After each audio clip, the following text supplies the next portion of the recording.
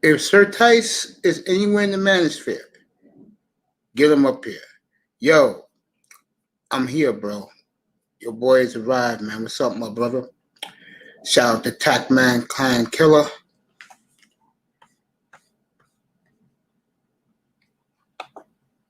All right, let's get this started. Saturday night. Okay, to have a little fun tonight. I'll be on as long as you people want me on. And goddamn, I like coming on this time of the evening, boy. Let's get this started. In Detroit today, something's happened what should have happened years ago. The fat bastard got canned today, Matt Patricia, and that dumbass general manager, Bob Quinn, went along with him. Abbott Costello, baby. Both of them gone. Good for Lion fans. What's up, buddy? Come on up. I just dropped the link. Both those motherfuckers gone in Detroit. See what happens when a 93-year-old woman runs your team? Miss Ford has common sense. Yo, Fred Ward, come up, bro. See? They fired both of them. That's what an old, wise young lady does. She sees buffoonery for her late husband hired, and she got rid of the buffoon in Detroit today. That was a smart move. The Lions are a joke of an organization. They was getting stability and respectability under, hey, y'all, come on up, girl, under Jim Caldwell. Of course, a black man. Who that white bastard fired after a winning season in Detroit. That's why the beautiful Miss Ford, that's right, 93-year-old patriarch of the Ford family, that's right, the same Ford and Chrysler cars you drive, that lady fired that fat bastard today and that dumbass general manager. It couldn't have happened to two better white hunkies in America today. It's a good day. Two white men were fired today. Okay? That was a good move by the Detroit organization. Both of them gone. That's right. Both gone. If I was a Detroit fan today, come on up, anybody. I dropped the link. Come on up. It couldn't have happened to a better fan base. A sorry-ass fan base, like their football team is sorry-ass, but nevertheless, they did the job today. Shout out to Miss Ford, a smart woman, and teaches these other white slave owners of NFL teams. That's how you fire people. They're incompetent. All right, baby girl. Proud of you getting that tomorrow afternoon. I'll be there. Trust me, I'll be there. It is great to see women, that's right, women, put their foot down on the white man's neck like she did today and suffocated, and now the fat bastard and his clown accomplice are gone. Good for her.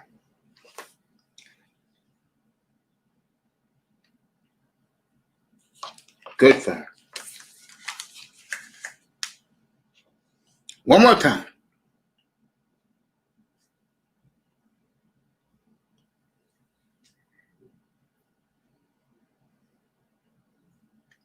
That is for you, Miss Ford. You are a patriarch of America doing what you did today. Got rid of those two assholes. Beautiful. All right, here we go again. And I have to watch his video, but I'm going to comment on this right now. Tua Tagovailoa is hurt again, which I believe is a bullshit. I'm going to tell you what's happened here in Miami. This is my opinion. They realize that this kid is nothing but a game manager. I said this 3 weeks ago. He's nothing but a game manager, and he's the perfect game manager. If that's what you want to win Super Bowls, he's perfect. He's accurate, pinpoint accuracy, smarts, got the zip on the ball. If you want to win a Super Bowl or Super Bowls, this is the type of kid you win with. Balanced offense, good defense. That's it. Nothing spectacular. He's perfect for that role. Really, Dolphins? He hurt his from throwing off the hand at practice this week. And you expect dumbasses, which they do have dumbasses. I'll tell you, I'll say 90% of the Dolphin fan base are a bunch of dumbasses. That's a fact. You believe that story? I'm going to tell you what's happened here.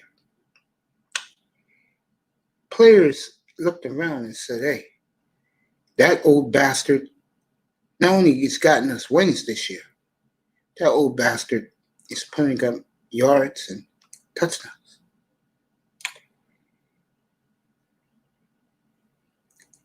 They took a look at it. Hey, come up here.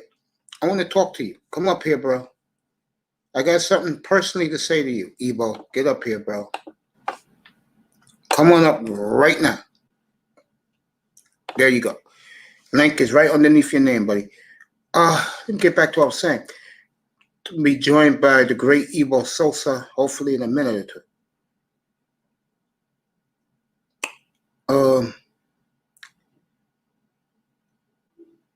This is a ruse, folks. Don't buy this story.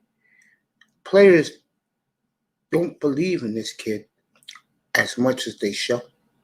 And they believe in the guy that got them to where they are. One guy is a gunslinger. He's an old man, but he's putting up points and putting up yards. The other guy is limited. Part of it is he hasn't had enough NFL experience. Another part is, like I said, he's just a game manager at best. Miami made the right move. They're going to win these two games, and we have a fighting chance now against Kansas City in 2 weeks. So this was a smart move by the great coach. Dolphins PR gonna handle this the way they're supposed to handle it, which is tell you bullshit lies because they know that 90% of the fan base are goddamn fools, especially down there. They're fools. And they'll believe anything they tell them. Remember, these are the Miami Dolphins, and they've been lying to their fans like me for years. Most of the media members down there are lackeys. Okay? The fan base is as ignorant as dark outside right here in New York City and hopefully the entire East Coast.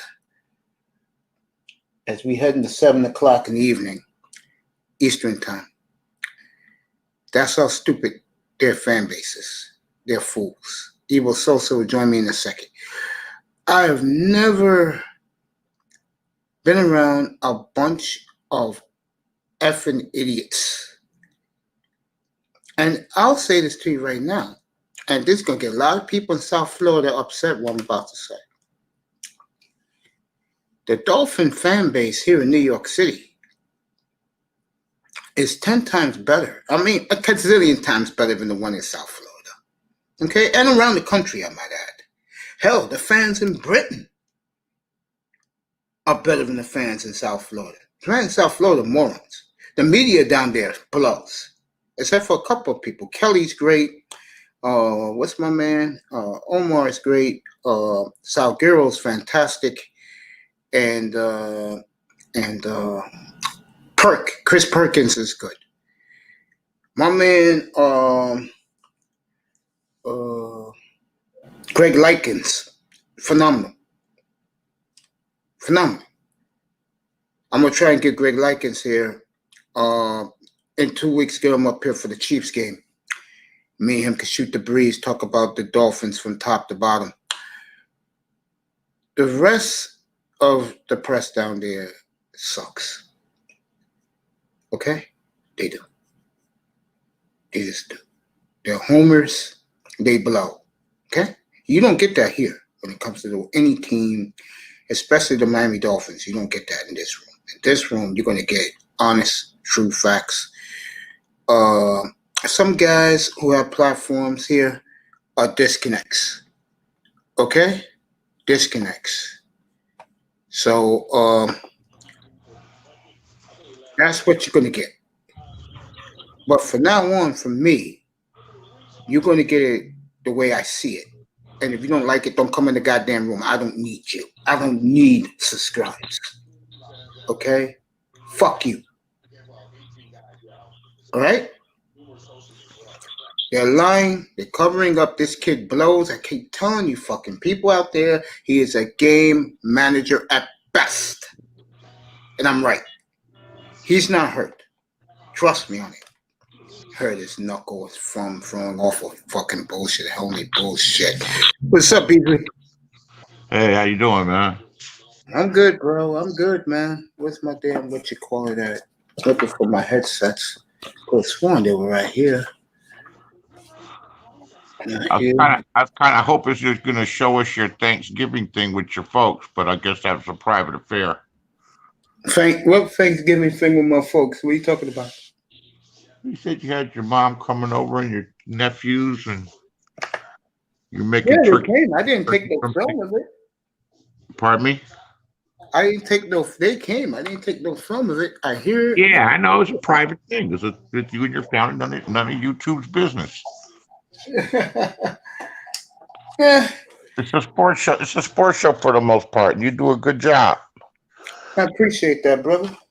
You do a good job. You're well versed in most of the sports, and it makes it fun because you're a guy of a certain age, so you can go back with some of the older teams in the different sports, like I can. In fact, I know some of those older teams better than I know the all the players on the modern teams, particularly in baseball. Because they move around so much, you know? You're right about that, man. And you're right. I mean, they got a right to make a living, but it's hard to keep track of who's where and what's going on. Yeah, you're right about that, bro. Yeah. I've had Alabama and Auburn on. Alabama's just kicking the you-know-what out of them. Yeah, I heard, man. I don't know what happened with Penn State. Today, bro. That's why I hear. I don't know what happened with Penn State and Michigan, but Penn State is 0-5. Yeah, Penn State got some issues, man. They got some issues with Penn State. They got over that Sandusky shit, and they were and then now they're back in not doing that good. Strange, right? It is strange.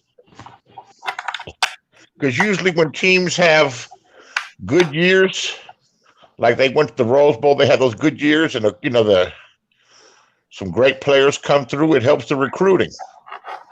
You're right about that, brother. Let me see who's this. Oh, okay. Yeah. College football is about recruiting. I got something to say to this man. My brother, what's up, bro? Hey, what's up? What's up, Big Mace? Hey, salute to you also, Beasley. Good to see you, brother. What's happening, man? What's going on? What's good? Yo, chilling, trying to get this stuff situated here. Beasley, can you give me this man? Yo, you can stay. Just give me a minute with this man. I'll just mute up. Brother, I don't know what I do, but I want to thank for all the support you give me. I read what you said in Platinum's platform this morning, bro, and I really appreciate what you said, man. Appreciate you. Oh man, I just I got to keep it all the way, direct, and I try not to lean towards a side when it may seem like what's being said is obvious. I try to look past a lot of it, and plus, I understand what you were saying, as far as choosing to be with a woman, or choosing to have a preference of a woman. It's totally up to that man's choice, what he deems worthy to be with him. And just because you choose not to be with a woman, or you have a certain standard of a woman, it really warrants no issue with an individual like me, because I've been exactly where you are. I've purposely chosen not to have a woman in my life. It didn't mean that I didn't love women. I just had a certain standard that I learned to harness in my life, and I wasn't going to go below it. Amen. Someone finally on the same page with me. Thank you, my brother. Appreciate this. The great Ebo Sosa, man. President Beasley's with me. I appreciate the support, bro, because they jumped me today on that platform, man. But I mean, it was all coming from a place of love, though, Mace. I know. That's why I didn't backlash. Yeah. Yo, was you in have you been to Roger Report's room yet in that platform? I have not, brother. I don't have a lot of time to do this. I don't either, but I catch him because he lets me come up and let me go off, bro. And I just want to say thank you for everything you do to me, and I promise you, when you next time you on and you flash, because I subscribe to you, I will redo the favor to you, my brother. You know what I'm talking about. I appreciate it, man. I mean, I don't ask. See, I forgot to put it up now. And the only time I thought about it because you was here. And I appreciate you so much, my brother. I really do, man. I'm honored. I'm honored because I recognize. I'm honored, bro, because of all the people I've had up here, the one person that has supported me has been you, and you hardly been here because you're busy putting your studio and stuff together, bro. And I appreciate that you have the heart to look out for a brother like me. Whiteside, good evening, my friend, Jerome Whiteside, like myself, bro. And I appreciate you so much. I will return the favor this week, I promise, bro. There's really no need, Mace. You know, I do this from kindness. I'm gonna repay it. Look, man, listen. My karma comes to me in so many different ways, bro. Just me being able to wake up and breathe and I feel the same way, bro. What I got going on and be able to contribute. That's I'm serving my purpose by doing that. You know what I'm saying? I appreciate that. I feel the same way, my brother. These people don't know, man, but they should be lucky. People in the medical department, and God bless these people. They still have jobs. They're still getting paychecks and overtime paychecks too. Shut up. You heard about those nurses going on OnlyFans. Please stop crying. You have a job. You know what I'm saying, bro? Yeah. Yo, by the way, how was your Thanksgiving, brother? Mellow as hell, man. I didn't have no people over. Usually, man, I'm sorry to hear that. Sal's HQ. No, there's no sorry. I loved it. It was peace, brother. Man, look, we are, my wife and I, we're always the hosts when it comes to holidays. Don't you hate people, that? But yeah, well, the host, bro. It's an honor because I know why they do it. We like to provide a lot of warmth when people come here, and then we happen to, I don't know why this happens, but we happen to be like a bridge because people in the family, they might have some issues with one another. And for some reason, they always come over here to get that shit resolved. You know, because we don't hide. We don't try to, candy coat things. If somebody got an issue or we sense some disturbing energy from one person to another, we either you're going to talk it out or we can go into the backyard and put the gloves on. That's how we do it, bro. Sal's HQ gave a shout out to both of you guys here in the chat room. President Beasley's here. Beasley, you can chime in whenever you want. Big Beasley. Man, you be having me dying laughing, Beasley. There you go, Bees. Man. Yeah, you forget a lot of times that there's a lot of people watching you sometimes when you're on the bigger planos, on the bigger shows. Mm-hmm. And I'm happy to bring a smile to your face. You know something? Absolutely, I want to ask you guys' opinion about this. I had Fred Ward Colombian up here on my first show last night. No, my second show last night. He was here till like 2:00 in the morning, and we was talking. And he said the one thing he's beginning to notice in the manosphere, and I want both of you guys' opinion about this, that the smaller platforms are beginning to take over. What you guys think about that? Take over in what respect? That they get a group of hardcore fans, not people who jump from platform to platform, and they stick with them. I do agree with that. All you have to do is look at their platform. Yeah, but we all frequent most of the shows. That's not true. I don't go nowhere near no women's platforms, bro. what I meant, we're talking about the manosphere. Well, I the mean, women are taking over now. If you haven't noticed, except the younger dudes that have like sworn off pussy forever. You know. I don't care. You crazy, man. No, What I do you mean, think? I hear where you guys are coming from. In fact, when I was muted, I was like, you know, you get to a certain age, if somebody wants to fit into your program, that'll be cool, and they look a certain way and everything. But I wouldn't want to lower my standards either. I'm not going to lower my standards either. And, you know, I can relate. And I'm, you know, alone isn't lonely, you know? Not for me. I love being alone. It's something about solitude and peace Me and too. doing what you want to do when you want to do it. I mean, Hell that's yes. I need. Yeah, I mean, the peaceful of it.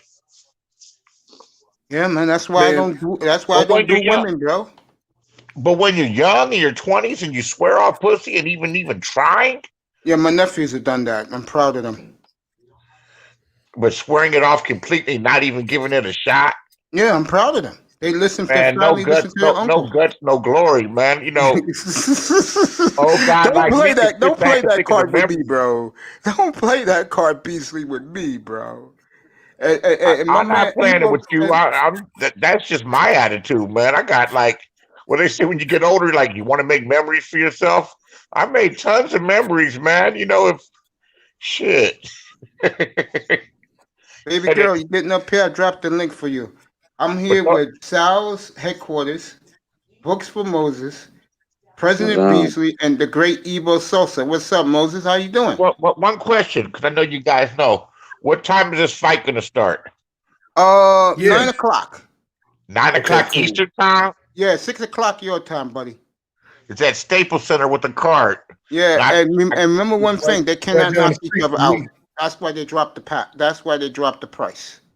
say that wait a again. minute. Are you They saying that cannot Roy knock each other out. Jones can't knock Mike Tyson out? How Nope. much beer you been drinking? No, it's true. Hold on, Roy those are the Jones rules? Jr. Yeah, Are I you had a talking fight. about I had a Roy fight. Jones I had a Jr. fight guy can up knock there. a motherfucker? Wait a minute, mates, No, because bro. I want to get up here and I want to say this. Now, Mike Tyson, incredible boxer. I mean, he got the sweet science down to a motherfucking T. But we talking about Roy Jones fucking Jr. He can't knock Iron Mike Tyson the fuck on his ass. You gonna tell me that? That's right. General will be But right back up there. I mean, I think Roy has the tools, man. I think, but we have to really assess how his latest fights have been looking. He's been getting flat. He's been getting put down lately, man. And I definitely equate that to a lack of conditioning because Roy, he still got his speed, as we can see, but his mobility is shot. He's flat-footed now. He don't move. You know, I don't know, man. I watched Roy's whole career. He's Me too. quicker than Muhammad Ali. Was definitely so skillful. He beat everybody easily until they found out he had a glass jaw. Yeah. They found out, and you never seen him get hit for 10 years. Then when he starts getting hit and bullied up, he starts Roy going. Jones They start Jr. hitting got a him, headbutting him. Beasley, I don't know what type of brown liquor you've been drinking. No, I want None. you, Beasley, because I like getting up on here. You talk shit, so you ain't mad. Say that again. Roy Jones Jr. has a glass jaw. Nigga, Definitely. is you drunk? Roy Jones, Never got Roy hit. Jones Jr. is complacent. That's the reason why he started losing. After Roy Jones won the heavyweight belt is when he started to lose because he stayed in the game too long. He should have stopped after he won the heavyweight champion. He ascended to levels of greatness that he chose Or after to his first, after he have in lost his 2 in mind. a row. Didn't he lose to Tarpley? Yes. I remember that time he got knocked the fuck out. Yeah, See, bad. he never got hit before. That dude knows all the damn angles, man. He was too fucking fast. He could fight a motherfucker with his hands and his sides. You You Nobody know what does. I'm proud of? You know what I'm proud of right now? I'm being dead honest. I'm proud that every brother but me up here right now, and a lot of brothers coming here, they love the fights. So, fighting words with Scythe Bud. That's the Scythe Bud. Fighting words with Scythe Bud. He has his own boxing platform. You guys want to talk? You can talk the fights now. I don't care because there's another big fight tonight.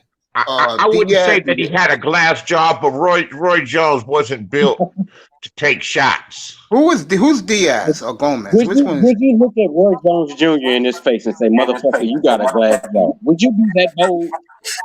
Come on, man. Are you kidding me, Beasley? Who's the big fight tonight? Tyson. Roy got hoes.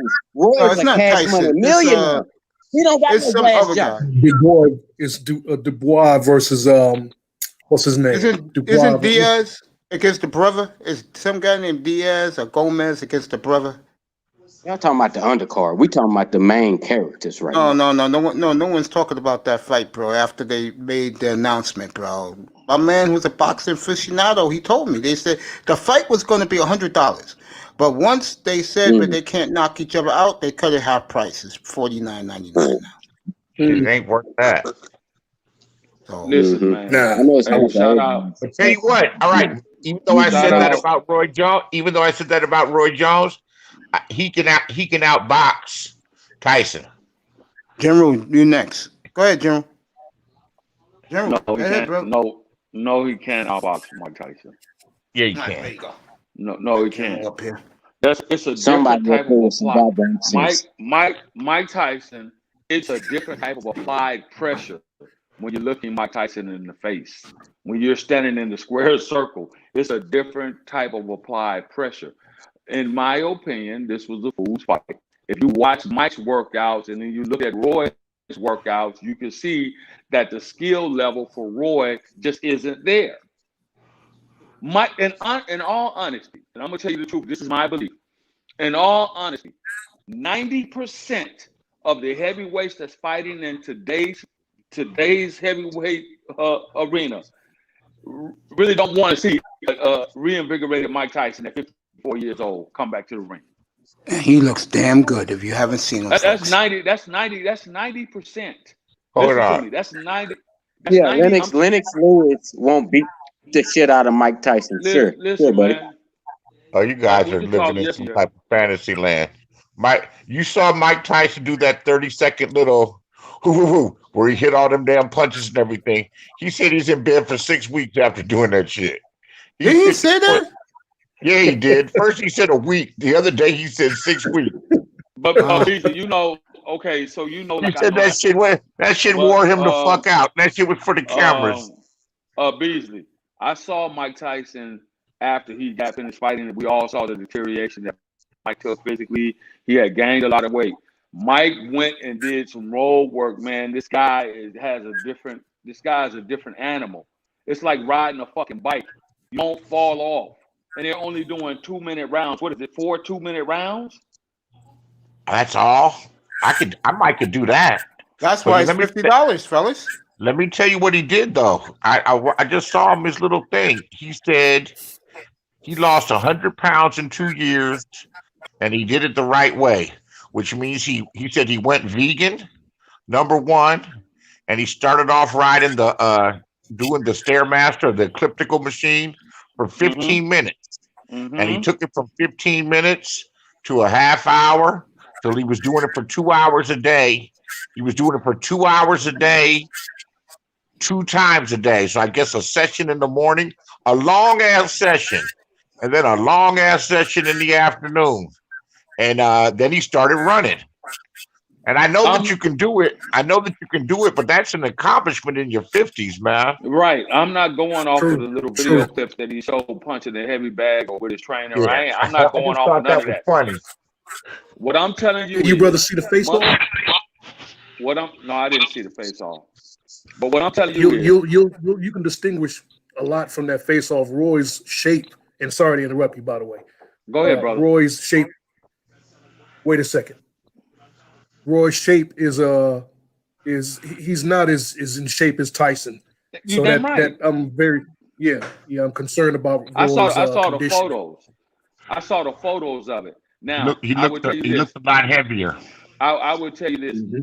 Muscle memory is a bitch, especially when you are that caliber of athlete and you did it for that long. It does not take long. There were stories of people used to interview Muhammad Ali well after he had Parkinson's.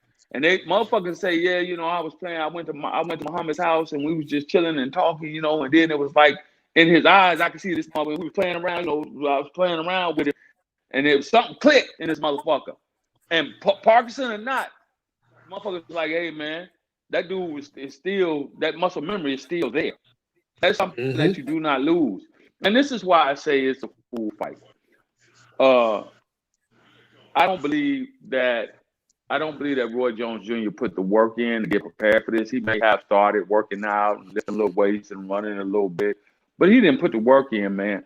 Mike, I'm telling you, I believe, because Mike is a puncher, we all know this, but either hand, I believe that Mike is better than, right now, if he dedicated himself and took a year to just get back in shape and get the ring work in, I believe that he's better than 90% of the heavyweight boxers out there right now.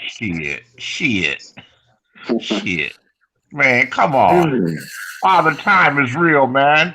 53-year-old man in excellent shape ain't beating. He's not beating Wilder. He's not beating Anthony Joshua. He ain't beating none of the. He's not beating. He's not beating what's his face. All right. I'm just all right. But he's not beating. What's the dude's name? Ruiz, the big beer can that won the title. Yeah, he ain't beating him. This ain't the same person, man. This 15 years. Hey, Beasley, let me tell you something. 15 years after he was washed up. Right. I got you, but let me tell you something. Everybody said the same thing when Big George Foreman came back and did it too, right? Remember that fight? He's something special. Remember that fight? Remember that fight? Nah, he's in a different category. I remember all the fights. He came back clubbing people. So remember when he came back, and we talking about he was 20 years after he had been out of the game. He came back. He's what they call and you know what he did? He old manned him. He walked him down. Oh man, he fought the hell out of all them dudes, and he knocked Michael Moore out. He walked him down. He took his time. If you go back and look at the Michael Moore fight, by all accounts, that was a lopsided bout. By all accounts, Michael Moore should have won that fight. He was taking a whooping, and he set him up with that. You're right. There you go. So that's what I'm telling you. Mike is a different animal. Now we don't know how much of the knockout power he has left, but at the end of the day, muscle memory is the motherfucker. And then knowing the sport, boxing is different than football or basketball. It's about angles. It's about pressure points. It's about understanding how to use your body weight as a leverage. I tell you what, if he goes ahead and knock Roy Jones out, there's going to be demand for him to fight again. Good evening, General. Well, I'm just calling the way that it is, man. But I'm just calling the way that it is. But we all love Mike Tyson, man. Ain't nothing like Mike Tyson. I'll never like Mike Tyson. But in these times, Mike Tyson is better than anybody who's in the heavyweight wings rates right now. I totally agree with the General. He knocked out anybody, bro. Tyson Fury would beat the whatever out of Mike Tyson. You really believe that, bro? Oh, you really believe that? Do you really believe that, Fury, definitely. Tyson Fury at 6'10" with that reach and his basics of bobbing and weaving and knowing how to box. Because he does know how to box. Is he a great boxer? No, but he's 6'10", 350 pounds, 300 something pounds, or 280 pounds. That's not anything easy to deal with. He could beat them Klitschko's. Okay. He's way more fluid than them. Okay. So what you're talking about, I get it. The size and 6'10", long arms and all that other shit. But like I said, the type of pressure that Mike Tyson would put on him. See, because Mike is not going to box to his strength. Mike is not going to stay on the outside. You got to keep Mike off you. You got to keep Mike off you. Them body blows, I don't believe that Tyson Fury could withstand the body blows. I just don't. He beat fucking Deontay Wilder because Deontay Wilder doesn't have a defense. He doesn't box. He throws clubbing blows. Yeah. He's a one-punch knockout. He's a one-punch knockout. No, you're right. He's a one-punch knockout. He has no defense. Not even combinations. Mike Tyson could pressure both of those guys on the inside, and they will fold up like a fucking wet dish towel. Can't take the body punishment. They have no defense on the inside. because they're gonna try to keep Mike off. And everybody seen Mike. When Mike goes into that aggressive, pressure mode, name me a motherfucker that was able to keep Mike off of, with the exception of fucking Lennox Buster Lewis. Douglas. Lennox Buster Lewis. Douglas. Well, he didn't do a good job at Buster Douglas. Yeah, Remember, Buster that was the Douglas infamous set him long. on his ass. Remember, You that can was the believe infamous. Remember, that was the infamous long count. There's a lot of factors in that fight, though, brothers. There's a lot of Oh, Come on, factors in man. that Buster fight. Douglas beat the shit out of him. Buster Douglas did. won down He there still every did. round. We He got talking the about round that. got knocked We down. talking about He beat the dog shit out of Iron Mike Tyson. He My beat fault, Mike Weezy. Tyson like Yeah, he he stole a half mollywopped Mike. Safeway. But Mike was coked up, fucking hoes, all that kind of stuff before that, which is his choice to do. But still and all, And I don't make which is why he got excuses for him. slobbed. I don't make excuses He got for him. mollywopped. But 6 months earlier, he did not want to see motherfucking Mike Tyson. Just like Lennox Lewis said, I'm not fighting Mike unless he's on medication. Everybody forgot about that. They had to put Mike on medication. When Mike Jefferson, Tyson, get your ass up here. when Mike Tyson Jefferson. made that announcement in the center of the ring, told that motherfucker he's no Jefferson. he's no Alexander the Let's Great. go. He's no conqueror. I'm Alexander the Great. I fucking eat his kids. That motherfucker said, I'm not fighting that dude unless he's on medication. He needs some psychiatric help. And they had Mike doped up. Well, that's because that's after he had bit motherfuckers' ears off. Doesn't matter. Good evening, General. You cannot force feed a motherfucker that type of fight, that type of sport, a fucking medication to keep his testosterone down. You know that. Books for Moses. What's up, bro? Books for Moses. What's up, bro? I'm cooling, man. I'm just listening to it. You know, Roy Jones Jr. doesn't know this sweet science we call boxing. You know, Mike Tyson, he might get in there and get so pissed off he'll Ebo, you bite next. somebody's ear off because he's undertrained. Now, who trained Mike Tyson? That white man trained Mike Tyson. Am I correct? Does anybody know the man that trained Mike Tyson? I don't think it was Tony Atlas. No, Because we can talk about the Patriots, we can talk about Mike going through his tough childhood, but we're talking about a boxer, somebody that's gonna sit your ass in that seat. We're talking about Roy Jones Jr. There's no way. Shirley, I mean, you want to it's come too up, baby? Come on up. Yeah, go ahead, Ebo. There's no way what? Ebo, go ahead, bro. Oh, when it comes to this There's Roy no Jones way Mike Tyson Mike fight, Tyson stand a chance in hell with Roy Jones Jr. And guess Okay. what? Okay. Well, And guess what? He gonna whoop him in Alright. 5 rounds. You can Go ahead. believe that. Alright. I'll say this, man. Mike Tyson has repeatedly told us that when he would fight, he would have to draw his energy from a negative place in his mind. He would have to go to a place in his mind to where he would lose control and release a certain energy on his opponent Dog, get up that here. was within him. And so now that he has found retribution and enlightenment and all this stuff, Mike, I think he still doesn't. Marijuana and meditation. Yeah, Right. I think that him fighting is a choice that he's doing, not thinking about what he used to Platinum, draw get up here. from. Trying Roy to pick up a paycheck. Yeah, absolutely. But I mean, we never know. We don't know what's going on in these minds of these men. You know, Man, you know, both of them want to pick up a paycheck. That money go pretty quick and pretty fast. They Roy both want to Jones, touch it. man. He said Bo. No, I Roy thought he said Jones Riddick definitely Bowe. looking for- Nah, Riddick Bowe is the fucking man. Yeah, as soon as you get up. I mean, as soon as you finish eating your leftovers Man, from Thanksgiving, ever come on. mention. I'm sorry, Evo Salsa, but right quick, don't ever mention Riddick Bowe being a fucking man to me again. Ever. I don't want to hear it. You watch it. No, we You can't. watch No, your fucking mind, Riddick Bowe was General. out. When he threw that belt in the garbage and he neglected to fight Lennox Lewis, we don't need to even discuss Riddick Bowe no more. And when he cried like a bitch, you when read. he cried, when he got his ass whooped and cried in the middle of the ring, no. When he joined the fucking ring corps so he could toughen up after he was a fucking champion, no. You cannot put his name out there with the likes of fucking Lennox Lewis, Mike Tyson. Hold on. Muhammad Ali, none of He them. kidnapped his wife. Riddick Bowe is He the man. kidnapped his wife and went to prison for it. That boy ain't nothing normal about him. He's the one that needed medication. He went not to talking prison. He kidnapped his own wife. I Let the don't care bitch about- go. I don't care about him kidnapping his wife. I'm talking about him as an athlete. He went to You prison talk for about him that the shit, though. boxing, Right, bro. I You got stick it. to I'm the talking about boxing. him. I don't care I'm about his talking about wife him at the as time. a. I'm talking about him as a professional boxer. Don't Thank you. say, don't ever make that motherfucker, not as long as I'm on the panel, because I'm gonna chew your ass up. That dude had all the natural skills, had all the natural ability, had all the size, could have been one of the greatest ever to do it, and he fucking bitched up because he got his ass whooped, broke down, cried in the middle of the ring. Then the white boy destroyed him. Who beat him up? No, When them Klitschko's beat him up, who beat him up? No, it wasn't clear. He never Talking did about Klitschko. Galata. Galata. He let Galata destroy him. Oh, the Polish dude where they tore up Madison Square Garden. Destroyed him. Mention that motherfucker's name to me, man. Well, it's easy to talk shit from outside the ring, ain't it? Come on, leave that alone, man. Let you guys talk.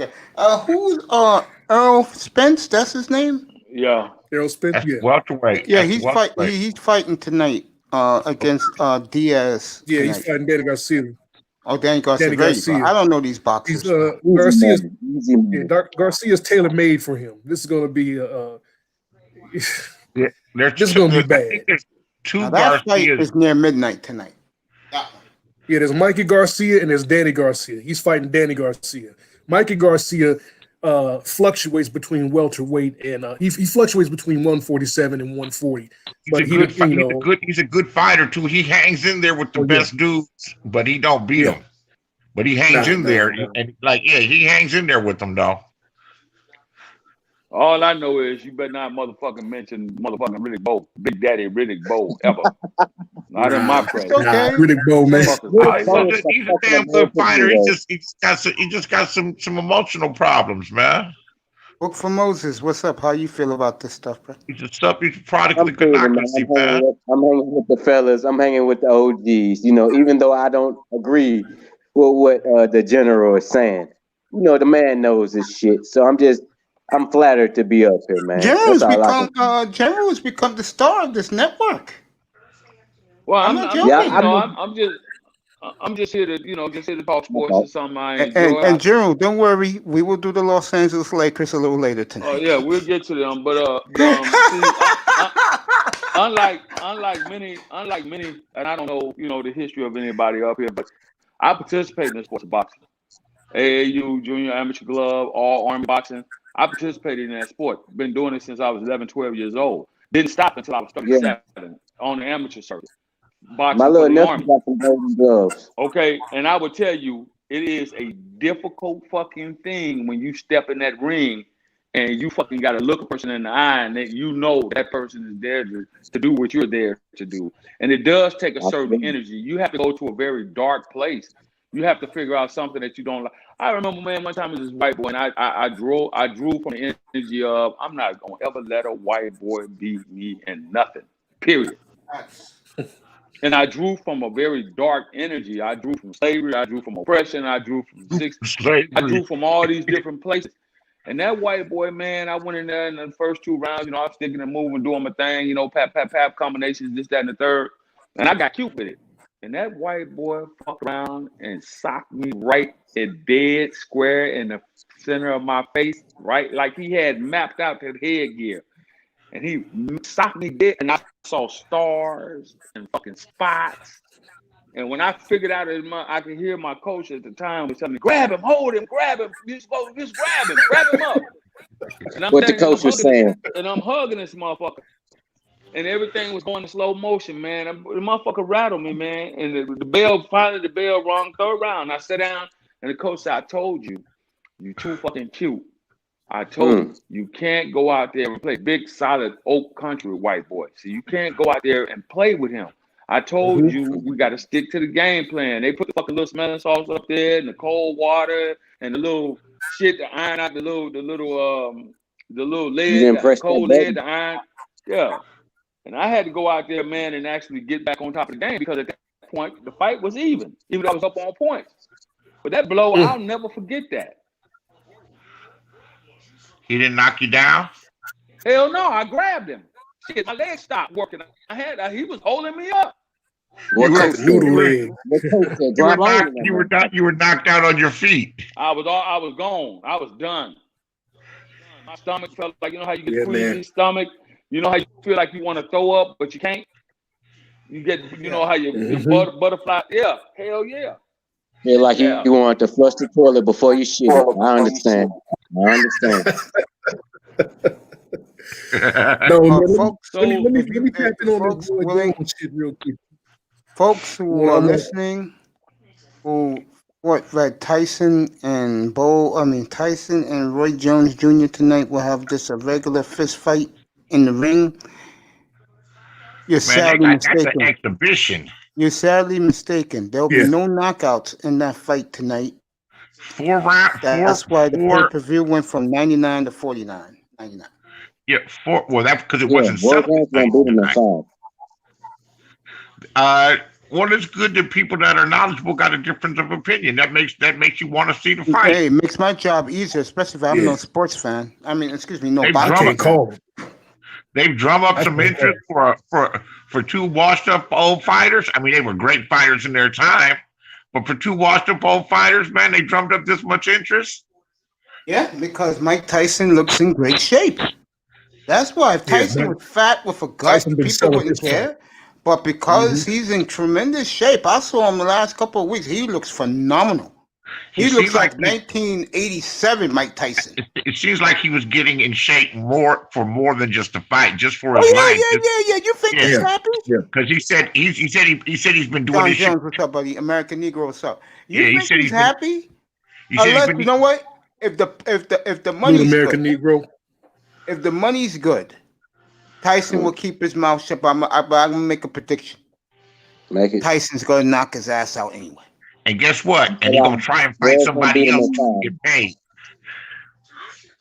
And if he knocks somebody out, he'll get another fight. Yeah, he He's will. not- Yeah. He's not going to come back like George Foreman. He's too late. But if he could fit 3 or 4 fights in and get himself $5 million, I bet it's more than $5 million that he got now. I believe it, and I really believe, even though they told these guys they cannot knock out the other one, Tyson will knock him out tonight. Does Tyson still have his uppercut? Because he lost that. I mean, he doesn't have it. He don't got that uppercut like Roy Jones Jr. He'll give you an uppercut, make you think about next week. Roy's gonna beat him in 5. If Roy Jones Jr. is He's big and he's not in shape, he ain't the same dude. He ain't in shape, man. You talking about Mike He right ain't in now? shape. Big and ain't the same dude. You Mike. talking about Mike? Roy is a champion. Okay, buddy. I have no dog in the fight. I haven't seen Roy Jones Jr. yet. I have seen haven't seen Tyson him the last either. couple of weeks. He looks phenomenal. That's all I'm saying. Well, we'll get a chance to see And him. by the way, what's the guy's name again? Who's the heavyweight champion right now? Tyson Anthony Fury. Joshua. Tyson Fury. Joshua Fury, whoever. Tyson will knock them out in 4 rounds. No. In the shape he's in right now. I don't think Tyson would beat Tyson Fury. I think he has a better chance with Anthony Joshua because Joshua has a hatred for the pressure game, as we saw in the fight with Andy Ruiz. Ruiz stuck on his ass like glue and knocked his ass down 4 times. He's not mobile. He's not no. No. He's not mobile. He's not that good of a fighter. He's just got a nice build. He's a decent fighter, but he couldn't handle Mike Tyson. And you know what? Tyson Fury showed me, I don't know, just the way that he handled Wilder both times, and the kind of macho that he comes with, and that he's willing to get even after getting a draw where he really beat Wilder. He went and got different type of training at the Kronk Gym, which means shows that he's a student of the game. No matter how much he likes to party and do blow and whatever the hell that he's doing or what he's probably doing right now, when it's time to take it serious, he takes it seriously. And everybody says that he can box. I mean, it's odd that he can box better than them Klitschko's. Some Klitschko's were like robots. They were just so big, they were hard to beat. Yeah, that was the issue with Klitschko. The younger Klitschko was a little bit better of a boxer, but we gotta when it comes to the Brothers of Terror, Dr. Steelhammer and them 2 dudes, they the terrain was real soft. You know, it wasn't a lot of guys challenging the Klitschko's to really pose too much of a threat. It seemed like we it had was Shannon. real dark. And We nobody had Briggs, nobody we had the cared about a Clear heavyweight Nightmare. fight.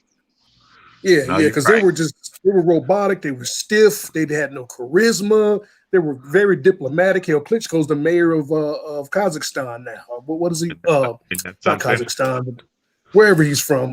What are the places over there? Yeah, he's the mayor over there.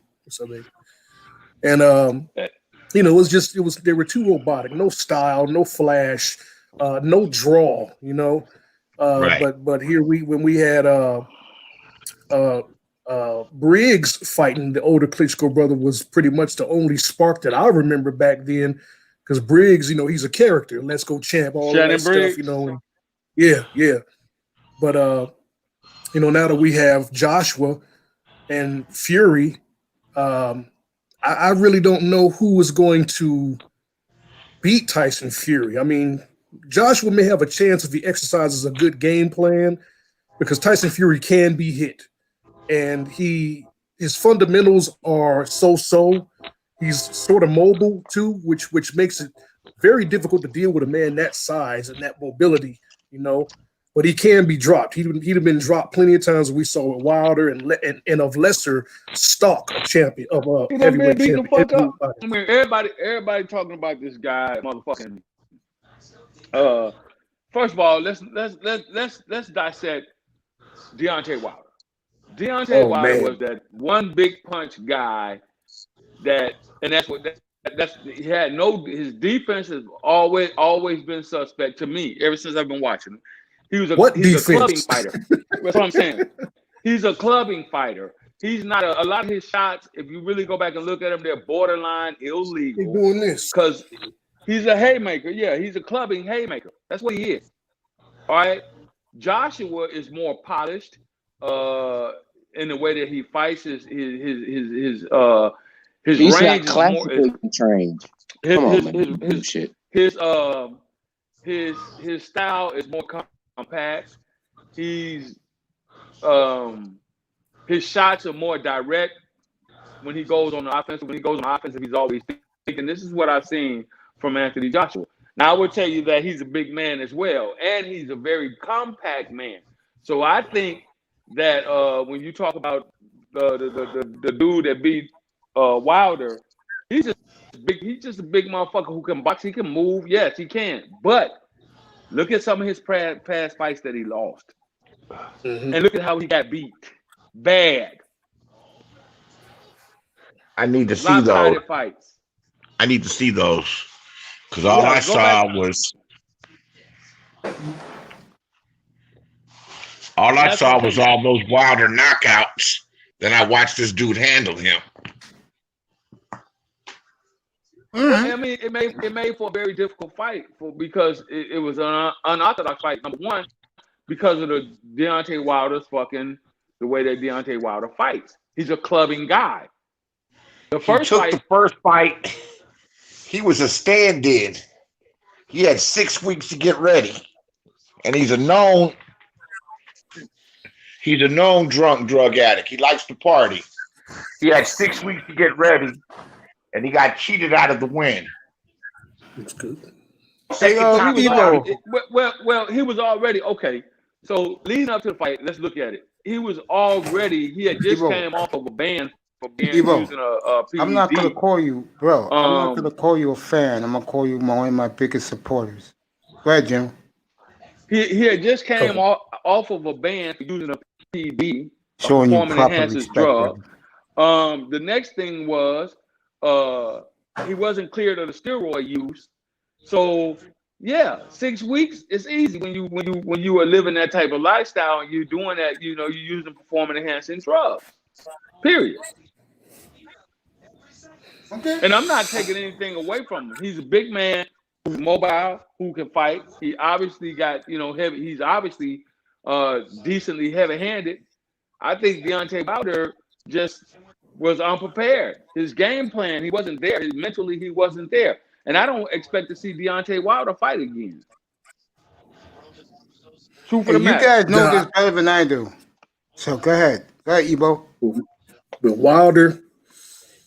Wilder's game plan is to lose rounds and lure his opponent to sleep so he can sneak in the right hand. That is the most reckless shit you can do in the heavyweight division because heavyweights, one punch, that's your ass. You're done. This is good All night. right, now, and that's his thing. Good You're night. absolutely right, Ebo. You're absolutely right. Man, I mean, that's his thing. I don't see, like, okay, we love knockouts. Knockouts make highlight reels, and that's what Deontay Wilder was doing. But I firmly believe that there was a specific effort for Deontay Wilder to be positioned the way he was. Deontay Wilder was the WBC heavyweight champion for a number of years. He could have done all the things that Anthony Joshua did in that short amount of time, but chose not to. And the reason why he chose not to or was prevented to do so is because he was a soft shoe. I'm sorry if whoever looking at this are Deontay Wilder fans, I don't give a damn if I piss you off. The truth is what is consistent with fact and reality. You understand? I agree. And what is consistent with fact and reality is Deontay Wilder did not get into the boxing game for the love of the sport. He got into it to make money. He has said this on numerous occasions because his daughter needed a surgery. She had spinal bifida, whatever you call that, and he needed some money. He was working at IHOP, decided to get in the game. I'm telling you, I look at the stories. I listen to the fighters themselves, and this is what he has said out of his mouth. He wasn't trying to be no boxer, but discovered he had a talent in knocking niggas out and could do so. He got with the right trainers. He got with the right management, which, God, he had with Finkel was his manager. He had like 3 different dudes in his pocket, you know. The dude was just a prop. He was the only United States heavyweight champion. He was a prop. And when he faced decent opposition, because Tyson Fury was coming off of a shit of a layoff, when he faced decent opposition, we saw the exposure. You were right, General. He should not fight again, in my humble opinion. But if he does, he'll go against. I think he will. He'll rematch Luis Ortiz again. You know. I honestly don't think he will, and this is why. I think he's made enough money. I think he understands that he's getting older in the game. Because if he was gonna fight, he would have fought again by now. That's been 2 years ago. And all them injuries too. Let's not forget all the damn injuries he's prone to. Right. So Deontay Wilder, in my opinion, was a very raw talent. He was like the one punch knockout nigga in the hood. And if they could have ever got him, if the right person, somebody like an Emmanuel Lewis, could have got their hands on him and actually worked with him with his mindset, he would have. Oh my God! I don't see anybody beating him had he went under Emmanuel Lewis Tuivasa. I don't see anybody beating him. I agree. Yep. Because there are a lot of things he needs to straighten up. First of all, he has no combinations whatsoever. I've not seen the guy ever throw a decent combo. 3-punch, 2-punch, a 4-punch combo. I've not seen him do it not one time ever. Left hand or right hand. He doesn't know how to switch stance. He doesn't know how to fight conventional nor softball. He doesn't understand that. He's a clubber. That's what he does. He's one of them dudes that you see in the neighborhood. Windmill Wilder. Yeah, Windmill Wilder. That's what he is. He's one of them dudes you see in the hood and be like, God damn, man, dude got a reputation for one-punch knockout. That's what Deontay Wilder is. I agree. Totally agree, man. He knocked the shit out of Ortiz, and he's a good fighter. Right. Yeah, but I mean, I'm not gonna take no credit away from that. You know, I can't take Ortiz was a bit up in age, though. I'm not taking any credit away from him. I'm just telling you what I see. His mechanics as a boxer he doesn't have a foundation. You understand what I'm saying? What you said he is. So with Ortiz. I'm sorry. Go ahead, General. That was the main reason why he went in there and lost to Tyson Fury in the manner in which he did. Tyson Fury, in my opinion, was the better boxer. He was better prepared.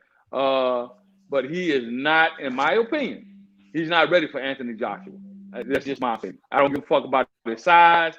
I don't give a fuck how big he is. The one thing Anthony Joshua has is he has a boxing base. The next thing that Anthony Joshua has, he's better at combo. He understands how to switch his stance. He understands how to wait and pick his shots. After he lost to the fat Mexican dude, he learned a lot because he went under better tutelage. And his training was more so to get him to understand that he can't have such a wide stance when he's on the defensive side of the ball. He understands that now. He don't want to see. I'm gonna tell you the truth.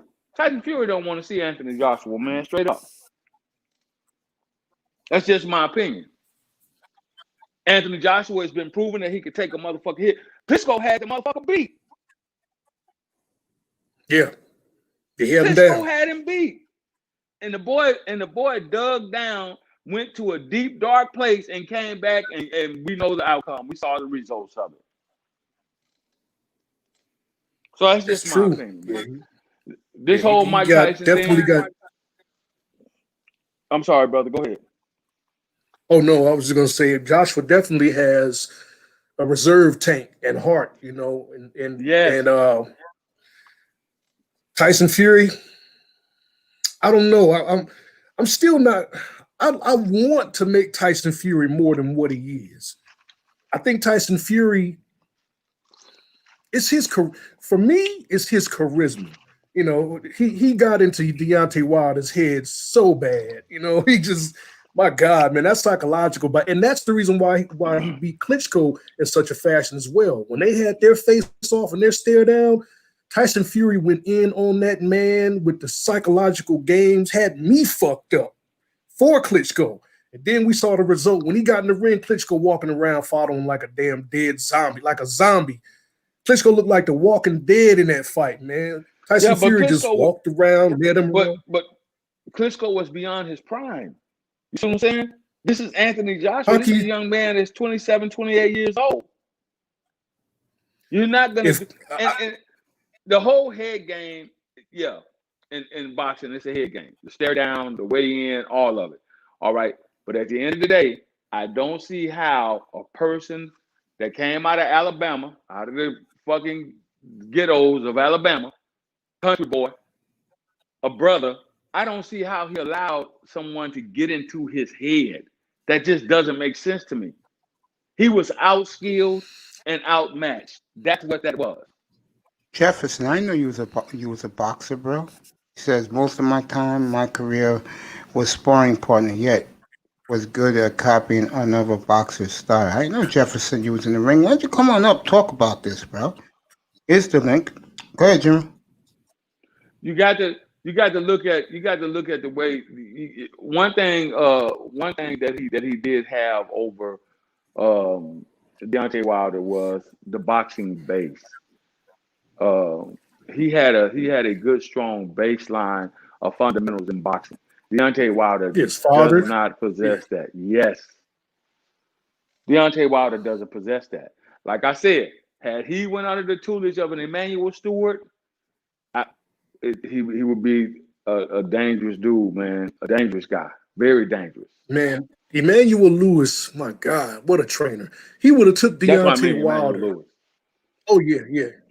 He would have took that man, and he would have fortified his jab to be piston-like. Sharp. I honestly believe that Manny would have turned Deontay Wilder into a heavyweight. What's my man's name? Tommy Hearns. Icon. That's who. Yeah. Yeah, he would have made him a legitimate icon. I think he could have made him a legitimate icon, especially if he had got a hold to him before the first fight with Tyson Fury and actually trained him and gave him a good baseline. He would beat Tyson Fury handily. The boy can punch. There's no secret about that.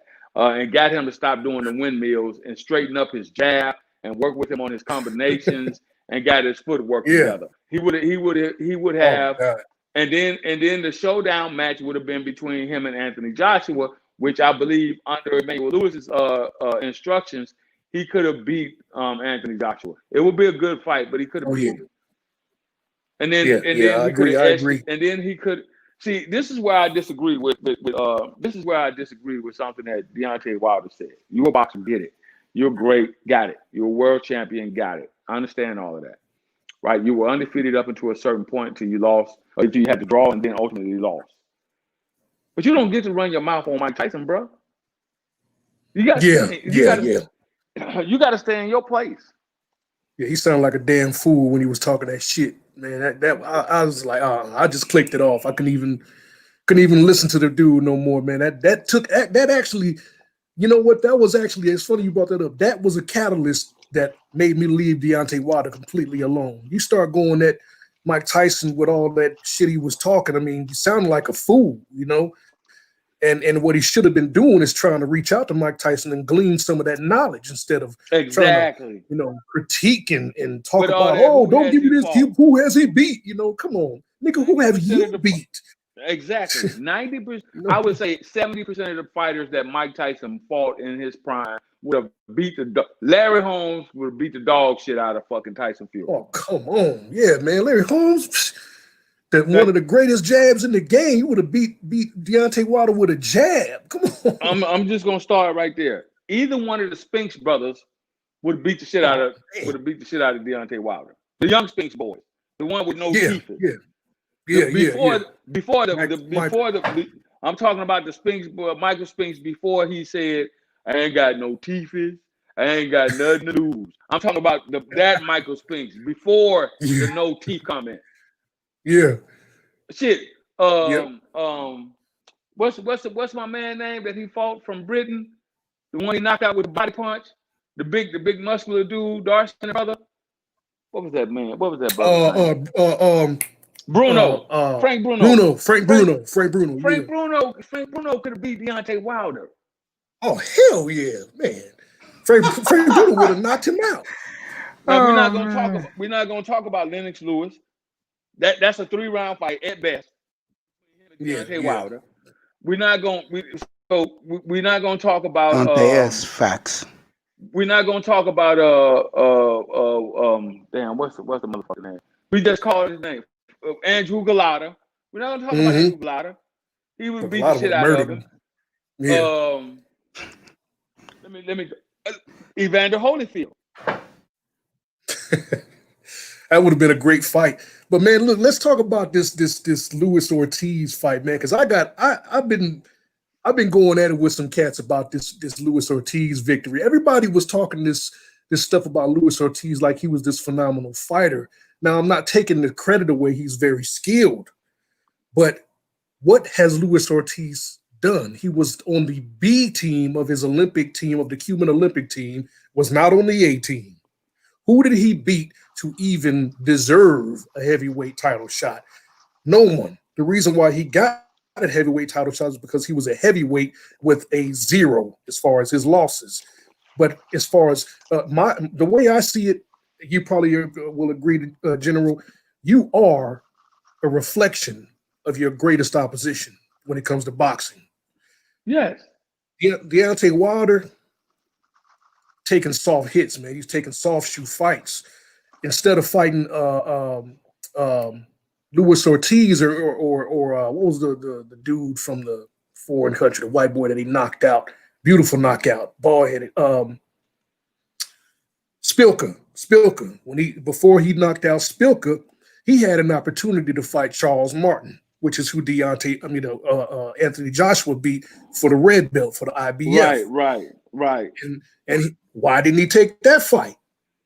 Because they were because you got to understand, and I know you know how this works. Your managers look out there, your handlers look out there, and they're like, okay, no, we're not going to take that fight. We're going to take this fight because we're his skill level is not there. The guys, they don't have those win-loss records. So that's what that was all about.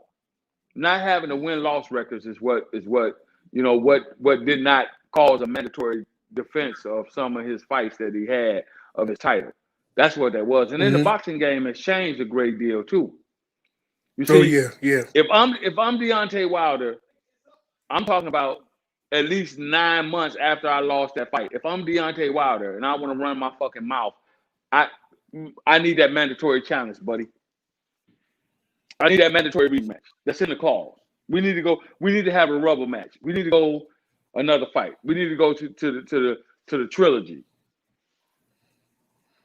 But Yeah, I did he do agree. that? Should have did. Has he No. asked for it? Oh, he talking now that the contract done expired. Now he want to come out and start blabbing.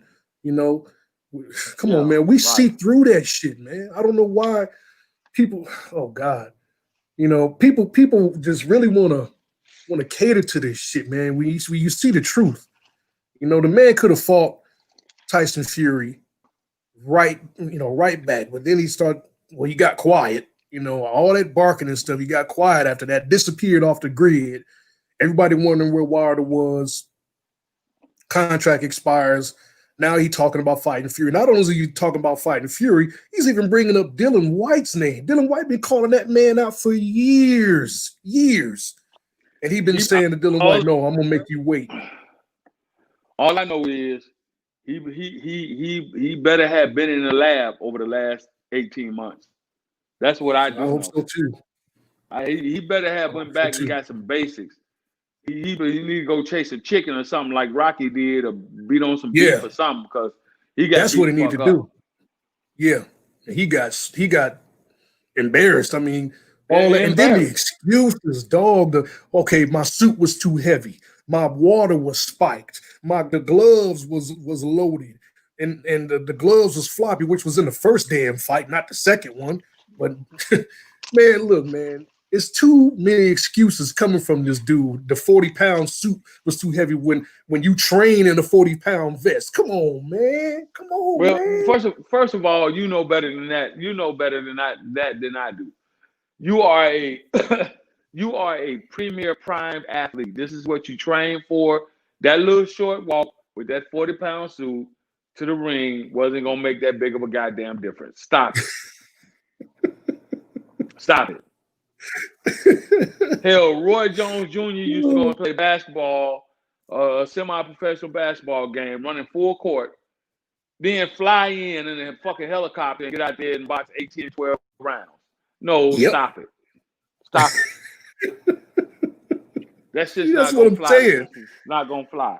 Oh man. Hell, Bo Jackson would go and play a goddamn professional baseball game. Now, granted, you're not doing a whole bunch of moving and all that shit, but at the end of the day, you're still playing a whole professional in the Major League Baseball, sport. You go play a whole goddamn 9-inning Major League Baseball game, catch a motherfucking flight, a helicopter, fly in, and then play a fucking whole NFL game. Stop it, man. I don't want to hear no excuses. These young boys are motherfucking soft. These young boys are soft. They're not built like that. That's the reason why. That's the reason why my man was able to come back after damn near 20 years of not boxing and regain the heavyweight championship of the world. George Foreman. Mm-hmm. That's the reason why. Michael Moore was a great fighter. He didn't beat a chump. He didn't beat a chump or a pushover. Very tough opponent. Michael Moore, very slept on southpaw, man. Serious fighter. Serious skills. Really serious skills. And what Big George did was he kept that unorthodox defense up, let him beat him in that big belly of his, walked his ass down, and waited. He knew he was going to punch himself out. He waited. And then he lowered the boom on his motherfucking ass, and it was over with. It was a wrap. Deontay Wilder needs to go back, get in the lab, get some basics, and come back with a fucking platform, a basic platform that he could box off of. Well, we all know that ain't gonna happen, though, man. He done revamped his whole camp. He done fired Breland, and he kept Diaz, the white trainer. Which I was wondering a little bit about that scenario. So I went and looked at a bunch of footage of Wilder, the little I could find of him in the gym, hitting the mitts, hitting the bag, things like that. And what I noticed about the difference in training, one to me was certified but not qualified. And I'm talking about Diaz.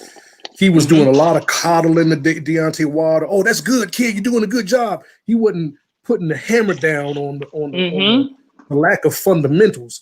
Mark Breland two-time Olympic gold medalist, boxing, world champion. He was the one with the hard discipline, and that's what Deontay Wilder didn't like. And I think that's why he fired him. Well, he's saying he fired him because he threw in the towel, which is what any good trainer is supposed to do. Exactly. You want to save getting your brains beat in, boy. Yes. What the fuck? And we done seen fighters with I don't know what you call that disorder when they twist it all up and they just basically vegetables from being hit so much. I mean, Deontay Wilder talking so much about his daughter and wanting to save her and be there for his family. Why you want to go out on, quote unquote, go out on your shield and take that much punishment? You ain't thinking about your family. You just thinking selfishly like that. You want to take that punishment for the sake of being tough? Come on, man. You're losing the fight. You trained it through the towel in. You did the right thing. Exactly. And I have to go back and I have to talk about this upcoming fight tonight. I was on teetering because I wanted to actually see it, and I was teetering on whether or not to order it. But if I were in Roy Jones Jr. camp, I would tell Roy, this is not in your best interest. I agree. I agree. This is not in your best interest. It's not. I'm sorry. You talking about 4 2-minute rounds? They're doing, I think, 4 2-minute rounds, or maybe 5. It might be. I can't. I don't remember. But yeah, that's not what you want to do. Mike that muscle memory is still there. The power, and once you know how to hit, see, a lot of people get it all misconstrued when you talk about boxing. That's why Ali, when they talk about the phantom punch, it didn't look like Ali hit it with a lot of power, but it was where Ali hit Sonny Liston. That's what it was. And then, too, that fight, I think, there's some rumors out there about the Mafia had to fix in, but they had to fix in against Ali, not against Sonny Liston. Right. So, he called it the anchor punch, which is a punch that's been around in boxing for a long time. That particular punch that he used to knock Sonny Liston out has been around for. Archie Moore used that the anchor punch, which is where Ali said he got it from. See, come on, man. Yeah, he sure did. Yep, it's literally it's so deceptive. That punch was so deceptive. Even not to this day, I'll still rewind that footage and be like, damn, I just don't see how that knocked that nigga out. But until you actually get hit by it, then you understand, then you understand.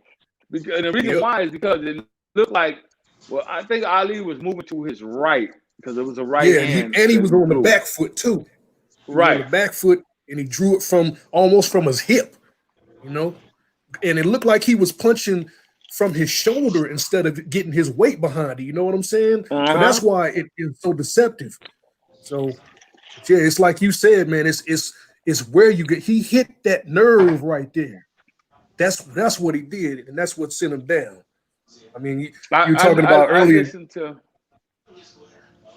I listened to Customato very early on when they brought out the footage of him training Mike Tyson, and he was telling Mike how the nerves, run around the circulatory system of the head, right? And he was telling him that if you hit a man on a temple, for example, it momentarily stops the circulation of blood. If you hit him on the nerve on the corner of his jaw, it momentarily stops. You know what I'm saying? When you get hit on the tip of your chin, getting hit on the tip of your chin is not what knocks you out. It's the snapping motion when your head gets snapped around and cuts the blood flow from the carotid artery off momentarily. That's what causes you to get knocked the fuck out. When you hear people talk about headhunters in the game of boxing, he's a headhunter. He's a headhunter. Roy Jones Jr. perfected that art, which is why he looked so unbeatable for over 20 plus years. When he was hiding his hands behind his back and all that old kind of shit, the chicken and shit. That's because he understood where to hit you, how to hit you, the momentum that's needed in the body to land that blow in a specific area to stop the flow of your blood momentarily. That's why Yeah. Roy was so cold. That's why it's Ro- called the sweet science. Yeah, but Roy couldn't have done all that if he didn't have something that you can't teach and you can't train. He was just incredibly quick and incredibly fast. He has Natural ability. super quick reflexes, right? Super quick reflexes. He used to literally fight them dudes I with his agree. hands on his. Yeah, he Yeah, had behind the incredible, back. I agree. incredibly quick reflexes. Yeah, And quick, that's you couldn't something hit that him, we. and he knew the angles. Well, I'd hate to have to One be of Yeah. using one of them. the Go one ahead. of the better defensive boxers that I've seen in the sport was Pernell Sweet Pea Whitaker. Ooh, man. Hey, I was there when he was inducted into the Hall of Fame, man. I cried for that man. Sweet Pea, my God, man. He was Yeah, he Great was like fighter. Merlin in the ring, man. He's a great fighter. He's a really He great, had a great fighter. he had smoke for your ass, and you couldn't hit Yes. him. Yeah, he did. Yeah, he did. Some of them guys were really. You could tell they've been fighting. They've been fighting, with gloves on since they've been 11 years old, and Yeah. they just do it naturally. They just did everything right that they were supposed to do. Hey, baby girl, I'll be That up in your that's room tomorrow. that's just Oh, like the baby new girl. kid, Shakur, what's his name? Chris Stevenson. Shakur somebody. I can't think his name. He's up Stevenson. and coming. Yeah, Stevenson. Mhm. That motherfucker's cold blooded. The other young boy that's Man. in Mayweather's camp. That young boy is cold, man. That young Javante brother is Davis. cold blooded. Who? What's up, baby girl? Javante Davis, the one Yes, that just sir. won the. Yeah, he's the real deal. He's a real deal, and he is. Man, I'm just telling you, the boy got a baseline, and you could tell he's been doing it since he was, I think, 13 years old. So this kid is the truth, man. Yeah, Hey, Mahogany. and you don't normally see dudes from those divisions knocking people out like that. That's true. Yeah. Hey, baby girl, how was your day? It was good. It's good. I never complain. First of all, hello to all y'all up here. But I did. Salute. Yes, I just wanted to tell you, I think I told you in the comments, but then I just found out something else like a few minutes ago. What happened? Well, you know how I just started the Cash App giveaway on the weekends? Yes. I just thought something was weird. I had a few people do it, and so I didn't, I really didn't expect much. But anyway, I found out that basically there's somebody out there with my name. So I'm actually going to do a live. I'm so irritated right now. But I just Sorry want to to hear say that. this. If they don't see my picture, I'm going to actually show my page. If they don't see my picture, then that's not me. And see, I spell my name differently. It's not spelled like the traditional. Like if it doesn't say my full name, Mahogany Roots and MJ, then that is not me. But there's somebody out there. You got a clone account, or you got someone that's using a clone of your Cash App. I just reached out to Fasting because Fasting is one of the people who entered it, and I'm waiting on a response from somebody because it said that it was accepted. And hell no, it wasn't accepted because I just saw it just now in my email. So I'm a little bit ramped up So about that. someone clones your Cash App to shortstop money that's supposed to be coming to you. I'm not sure if that's what happened. That's what it but sounds like. It has. I'll be right back. I went there. I typed it in, and they got the first name spelled like my first name, but they don't have the and MJ. So I just want to make sure that people know, unless it says and MJ, and unless my picture is there, that is not me. And I don't like that because I'm not. One thing I'm not is not a goddamn criminal. That's definitely even. Go ahead. But I'm going to get to the bottom. Unfortunately, in this particular space, that is what's going on. This is the new hijack of criminality, where people are hijacking people's Cash Apps. Wow. And cloning. I had heard somebody, I think Kenny Conjo, they were talking about it over there on their channel, but I'm going to definitely talk about this, but I'm just going to make sure that people know what my Cash App looks like. and I'm probably going to start posting my link directly because it just freaked me out. I was like, what is this? I didn't even know because I have my regular email and then I have the Mahogany Root and MJ email. And I hadn't checked it in a while because I honestly, after I canceled it, because of, I just canceled it because Obsidian and I couldn't make out anything and then I was just tired. So I really didn't think anything of it. But when I just checked my email just now, I had a few people. And then when I clicked on it, it said that it was already claimed. So I'm waiting on Fasting to tell me whether or not, But usually, like if the person takes it back, it'll tell you, okay, the person takes it back. And I'm fine with that because I took so long to respond. I'm absolutely fine with that. But I want to make sure nobody's out here stealing money under my name. Like hell no. You know something? It's possible that somebody is, and that's got to be one of the dumbest crimes you could do. That's some straight fraudulent ass shit that's completely traceable to their device. Yeah, I'm going to I'm just waiting right now for a few people to respond to me to just let me know what happened. And if it's okay, like I said, I'm gonna announce it on my channel because that's not cool with me. But y'all go ahead and talk. And yeah, so it's gonna be tomorrow at 5 with Obsidian. And I'm enjoying the conversation. I've been here the whole time listening, doing my hair. Yes. Good luck with that solving that fraud right there, because that's that's like you said, brother, that's some real deal bullshit that you gotta lower yourself to cloning someone else. I mean, just the whole ordeal. Someone's trying to steal $5, $10, $15, $20 donations.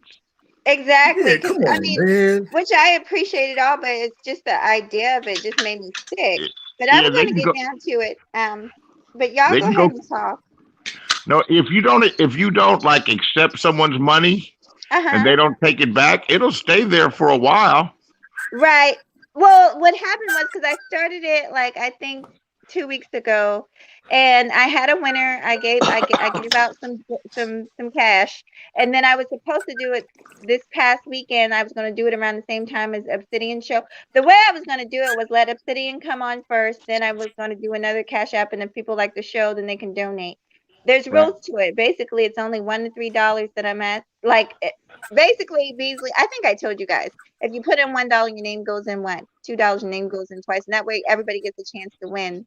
So basically, I didn't end up doing it because after the interview was canceled, I just decided not to do it.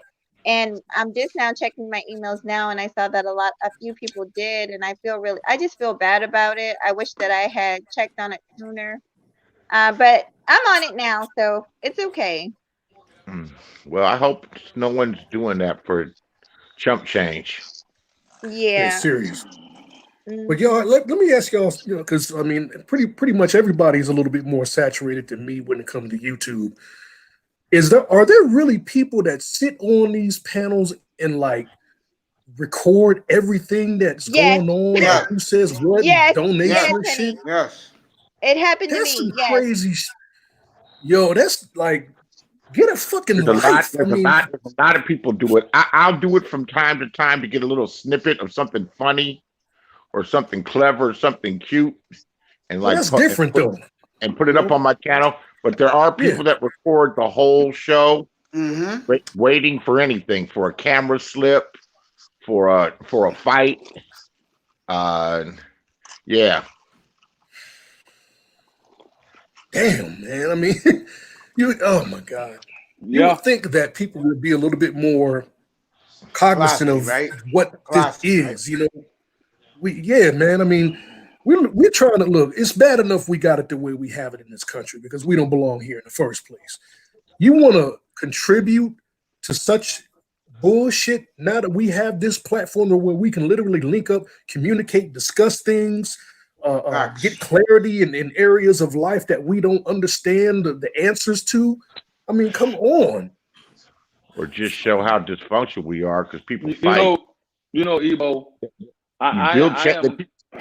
I am not a content creator as of yet. I do plan on around the first quarter of next year starting the channel. And I've done a lot of research over the past 3 years that I've been in and around these spaces, right? And I would tell you the one thing that I've learned is that people will migrate to your channel when they see channels that are making a little bit of money and they're doing pretty good. People will migrate over there and pretend to cozy up to you, pretend like they really care about what you're doing. Oh yeah, you're doing great content, and all along to have an ulterior motive plan to fucking either one, steal your audience, or two, figure out how they could destroy your channel. And I've seen that in the space time and time and time again.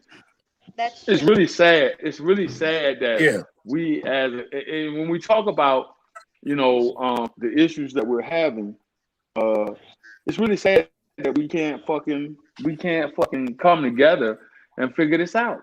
It's sad. Yeah, that ain't gonna happen. People Right, and fight. Yeah, I think I agree with you, Beasley. I agree.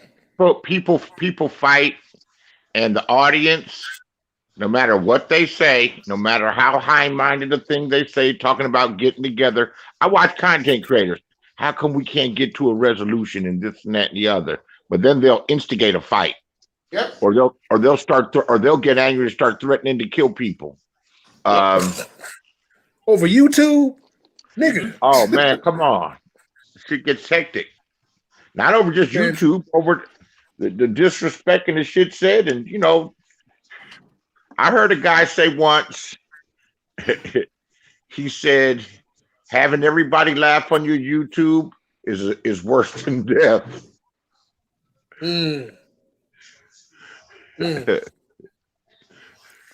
You know, But the negativity sells, man. The more acrimony and negativity and the screaming and hollering. I know I participated in all that shit. And you'll see the shows that do the best have people bickering and arguing. The You're drama right. You're absolutely right. It's the most popular thing of all. I'm actually tired of a lot of it. It just kind of follows me around, but that's the reality. Look at somebody like Charles Gilmore that has a peaceful, nice channel with a positive message. He talks about how he loves everybody. He has a hard time getting 6 viewers. Because they want the toxic, they want the toxicity, they want the negativity, And they want the toxic. toxic. Well, people need things to fight against, and I watch where I've been on panels with people, and we've done where they would do an hour and a half, and conversation would flow, and it's good conversations, and then there are certain people that will jump on a panel, and all of a sudden the energy that they bring is such just I'm cursing everybody out because I don't fuck with none of y'all, and I'm like, as a content creator, why don't when that happens. When I start my channel and I do a panel, for example, and we're having an easy, flowing, great conversation, the minute somebody jumps up there and they get to arguing with somebody, you're out of here. You're gone. Clip them. Yeah, clip them. Yeah, you're gone. Yep. You're gone. Yeah, I don't know what you gotta say. That's because you want to. That's because you're mature and you want to keep civility. Other channel holders know that's what they watch the numbers rise when the arguments go on. I've watched it. I've gone on panels and gotten to fight with people and watched the shit go from 70, 77, 84, 93, 110, 120, and watch the numbers grow when there's an argument. There's people with decent sized channels, and they will go and just attack another channel holder just to get into a fight with them, just to get some of their subs. Facts. See, this is why they will troll and send trolls to create dissension of loyal followers of a channel holder to get them to go with the channel holder, then to come scoop them up so they can get their donations. They got a woman on here. They got a couple of women on here in particular that are toxic as hell, drunk, obnoxious. But she drops $300-400. She's even sent people $1,000. They call her Auntie. Hey, Auntie. Oh, you look nice today. You look beautiful today. It's a good thing I don't follow the women's manosphere, bro. If that's going on, pathetic. Yes, that's it. It's in a show that caters to women that men watch, though. Yeah, that's them. That's not me. Wow. Oh, but and then someone explained it to me. He said, "Yeah, you attack them and go at them. You can steal their subs." He's Get telling the truth. I mean, But see, it sounds weird, but I that's know for a fact. Go ahead. that's why I listen to what's the brother name? He does the show primarily on Saturdays. He doesn't have a chat, and he says, "You know the deal. Send me the link. Send me the email. I'll send you the link." I can't think of that brother's name, but I like the way he has the little ticker in the background. What's the brother's name, man? Damn. But anyway, he comes on. He'll do a 45-minute show, dialogue, no panel, no chat, and then he goes away. And then he'll send you the email. You go over there, to another space, and that's where the chat is, and everybody over there is real, able to have the conversation and back and forth in the chat. He still doesn't do a lot of panels. See, I haven't seen him on one panel yet. Mm-hmm. Not yet. And He's I got like a the way filtration system in place. Mahogany, go ahead, baby. Huh? Go ahead, talk. Oh no, I was agreeing with what Beasley and the general were saying about. I know I've seen that numbers go up when the fighting and stuff is happening. It's a fact. And then, like he was saying, a lot of these people come in pairs. We were just talking about this yesterday. A lot of times it's their people. They send over. They want you to argue. They know it's going to happen because they know that you have a different point of view. They know shit is about to hit the fan when those two alphas get together. So they almost set it up because they want those numbers. And so it is like, and unfortunately, the way it works is like with the numbers, it kind of makes people do that or want to do it. You don't have to engage in that type of thing, but that's what the reason that a lot of that shit people works. do That's the that. hottest commodity is drama and toxic shit. Right. Damn, that's so disappointing, man. I mean, Yo, come on up, bro. It call really myself is, doing a little content. but it's really the truth. Pecky, come on up. I call myself doing a little content, trying to be positive and shit. And I don't really pay much attention to the views. I just kind of just turn the camera on and use it as therapy. There you go. Because That's what I'm I a do. loner by nature. I mean, That's right, baby. That ties into what you were talking about earlier. I don't know if it was you, Beasley, or General. One of you brothers was talking about liking being alone, and Beasley. I got a full house. I got a wife, children, and Yep. they give me my alone time because they know. Well, I've had to explain to them the value of selfishness. It's a double-edged sword. Selfishness is not negative when I'm back here on a live stream. Everybody's cool doing their thing. My daughter's in there playing with whatever she's playing with. My wife is in there watching the show. She got a mother in there with her. They chopping up. They watch guns, TV whatever. all night and talk. Yeah. Yeah, and we cool. That's There you selfishness go. right there. But there's no harm in it. Now, No. when there's selfishness, like y'all will see me mute the camera, turn the shit off when my daughter needs me for something. I'm not going to be selfish and say, hey, look, I'm on a live. No, I'm going to turn the shit off and go handle my business and There you go. come back and, Well, you're supposed to. But what happens in this space when you are who you are and you stand on your square as a man or a woman, Pecky, come on and up. someone dislikes your talking points, they will go into the dots mode. I don't like that nigga. That's that shit I'm talking about right there. Fuck what he talking about. You won't find out so I can embarrass this nigga. And this is the black community. I got to embarrass this nigga. I'm gonna go see if I can get his real name and find out where he live and get his wife's name and put pictures of them up and all this old kind of shit. Just because somebody gets into an argument over your talking points. And I heard Tommy say it best. Man, if you don't like me, you don't like what I'm saying, you have an option. Don't watch. Just don't watch. Don't tune in. But black people can't help but to tune in, like Beasley was saying. They can't help but to tune in to the negativity and the bullshit. They want to see it. They want to see. Don't blame it on black folks. I don't go to very many white spaces. Beasley. I do. I hang out in the voice section. Well, understand why I say what I say is because I don't go and hang out in the white manosphere. Or I don't go and hang out on white channels. I just don't, because number one, they're not talking about anything that really interests me. Number two, there's no need for me to go over there. See, when we start having our conversations, even though it's on a public platform, we have to when Fantastic caught all that flack for allowing a white boy to come up on his panel. I had some reservations about it, but at the end of the day, it was an opportunity for so-called the intelligentsia of the black community to stand up and show this particular individual that you're out of line, you don't know what you're talking about, and we're going to beat your ass with talking points. Instead, you had everybody that wanted to go down the nigger tree route. Not everybody, but there were a couple of people who wanted to go down the nigger tree route. And sometimes it's good to where you can have that conversation with a white content creator and put him or her in their place. You know, well,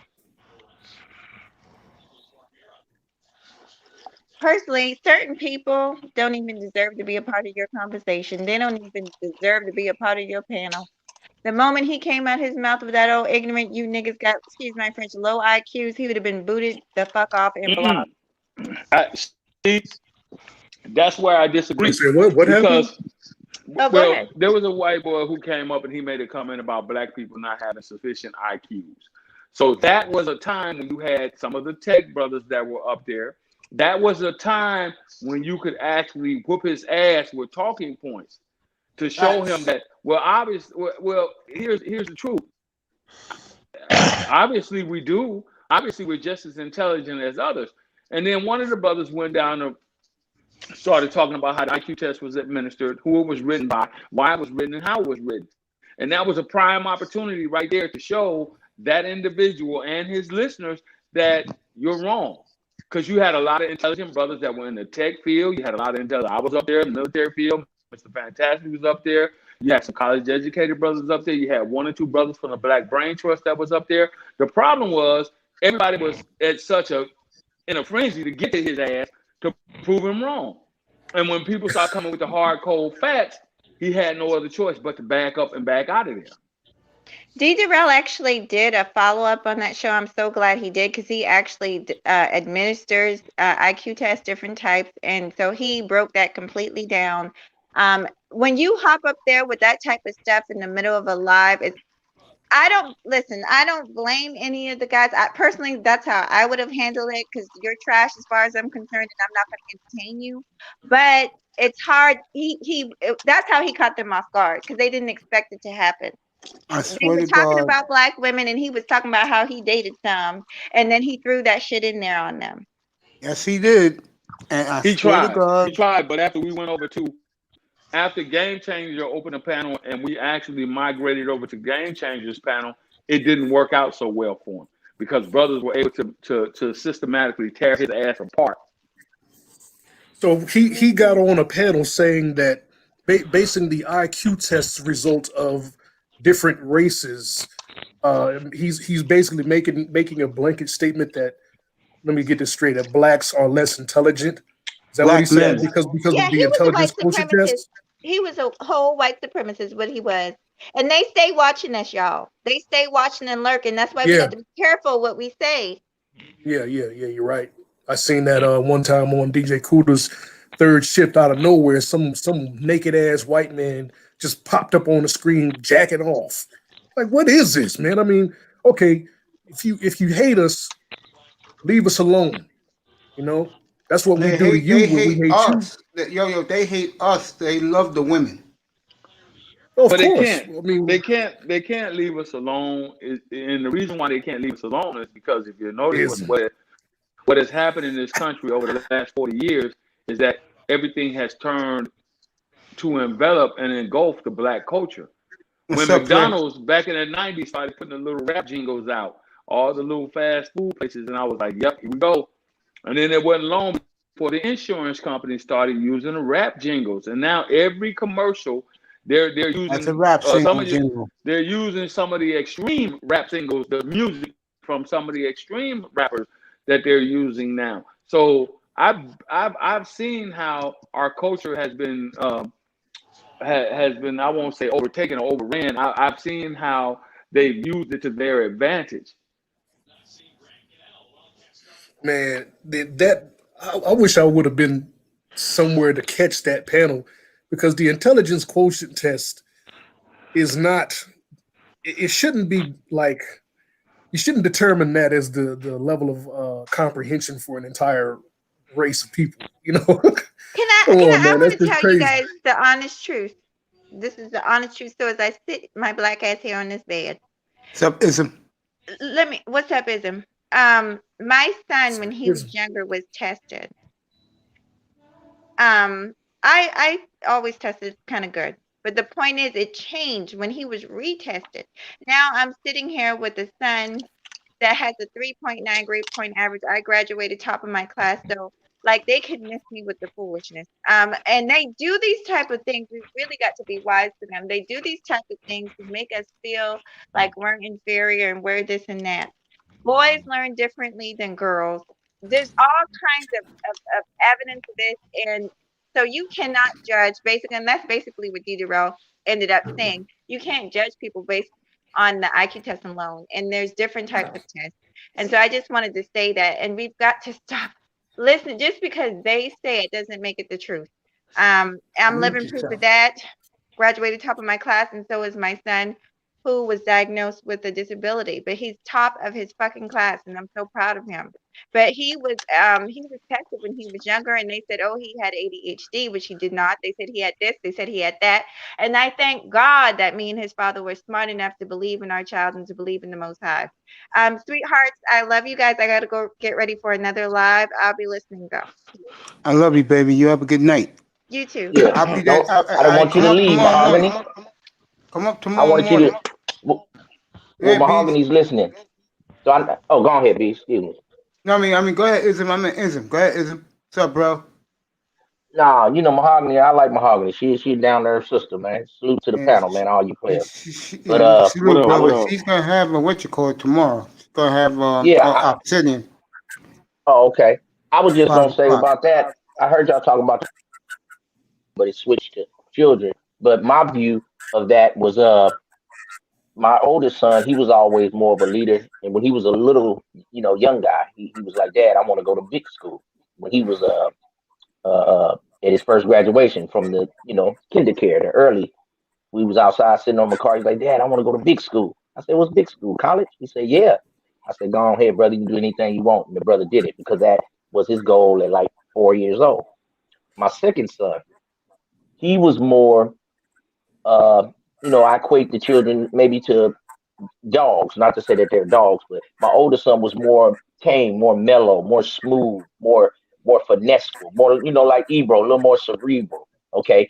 My younger son was more like me, energetic, like a pit bull. And they tried to get me to give him some of those meds, that ADHD medicine and this and that. And me and his mom went together, but we talked about taking care of this boy. I was like, ain't nothing wrong with that boy. They said stuff was wrong with me. We ain't giving that boy nothing. That what was it, Adderall or some of that stuff to slow the kid down. Can y'all hear me good? Yeah, we hear you. Okay, they was trying to give us. Yeah, they was trying to give us to give him some of that stuff to slow him down. But I was saying, ain't nothing. Yeah, I was like, ain't nothing wrong with this boy. This boy is just a pit bull. So once I got him into some karate, some football, he could get out his energy. Some kids are more of the painters, are more of the thinkers and the artists. Some kids are more of the outside, boy. They got to roll around in the dirt. He just needed to get his energy off. And I'm glad to this day we didn't do it, because now both of those young men are doing their thing, but they're just two different people. And for a while there, we had a standoff, man. I'm going to tell you, me and my second son, we didn't talk for like 2 years because he kept battling me about being a man, and I wouldn't budge.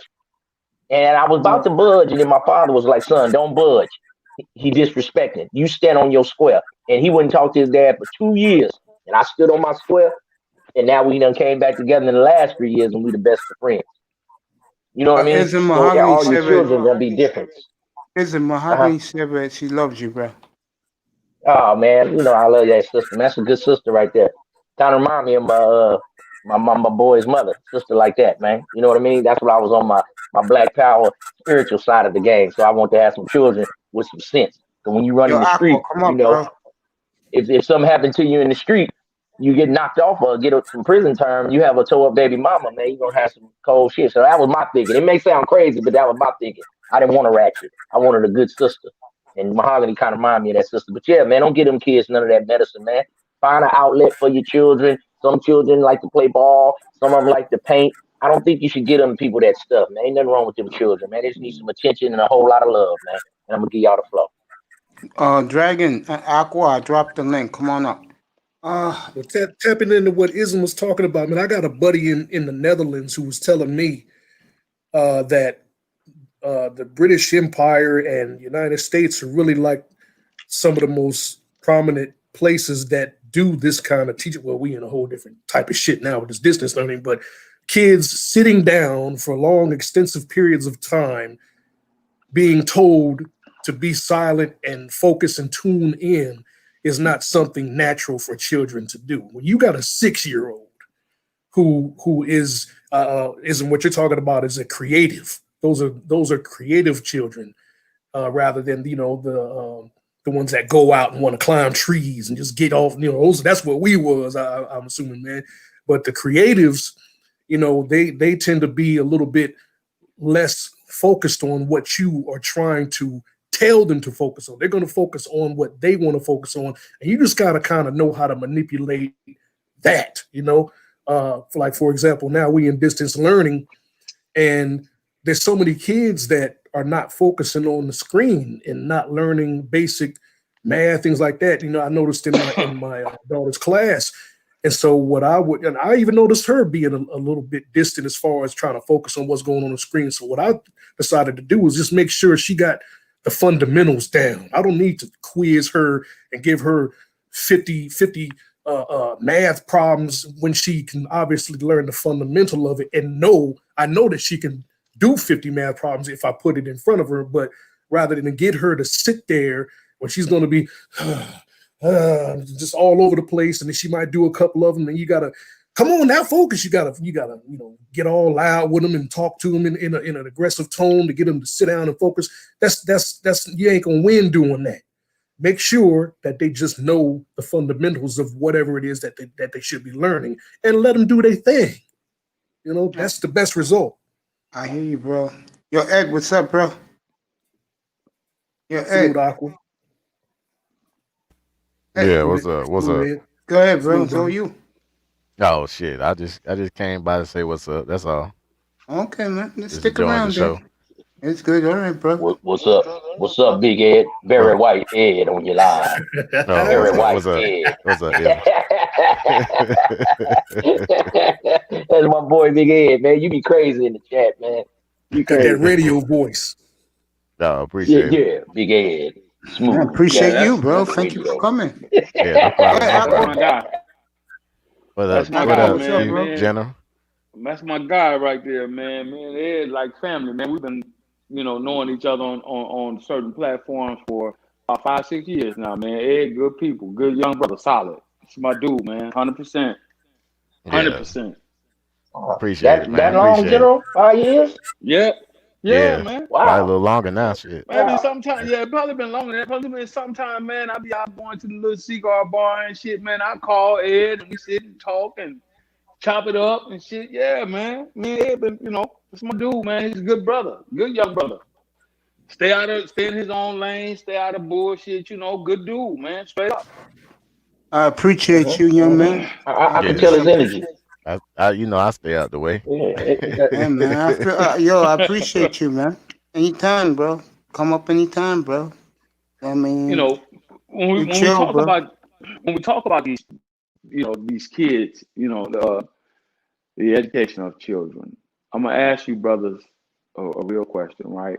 And it took me Yeah. some time as I went to college and thought about it, and later in the military and all this shit. What was the first thing, as you can remember back to your very first days of going to school? What was the first thing you were taught to do? Can anybody tell me? It's so easy.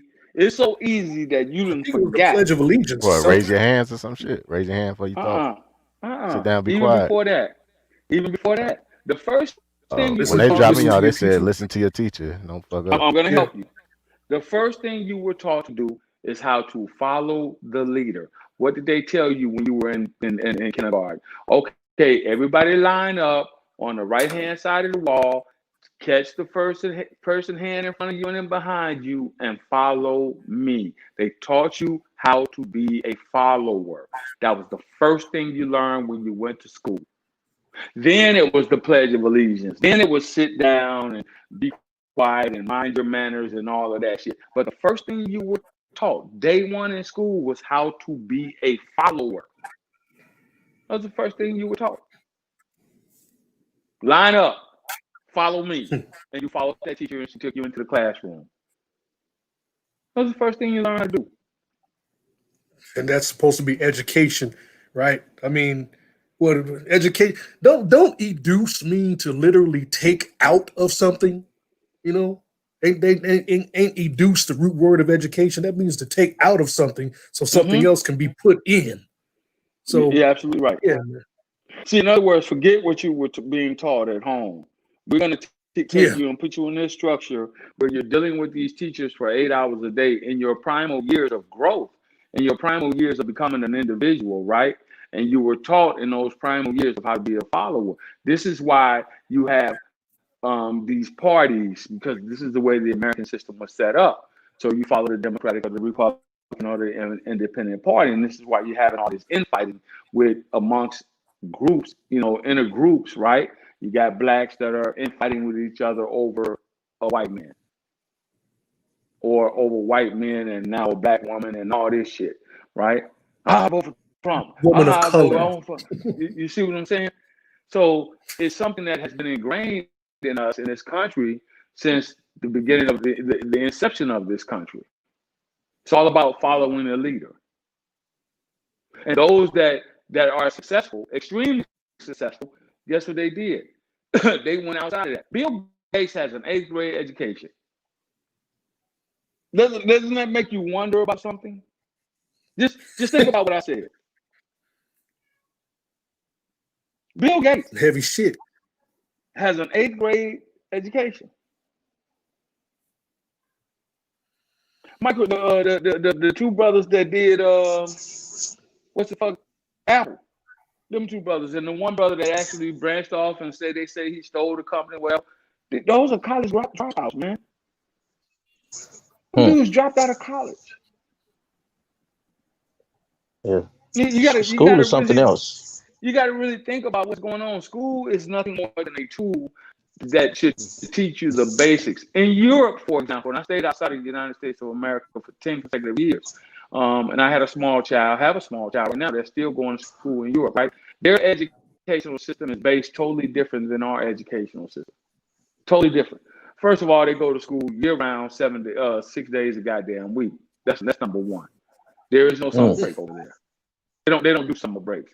But the way their instructions are totally different. They do more hands-on. They do more aptitude learning as far as hands-on is considered. So by the time your primary education ends when you're 16 years old over there. 16, your primary education at 16, you're done. You're considered to be a high school graduate at 16.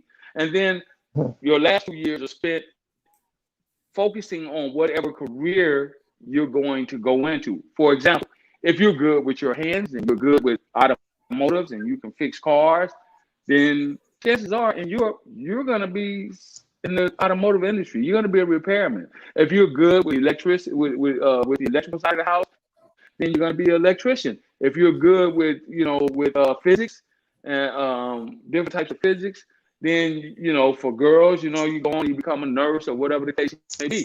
But you're done. And if you're just a borderline average ass student, your ass gonna be on the side of the autobahn over there, fucking doing concrete work. That's how that system is made. I kind of like that, General. That sounds like a good system right there. It is. It's a great system. There is no one size fits all. Like here.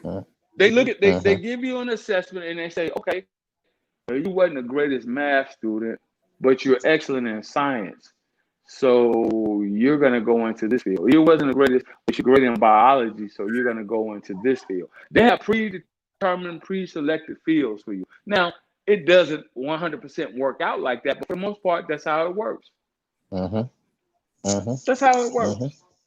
Yeah. And when you talk about the social side of it, the social dating side of it, let me tell you how it works a little bit, real quick. Okay. Young men and young women from the time they are born up until they're 16 years old, it's all about being a kid for them. It's all about being a kid. You look at the average 16-year-old here in America, they're already trying to be grown. They're already on Instagram. They're already trying to do all this other shit that basically should be reserved for grown folks. So for a young lady, for example, from the time she's born up until she's 16 years old, it's all about being a girl and doing girly things and being with her friends and going to the mall and shopping and bullshit clothes and all that shit. From 16 to motherfucking 24, it's all about her secondary education. She's all about getting her education. That's when she goes into the field that she's going to be in, whether it be banking, whether it be nursing, whether it be the social sciences or nursing, right? She focuses on that. They club, they party, they do all that shit, you know, and they get out their system. From 24 to 32, it's all about finding a suitable mate for them. This is their culture. They come out of the club at 24, they're done with the club. 24, 25. If you catch a young European in the club at 27, 28, she missed the boat somewhere, or he missed the boat somewhere. They're ready to settle down. By the time from 26 to 32, they're looking for a husband. They're ready to start a family. They have their careers. It's mapped out. It's mapped out for them. Most young men over there, by the time they hit 32 years of age, they're already married with kids, got a job, you know, whatever their field is, you know, successful or whatnot. And, you know, they're going on. They're all about soccer. All they want to do is go to work, come home, take care of their families, come home, and watch soccer. That's it. That's it. That's all they give a fuck about. Not here, of course, America is a different culture, right? This is why you have all these different ideologies that we have, because we're a free land, free society. In Europe, and particularly Germany and Austria, they understand how life is supposed to work to a certain degree. They don't waste time with a bunch of fuckery. They don't. That's just my opinion. You will find it hard to find a European man single at 40. And you will find it even harder to find a European woman that's single at 40. You just don't have it. Yeah, that's a whole lot right there in comparisons to what's going on here. God damn. Yeah. But I guess it's the culture though. Probably We're a different culture. Yeah. Right. Thank you, Platinum. Kind of when we was younger, we had Mr. Jones, Mr. Johnson, Mr. Smith, Mr. Brown. So we seen more black families when I came up. My grandmother's street, I remember the whole block was black, and I knew everybody family name on that block. Now that block is like, say, out of 15 houses, 12 houses, which were all black at one time when I was a child. It may be three. It may be three. Yep. It may be three. And the Migos done came in. They put their own fences up. They have one of the surrogate families that come over here, sleep in the garage. They got it hooked up with a little outhouse for them to use the bathroom, and that helps pay the rent for your house or your mortgage.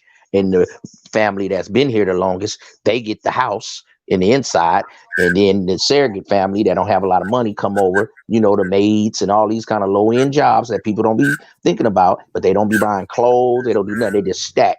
And I've watched 5 or 4 families come and go right out of that garage. They come over here, they stay in that garage maybe 3 years. They get them a little Toyota Corolla or Honda Civic. That's all they buy. And then in about 3 or 5 years, they upgrade and a new little family come in. And now I'm seeing the man whose house it is coming up. And then his wife, I don't be at men's wife, but I can see in his wife's eyes, she like me. See, because she don't look at me like the regular black guy. She doesn't watch my process and me coming through looking like this, building, growing. And that's the only thing these other cultures respect. That's why they so down on us as black people, because they come over here and they get straight to work. Brothers be sitting around having beers. To them, that's lazy. I'm just showing you how they think, but they see me always moving and hustling, and they be like, no, I respect you. I see your grind. I see the product. And them Honda Civics I told you they had, 92s, now they got brand new ones. You get what I'm saying? But I don't be at the man wife, but I know when a woman likes me, man. You get what I'm saying? The other day she was touching my hair. I had my hair there. I said, yeah, touch it. hair of wool, like Jesus, hair of wool, Jesus, and they was laughing.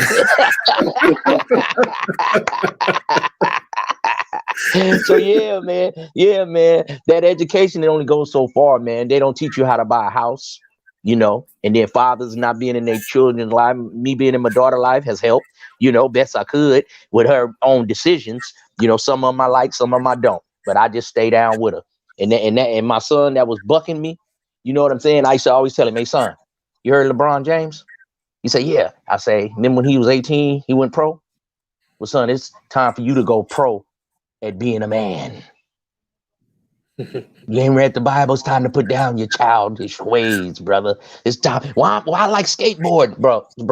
You ain't going pro in skateboarding, son. That don't pay the bills. How you know? Because you're 19, 20, you had already had sponsorship at 12. It's time to go pro at being a man. Jack, y'all go ahead, man. Aqua, are you there? Aqua. Yes, sir. All yours, I'm bro. here. All yours, bro. Oh yeah, to piggyback off the conversation, somebody said something that really intrigued me. It was like, if you notice, a lot of A students, maybe B students, are like CEOs or managers or something like that of a company, and the C students are the ones who own the company. It's because the C students, they think outside of the box of strictly like educational, going like dotting all their I's, crossing all their T's. So, you know, as though you know they have more of imagination. So as though the A students, they just strictly do what the book says, like strictly just like that. So yeah, so and school should teach us things outside of regular stuff. Like Tupac said in the interview, he was like, school need to teach us about economics, and they need to teach us on sexual education, stuff that really applies to life. Because a lot of stuff we learn in school, some of the subjects, we don't really like use those in life. You know what I'm saying? Besides math and reading, maybe a couple other things. But most of the subjects is more like, what's going to be learning this? This ain't gonna help me, you know, with this X, Y, Z. So yeah, so I think schools do need to teach us those other things that really apply to us when it comes to being an adult out in the real world. You can do what I'm saying, and yeah. I feel you. But my thing is, you can't depend on the same group of people who use our ancestors for free labor to build a country, to institute and teach you how to get on their level. No society ever does that. No successful society ever teaches the underbelly of their society how to come up and be on their level. So the best thing is for you to, you know, for your parents to self-educate if they don't know, or for you to self-educate if you don't know. The IQ test is based on really and truly exposure. That's what the IQ test is based on. Nothing more, nothing less. If you've ever taken one, then you sit there and you read those questions. Well, the reason why you can't come up with the right answer. For example, there's a question on one of the standard IQ tests, and it'll say something like, chair table as saucer as cup is to A, saucer, B, table, C, chair, D, kitchen. What's the correct answer, gentlemen?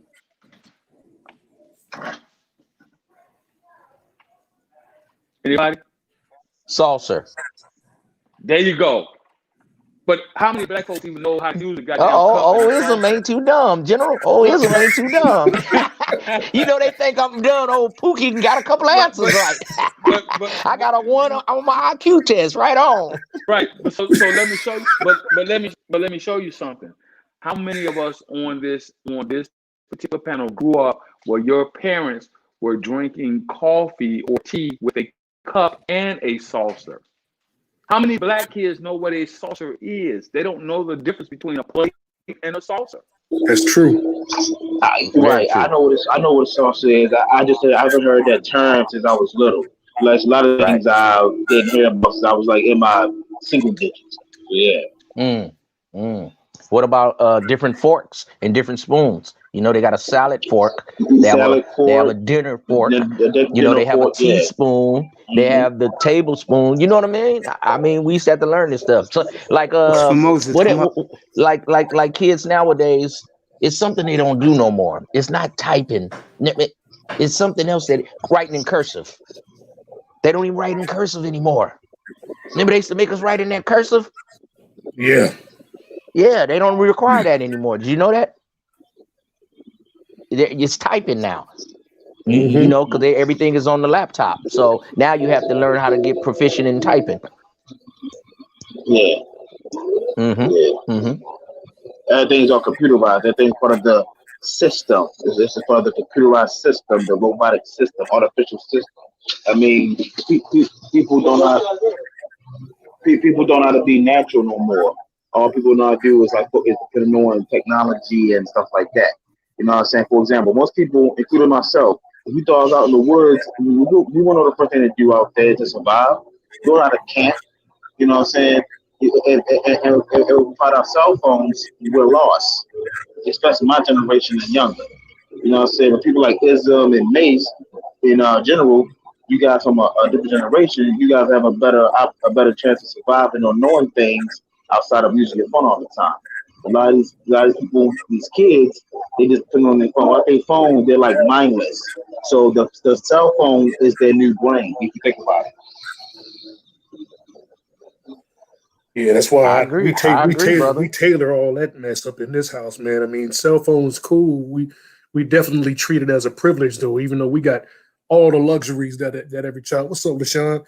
All the luxuries that a child would want: video games, multiple TVs. But there's definitely a serious effort to make sure that these are luxuries, not necessities. And when you start acting like you're putting the luxuries over the necessities, is when they get out of this house. You know, so that's pretty much the way we handle that. And to tap into what Ism was saying about the Migos, man, it's something that I noticed as well, because I work with a lot of them. I'm actually contracted with a guy who owns a bunch of shit. Anyway, not to go off into that, but it's something that I've noticed about him and his business.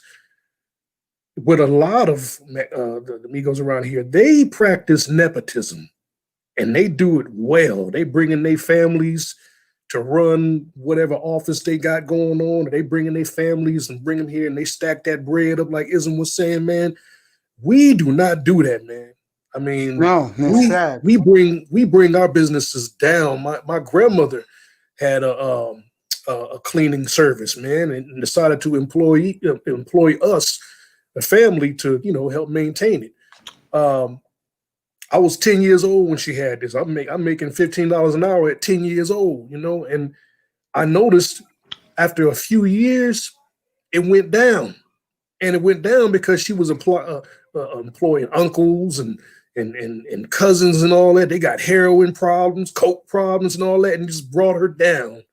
We got to really learn how to embrace nepotism, and I don't know if I'm very confident that it's going to happen. Maybe in a couple of generations, because with platforms like this and information that's out here now, we're able to really see and glean from mistakes and learn how to get along with one another. But man, that nepotism is important to learn how to practice. I test. Yeah. Yeah, I test. Yeah. I test. Go ahead, General. Hell of an avatar. Yeah. Go ahead, kid. You ready? Yo, my bad. Yeah. My bad. I was handling something. I heard what Dog just said. My thing on that, bro, like, it's been how many years? Motherfucking black people ain't know how to, you know what I'm saying? They ain't learn how to work together yet. So to me, like I said, I'm not even optimistic no more. I feel like you, bro. I don't never think it's gonna happen, because I've been saying that for weeks. It's not. I don't think it's just something that's in us. Like, most of us, yeah, we wanna help each other out and pass information and look out for each other, but on a broad spectrum, us as a people have a crab in the barrel mentality, bro. So a lot of people be like, well, until that mentality changes. Well, I don't really think it's ever going to change, because when you keep a certain people stuck at a certain level, it breeds that type of environment, bro. So when the environment was put together for us to be, you know what I'm saying, like dog eat dog, fighting each other to get to the top, you're naturally going to breed through generations like a competition thing with each other, to where we'll never be able to fully work together. Like motherfuckers could work together on a podcast and that shit'll break up once, you know what I'm saying, success get into it. And I'm you know what I'm saying, I'm speaking from just working with homeboys, bro, like putting something together and watching how money and influence and titles, you feel me, fuck shit up. So, bro, everybody don't see shit the same. Me, it ain't never been about the money. It's always been about like making the shit happen. But some people, it's always gonna be like Judas and that crew, dog, that'll fuck it up, bro. So it's been happening since Jesus' time. So I don't ever think that shit will look out. And you talk about the Mexicans, they come over here with that shit because their circumstances, wherever the fuck they came from, they figure like, yo, if we don't stick together, we die. You know what I'm saying? We were brought up in a situation, I don't know, you know what I'm saying, I ain't as old as y'all, but I ain't go through slavery. You know what I'm saying? So I don't know what it is for, you know what I'm saying, for a We piece of old as black. slavery, player? No, I'm just Now you could at least say when we had a horse and buggy, but slavery, brother, god damn. What I'm saying, not like that, but yeah, at least have a brush of it. I've never had that brush, like we've never had, like up until this unrest, we've never had like a civil rights movement. We never had. Okay, someone's getting a phone call. I think it was the young man that's talking right now. Yeah, go take that eye test. Come back. Yeah, I'll be back. Yeah, okay. Can I add on that real quick? Jefferson, go ahead. Thank you. I test is younger than me. I'm in the middle ground. Mace, as far as I know, you're the oldest gentleman in the room. But do you realize in this room, we ain't never have to use an N-word or try to go out and disrespect nobody? I can honestly tell by every damn time any one of you speak, whoever show up, because Mace, man, your list must be long of people just wanting to just have a conversation without it being all that derogatory crap and attacking and everything else. You building something really nice right now. I appreciate that, because I don't realize it. I just do it. I mean, I said a certain time, come up and do it. That's the best way to do it. Be yourself. Don't disrespect anybody. Listen to their point. Ask them questions, even if you disagree with them. At least they're being treated fairly. Because how many times we get treated fairly in our lives, and that matters to every human being, whether they're using an alt name or their real name. The name means something. Now, if it's a fake name, the personality and the person they is, they're just using a fake name being it. But are they going to be fake and flip? And that's what everybody's wondering. But honestly, everyone here, we can talk sports, manosphere, women's issues, whatever it is. Basically, be an open panel, let you go ahead and talk, but you must be respectful. And you know what the great thing is? Everybody that shows up on this panel, I must say thank you. First and foremost, before I make my point, the eye test thing, but y'all all deserve. And Evo Sosa, man, yo, bro, we've been in the chat room many times, and much respect to what you always say to you two. But honestly, he knows look, if you don't keep up with the media, you won't know what the hell they thinking. And then as soon as you find out what the hell they thinking, you ain't gonna want to deal with their asses anyway. All right? It's a simple thing.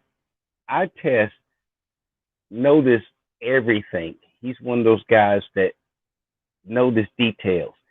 He's one of those people that actually hears the conversation while you thinking you being private and loud at the same time. That's eye test. Eye test notice everything about how the defense and offense break down too, which irritates the hell out of me because I didn't notice it myself. All y'all got skills, observation, and knowledge. You grown black men. You grew the hell up by your damn self. I can't tell you nothing because you did it. Did I pay? No. Did I get? No. Was I the man that made it happen? No. Then I got to shut the hell up. And that goes for males and females. And every damn one of y'all knows what the hell you're doing. And I'm saluting y'all. And we need to keep giving examples so someone else can say, well, I thought you can do it this way. Okay. Keep up the good work, gentlemen.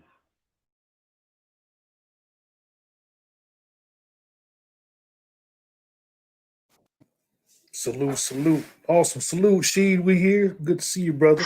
What's going on, Ebo? Going on, man. You know, I be checking out your Chilling, brother. videos, man. You be laying it down, man. She, what's up, player? What's Sir Ism in the house, baby? Thanks. Yo, Sheik, by the way, thank you, bro, for your contribution, bro. I Hey, appreciate man, you. you know, like I said, man, I'm always supporting the cause, man. You know, I'm with Gold Professor and the Two Belt Mafia, man. He say support your interests, man. You know, you out here, you gotta put your money where your mouth is. That's what we always gotta know about our people. We out here, you know, giving up free game. You gotta put your money where your mouth is, baby. You gotta put it out there. I Hey, it's like appreciate I you. do too, baby. No, I done hit your cash app one time. I'm gonna hit it again. Yeah, You know, I I you gotta appreciate appreciate it, support you, your and She. I interests, will return the favor this week, bro. Be looking out for you. Hey man, you and Ebro were the first two brothers to ever give me anything, man. That made me feel good. It made me start doing more content, man. Y'all brothers motivated me. It might have only been money, but it motivated me that y'all liked it to Yo, contribute some money to something that I was doing. It yo, motivated me, Ism. you know. Yo, Ism, on a serious note, Uh-huh. Sosa, bro, I mean, I just made one speech, bro, about being a man's man. You was on that panel that morning, bro. I did 12 hours that day, bro. And this man's been supporting of me ever since, and I really appreciate you, bro. Hey, Yeah, I General. got you, General. Got to. No, Yeah. gentlemen, I don't support. That's not what I do. What I do is tithe to the message and energy of the content creator. I don't know any of y'all, and you don't know me. But what I do General, understand come is up. human I'll drop the link. I understand human linguistics, and I understand when I hear somebody being genuine with their message, that's what I want to give my money to, because what that's going to do for me, and I honestly can give you stories of the recuperation that the universe brings me. When I tithe, I got a set amount that I spread out amongst individuals that I watch. And it seems to me that when I do this, every single week, my income has been going up. It may stay stationary for a while, but it don't go down. So that's got to be from putting out the right energy. I'm recouping what I'm giving out, man. That's why I give to y'all brothers, because I recognize real recognize real, man. Straight up. I appreciate that, my brother. I appreciate that, man. I really do, bro. I appreciate you. And I'll say it again. If it wasn't for all 10 of you and this chat room that's lit tonight, thank you, fellas in the chat. I wouldn't be here right now. So I just want to thank you for appreciating my sincerity and my hard work and perseverance. And sometimes when I see it, I'm like, wow. I'm doing this nice for a whole lot of people, and I appreciate it. And don't worry, more to come.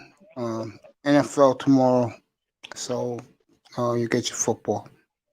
Yeah. Mace, isn't it my job to thank you for being an honorable man, not you to thank me for being an honorable man to me? I thank you for being an honorable man. I always just thank like you, I am. Jefferson. Come on That's now. all it is, bro.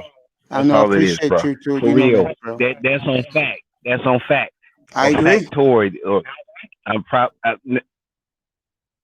Let me give you credit I and just say appreciate thank that. you for acknowledging. I I appre- appreciate you for doing it. I appreciate you, If you brother. didn't do it, I wouldn't appreciate nothing. I know All that. right? I'll just be another chat room guy. But I appreciate you guys, and peace out to the chat all over the place. Because without you guys, we ain't shit. It's a shame that a lot of concept creators don't appreciate who's paying them money. All they do is like to talk among themselves. And unless this room is empty, when I do my opening monologue tonight, I killed the Detroit Lions, but no one cares about that up here. Just want to say that thank you so much, everybody. I really appreciate and love you all. Thank you so much. Anybody want to talk? Go ahead. Sosa, you want Yeah, to talk? Go ahead, brother. we don't care about the Detroit Lions, just like I don't care about the damn Miami Dolphins. Nobody care about them sorry motherfuckers, man. So respect. Excuse me? Excuse me? Disrespectful. Hey, respectful. I'm a Miami Dolphins fan. There's teams I don't give a fuck about either. So he is fair Who with just his made that judgment. statement? Don't you ask me about New England. Don't you ask Who me about made New me? Who England. just made that Because I statement? bet you his team got somebody like New England in his league. Jefferson, Hey, who hey, just made Deshaun, that go on comment? mute. He need to know who made that statement. Go on mute, Deshaun. General, Hit dog just hollered. General, I know why General said it. A little while, I'll get you back with your cocksucking Lakers, bro. Fuck you in the Lakers, bro. Well, that's why I stay on the goddamn regular ass Dolphins. They not finna do nothing this season. They're gonna get up there, lose in the playoff, and it'll be a wrap. And We'll y'all be shut. talking about next season. We'll prove to Just like them America. where them Cowboy fans that on here? They're gone. Oh, okay. All right. We're just beginning our new dynasty in Miami. Don't worry, it's coming. Yeah, 20. What is this? It's coming. Yeah, right. Okay. Yeah, it's 2030. No, we'll have 4 trophies in the case by then. That'll be 6. 2030. No, you believe that, bro? 2030. Raiders. I'm gonna say right now. Everybody who got a team, don't be praising them. Really, don't be praising them because somebody get injured or they on COVID for two weeks. Don't be Just hope your team is, because boy, that voodoo did, and that voodoo happened, and then now everybody expects Fitzgerald to take them to the playoffs and the Super Bowl. Yeah, at least the coaching staff does. No, hold on. I'm being specific. I'm being a smart ass. And hear my irony. The coaching staff do, but the fans don't. But what you just said is logic. The analysts don't either. The people that we watch ESPN for, F11, and everybody, NFL Network is saying, what the hell is you doing with the coaching staff? This is a coaching staff decision. They will hang themselves because they got rope. That's the only thing. Don't be taking it personal, because it's coaching staff decision. And it's Miami, and Miami give you rope. And trust me, most coaches hang themselves. It happens. You missed my opening monologue. They got a team there. Jefferson, you missed it. I know, Mace. Mace, I feel you. I feel you because you're like, I suffered 10 years with my Lakers. And I don't want to hear that shit. I hear you ism over there talking about Warriors. I don't want to hear that shit. Oh, we sitting on 3 of them over here, man. I know I ain't about tripping. time, but that's it. Y'all can call the dogs, piss on the fire. The hunt's over. It's a wrap. The NBA is back where it's supposed to be. We are on the throne where we're supposed to be. Okay. Once again, that's it. Okay. That's Okay. I'm gonna start writing everybody's That's team only- down because I hate. Did he clink This, the bottles? this is what and I hate say, though. Warriors, come out and play. And he do clink, clink, clink with the bottles. No, he didn't. So give him a little fair shot. Don't be beating him up. I mean, That's how me and General go at it. It's all good, Mr. Jefferson. I know, but you are building a team, and you can end his drought with the next year with your team over there on your side. And I just tell you, don't make him clink the bottles, and he say, "Come out and play." There you go. Tell him. Let me find my Hey, Mr. bottles. Hold on. Jefferson. Let me get my bottles out of here right quick. After Thompson went down, it's gonna be hard for us, man. That was a big blow. But I'm gonna write down everybody team in the manosphere. I'm tired of you, Johnny Come Lately. When your team win, then that's who you've been with for 20 years. I'm gonna write your team down and I'm gonna hold you to it now. Everybody got these KC hats. I ain't seen one KC hat 5 years ago. Now everybody a KC fan. Come on, man. You gotta stick with your team through the good and the bad. You gotta now. stick with them. Come on, players. Yeah, I stick with my Bears, good, bad, or otherwise. Damn Falcons, boy. Well, I don't know what y'all gonna do with the Falcons, man. Y'all Falcons. You still sick from what is that, 018 or something like that? You still sick, Get on G. another team right now. Y'all go to somebody else, man. Y'all had the game won, man. Hey, them jungle can't catch a cold, man. Let's give the Chicago Bears some credit. I did the shuffle too. I did the shuffle too, just for the lady in the Chicago Bears fan Shirley. group. I used to like the Bears too. I did the shuffle too. I did the shuffle. I Mr. understand Jefferson. I understand your love, girl. I understand your love. The Bears were so cold, they did the Super Bowl shuffle before they won the Super Bowl. Now that's some cocky stuff right there. It's how we roll in Chicago. It's what we do. Hey, little Shirley, go ahead, Shirley. She said that's how we roll. Shirley, ain't nobody worried about Chicago. Y'all playing on that frozen field up there in the Windy City. Nobody caring about no Chicago Bears. No, I know you don't care. Maybe I'm we'll rolling with them. I'm sneak up rolling and with get them it done, though. Niners. I'm rolling with them Niners. I got to roll with them San Francisco 49ers. I'm sorry. Hey, General, on realism, I'm with you. The Bears are not going to be in the Super Bowl, but as a Bears fan, I'm going to have to say until we're out, we're in. But There you go. There you go. I got a realistic outlook on life in general that, of course, no, we don't have what it takes to get to and then win the Super Bowl. The last Super Bowl we got to, we just flopped all over ourselves. It was a disaster.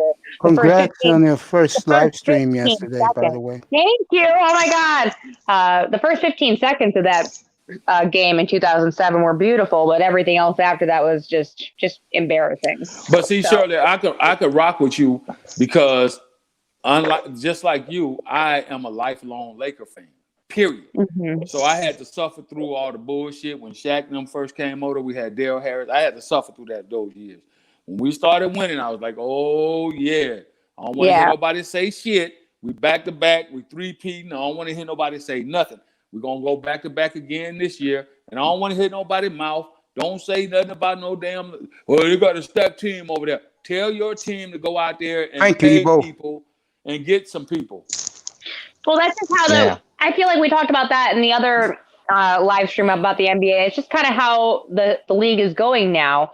That's the way players are doing that. They're moving where the opportunities are instead of staying and building a franchise and building a good team around them. In the 90s, we saw that. We saw players stick at home, stick it out, and build to get the trophy. And now we're seeing players move to a different team and trade to get their trophies and their rings, which is a different kind of NBA, but that's the league that we're in now. So, yeah, of course the Lakers are going to trade to get whoever they need to help them get the trophy. Of course, like just like Miami did when they had LeBron, just like every other team, like when they put what was it when Durant in OKC and they got, you know, like everyone's doing that. Every team is doing that. They're concentrating talent to try and win a championship. Just how baseball has been doing it for decades. But I think they Can I give you a concentrate. compliment real quick? When a lady speak and you know her man is happy.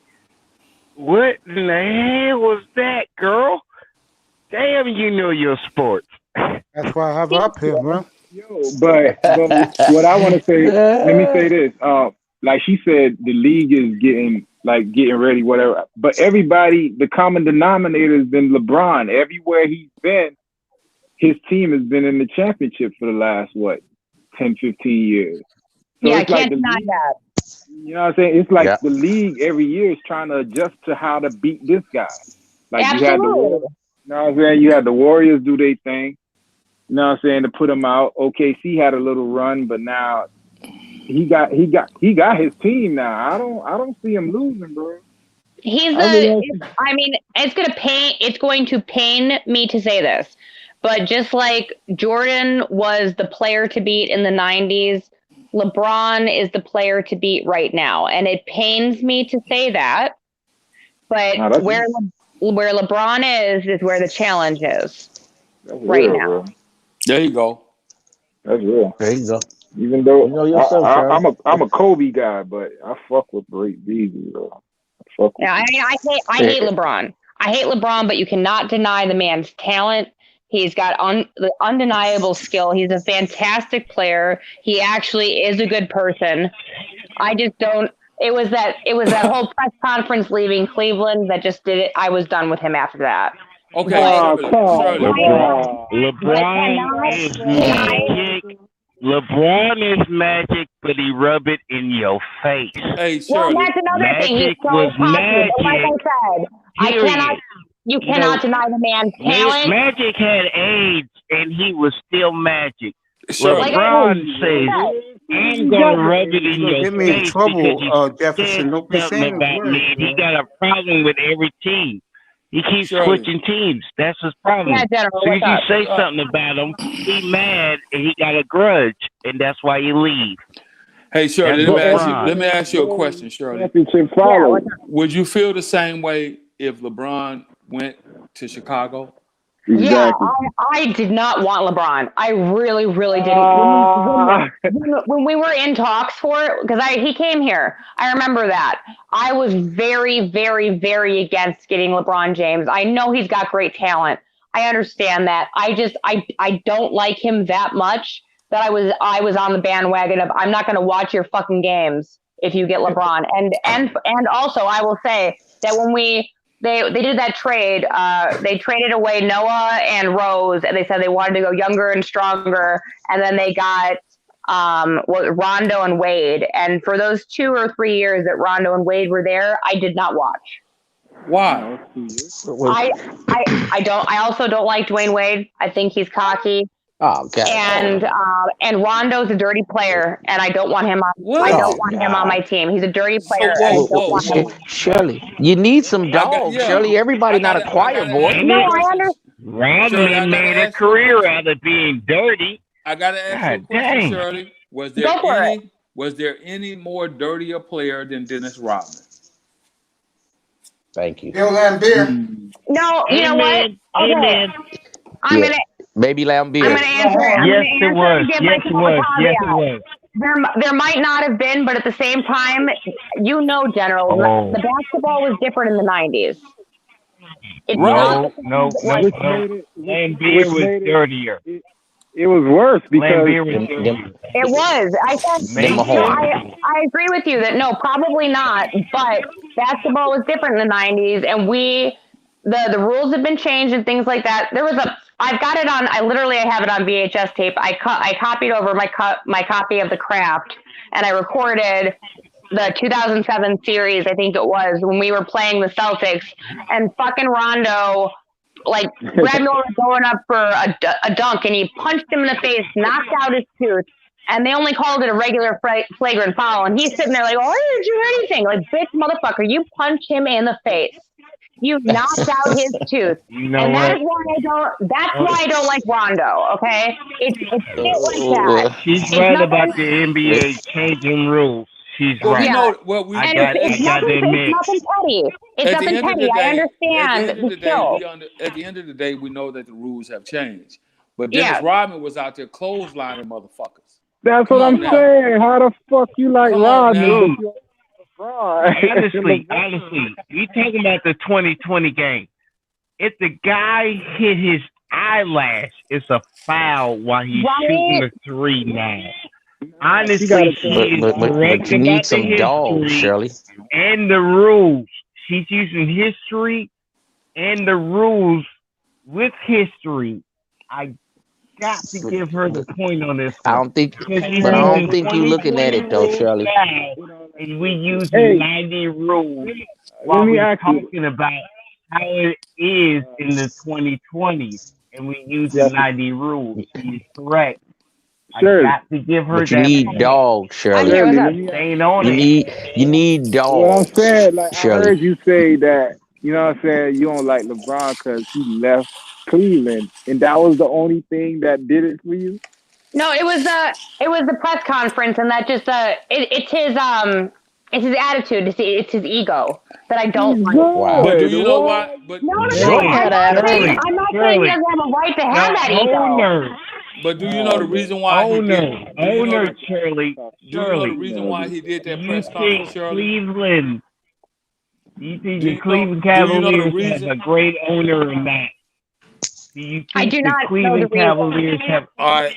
The reason why No. he Do did you that? think the Cleveland Cavaliers have a great owner at the time No, they LeBron did don't. his No, thing? no, they do not. He's a There cheapskate. I we don't go. know enough. I don't know enough That about their is organization. Okay. right. That is why So he was mad, and his press conference was that because the owner was crap. Period. Okay. so The owner Shirley, do you treated know? everybody like crap. That's So why he did the press conference that way. You gotta Okay. put Shirley, context into it. well, That's all. it was another reason too. The reason why he did that press conference is because Yeah, 100% of the proceeds went to the Boys and Girls Club in Ohio. Yeah, I did 100%. not know that. 100% of the proceeds he got from doing that press conference went to the Boys and Girls Club, and the reason why he said he did that is because the Girls and Boys Club was such Was suffering. a huge inspiration, which is where he grew up and playing basketball out. That's how he came in contact with the sport, was through the Boys and Girls Club. So he Okay. did that for that particular reason. I'm not trying to make an excuse. I'm just saying I have to Please, give him No, please, give him no, merit. and Joe, please that's a stop it. beautiful You're crying a reason. river for that cocksucker James. Why Oh you my hating, man? God. Why you hating? No. That is a beautiful reason to do something like that. It To was give, all a fraud, Shirley. and Don't I buy that nigga listen, shit, bro. and I'm That not was surprised garbage. that he Fuck gave that that. money to charity because LeBron James does give a lot of money to charity. I can But care less. I'm still gonna stick with my.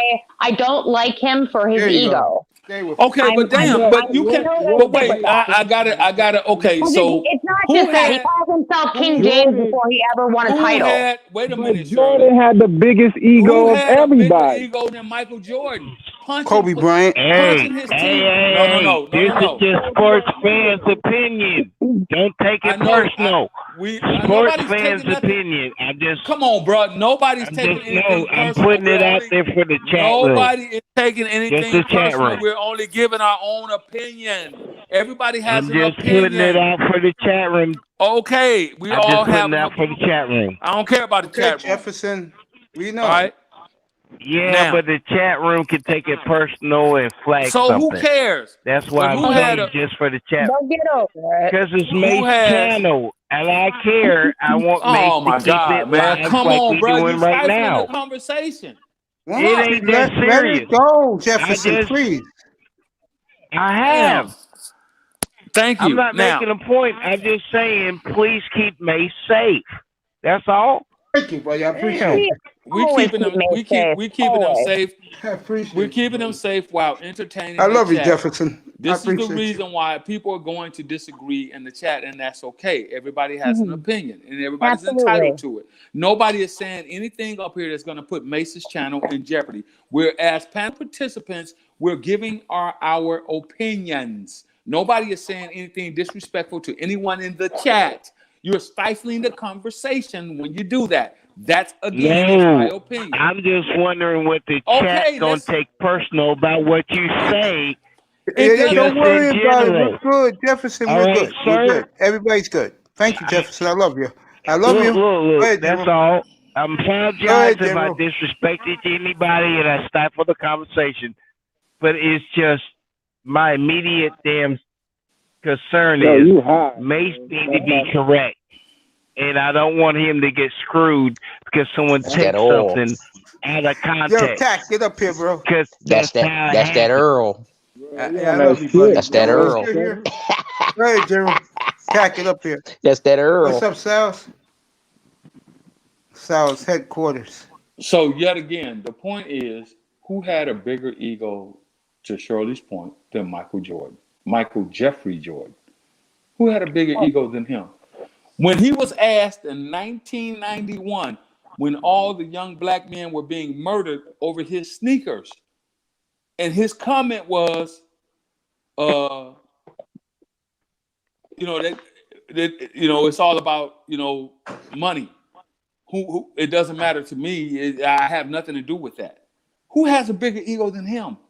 No, you're not gonna get somebody from Chicago to turn on Michael Jordan. So. Right, I get it. That's not my intent. I'm just merely pointing out when we talk about she got her point. Yeah, she got her point. Look, in a playoff game, Michael Jordan clearly, and I got it on VHS, he clearly pushed Reggie Miller out of bounds. The referees did not call it. They gave Chicago the turnover, which led them to ultimately winning the season. And when Michael Jordan was interviewed, the reporter asked him, they said, "Hey, Mike, come down to the last play of the game. Reggie Miller ended up with the ball on the sideline. It is alleged that you pushed him out of bounds. Did you push him out of bounds?" And they played the fucking shit as they asked him this question, which clearly showed that he pushed the man out of bounds, which should have been a foul and 2 shots. And you know what Mike said? He looked at the camera and said, "I might have." That's an ego. Nah, but what are you supposed to say? You in the throes of competition. It's You don't video give evidence your out competition there. nobody, bro. Right, it's ego. No, But again, it's ego. answering I might have is taking the I'ma sit on the fence role with it because you're not going to admit to it. Don't get me and started you're with not Jordan gonna deny bashing. it either. Don't get me started with the Jordan bashing. I'm not 'cause bashing. I'm gonna do it, bro. If you guys keep talking about that cocksucker, I'll bash him too. Come on, man. Mace, you be Kobe. killing everybody. Kobe, that nigga, bro. Brian's a different story. You give you the one reason why Chicago hates Michael Jordan. What's up, Sal? What's up, good looking? Hey, what's going on, y'all? How y'all doing up on the panel? We're all good, man. You're looking sharp as usual. Kobe, that nigga. Young Sal's, what's up, player? Getting ready for that exclusive face-to-face interview with Melody. Oh, hey. Hey, how y'all doing? Hey, what's up, family?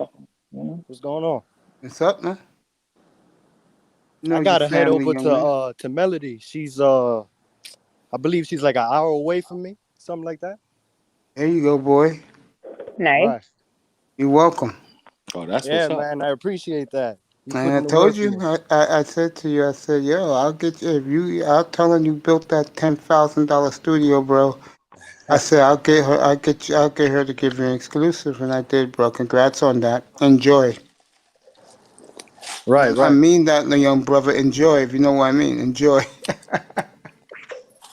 And I just got the plywood. God dang you, Sal's. We kind of look alike. Only thing, I'm in California. I ought to beat you to the punch, player. Oh, yeah, man. You better get busy. Yeah, that's the story. Go I'll ahead. say it again. Knock that off, and player. I'm not gay. Knock that off, I'll player. say it again. I'm not gay. You guys know that. I know people wonder what the things I said, but on a serious note, there are some beautiful women in the manosphere, and there are some good-looking brothers in the manosphere. Oh yeah. Look at young Sal. Hey Sal, look at your uncle right here. Yeah, yeah, I was rocking that like 2 weeks ago, man. There you go, young Sal, young player right there. Yo, Sal, I'm gonna tell you something right now. Once you get the one with Melody and put that up, bro, especially meeting her face to face, bro, I'm gonna tell you, you're gonna get a lot of women in your room, bro, and you're gonna get a lot of haters coming at you, bro. Oh, haters. Yeah, watch Yeah, out it's for all those right, man. haters. And Oh haters are God, nothing. you getting the face to face, bro. Wow, man, enjoy that. I'm dead I'm serious. surprised. I'm surprised she said yes to it. You know, because Who said most of the that? time, Shit. Why? Why, Sal? Why be surprised? You Yo, Sal. let me tell you something about Melody, bro, and I mean this. I treat her like a little sister, bro. She may be a little out there, but all in all, she is the sweetest, down to earth woman young lady I've met in a long Yeah, time. I think she's cool as fuck. Yeah, she's hella cool. She's a But Sal's, lady. but I want you She's to a not be lady. surprised, Sal's. I want you are Sal's. Now, she can only be a 9.1. You are a 10. Okay? You young Sal's, man. I So think we had meet that her conversation and earlier have a this good morning. time. You know what I mean, Sal's? Hey, Sal's, do you drink beer or wine, anything like that? Turn that interview into a tequila date. from time to time. Tequila from time to time. Go get Let you me one tell of them you, little shots and take the edge off. That way your Little nerves Shirley, don't be let me tell tripping, you because right now. when we meet a beautiful lady and this and that, go on and get you a little shot and get lubed up a little bit. Don't get drunk. Don't get sloppy Little drunk, Shirley, player. I'm gonna tell you right Just get a now. little lube on you and you'll be When cool, Melody man. meets this guy, when And Melody just meets flow. Styles, she's gonna be shocked herself, bro. And just flow. Yeah, man, go get one of them little small shots of Patron for like $8. Take that man down, and then you'll have your little edge off, and then you'll just flow. You know what I'm saying? It ain't nothing. You gotta Styles, remember, I'm you serious. Sal's HQ. You Sal's HQ, man. He might need something to take General, the edge come off. back, bro. Styles is I was gonna quite a say, good looking man.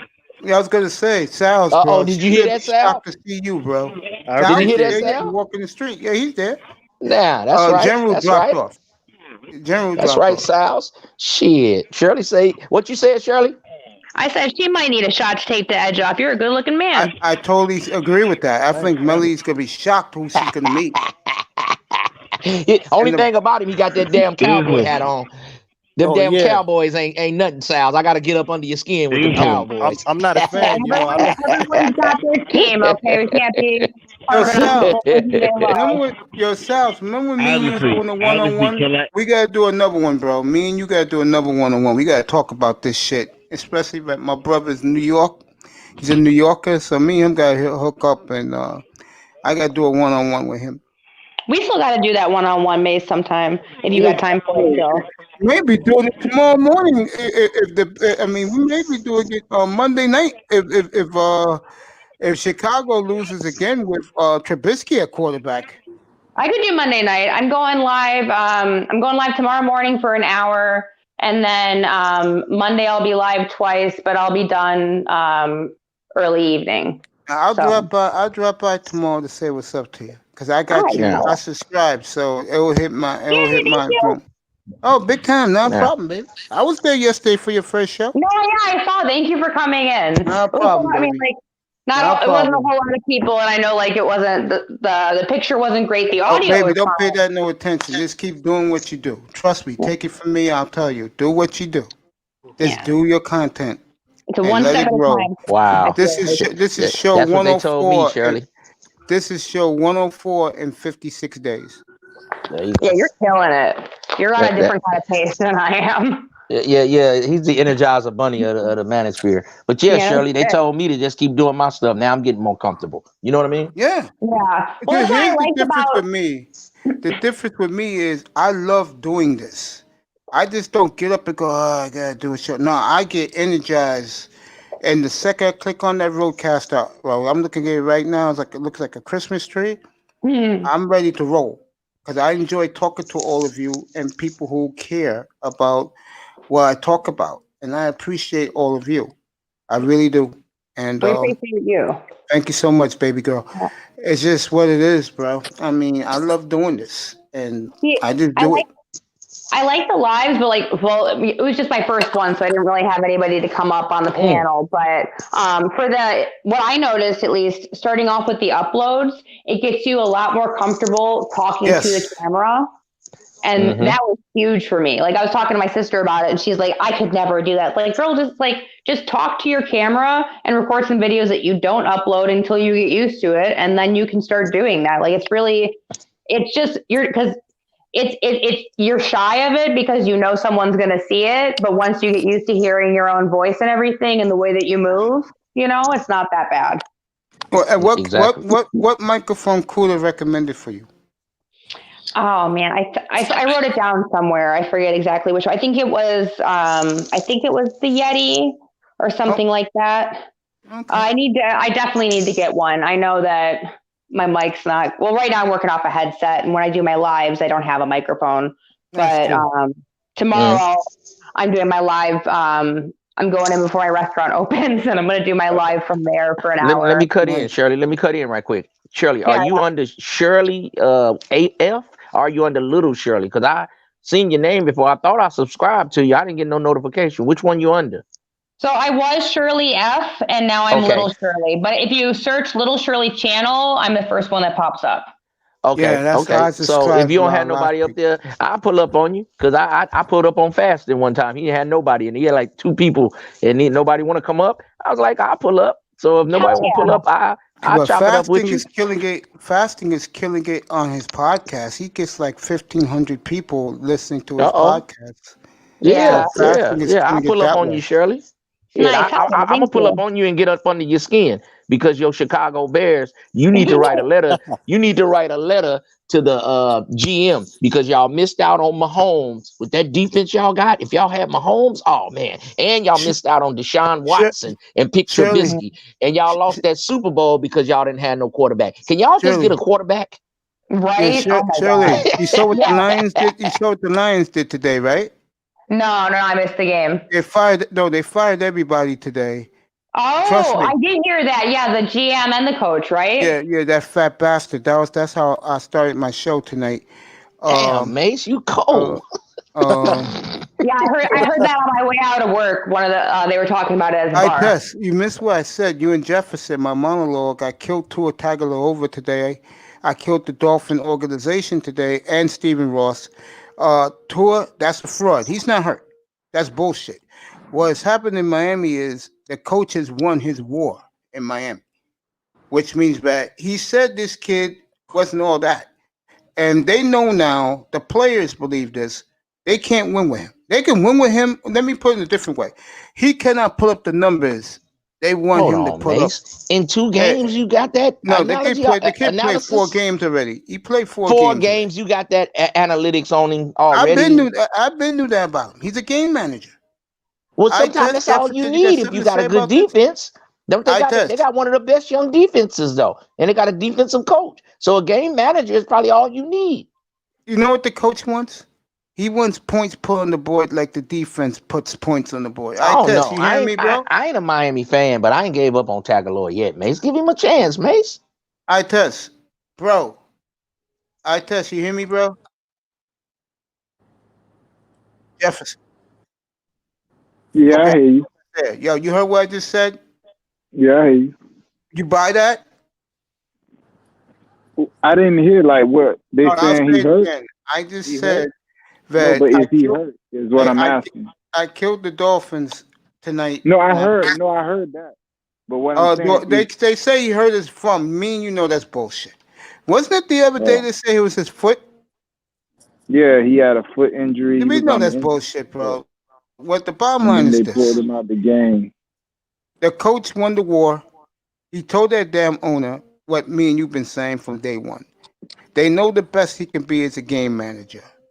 So the players believe more in Fitzpatrick. You saw that in Denver in the 4th quarter last Sunday. They're just gonna rock with Fitzpatrick, and they're just gonna keep it mum. You know what that means. Tomorrow morning we'll get into it. Which quarterback should we go get in the draft? That will be tomorrow morning. Let's get back to yes, sir. Oh, yeah. No, good talk. Yes, sir. he ain't trash, bro. Like you call him a game manager. I ain't say he's said trash. I just said he can manage the game. That's what I said about him. I ain't call him he trash.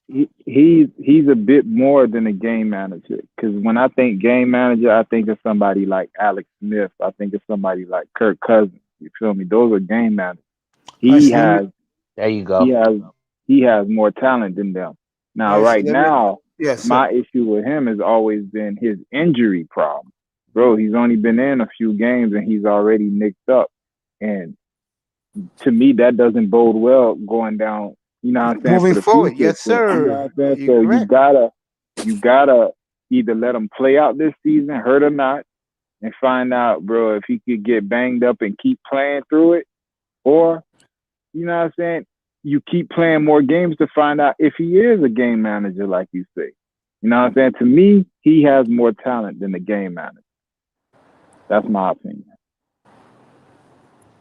But if the coach and the team, you feel me, the team might feel that Ryan Fitzpatrick right now, the way they were gelling with him since last year, right now, even though we know moving forward, Ryan Fitzpatrick isn't the answer, but right now with how the team was rolling or how the defense was playing, Ryan Fitzpatrick, he seems to have a better grasp of the playbook, or the players seem to play harder.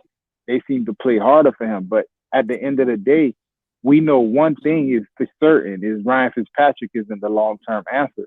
So with that aside, you got to figure out what you got in Tua. You feel me? I already don't like him because of his injury history, but if the talent is there, like I think it is, you got to let it play out. You know what I'm saying? Gotta let it play out. Okay. And then either way, I bro, agree. He's either gonna get hurt like I think he is, or like you think he is, like he's gonna show everybody like, damn, the game is too big for him, and he really is a game manager. Either way, the Dolphins will have an out to go get another quarterback this offseason. And I'm already drooling about Right. Trey Lance, bro. I'm Right. drooling about him, bro. I think they couldn't. I think he couldn't read the blitzes as good as Fitzpatrick. You know, Fitzpatrick got a good IQ. You know, and then learning how to, because he's a smaller guy, so he got to learn how to look off the defense and do like that shoulder shrug that Drew Brees uses. You know, look left and throw back right. You know what I mean? He didn't know where those blitzes were coming. And Vic Fangio is a defensive guru. He was sending cornerbacks, linebackers. You know, they didn't want him to get hurt. So it might have been best to get him out of there. Because if he your future, you probably want to get Fitzpatrick in there. Am I right, brothers? You right. That's the thing with that though. Like if it's because you don't want to let him get hurt, that's pussy shit to me, because you don't want no quarterback that you got to be careful with him. Yep, Like I said, bubble wrap. You don't want a guy like that. I said, if Justin Herbert was in this offense, there's no way they take him off the field, even if he's getting his ass whooped. You feel me? You got to let your quarterback grow through that. So if that's why they took him out, and it wasn't because they were like, fuck it, Fitzpatrick could make us move, and we got a better chance of winning this game. If the reason wasn't his performance that they took him out, and they took him out because they scared he's injured, then that shit is even worse, bro. Get him the fuck out of here. But I test, he just come off an injury though, so you got to be careful though too. That's why I didn't want the motherfucker from jump. I ain't want him. There you go. He should have just did the Mahomes and stayed out a whole year, basically. Man, fuck him. I didn't want him from jump because he had too many injuries, bro. Like I watched. You wanted Herbert. I wanted Herbert. I wanted Jalen Hurts. I wanted somebody, you know what I'm saying? Or you basically build your team this year. Like you could have got Derek Brown or got some stud on defense. And then next year, you set the table for Trevor Lawrence. Have you seen Chase Young lately? Chase Young? Have you seen him lately? Oh, Redskins. He been knocking heads off, Mace. Oh, my God, boy. Yeah, he looking like a stud. He looking like a stud, Mace. Oh, God, yes. But the Redskins got nothing but first rounders. They were reminding me of the 49ers line. Like, look up and down their defensive line. First round. You know who picked them for? And they got a defensive coach too. You know who picked them for greatness this year, and I laughed at him. Who? Shout out to Dusty, boy. Dusty, wherever you are, man, you know talent. He told me. We had a private convo, and he said, "Yo, Mace, the next great team in the NFC is the Redskins." I said, "Get the fuck out of here." Nah, they got a decent line, bro. They got a D line. They got a nice corner over there. They got a piece. You know what I'm saying? They building on Yeah. something, bro. They And just Alex got to Smith go is a there. game manager that probably can get it done. If you got a hell of a defense with Alex Smith, you probably can win, That's Tua. right? Nah, That's Because he Tua. don't turn That's but Tua. he don't Alex turn the Smith. ball over though. Alex Smith don't throw dumb interceptions and stuff. He's not gonna make the exciting play, but he that's will the keep thing. the game close for you if you got a good D. But Hey, bro, that's Tua. But that's the thing, bro. You can't win in this type of league with that because look at Patrick Mahomes. If your game manager is face to face with Mahomes, you lose every time because he's gonna take those chances that your game manager. With a game manager, the game gotta be perfect, bro. With a nigga like Pat Mahomes, he can make a few mistakes, but you know, you fuck up one time, that's a TD. I feel you, Artis, but that's just like trying to beat the old Buffalo Bills and saying the Giants can't win with good defense and a running game with Otis Anderson when the Bills was running that running gun. I know he won last year, but that don't mean he gonna win every year. You remember when Buffalo was kicking ass, but they just couldn't win the big one with that running gun offense. So that don't always win. The league was different, bro. You could put your hands on receivers for an extended period of time, and then you could hit a motherfucking quarterback. Right now, they playing pity pat football, bro. You're right. Imagine Dan Marino, Jim Kelly, and all these quarterbacks. You remember back in the days, it wasn't about your quarterback. You could maul a if you nigga back in the days. You're right. You know what I'm saying? It was about if you had a complete team because every team had a quarterback. Every team had a quarterback that could take you to the Super Bowl in those days. Right. It was far You're right. between where but nowadays it's like 5 quarterbacks. And those 5 quarterbacks that run the league, they want teams points. are always in They want points, I test. They don't want you grabbing and holding and playing They don't want you that. doing Just like the shit. 90s basketball. They don't want you to be Anthony Mason. They want you to be Steph Curry and shoot a 3. You right. That's it. You right. It was a different time, bro. You right. You made me a believer. You right. I agree with a younger brother on this one because back in the days you could like hold in a defensive rough tough game would win, but now they want points, the long ball, the bomb, the touchdown. That's what people want to see. So you right. You can't barely touch a guy. You right. That's why if you're an NFL purist, bro, you can't even read into the stats that these guys are putting in. Like I'll put Marino and all them boys stats against any of these guys because the era was different. It was harder to play football at that time. So the fact that they were still putting up numbers and the game was harder, they would shred the league right now.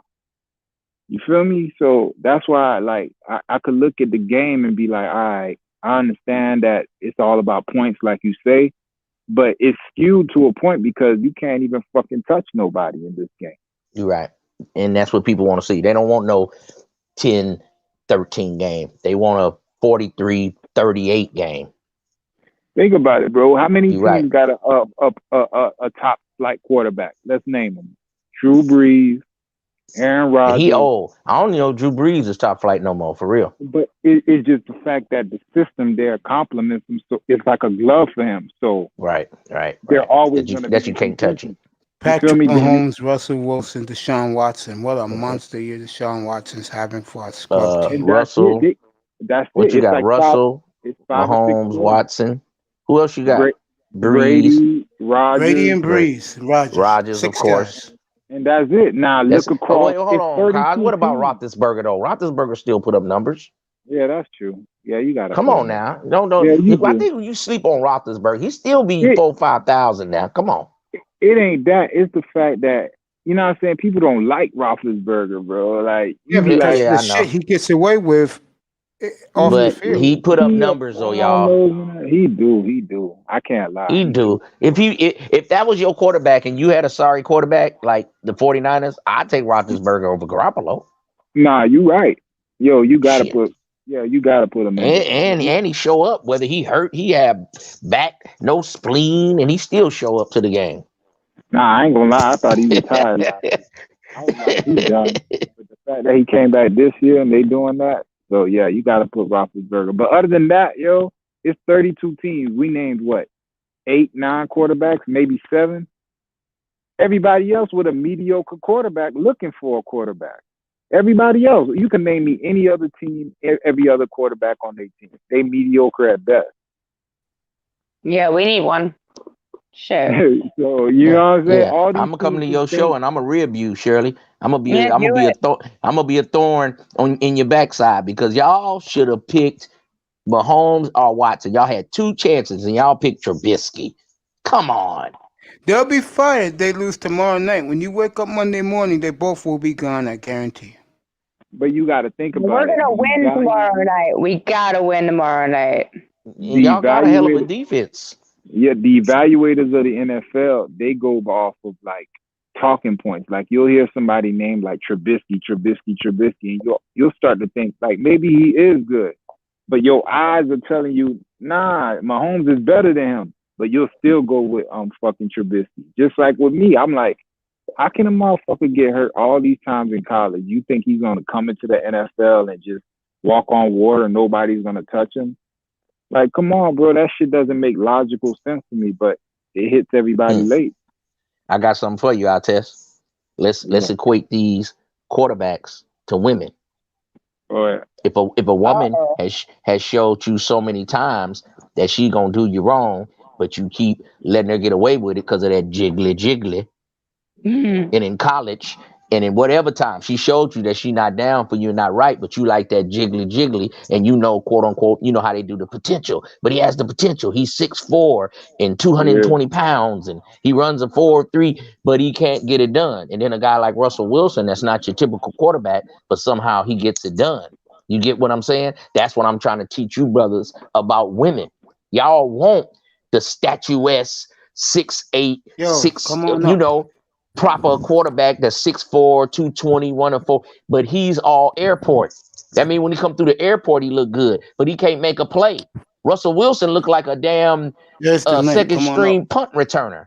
But when he get on the field, he know how to make a play. So get you a woman that's right for you, and don't get the one that's always the prom queen. That might not be the right woman for you.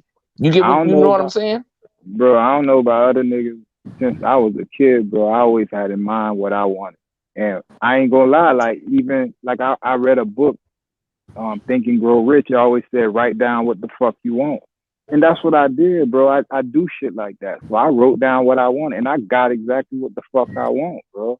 And that's how I live my life, bro. I live my life in a way where I set myself up in a way where anything that I desire, I have an opportunity to get, including women, bro. And that's the thing niggas gotta understand. You gotta have yourself on point to where it don't matter. It ain't about her, bro. It's about like you come in, you holler at her. If she fuck with you, she gonna fuck with you. If she don't, move on, bro. You know what I'm saying? They outnumber us. This is the thing, motherfuckers be getting on this cuffing shit where they cuffing this one. Nah, bro, it's like 1,000,000 to 1 if you really look at it. So you come on, man. Come on with the game, man. I'm listening. Come on with it. I like what you're talking about. Bro, it's like sales, bro. If you ever did sales, bro, it's a numbers game. You just gotta be out there. Listen to this, South. Yeah. What's up? I'm taking it. Yeah, man. This brother chopping up game right here. That's what I'm saying. So it ain't even about her, bro. It's about you. You gotta set yourself up to where if she say no, it's her law.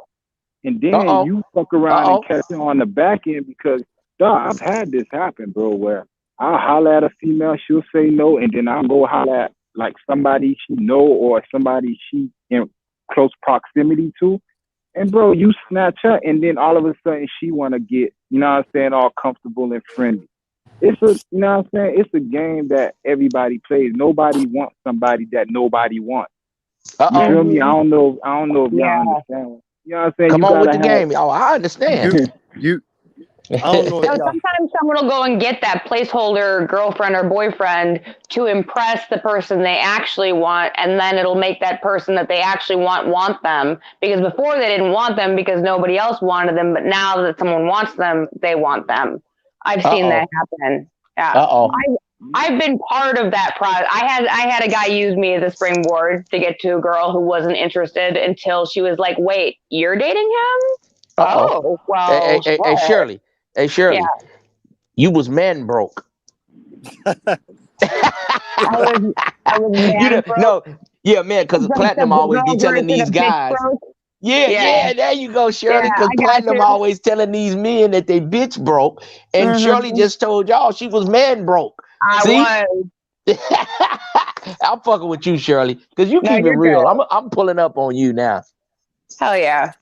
Hell yeah. At the end of the You day, you you can remind holler me at of my little any snow bunny. female, You bro. something else, Shirley. You can holler at any female, bro. You gotta approach her like you know her. Like not on some like creepy friendly shit, but like, you know what I'm saying? Excuse me, what's your name? Oh, Shirley, what's going on? You know what I'm saying? Just get on some friendly shit. And if she shuts down automatically, back off. Fool. You don't know what the fuck going on with her. You don't gotta get mad. Just move on to the next, bro. Mm-hmm.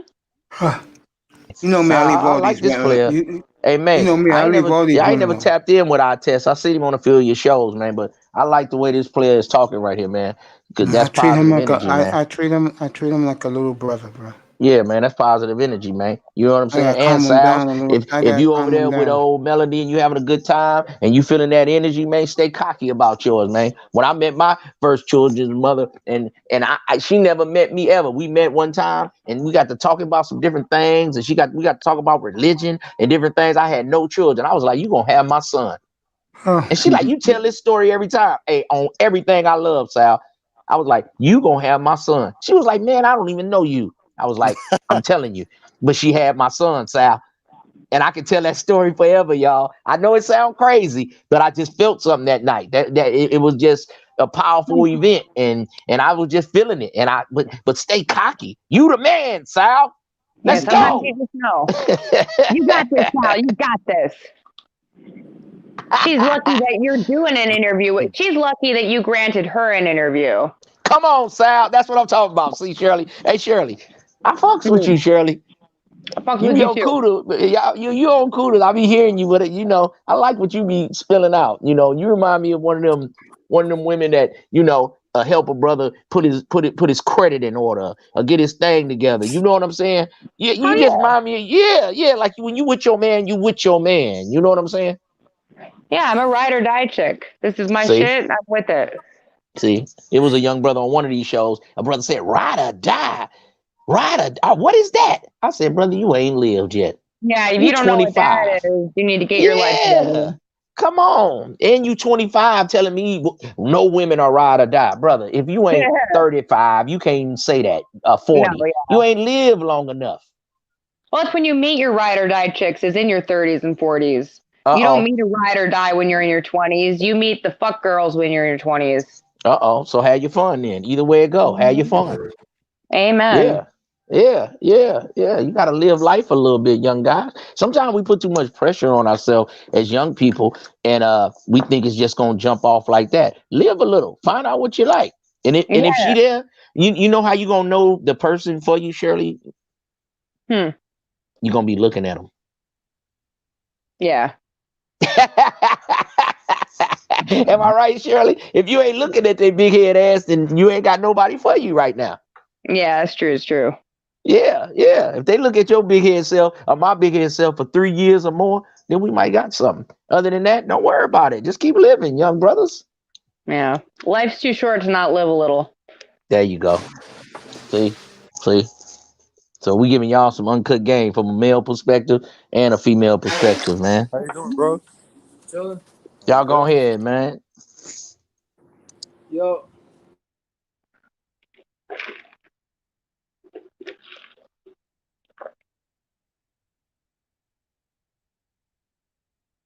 Who want the floor? The floor is yours. Yeah, I thought someone was going to say something. Hey, Sals, I ain't trying to dox you, man, but you over there on that East Coast? Yeah, man. I'm That's right right. here. I'm not too far from Mace.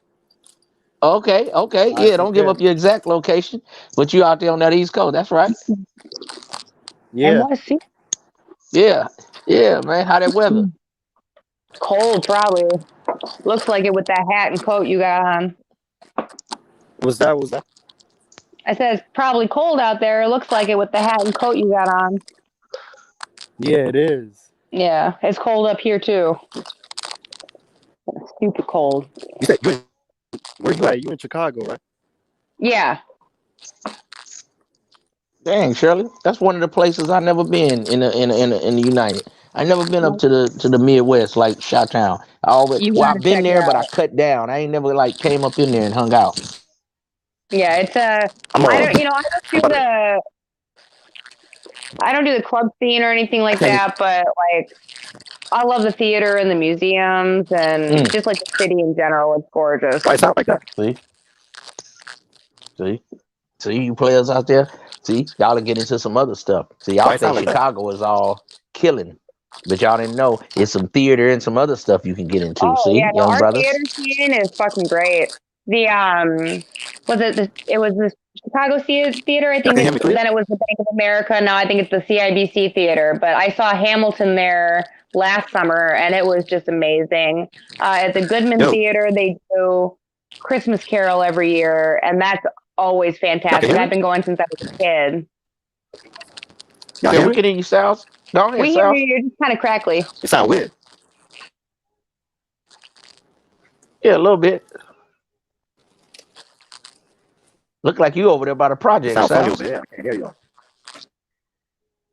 You over there by the project, Sal? I'm gonna drop off. All right, Sal. Let us know how it go, man. Okay. Respect to you, player. It does. It did sound kind of funny. Yeah, I thought it was me. Yeah, But no, yeah, I thought Shirley. it was you actually. Yeah, Shirley, you done live some. And then too, see, when you in a bar or like a service kind of job, you get to know people. Like I tell some people, they don't like when I say it, but I say hoes or prostitutes and Yeah. lawyers, they know the real world.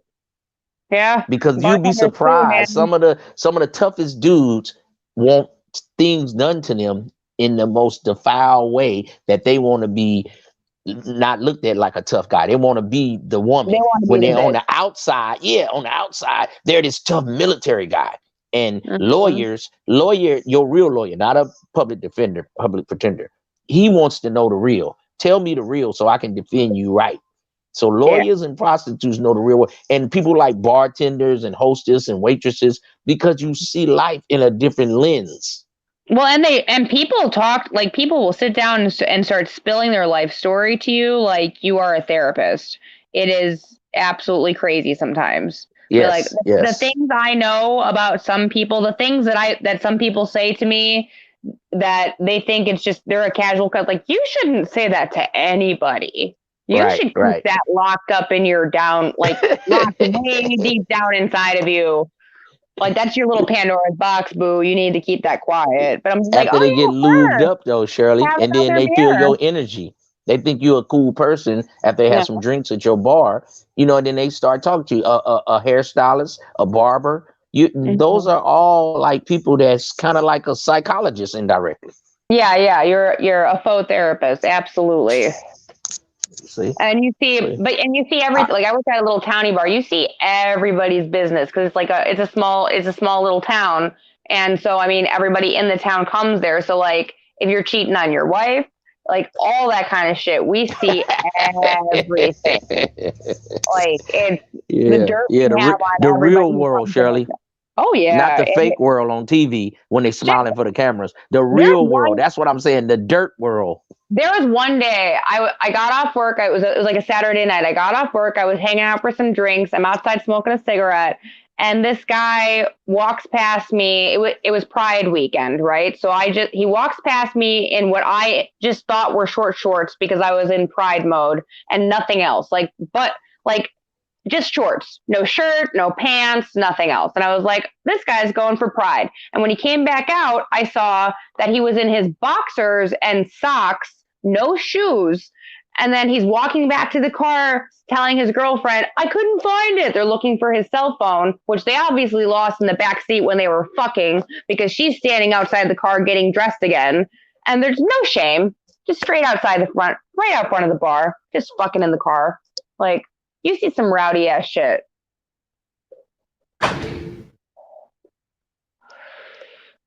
Bartending is an adventure.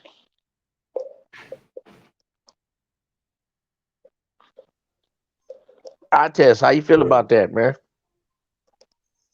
Yo, what's up, Brabes Ball 8? What's up, Mahara? Israel? And don't smoke rocks as always. Welcome back, my friend. Tackman's in the chat room too. Welcome back, fellas, all of you. Thank you for coming. I'm finna do the mace on Tack Man. Get your ass up here, Tack Man. Get your ass up here. I thought you saying the Bears were going to lose, Tech Man. Not that I don't actually agree with you objectively, but like subjectively, I disagree. Hey, Shirley, Yeah. I don't know who the best in the chat, Ed or Tac Man. Them two dudes is crazy with they shit in the chat. My Ed's up here with us, bro. He's just chilling. Ed's like Star Platinum. They come up here and lay low, bro. Just chill. Everybody fuck with you, Mace. Everybody fuck with you. Yeah, You know, all sides. Yeah. Yeah, I'm Come just on, chilling. man. Look at Ed. Hold on. Hey, Barry White, Barry Ed. How you doing? You all think that people like dropping by in here? Yeah, hell yeah. Hell yeah. I You love talking dropping about by in Mace? here, even if I've only got a couple minutes to pop in and say hi. This is you and Kudo are my go-to channels. I appreciate Come on, that. I man. really do. It made my week. Thank you so much, good people up here.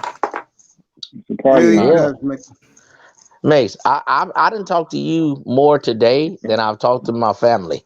Me and you been talking since this morning, Mace. So you part of my lexicon now. Wasn't that a marathon in Platinum Elite's room today, bro? Man, I hadn't heard from Platinum in a few days. I was about to find out. I was gonna email my boy and say, "Man, what's up with my boy?" And I woke up and he was live and he was in rare form. He was in rare form this morning. That was it. That was a great stream this morning, man. Yeah, we man. chopped up a little bit of everything. Yeah, man. I'm glad I got in at noon and he was screaming about his Buckeyes. Man, I was wicked. I couldn't pop up on that one.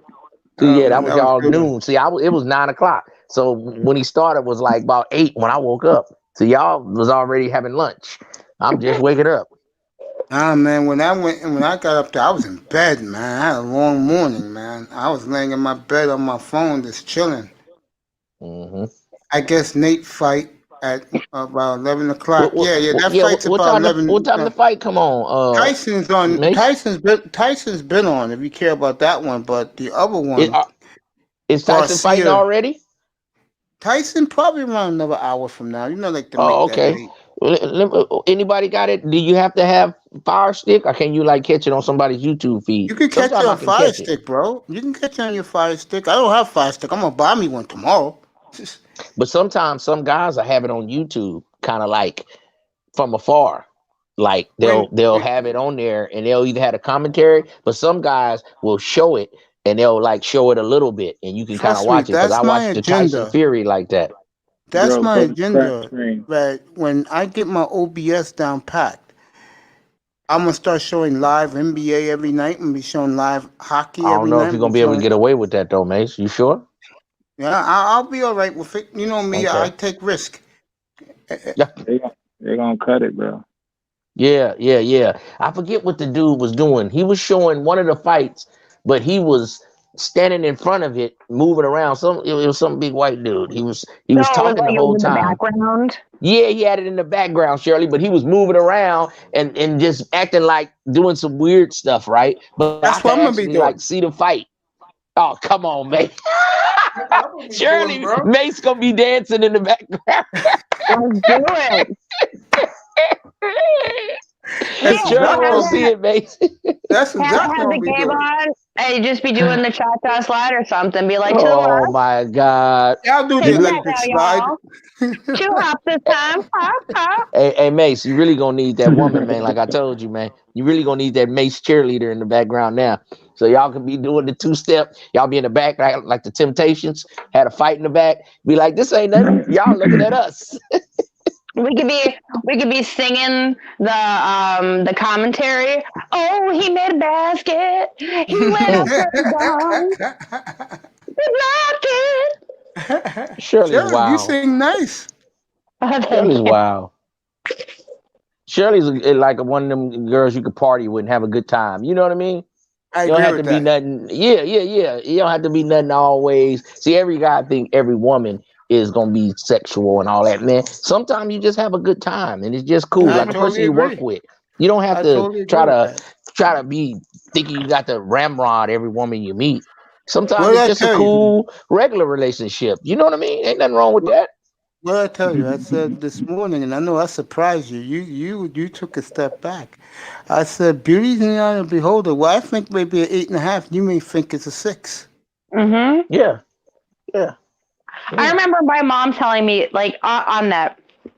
I remember my mom telling me one time that there was a friend of hers at church that was married to this man that my mom thought was just like hideous, just like not even a 1, like a 0.5. Okay. And this woman would talk about her husband like he was fucking Brad Pitt. Like she was she was so lucky to have him. How did she get him with all these other women out there? Why on earth did he choose her? And my mom was like, she's like, it really is like when you love someone, you are blind to so many things about them because you fall in love with who they are, not what they look like. And like that's there's never been a more present example than that for me. But I had it happen to me once too, like where I fell in love with this guy who was like, when he was hitting on me, I was like, dude, I don't know the fuck you're doing hitting on me, but you need to like back up. Yeah. And then but what did he do, Shirley? Did he keep pursuing, or did he back off? Oh no. He kept pushing, and then I let him take me on a date. Listen to this, man. And I let him take me on a date, and wait a minute. But you thought, wait a minute, Shirley. Hold on, Shirley. Hold on. Yeah. But you thought he was hideous at first, but he kept not hideous, talking. just like he was not your typical guy. Yeah, no, he was overweight, like significantly, and listen to this, guys. Maybe like I would like even now objectively looking at a picture like a 6, you know. Okay. And but he was just so charming. So you could say 4 to a 6 though, right, Shirley? Some people might say he was a 4. Good or bad day, yeah. Okay, but he was what? But he was so charming, and we had such a wonderful time. We ordered a pizza, and it was cold by the time we started eating it because we were talking so much. See what I'm saying? So he started doing some mind sex, some mind stimulation with you first, huh, Shirley? Absolutely. I mean, like, come on, man, listen to this. And we actually didn't even have sex for like the first, like, I think 3 weeks or so that we were dating. Because when he first met me, he tried to kiss me, and I was like, oh, I don't start shit when I'm drunk. Like, I don't start shit when I'm drunk. So there was one day that we were out drinking, and I tried to kiss him, and he was like, you don't start shit when you're drunk. Oh, he played it back on you. Yeah. And I was like, all right. So first, Shirley, hold on. We're going to stay on the sports page since we on Make's page. He went to try to dunk on you, and you blocked his shot with your little 5-foot self. And then you tried to come dunk on him, and he blocked your shot. Yeah. But you kept it going, right, Shirley? Oh yeah, I mean it was the best relationship I think I've ever had. He was absolutely amazing. Hold on. An overweight man? Are you kidding, Shirley? You mean to tell me an overweight man? You know, he didn't have a jawline. He wasn't, he wasn't Trey Songz. He was an overweight man, but his game was tight, right, Shirley? His game was tight. He was my big teddy bear, more cushion for the cushion. Where's the Cuda bomb when you need it? Where's the Cuda bomb when you need it? On you young players. I keep telling y'all, man, and it's a woman right here listening. See, I can't wait to go live, man. I can't wait, man. But I'm going to tell y'all something right now. If you go on YouTube, you can go to the football analysis. They got the pre-fights on right now, y'all. Mike Tyson, Roy Jones, full fight, live. Football analysis. What's up, bro? It's got 2 dudes fighting right now. It's got a white guy and a big black guy. Go ahead, One more Shirley. thing on this before we move back to sports. What women need to do is let themselves not be shallow and see what happens. And that's when you'll find that you're the happiest. Because honestly, it's that being shallow, saying I need a guy who's this, that, and the other, who's makes this much money, who's whatever tall and all this stuff. Whatever conditions you're putting on it, strip all those conditions away and go straight vibes. Oh, hold I on, tell Shirley. you, But a lot of I these said this. guys, they don't want a snow woman like you, Shirley. But you hella cool, Shirley. So that's why I'm telling these You guys, know what try the it. problem is? If the sisters is tripping, get you a snow woman like Shirley, man. I'm gonna Shirley tell is you right almost now. like a half and half cone. You like half black, Shirley, because your vibes is good. It's like a dilly bar at DQ, you know, white dunked in chocolate. I'm gonna give it Don't the have eye me put that. test. Don't have me put that hard shell chocolate on you. I'll dip you, Shirley. You better watch out now. I'll dip you. Hey, watch out. My I'm gonna give it boyfriend might be listening. Calm down. I'm gonna give it the eye test in a second, but again, one of the things that's very sad and disappointing, a lot of good men go by the wayside because women have those standards. Mm-hmm. Go ahead, eye And at the test. end of the day, I mean, at the end of the day, everyone gets old. Everyone gets old. Most people get fat. Everyone gets wrinkly. Everyone gets saggy. So what the fuck do you think you're getting? For like 15 years, maybe you're going to have someone who looks so awesome. That's great. But are they someone you can put up with? Can you have a conversation with them? Do you want to be around them? Because that's what matters. Shirley with the game.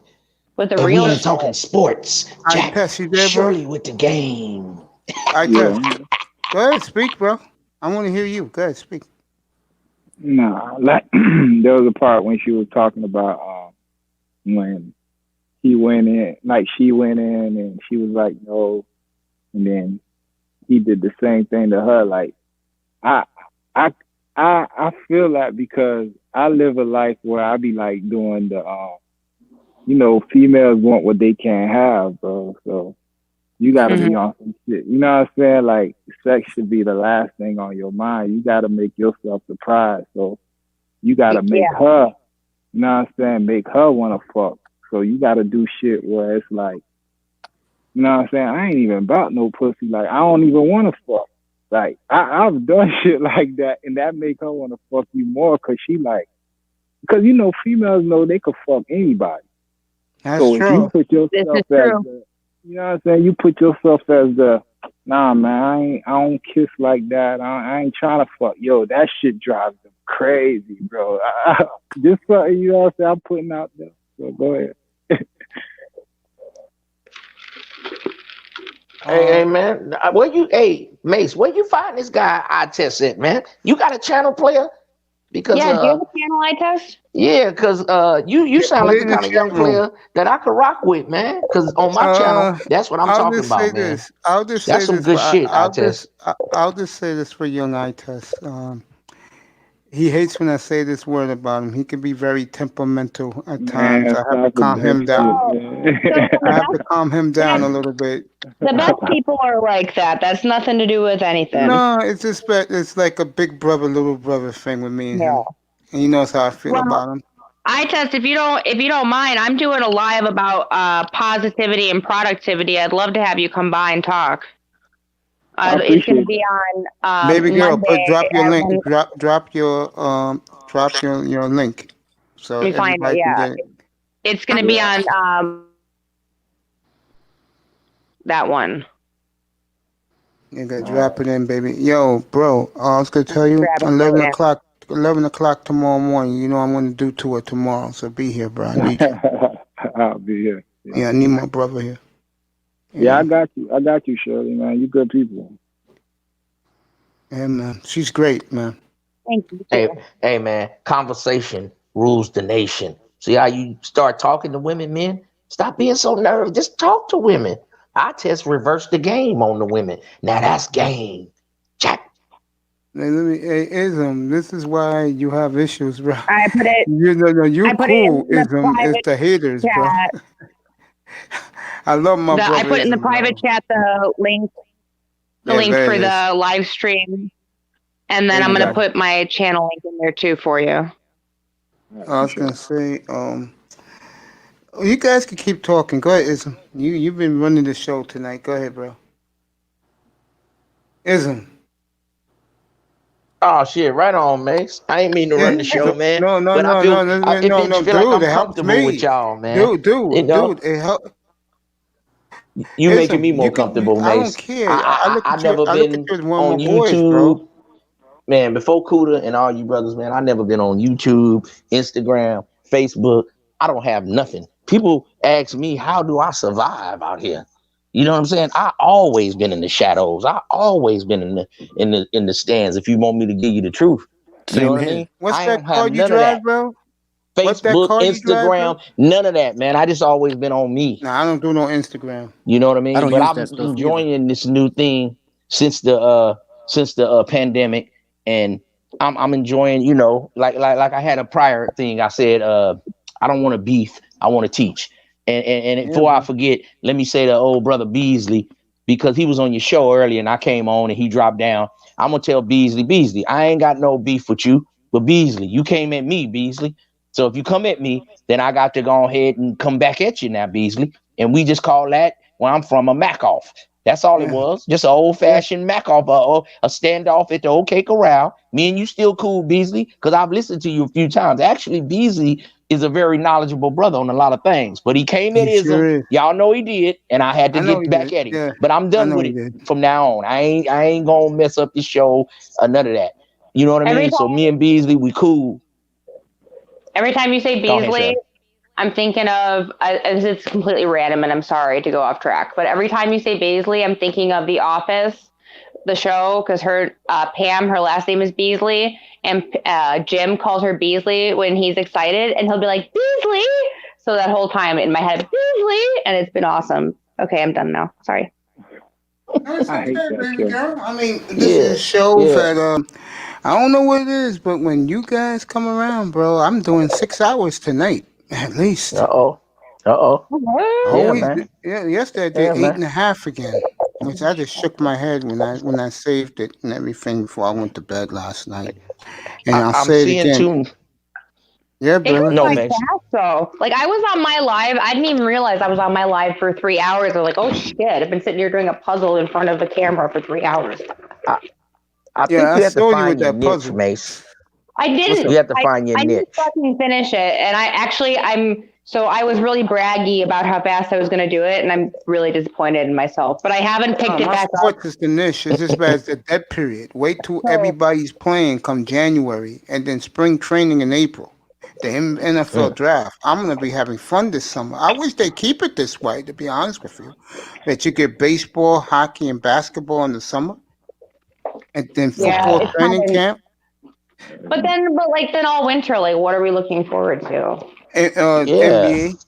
Yeah.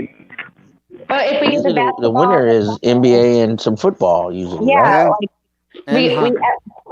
football kicks off. I mean, I'm sorry, winter kicks off with the Super Bowl, and then we get NBA all throughout, and then it's sunny, and we get the playoffs, And and then we get baseball. baseball. Yeah, exactly. And then we get to drink outside and watch baseball. That's my objective. That's why when Keep It Techie was in here tonight, I told him, yo, we got to talk because, oh, shit.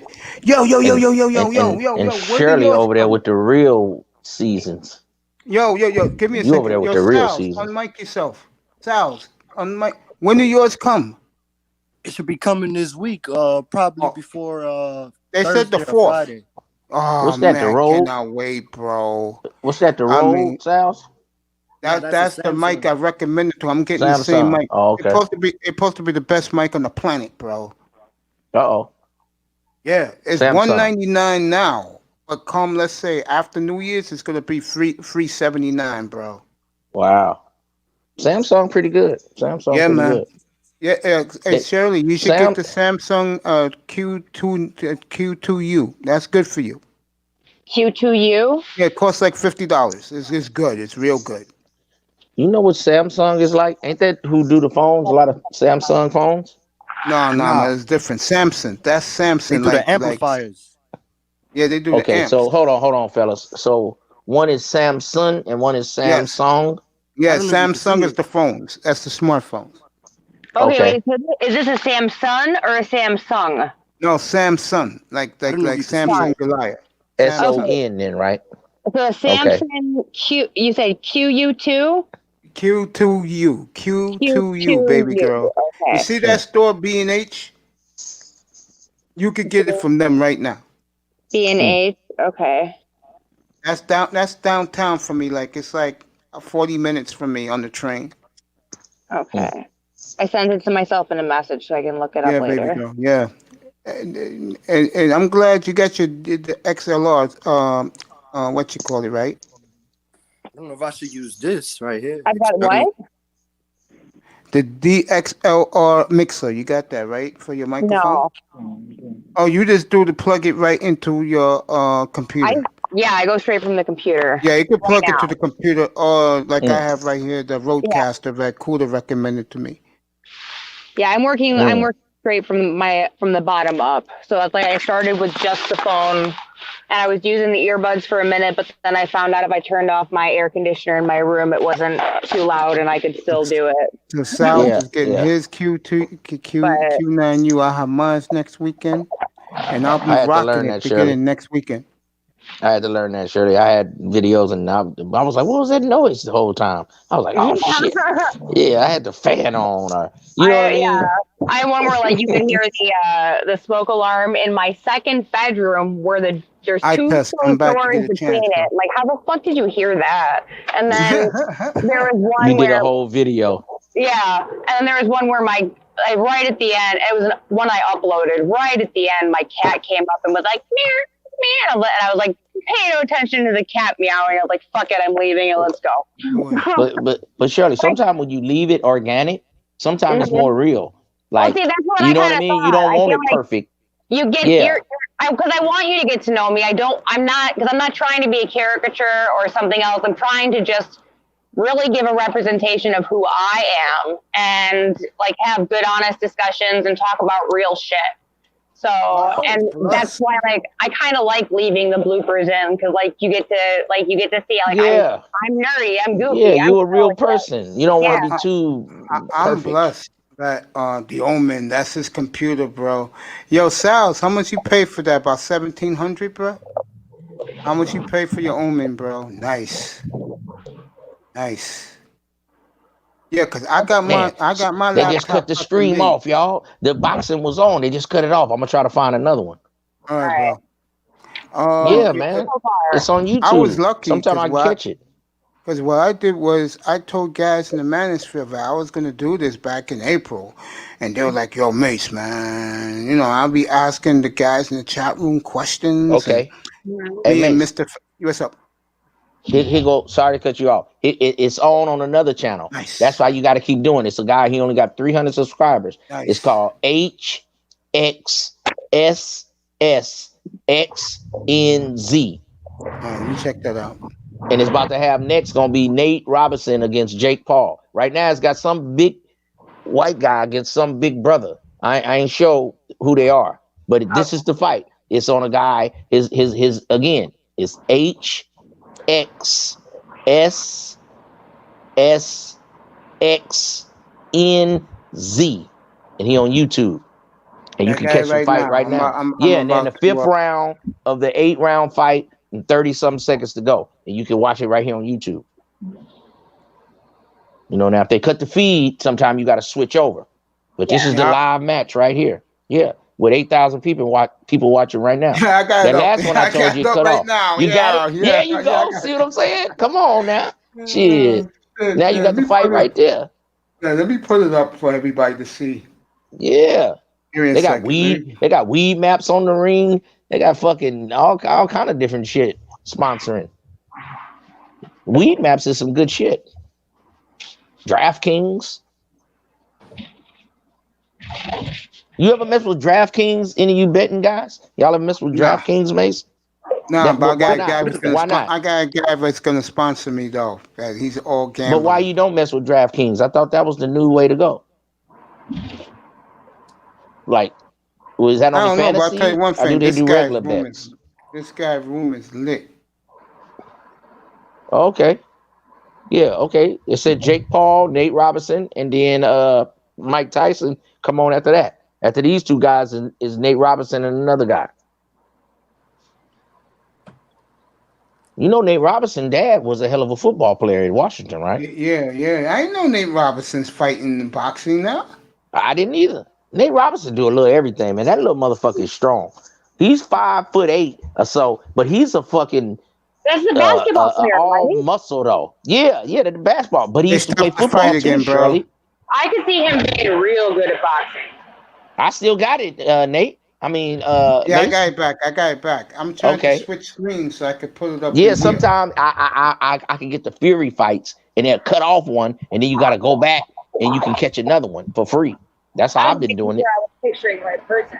But yeah, And I then could you see can him go, being real good you at can it. go on Google and you can go to it's a 2pay2 PU boxing or something like that. 242 PU boxing on Google, and you can pull it up, but it'll try to put a bunch of those ads up there. Just don't click none of the ads, and you can watch a lot of pay-per-view for free. I think it's 2P24U on Google. 2P24U, and you Google it, and it'll give you a lot of the fights. Now it'd be slow and stuff, but hey, you didn't spend $100 for the fight. I've watched a lot of fights just like this, Mace, and me and my buddies, and they'll cut one off and we'll switch over. Because you know some of them Mayweather fights, man, you spend $100 and he don't do nothing but There you go. dance. Everybody, can you see the fight? Hey, you gotta improvise when you can, man. You know? Uh-oh. Ism Pookie has knowledge of YouTube. Can you imagine that? Spread All the you word. haters of Spread the word game. around the Can you manosphere, guys. If imagine? you want to see the Tyson fight, come in here. I got it live. Ism had the right answer for the IQ test with General, and I figured out on a computer. Can you believe it? A computer. And Ism figured it out. Ism is a street bum. Hate Ism. Oh, man. We got Ism the doesn't fight have here. a high school Live education. They're all for their trolling himself. He is silly. Hey, Shirley, they be thinking Ism is an easy target, so they be trying to come at me. But when I come back, they don't like it when I come back. See, you know what I mean? Yeah, but they're just. That's a classic case of judging a book by its cover, because you come out with this fact. And I remember reading you, and I was like, okay, this is. And in my head, I'm like, this is clearly an act. Let's see what's underneath this.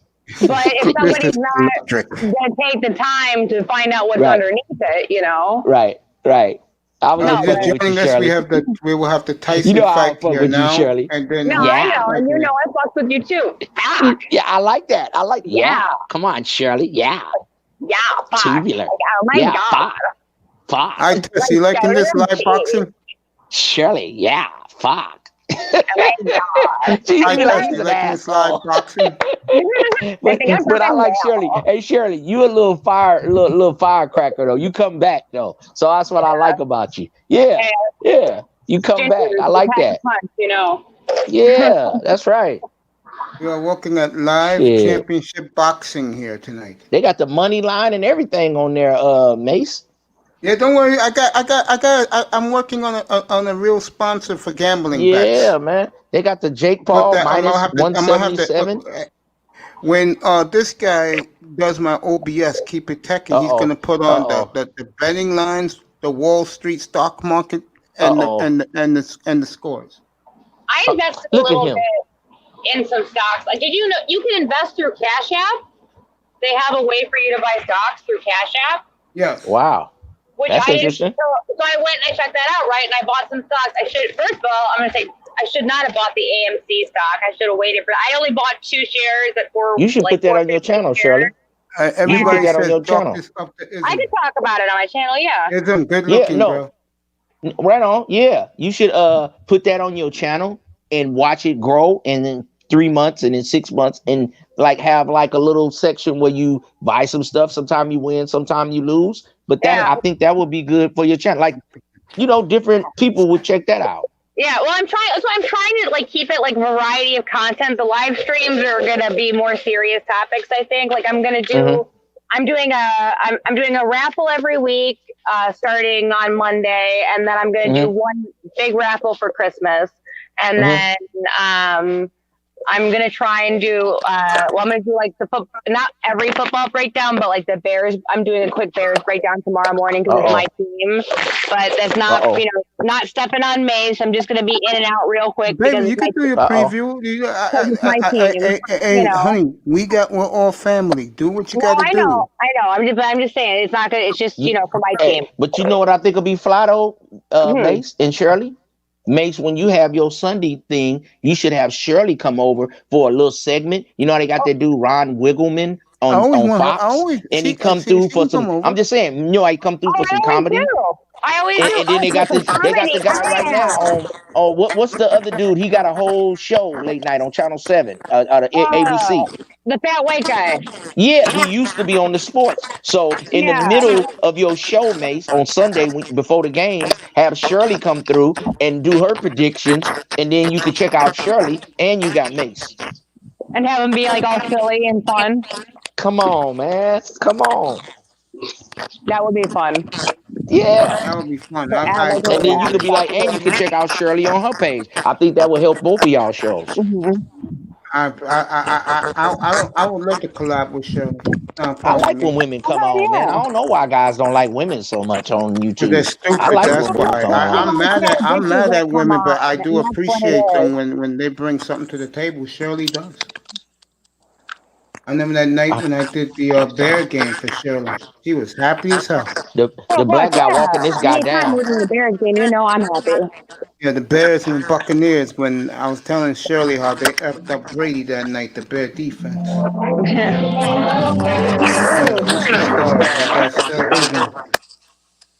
The Bears defense, if they had Watson or Mahomes, Hey guys, you might got some, Shirley.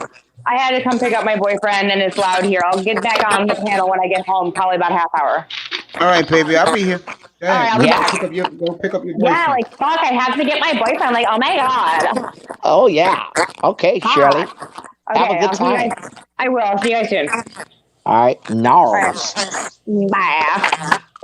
Are you guys enjoying that you're getting championship boxing tonight? Come on, man. It looked like the brother walking this guy down, though, Mace. Yeah. You know, he I don't know who was winning the early rounds, but my dad's a boxer. It looked like the black guy's walking this guy down. Yeah. I'm on the show right now. I'm having a drink right now, baby. You all right? Okay. I'm cool. I don't need no food. I'm good. All right. Leave me in my domain at once. This is live championship boxing. This is the Tyson fight to be coming up, and then I'll try to switch over to get the Errol Spence Garcia fight. Spence and Garcia fight tonight too? Yeah. Okay. Well, I'm gonna work my little jug. I can work and try to find it for you. But that P2 is P24U.net. P24U.net. You can watch most of the pay-per-view stuff, but you're gonna be watching it in Spanish or in London. So it's gonna sound crazy, maybe in another language, but you can see the fight. P24U.net. And it's gonna be a bunch of little ads. Don't hit them ads because a bunch of shit gonna come up. Just let the fight come up and then big the screen. Because you start touching stuff, it's gonna 29 ads gonna come up like old school internet. Okay? But you can watch it. Yeah, you Google that. P24U.net. And you can watch most of the pay-per-views. Now it might pause every now and then. Yeah, they show everything, Mace. Yeah, it may pause every now and then, but I mean it's free. Yeah, you're getting live coverage. Yeah. There you go. Yeah, and sometimes we'll be watching this, Mason. It'll cut off in the middle, and we have to find us another one. So anything could happen right now, Mace. Oh, look like the brother walking him down. Oh, Mace, he throwing hooks. Yeah, I see it. The brother walking him down. Oh, he got the white guy lumped up. He got him lumped up. You got 2 minutes, bro. Oh, right hook to the head. He walking him down, left cross. He walking him down, Mace. Yeah, I see it, baby. This You gotta awesome. dig to the body, brother. Dig to the body. Hook, uppercut. Oh, the white guy ain't no punk though. He walking him down. Right hand, triple right hand, quad right hand. Oh my goodness. Woo. You can't leave it to the judges. There you go. Get in there. You got to take him down. Oh, short left. Right hook. Oh, another right. Oh, uppercut. Left, right. Oh, Mace. He finna put him down, Mace. Put him down. Oh, he missed with another right to the head. Oh, he digging with the left. Oh, the brother trying to win it. He's holding on for dear life. The brother is trying to come up in left. Oh,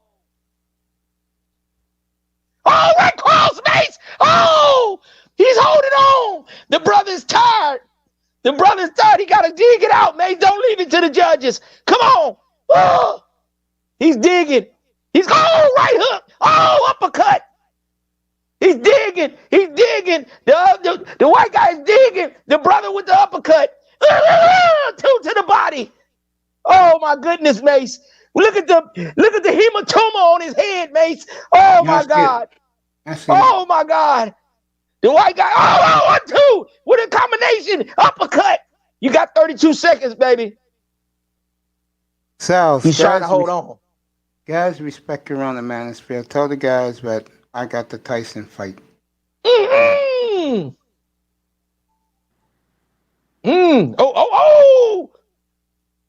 It's gonna be hard. 14 seconds. This is a good fight though, Mace. I like when guys fight, man. And I like Mayweather, man, but a lot of Mayweather fights, man, were disappointing to me, Mace, when I bought them. How you feel? Yeah, same thing. I ain't buying them. I will go over there. Attack Man, come on up, bro. I'll give you the link. Some of the early Mayweather fights on his way up were good, but his later ones, when he had the belts, like his last 5 fights were kind of lackluster to me. Yeah, man, the money stealers. They took $79.99 from you. Yeah, man.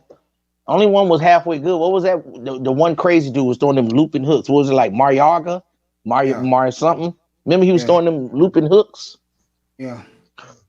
That was other than that, Mayweather. I mean, he cool. He got the money, but it wasn't exciting. It wasn't Sugar Ray and Hearns, Sugar Ray and Hagler. But that's like the young guys now. They like they like LeBron more than Jordan. So it's just what era you come up in. It's true, bro. There's no way. I came up with Kareem, bro. Yeah, right. But there's no way you can tell me Tyson. I'm not Tyson, but Mayweather is better than Marvis Hagler and Sugar Ray Leonard. Man, those guys were some boxers. Duran. Yeah, they were back in the 80s, yes. Come on, man. They were brawling, man. Let's go, Tack. Get up here, bro. Hey, Itus. I think the brother won, Mace. Jack. Oh, McKernan. Blake McKernan. Yo, Itus, you enjoying this championship boxing now? Man, fuck boxing, bro.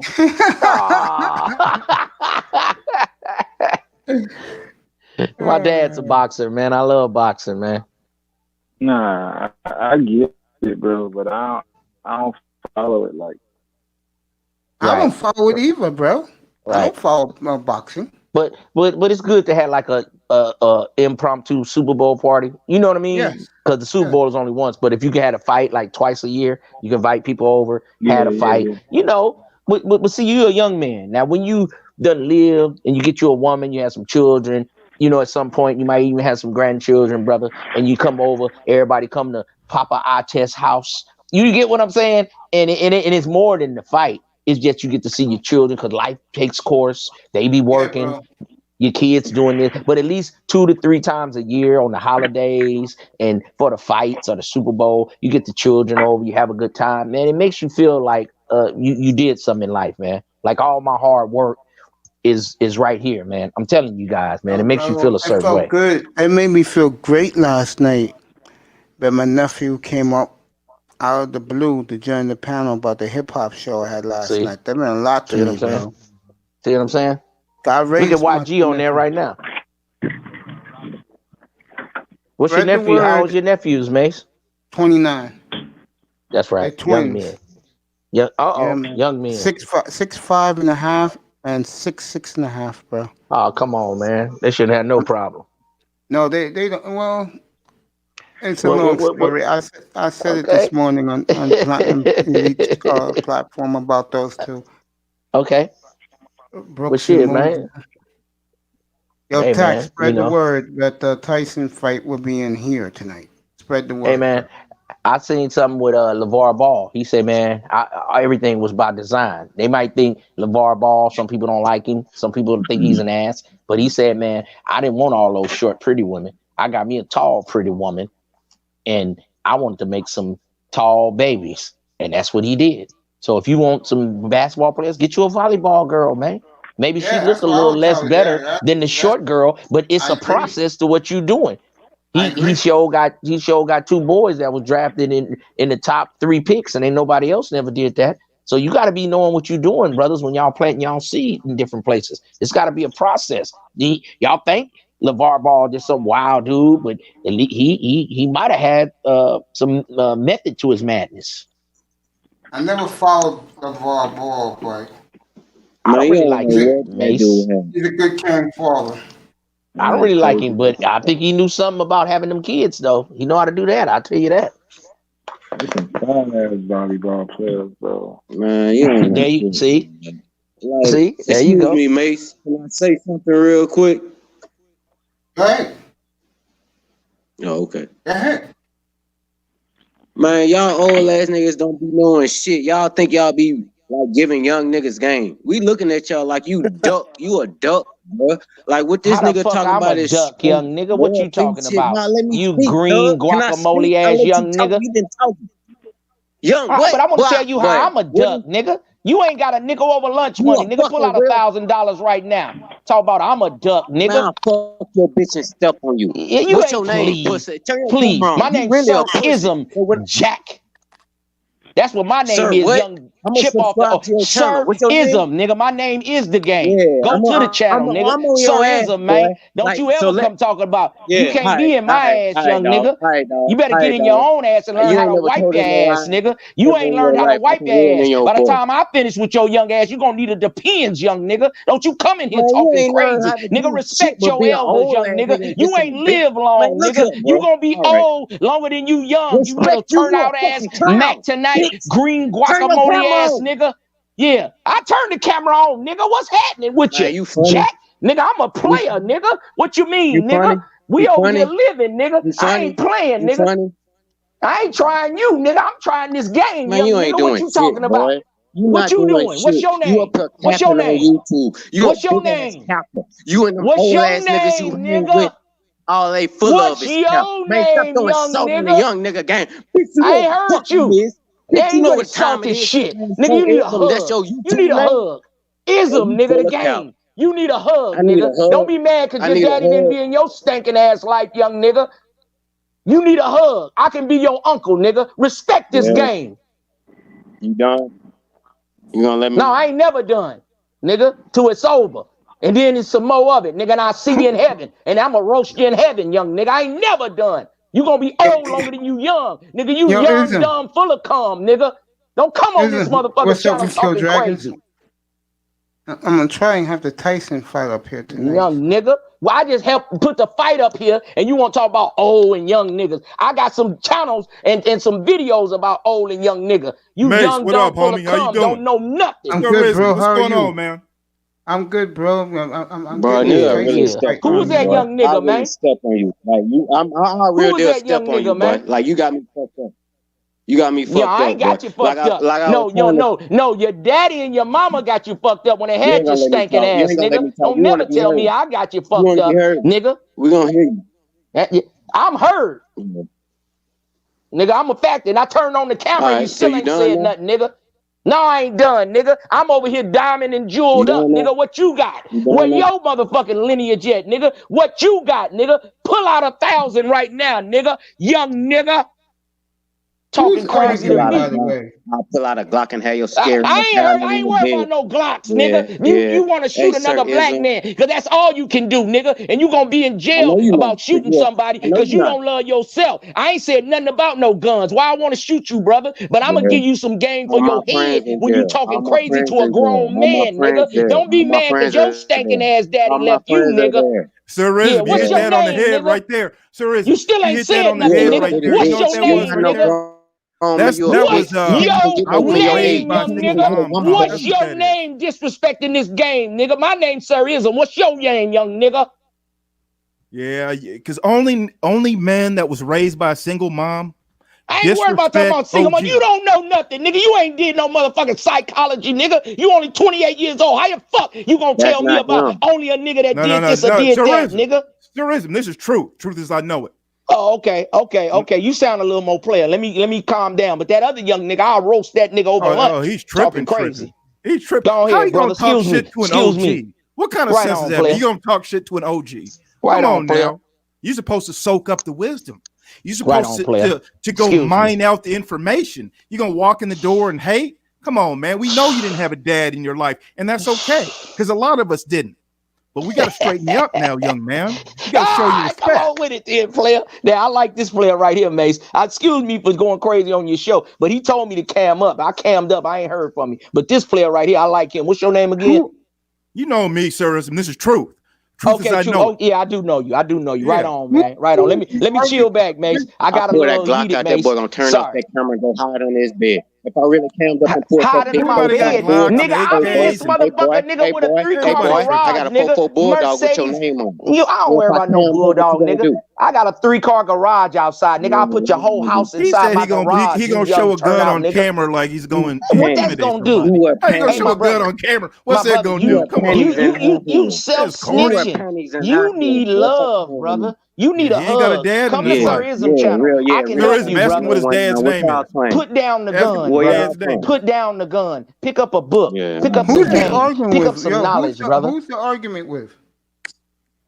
I don't know who this young player is, but he came at me sideways. Yeah, he's talking about put down my rod. No, I'm gonna up that bitch at your face. I'm gonna up that bitch on you, but stop playing. Put it down, man. You gonna get put down, man. Yeah, nigga, I'm 3 deep. How you a player? You can't even pull no woman your age. You get young, bitch. Brother, what are you talking about? I got young nice like me. young I get bitches. Nigga. Old Have you ass checked the channel out? Bitch your age. Have you checked the channel out? You a coward, it's more than the bitches you know. Coward out here. Oh, you from down south, boy. That's been a lot of bullshit down south. I hear you, boy. I hear you, young boy. You talking crazy to a grown man. You ain't about to put nothing in the dirt. You can't even put your dick in a wet pussy, nigga. You don't even know how to use your dick, nigga. I just told you. You don't even know how to tie your shoes, nigga. I'm trying to lace your boots, you turnout ass nigga. You talking to the game, nigga. Sir Ism, nigga. What's the name of the game? Ism, Jack. You talking crazy, young nigga. You ain't did shit in the game. No one knows your name in the game. You lame in the game. In your mind frame, you lame, nigga. So stop talking to a grown man when we on this shit. Now you want to enjoy the boxing match, nigga? Nigga, old, nigga. Old, nigga. What's old? What's old, nigga? What's old, nigga? You just got out of high school. You probably still live with your mama, nigga. You probably don't even know how to pay taxes and a mortgage. Now, what the fuck you talking about, old nigga? Can you answer my question? Only thing you know how to do is shoot a gun and kill another man, nigga. And that's some sucker shit, nigga. It's hard being a man. It's easy to go shoot another man. It's hard paying these bills and these taxes and taking care of children, nigga, and having you a lineage. It's easy to go snuff a nigga and do the pop smoke, but it's hard to be a motherfucking father, nigga. That shit you talking about is weak. Young nigga. You ever talk to me, young player? Nigga, and my motherfucking glasses is Prada. Nigga, don't you never disrespect me, nigga. Damn, bro. How you came over here and talked all that shit and got smoked? That shit's embarrassing. Who is this nigga, man? Who is this nigga, man? He was this nigga down south, nigga. And I got love for you still, nigga. Go to my channel, Sir Ism, nigga. I'm gonna be your uncle, nigga. You need a hug. Don't be mad at me, because your stinking ass daddy wasn't shit, nigga. I'm somebody. You can be somebody, nigga. That's why I was a football coach for young niggas like you. that didn't like men of authority, nigga, because you're acting like a motherfucking broad, nigga. You're getting emotionally hijacked, nigga. And I know I'm getting emotional, nigga, because I love you young brothers, and that's why we can't win as a people, nigga. Then all the other races is defeating us, nigga, because we got young niggas in here as motherfucking 20 years old. By the time you 35, nigga, that's 15 years to be young, like a football career. After 35, you an old nigga. You 28-year-old, 30-year-old nigga, stop saying you're young. You're getting old, nigga. You better get your life together. Get you some stocks and bonds, nigga. Get you some security, nigga. Take care of your children, nigga. Get you some life insurance, nigga, while you packing a Glock. Maybe you can leave your children something, you broke-ass, Lonnie Lunchmeat ass nigga. Who you talking to, nigga? Punked by the city dump ass nigga. No one knows you. Give a fuck about your Glock, nigga. I roll with G-O-D. Nigga, that's my Glock. Nigga, God himself, nigga. G-A-W-D. Young turnout, nigga. Fuck you talking to, nigga. Dump. That's fucked up. Yeah, and you can come back up again if you want to, nigga. You can get some more of it, nigga. Because like I said, I don't want to be. I want to teach, man. Yeah, nigga, I am you, nigga. I come from the streets, nigga. I ain't never had no Harvard education, but I send my children to do it, nigga. So don't be mad at me, nigga, before you be out here in these streets, nigga, and get killed like a motherfucking solitary rat, nigga, and be nothing in life, nigga. Leave something out here. Have you a legacy and a lineage. Don't come on here talking to grown men crazy, nigga. I'm gonna go get me a drink, man. Y'all go ahead, Ed. I'm gonna get me a drink on this nigga. Go get me some Remy Martin, nigga. I ain't got time for this nigga. He talking crazy. Yeah, I never understood talking shit to OGs. That was something I never did. Growing up, I was taught right. Cats in the streets. They was bigger than me, stronger than me, smarter than me, older than me, had more money than me, had more game than me. So I had respect for that. Even if they wasn't all that, the thing that I knew is there was something I could learn. It's the information, right? What do they say? It's the age of information. So if you can get that information from somebody older than you, they ain't gonna give it to you unless you're respectful. And if you get your name out there as disrespectful, nobody's gonna want to fuck with you like that. Yeah, I'm gonna be on Sir Ism channel tomorrow. Like, I'm a real street nigga. I'm gonna show him my Glock. I just want to say, you old niggas can't even pull a woman y'all age. That's all I want to say. Like, Sir Ism, he probably 50. That's it, man. Get a bitch That's his it, man. age. He'll go to Okay. Stay online, player. Stay online, player. Stay online. Every old man can get. Hold on, y'all. Hold on, y'all. Don't move. Don't move. Hold on. Tell that player don't move. Hold on, player. Hold on. Hey, baby. He said I can't. Hold on. He said I can't move a. He said I can't move a bitch my age. Hold on. What? That's the dumbest shit I ever heard. Hold on, no. You can't pull a bitch's age. Hey, no, but every man on the planet can pull a Hold on, players. Hold on. He said I can't move a bitch my age. Here go one right here for you. Here go one right here for you, young nigga. Hey, nigga. Hey, nigga, I don't mess with no children, nigga. I got children, nigga. And here go a grown woman for you right now. Say hello to this square, baby. Hi. Ask him how you doing. How you doing? Ask him how you doing again. Young bitch. How you doing? On a young player game, you can't get no older. Can y'all hear me? He said you can't pull an old one. Yo, what's up, Zaki? I'm certified. You know how I'm doing. What up? Can you hear me? Yeah, I hear you crystal clear. How you doing, my friend? Welcome to the panel, bro. Yeah. Nice to finally be on, man. What's up with you gentlemen tonight? Just chilling, man. Somebody just went off an ism, put the young boy in. So you old nigga like Mace. When I get on your channel, like old nigga. Ism did what, boy? The young man up here put me and Ism on blast. Who's gonna win this fight right here? I have no idea. I don't know who's fighting. Man, Jake Paul gonna lose, man. Jake Paul is a mega athlete. I do know that, man. He ain't too far an athlete behind his point guard over here. And younger too. Why don't you older? Like, why don't you? Okay, I can't talk. Yeah, they're gonna put me out every time I say something because I might embarrass Paul, even though he's I might a good pull out athlete, this man, he comes 4-4 bulldog and make a nigga shit on his bed. Come on up, bro. I understand. How tall is Nate Robinson? Isn't he 5'8", 5'9"? 5'8". You ain't go. It's gonna be hard to fight a black dude who's 5'8" to a white. I ain't never seen a white boy beat up a 5'8" black dude in my life. They take L's every time. Matter of fact, going off of my experience, Jake Paul's gonna get crushed.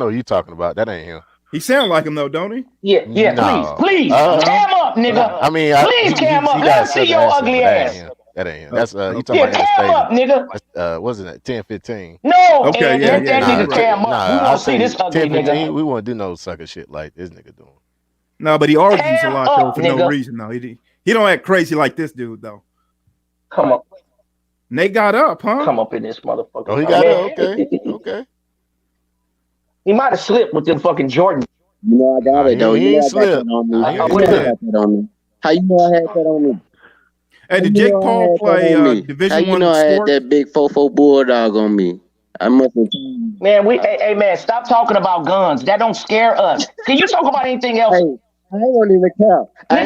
The gun is not stupid. Just the stupid nigga shooting the guns. The gun is not stupid. Just the stupid nigga shooting the guns. You probably can't shoot. You probably shoot innocent people. Nigga.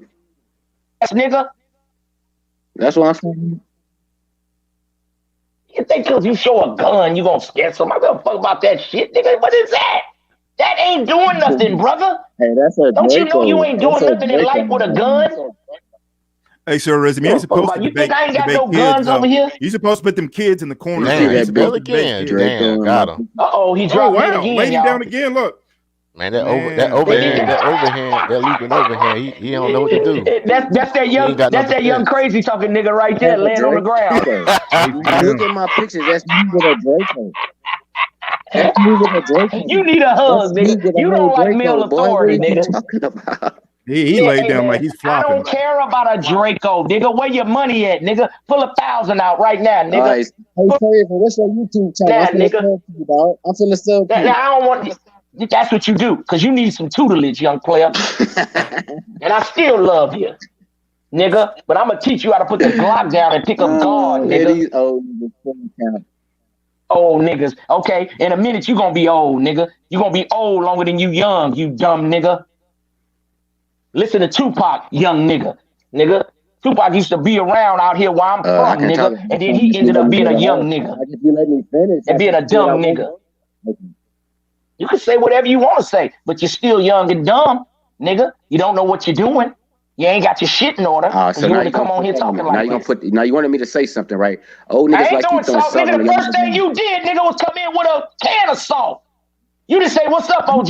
I disagree. You could have just said, player. You could have came in and say, hey, OG, how you doing, man? How y'all doing? Nigga, I'm going to show you how to be tactful, nigga. Since nobody never taught your motherfucking ass no manners, nigga. I'm going to show you what you do. First thing you do, the front door, nigga. Then you come in and then you say, check this out, OG. With all due respect, I agree to disagree. I feel like the older players don't be giving the young players enough respect and this and that and this and that and that and this. And I could have listened to you, but you coming in talking about you talk and this and get that. Nobody want to hear that. I like capping with you, OG. I like capping with you. I really want to see if you could have came in and talked right. Oh, nigga, I roasted you over lunch money, nigga. Let your partners hear. Your partners gonna say that OG nigga roasted you, nigga. I'm on your heels. Pull 1,000 out. You ain't on my heels, okay, nigga. Okay, I'll do it. Man, hey, player. I still ain't worried about you. You could pull up to my house and shoot me down, nigga. But I'm protected by God. I don't care if it's my time, you silly kid. You can't kill nothing that's ready to die. You can't kill nothing that I ain't worried, nigga. You losing your life. Yeah, you're gonna need an OG like me to give you some knowledge because you don't have knowledge of self, man. Can you give me your daddy's address and his phone number? I bet you can't. Because you's a nigga that need a hug. Damn. Yeah, I like the OG motherfucker like this in your life. Nigga, I ain't at the motherfucking liquor store asking for no money. Nigga, I got Mercedes Benz outside, nigga, and a bitch on 22s, nigga, and a snow woman cross country, nigga, LRPs, nigga, long range pimping, nigga. You ain't sent a bitch cross the store to make you a motherfucking taco sandwich. Nigga, Nate Robinson is out. Don't get me out the game, nigga. I love this shit, nigga. We used to do this shit all night, nigga. When you was swimming in your daddy nuts, nigga, we used to have mac-offs every night, nigga. Right, okay, a mac-off. he on the stool. Nigga, what you talking about? Oh, so you nigga, I ain't scared. You heard what I said. I ain't heard nothing. So you heard what I said, but you felt played when I said it. So now you came in talking crazy, nigga, so I went ham on you and burger. Swiss cheese, nigga, because you know I fuck with hoes. Now what you talking about, young nigga? You barely can wash your own clothes. You probably can't even iron your own clothes. You probably don't even know how to use the washing machine. You probably need your mama for everything. You surrogate baby boy ass nigga. You ain't even a man yet, nigga. It's time to go pro at being a man. Nigga, put the Glock down. It's time to go pro at being a man. You ain't seen Belly? Put the Glock down, nigga. It's time to go pro at being a man. Nigga, go watch the movie Belly, nigga. Oh, DMX ass nigga. Put the gun down, nigga. Or you be in the penitentiary, nigga. Hey, speaking of guns, What's wrong with you? for you legal niggas, they got some good sales going on. I just got me a 300 blackout upper, and I'm about to build me a What's rifle that? 300. Yeah, what's the 300 blackout? Oh, okay. That's the Okay, caliber. okay. That Oh. same thing. Okay. A 300 Okay. caliber? It's they call it 300 blackout. It's the 30 caliber. 30 cal. Oh, Okay. you got an assault rifle. Yeah, it's It's like a hunt rifle? Basically AR-15, but they take the AR-15 I mean the 5.56 case and basically put a larger bullet in it. See, Man, and they take old Barry White, motherfucking Ed for joke. And Ed How much over was there it? motherfucking ready. How much was it? Shit, this one was it came out to 300 flat. That's with tax. What? It was like 270. Mm. That's that was a damn. I want to say Daniel Defense. No, excuse me. No, Uh-oh. it's a Palmetto State Armory. Excuse me, I'm tripping. Nah. Daniel I done Defense woke got old some Ed too. up too. That's a long range rifle then. No, well, this one I'm making a pistol. It's a pistol caliber. Ooh. I mean pistol size. So Yeah, it's I was a just 7-inch we was just barrel. talking about long range. Oh. LRP. Nah, Nigga. that'd be Todd City with that long range. He got that 308 AR-10 Uh-oh. and shit, bills and shit. I bought I a chopper a couple wanted years back. I wanted a truck gun, something I could, maneuver, something short. So both of y'all got them things. So that young player think he the only one got a thing, huh? He think that's Yeah, I mean, I guess we all got started somewhere. I mean, but Everybody got guns. yeah, I mean, I'm in North Carolina. so why he Everybody coming got at ism like that, man? I'm a cool dude. He need a hug, man. I'm a hug that brother. guns. I'm a Oh, he hug bounced that out, brother. didn't he? Man, some people, it's all types of weirdos around here. Why they give him that little $3 medal with a green ribbon? like when you read Like he's track in or school. something. Man. Was that a charity fight or some shit? That's a husky white boy though. Shit, he looked like a Mega athlete. You ever defensive seen him back. like do jumps and flips? He's like a gymnast. Mega athlete. Oh, Mega okay. athlete. He ain't no joke. Yeah.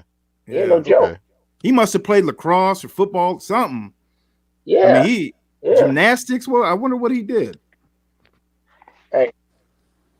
He looked big too. What, he's about That you 220? gotta work harder. Yeah. If you a white dude, you know you gotta be tougher. So he kind of tough, man. I don't think he's just a chump.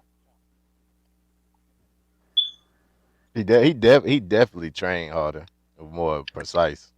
he looked like a boxer compared to Nate Robinson. Yeah, man. Well, he's These young 6'1". players out here, man. Yeah, and he got bitches. I be seeing him on YouTube, and he kind of rich off YouTube, ain't he? Yeah, he got a lot of money off YouTube. Yeah, Jake Paul. Well, he went to Japan or Yeah. something, didn't he? And then he filmed some hangings. I guess some Japanese people hung themselves in the forest, and I think he accidentally came across the body and he got in trouble. That suicide forest, yeah, there's a forest out in Japan. People go to they kill themselves. Oh, is that what it was? What? Yeah.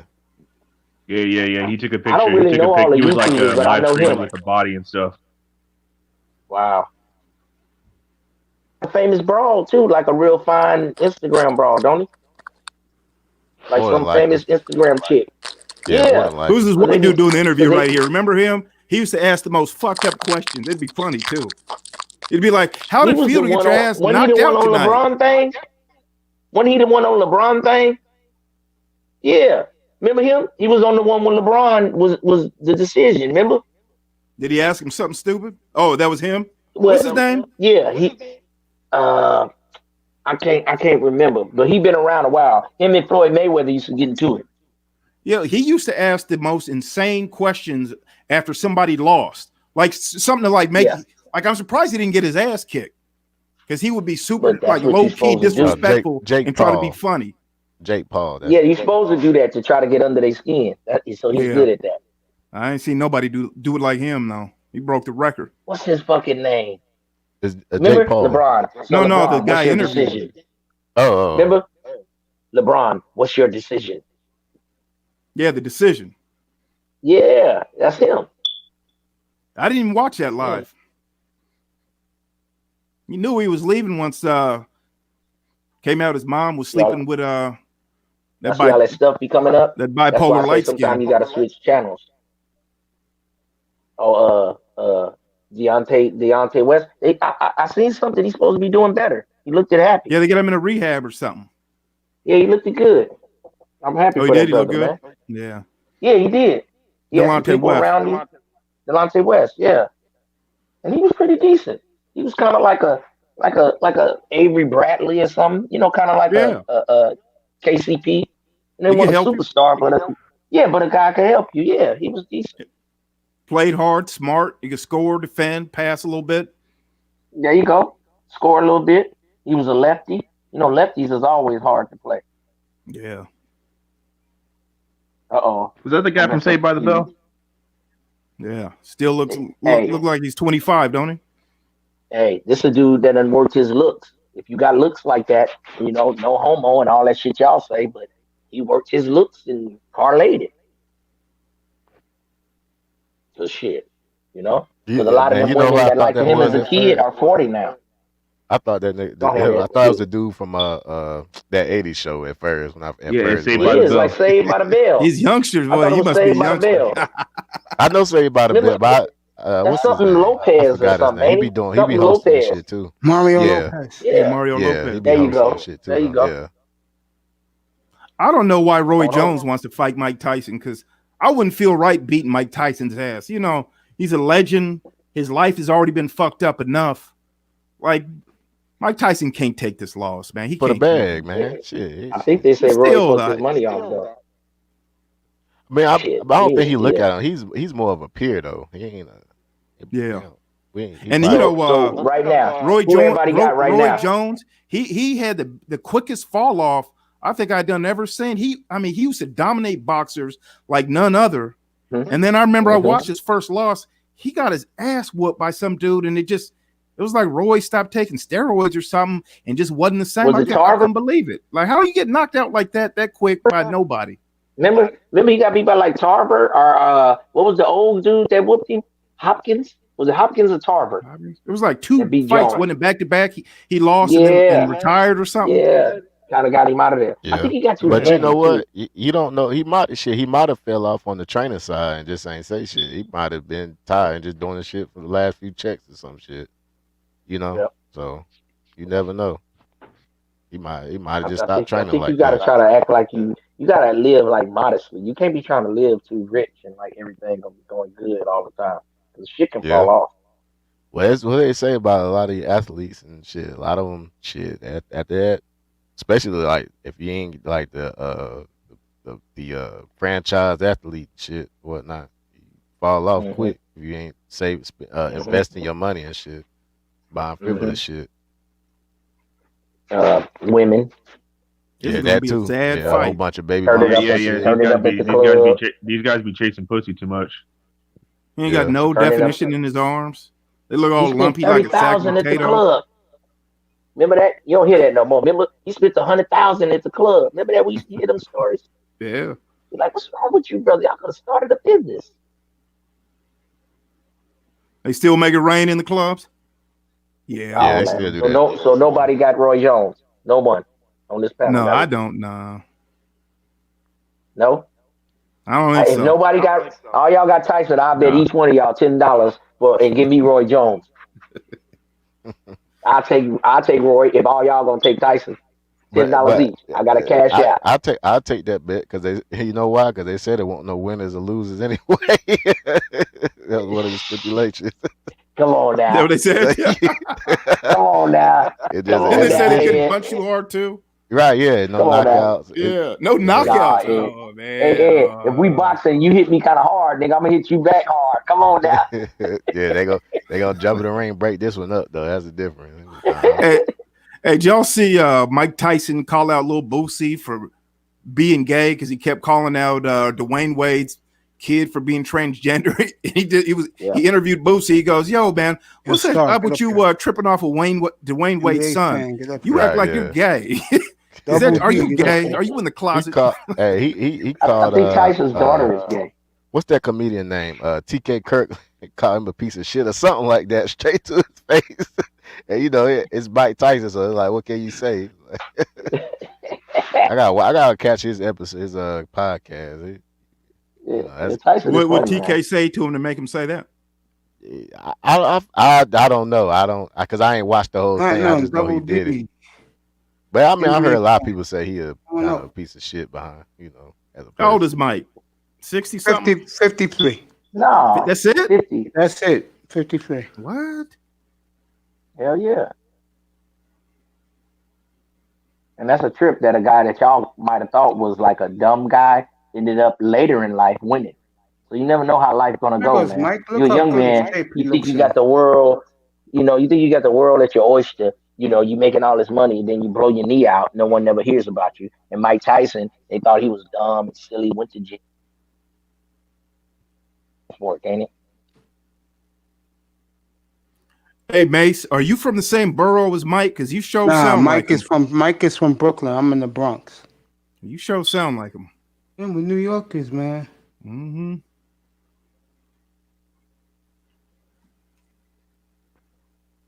Hey Mason, I just had said I wasn't gonna argue no more, Mason. I apologize, brother. I just told Beasley that I don't want to beef. I don't even know who you was arguing with. Yeah, well, I had to stand up for the game, man. He couldn't come at me like that. All right, man. Don't smoke rocks. These other brothers, yes, sir. Thousands laughing. These other brothers are cool. Who was arguing with These you? other brothers are cool, man. I don't want to beef though with that brother, man. I want to teach. I don't want to beef, man. Oh, I know he was arguing with. But sometimes when you're talking to a terrorist, you have to talk terrorist language. You can't talk like biblical scripture.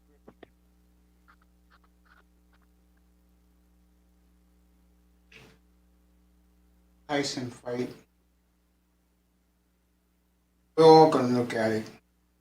It must be a long time for the next fight if he's doing his interview. He looks good. I'll tell you that. Jim Yeah, he's Gray. in good shape, isn't he? Looks lean. Big chest. Yep. That's Jim Gray. That's the Yeah, dude. no, he name. just came out with a brand new book, which is fascinating. There's a chapter in there where he talks about his friendship with Kobe Bryant. It's a good chapter. Well, they was talking about it yesterday on the radio local show here on Saturday. What rapper is this, y'all? I don't know. St. I don't John? know. I don't know his rap guy. Yep. I've heard of him before. St. John. That's who it is. I only know him because of the remix with Future. What he like from Africa? I don't know. I go to them websites to go, listen to new rap music, and I've seen his name before. It's kind of got a cool looking name because it's like it don't have vowels in it, but it was trash though. But he got a song with Future that's hot. That might be what he's doing. He got one with Future? Yeah, you got a song with Future that's hot. I must have missed that one. That might be what he's doing. You hear that new Jay Electronica album? Came out maybe a month ago, I think. I hate Jay-Z, and then Jay-Z's all over it. People So say it's good, but Jay-Z all over it. Yep. He's on, I think, 2 songs. No, Jay-Z's on like almost every single track. Damn. He got a different album then. He got a different album. He got one that came out. That's the one that came out. Right? No, this album But he came got out like another earlier one. this year. It came out like March. One came out like 2 months ago. They call it Watch the Throne. I just heard about it. Jay-Z's all over it. What's the one I got here? No, the real Watch the Throne. I found it on YouTube. Kanye. I found some songs because he had a couple songs on his Instagram. So if you go to Jay Electronica's Instagram, he'll have little snippets of these songs. So then I think I threw them in what's that app where you can listen to music so you can hear songs and figure out what the song is. What's that called? Anyways, he got a new album and it's fire too. It's fire. It's better than that first one that came out in March. Way better. Way better. Right. More black militant like sounding. Because Jay Electronica like a Nation of Islam kind of guy. Yeah, he talks a little bit about Nation of Islam, but it's more. He got one song you would have swore was like a white girl made this song, but it's him. It's his song, and then another one. It's more. He got it's like a French song from the 50s called Bonnie and Clyde. I had never heard it, and so it's him, Jay Electronica, and some other dude rapping who don't sound like a pro, but the beat is so fucking hungry, and then you got these French singers singing on top of it. It's not the best song, but it's one of the most creative songs you ever gonna hear. Crazy sounds too. The sounds on that new electronica album, crazy sound. I'm gonna pull this up for you, see if, and maybe drop the link in the chat for you guys if I can find it, because it's on YouTube.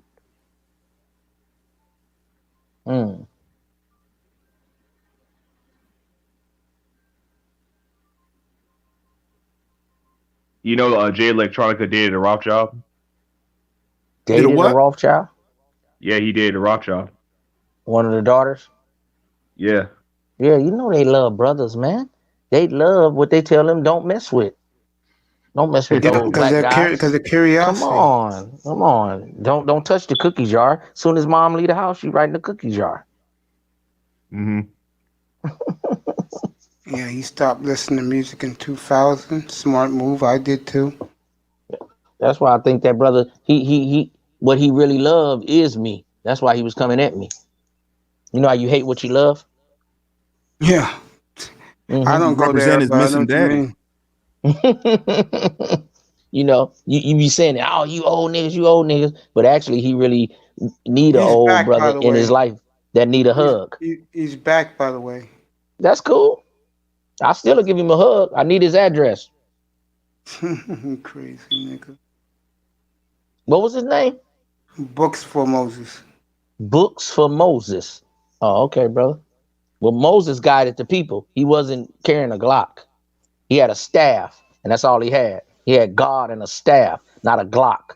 So I think you need to go back to school and learn how to read and write. Your pussy ass still talking shit. Can I talk now, man? You ain't said all that shit. Can I talk now, man? You go ahead, man. But come in, but no, you ain't gonna be able to talk. You call me a pussy ass nigga. Can I say something, man? Your hairline receding. You can. You can if you gonna talk right. Talking to me, boy. About what? Shut the fuck up, boy. You a pussy. And Mason, if you keep fucking muting my fucking shit, you a whole bitch, Mace. You fat ass bitch. All you old ass niggas fucking pussies, man. Now say so something. What is the young I'm done niggas? talking. So what is the young niggas, man? Nigga, man, shut the fuck up. What is the young niggas, man? Respect me, boy. What is respect you? Why? Respect you? Why, nigga? First of all, I'm not fat. Hold up. Why should we respect you? First of all, I'm not fat. You old as fucking. I'm not fat. I'm not old as fuck. Okay. So why you over here, bro? Yeah, why are you over here? Now why you coming over here messing with Don't be disrespectful, man. Get banned. What's your address, man? Let me give you a hug, man. I want to talk to your daddy so I can let him know what kind of pussy ass nigga he raised. Nigga, you ain't Paul. We ain't worried about no iron, nigga. I thought your name was Moses. Where your staff at, nigga? Hey, I just dropped that Jay Electronica album link. It's in the chat. Snoop found it on YouTube. You see that? It's called the Act 2 Patents of Nobility. Okay. With him that on motherfucker's there, not fire. with Jay-Z. That's the album of the year. That's the best album I heard maybe since Kanye's album a couple years ago. You know what it is? This whole ass nigga talking all this cash ass shit, you bitch ass nigga. His name is Book for Moses. You know what he's mad about? Straight hoe and you straight cap, nigga. You would get slapped and get spun, nigga. The fuck is you talking about? Get your whole ass out of here, nigga. You get your neck slit around this motherfucker, nigga. Man, look here, they don't want to let me talk because when I tell nigga. You ain't running shit around this motherfucker, you bitch ass nigga. I elbow you in your mouth, nigga. Shut the fuck up, nigga. Knock your mouth right off your shit. It's lit over here at Mace tonight. You talking about, you bitch ass nigga? OGs, I got an unpopular opinion. I can't respect Snoop Dogg after with the Gayle King thing. I lost my mommy. I didn't like them pictures with his son. I didn't like them pictures with his son. Shut the fuck up. Yeah, Gayle King made him look like a little bitch. This whole ass nigga, man. What the fuck? I can't believe this shit. Star P, he don't want none of you, Star P. He just be talking. You know what? He need a hug, Star P. Ism. He got mad yesterday because I was telling him that. Boy, no. Niggas, yeah. Hey, y'all old niggas have a good night. Hey, you old niggas. Hey, nigga, you gonna be old niggas when you young. If you don't listen to us, you gonna die young, nigga. You gonna die young. You never be old, nigga. And I hope I see you in heaven if you make it with your stinking ass. So get your whole young, stupid ass up out of here, nigga. Go make you a channel about Glocks. Shut up, bro. You talk too much, bro. You talk. I don't talk too much, nigga. Done got me a long way You in talk life, a lot. nigga. Make you a channel about bro. rocks. Talking talk a about lot. Moses, Nigga, don't nobody want to books. hear your Nigga, you mushy ain't mouth read ass no too talk. books. Nigga, I Nigga, don't you want to hear probably shit can't you got read. to say, you bitch Puss ass that nigga. hoe ass bitch made ass nigga. Nigga, I'm shut on the that fuck boy up. I don't YouTube want to. channel. He gonna Nobody want forget to hear this. your whole ass, Watch this. nigga. Go kick a cookie, you sweet bitch ass Yeah, nigga. he gonna forget this. He gonna forget Hey this. man, what's He wrong gonna with you? forget he Why fucked with you a want to real street challenge a nigga. man, I'm a though, bro? reminder. But I'm just telling you, why you want to challenge a man? Why you don't go get you a woman? Why you only You know what argue it with is? men, though? Yo, Platinum, you know what it is? What's wrong with Yesterday, these whole ass niggas, man? yo, it was yesterday, bro. I told him, I was talking about the women, and I told him that us older guys go for young women, and he got pissed. He said, so what about our young guys? I said, you get these old grandma bitches that will throw their ass at you, just please them good in bed. But when crisis come and bitch needs to pay, bitch's mortgage is up and you can't afford to help her out, that's her dumb ass fault. Hey Mace, You can hear you me? mod me up so I could drop these links in the chat? It didn't I can't do it unless I'm a mod. Drop him in the private one. Okay. Yeah, he'll go over there and get it. Hey man, I just got another guy told me he subbed to me because he been liking what I've been talking about, man. So I'm gonna just keep doing my thing, man. You know what I'm saying? Yeah. Yeah. As well, I'm He talking to dropped you. it. I'm sending stuff back to people that sub my channel, man. I appreciate these people. I don't know what that brother's talking about, man. Yo, We Kill Dragons dropped some links for you guys to go in there and pick up some stuff. He dropped in the Hey private man, chat. where the fuck you be finding these whole ass niggas, man? What I the don't fuck find them. They going find on, me, man? bro. I don't find them. They find me. My man got all upset yesterday. Hell no, nigga.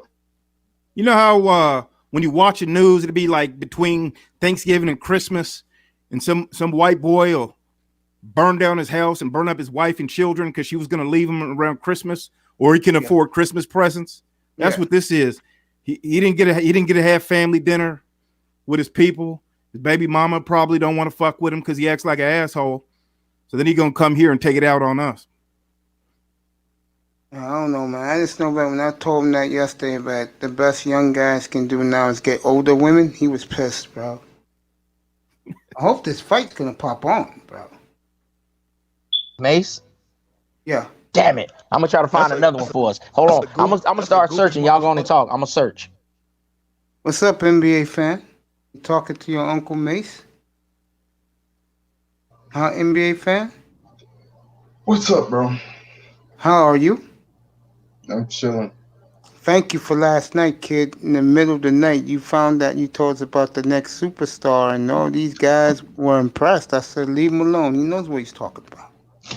Yeah, I thought you said something about tonight. It was going to be like a GOAT conversation. We can do that, bro. It's fine. Okay, not to cut y'all off again, players, but we on Young Dex 24. It's back on. Young Dex DEX 24. Backchat the link. It's back on. I don't know how to do all that stuff, y'all. I'm still new. I don't even know how to put my channel in there. People be helping me out, and I appreciate them. I don't know all this stuff, y'all. I'm learning just like, on the fly. Yeah, Young Dex 24. You got Snoop on there right now. Yeah, I'm on Sport Hub with my shit. Yep. Sporthub.fun.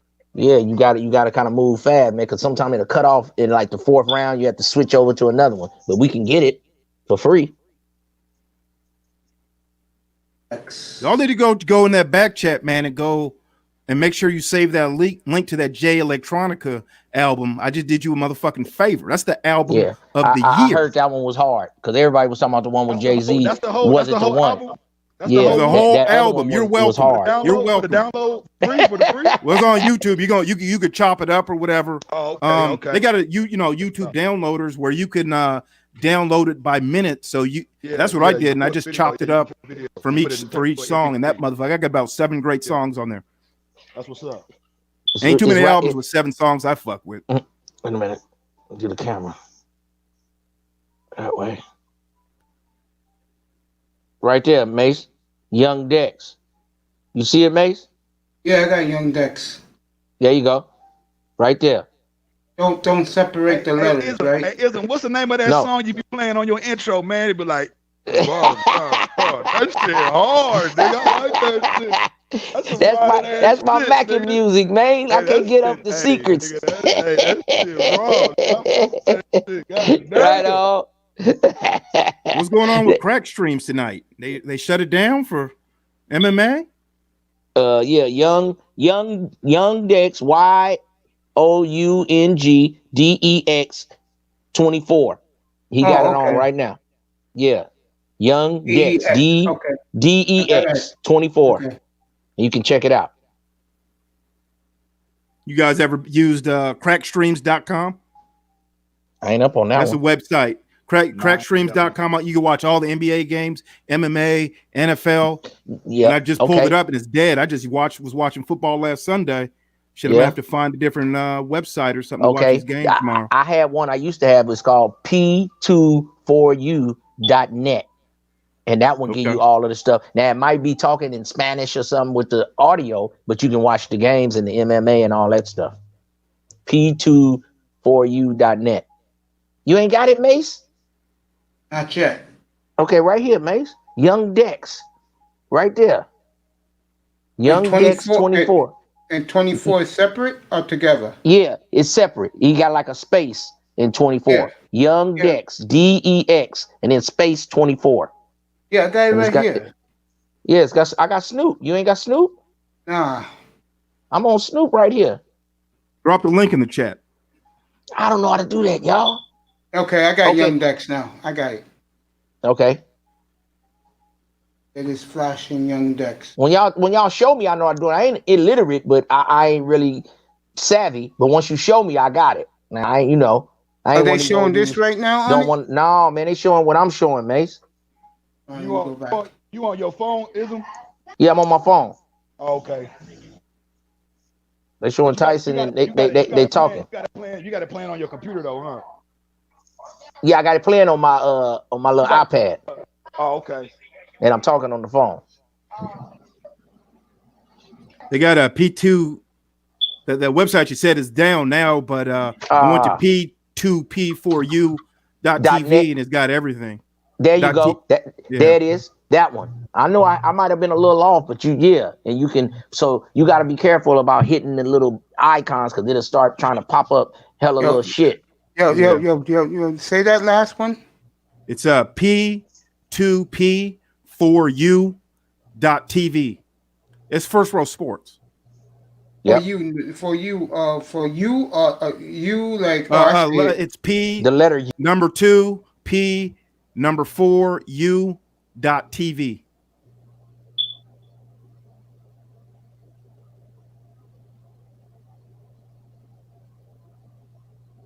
I'll just drop the link for you. Let me see if this is it right here.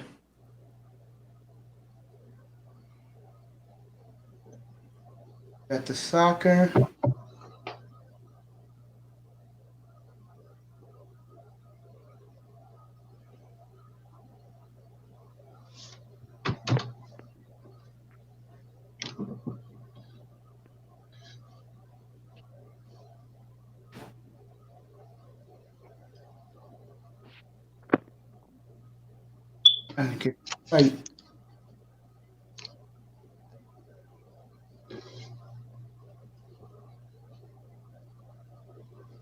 Hey, Mace, I got a question, man, because I'm thinking about starting a channel. How are you screen sharing what you're looking on your laptop right now? How's the screen sharing? I press on what we need to look at, then I press on the big screen on the bottom. Like you can make your screen larger, and the live event comes up. Yeah. Was your channel ever monetized or? Nah. Yeah, what do you have to do that? Because I thought like all the channels they're automatically monetized until they take it away. No, you like 1,000 subscribers and like some watch time, like 4,000 hours watch time. Oh, okay, because I know Kuda had his monetized when he first started off, and then they took it away because it got flagged. I think he had 1,000 when he first got it monetized. Any of y'all got channels too? I got a channel. I used to have 1,000 subs, but somebody burned it down. I was getting flagged. I got like flagged like 300 times. Every video was getting flagged. And then they was flagging videos from like a year earlier. So That's I was crazy, talking man. about some fucked up shit.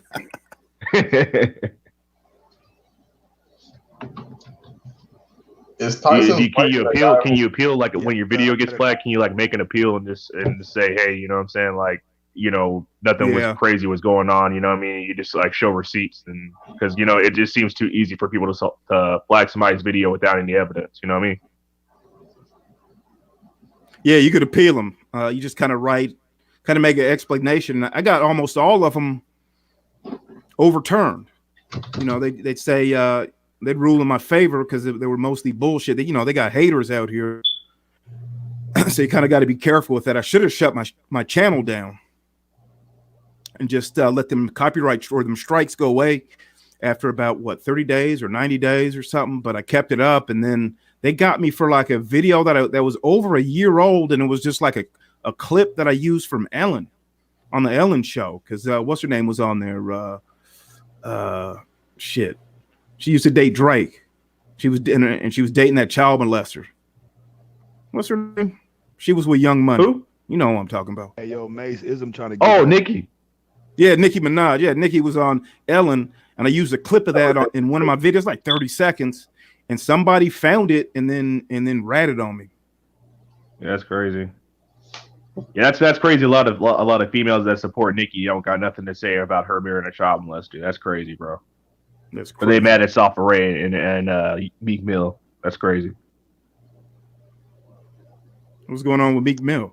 What'd he do? Yo, No, Mace, and like basically every ex that Nikki has, they say that she, they abused her and they did this and they did that. You know what I'm saying? Okay, I got it. Yeah. Safari says she beat his ass. Did you find the fight? I think I found it. Okay, what's the code? Let me drop the link because this motherfucker's too long to tell you. Let's see. I don't know if it works. Looks like it works, but what's the page? They got different links. I'll give it to you.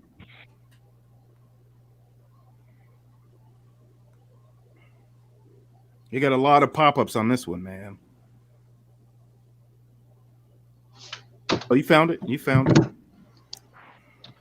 Oh, okay, I see you. Let me do the link.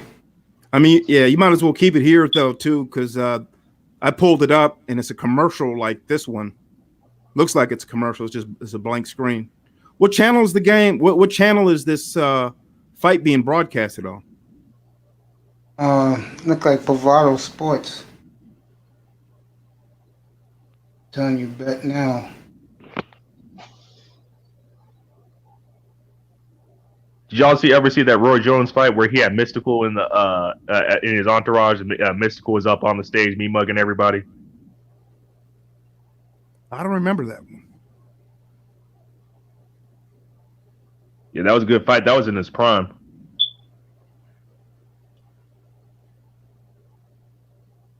Yes. So everybody here has got my Seahawks going to the Super Bowl?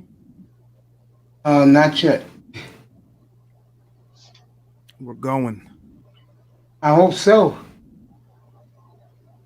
That defense, man, it's going to get better. We got Carlos Dunlap in there. Everybody's getting healthy. We're going to have both starting cornerbacks. We're deep at linebacker. We're deep in the secondary. The D line is going to come together. We got 2 more D linemen coming. We got a rookie who was injured. He's going to come in. Seattle's defense is going to be. It ain't going to be weak like it was the whole season. They're going to turn it around. Watch in a major way. I hope so. I got a motherfucker owe me some bread. I got $30 out. I got $30 out there, nigga. The Cowboys ain't going to no motherfucking Super Bowl, nigga. I want my 20, nigga. Yeah, that's guaranteed money. You guys think Antonio Brown's gonna make a comeback? He's back. He's playing good so far. Well, he's for Tampa Bay. He's playing good. Yeah. That's what's up, man. I feel sorry for that brother, man. You know what I'm saying? It seems like he's been through a lot, man. I think when Dante Burfict busted him in the head and knocked his ass out, he was having seizures on the field. I think he might have caught some CTE or something because he ain't been the same since that hit. Yeah, I'm really kind of glad that he beat that case, man, because, especially that Me Too stuff, man, to be hitting brothers really hard, man. He was able to overcome that. I thought he was done after that. Yeah, what did happen? He beat the case? Well, it didn't officially go into the court of law. Yeah, the NFL said they were going to do their investigation, but he kept on tweeting out all the stuff that happened between him and that girl. Basically, that was personal trainer. She was engaged the entire time, and he was beating it up. And that's why basically she said all that kind of stuff, because he kind of basically said he wanted nothing to do with her afterwards. You know what I'm saying? Right. Yeah, it was obvious she was lying. He had photos of them all hugged up. And she was trying to act like she didn't ever want something to do with him. That's a weird dude, though, man. Yeah, man, so it's good, man, because I heard basically he's like one of the most talented young players that the NFL's seen in a long time. Like, they were actually surprised when he showed up for tryouts. They were like, they were very surprised he was so fit. He got one of the best highlights I ever seen when he got that kickoff return and kicked the kicker in the face. You see that one? Nah, I didn't see that. Kick. He karate kicked it. Yeah, Antonio Brown, he was returning either a punt or a kickoff, and he broke down the sideline, and the kicker tried to tackle him. Antonio Brown jumped up like he was Bruce Lee and shit, and kicked him in the face mask with the heel of his foot, knocked the kicker on his flat on his back, and Antonio Brown kept on running. Yeah, that's why I don't understand how Kaepernick ain't back in the league, man. Kaepernick must have burned a lot of bridges, man, because if Antonio Brown could get back in after all the stuff he's been through, there's no, there's no reason he can't be back in. I really don't think he's blackballed. I think that he's sabotaging himself. You know what I mean? Yeah, he does sabotage himself. I said that as soon as he opted out of his contract with the Niners. I said, what are you doing, man? You're kneeling on the sidelines.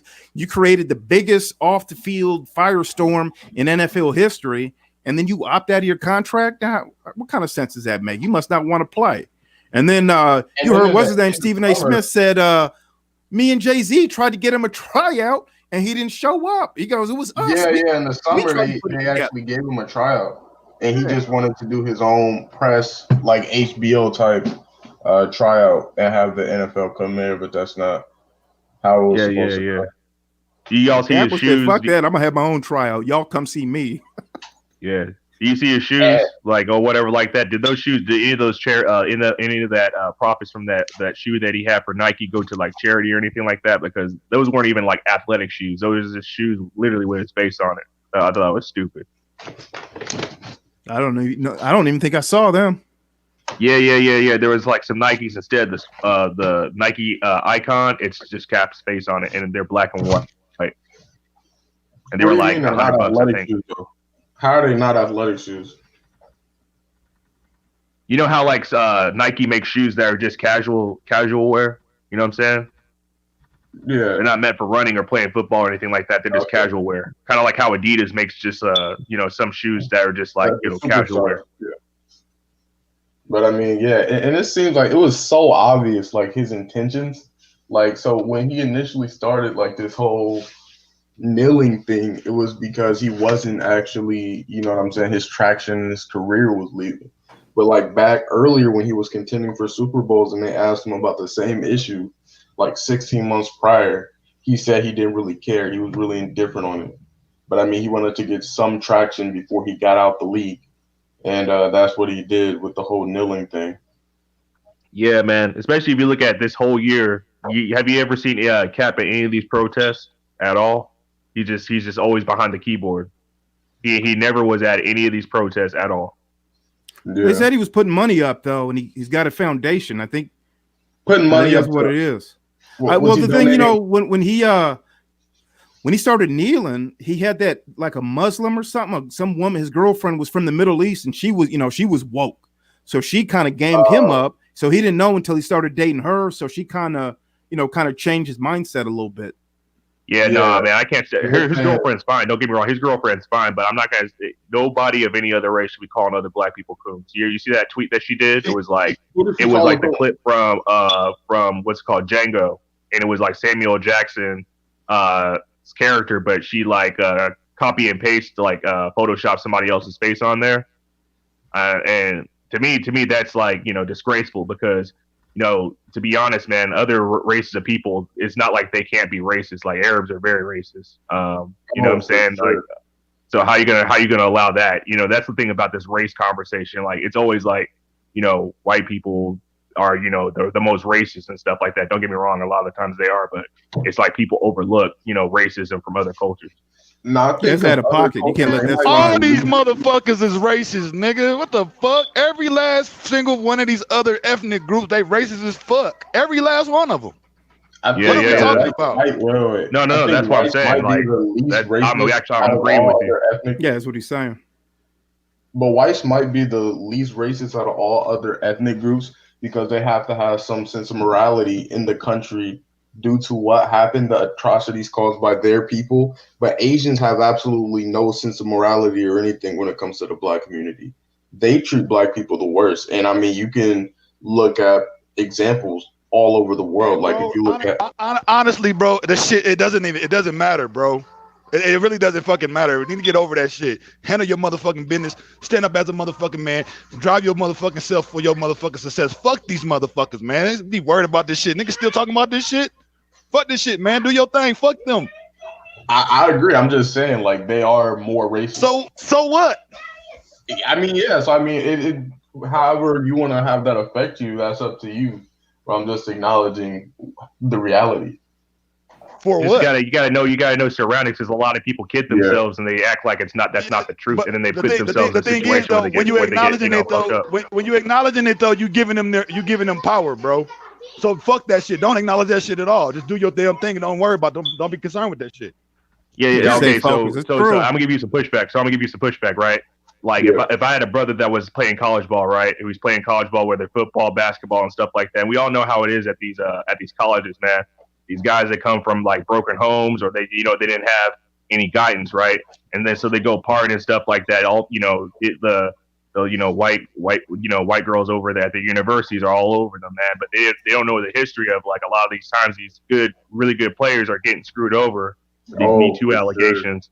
You know what I'm saying? From they're out having fun and stuff like that. I'm from Texas. And the University of Baylor, there was like several black players that lost their careers and their prospects because they got caught up. You know what I mean? Like that's I wonder who was about to be the number one pick. He was like a DN, right? I'm gonna respond to that.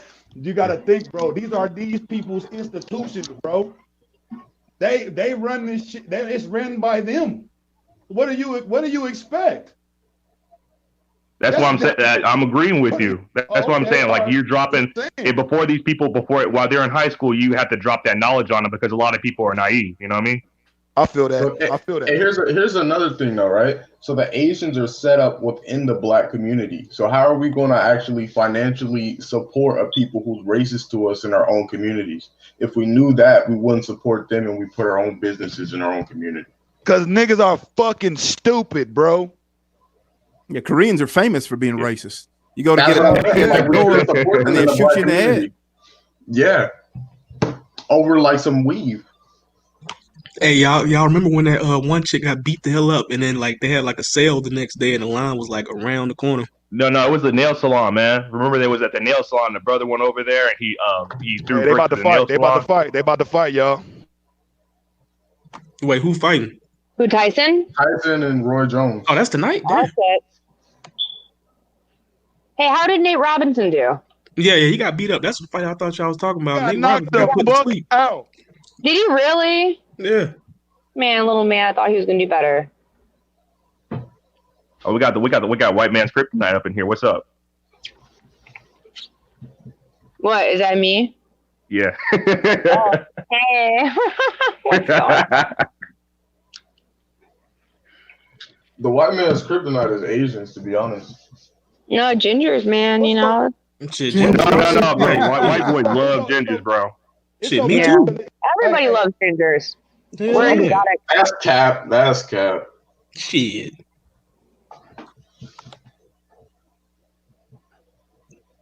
Only thing better than a ginger is a big titty goth chick. I'm gonna leave that alone. Bro, you niggas be simping over these white chicks. One of my girlfriends is a little plus size with those big, beautiful titties, and she's goth. And the makeup she does every day, she posts on Facebook. It's fucking fire. Like, it's ridiculous. White bitches do be having some nice titties though. I can't even front, nigga. Yeah, dog. You know what's up about it, yeah. Well, I'm small. I got like those little mannequin boobs. I prefer my chocolate bunnies myself. Yeah, you know what's crazy, Star? You know what's crazy? I like them. I like them too, nigga. I don't discriminate, nigga. Yeah. You know, a lot of black females be having like no titties and a fat ass. I used to mess with this one redhead. She was real pale, red hair, beautiful face, a booty like a sister, big ass, pale white ass, firm, tight ass, big titties. She was a single mom though, so we're hanging out and we're talking. I found out she couldn't read. Bitch couldn't read. Couldn't mess with her no more. That's a plus. That's a I think I met her at the store, at 7-Eleven, just like some random shit at the gas station. Bro, I was messing with this big titty white chick like 2 months ago. She pulled out some wild shit, bro.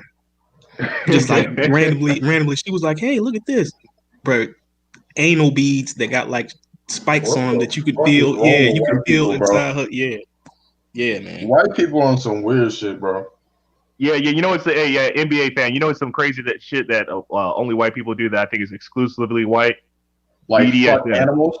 BDSM. That's like no other race of people thinks that tying people up and beating each other is sexy. I'm gonna have to second that. I don't think I've ever seen BDSM out of any other culture. Yep.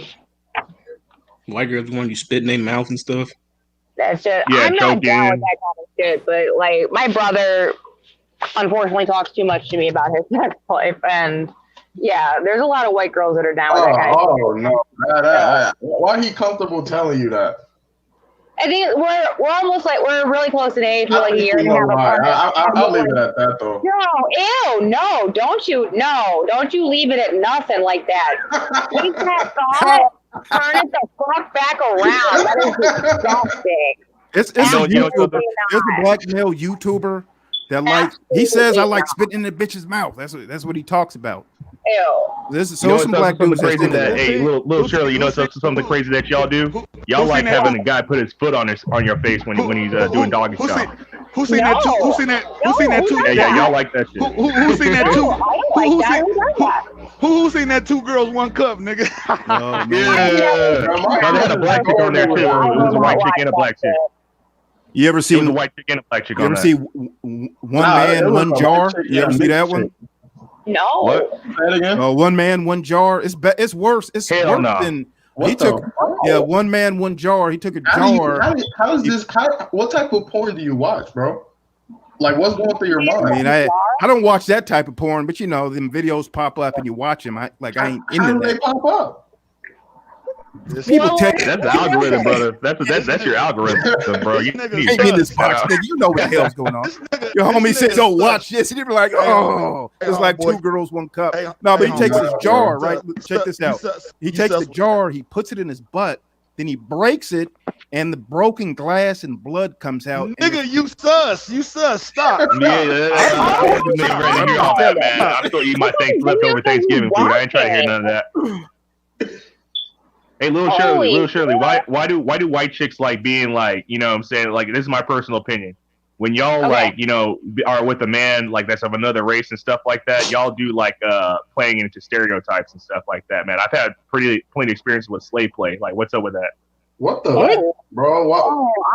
Is that why y'all like? What is wrong with y'all, bro? What is wrong with me, bro? I don't know about that. Okay, so my ex-husband was half black. We definitely did not do that. So I don't know about people doing that. I think that is really like I think that's really unhealthy if there are couples out there who are doing that, especially like if the person playing the slave is black. I think that's like really, really unhealthy, and both of them need to seek therapy. Because that's crazy. Yeah, sounds hilarious. Actually, that sounds funny. That's not bedroom play. That's like no. One time I was like slave and I snuck in the house and stuff like that. You know what I'm saying? I was just like, oh, you know, master daughter and stuff like that. You know what I'm saying? And I had her give me lemonade and stuff like that for working in the field. She gave you some lemonade. Oh my goodness! Was she like a Southern Belle? Did you dress up? up? Yeah, she was a Southern Belle. She was like, hurry up before Daddy get home. Yeah. I mean, you like take a sheet and put it on or something like this nigga broke in the house wearing a loincloth. How did she even feel comfortable to bring that up, or did you bring it up? What did she say? Bro, runaway this slave? is the thing. This is the thing. They Me Too niggas like crazy, bro. Like you can't be playing like that. That's like a backdated rape fantasy. Nah. Who knows what y'all are on? To be honest, bro. I don't know. Yeah, that's kind of weird. What are y'all on, bro? If it's your thing, it's your thing. But I think that's kind of like how come on Snapchat you see you once in a while you see a white bitch getting, you know what I'm saying? She fucking a dog, bro. You see that once in a while, to be honest, bro. Or putting the peanut butter, you know, and letting the dog just lick it off. Oh, don't even get me started on that, man. There was a girl in my high school that had that reputation, bro. You want to hear a real wild theory? I'm gonna give you a real wild theory. Because they're inbred. So you ever seen a white dude call a black dude the N-word and then they fight? How many times have you seen that in your life? Bro, never, bro. Niggas are gonna get stomped out if that happens. You ever seen it on video? Like on World Star Hip Hop on YouTube? What happens? Have you ever seen what happens when they fight? Man, this fight looks the terrible. White dude gets knocked the fuck out. The white dude gets knocked the fuck out. Like every time. I don't think you could find a video online of a white dude calling a black dude the N-word, and the white dude wins the fight. I saw it. Yeah, I've seen it. It was in a grocery store. The white dude was like a foot taller than the nigga though. So it's like 2 to 10,000 though, right? I don't think that white people. I don't think that a lot of people have. I don't think that a lot of white people have any idea like how inflammatory it is to say that to someone. Like it is. There is no equivalent word that you can say to us, you know, and it's disgusting. Yes, there is. Actually, there is. I've came up with it myself. What is it? Pinky. Oh, a pinky? That's what I call my homegirl, Pinky.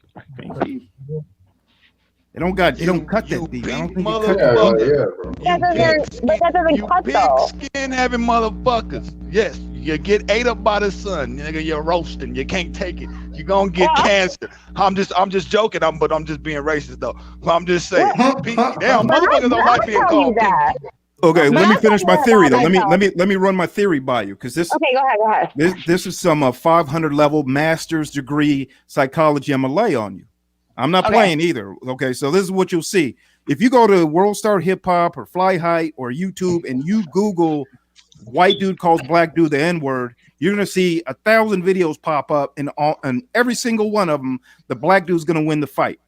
Now that shouldn't happen at that rate. But the thing is, I grew up. I'm a '70s baby. I was knocking white boys out in the '70s, in the '80s, in the '90s. So I seen it before YouTube. I saw it with my own two eyes, and I used to go like this. I go, when a white dude calls a black dude the N-word, you know what it looks like to me? Like he wants to lose the fight on purpose. Because you'll see like a white dude will call you the N-word, and then he'll try to start the fight, but he'll never throw a punch. You won't even throw a punch. It's like they lose on purpose. And I was thinking about it. I was like, why have I seen this now? It's like 2010, and they got YouTube, and it's like I've seen it so many times. It's a repeatable pattern. And then I got to thinking, I was watching the show, right? It was the show, and they were talking about cuckolding, and I was like, I never heard of cuckolding. What are you talking about, bro? Let me finish. I'm trying to. It's deep, man. You're gonna have to put on your thinking cap. What's the name of the show? The show Arrested Development. Remember that one with my man from Family Ties, Jason Bateman. Right? So they had that little nerdy dude on there who had the hot wife, and his hot wife turned him into a cuckold. So I Googled what a cuckold was, and I was like, damn. And then they had interracial cuckolding. And I was like, oh, shit. That's where a white dude offers his white chick for a black dude to fuck her in front of him. And then I started Googling, and I was like, that's about self-humiliation. And I tied it together. I said, you know what that looks like? The same shit with these white boys with self-humiliation, starting fights using the N-word and then losing on purpose is like the same thing as a white dude offering his girl to a black dude to fuck him in front of him. So interracial cuckolding is all about this racial humiliation. And so So what it is that That's definitely because white dudes live in America, and they, like Michael Jordan's their favorite basketball player, Michael Jackson was their favorite, entertainer. They love black people, they love black culture, but they also were taught to be racist and white supremacists. So in order to process that, they got to get it out somehow. And so sometimes they feel like, well, shit, I'm going to get myself knocked out by a black dude to help me feel better about my racist disposition, or I'm going to feel better about my racism by offering my girl to a black man. Hey, hold on. Speaking of this whole word nigger, do y'all know what a triaglodite nigger is? Put it in Google. I want any of y'all to just look it up and just look at the picture that you see. I dare you. No, just look it up right quick. Bro, it's gonna be some weird shit on our search history. No, it's not. I swear it's not. I live in the South. I don't even know how to spell it. How do you spell it? Dudes be doing that job. Yeah, I don't want that in my search history. So one of you guys look it up and tell me. Triaglodite. I'll spell it. It's TRIAG. Hey Mace, look it up, Mace. YDITE space NIGER. Spell it again. They were talking. Triag is TRIAGLYDITE space NIGER. Hey, so Shirley, when you start coming on like blackmail, like Caucasian YouTube channels race and stuff like that, it's a fucking caveman. What's known as caveman? Fucking Caucasians for the Caucasus Mountains. Nigga, they crawl their ass up out that damn cave. That's why they so bright. Yeah. Oh, Shirley, I was asking, when did you start coming to like blackmail? Hey, hold on. Y'all know the YouTube other channels? word? Hold on. Since we on some racist shit, y'all know the actual word for black, the etymology of black is actually pale. Do the etymology of it. See what you find. This shit is so backwards, man. It's so crazy. But go ahead, though. Okay, I came into this place, I think probably in May, maybe April-ish.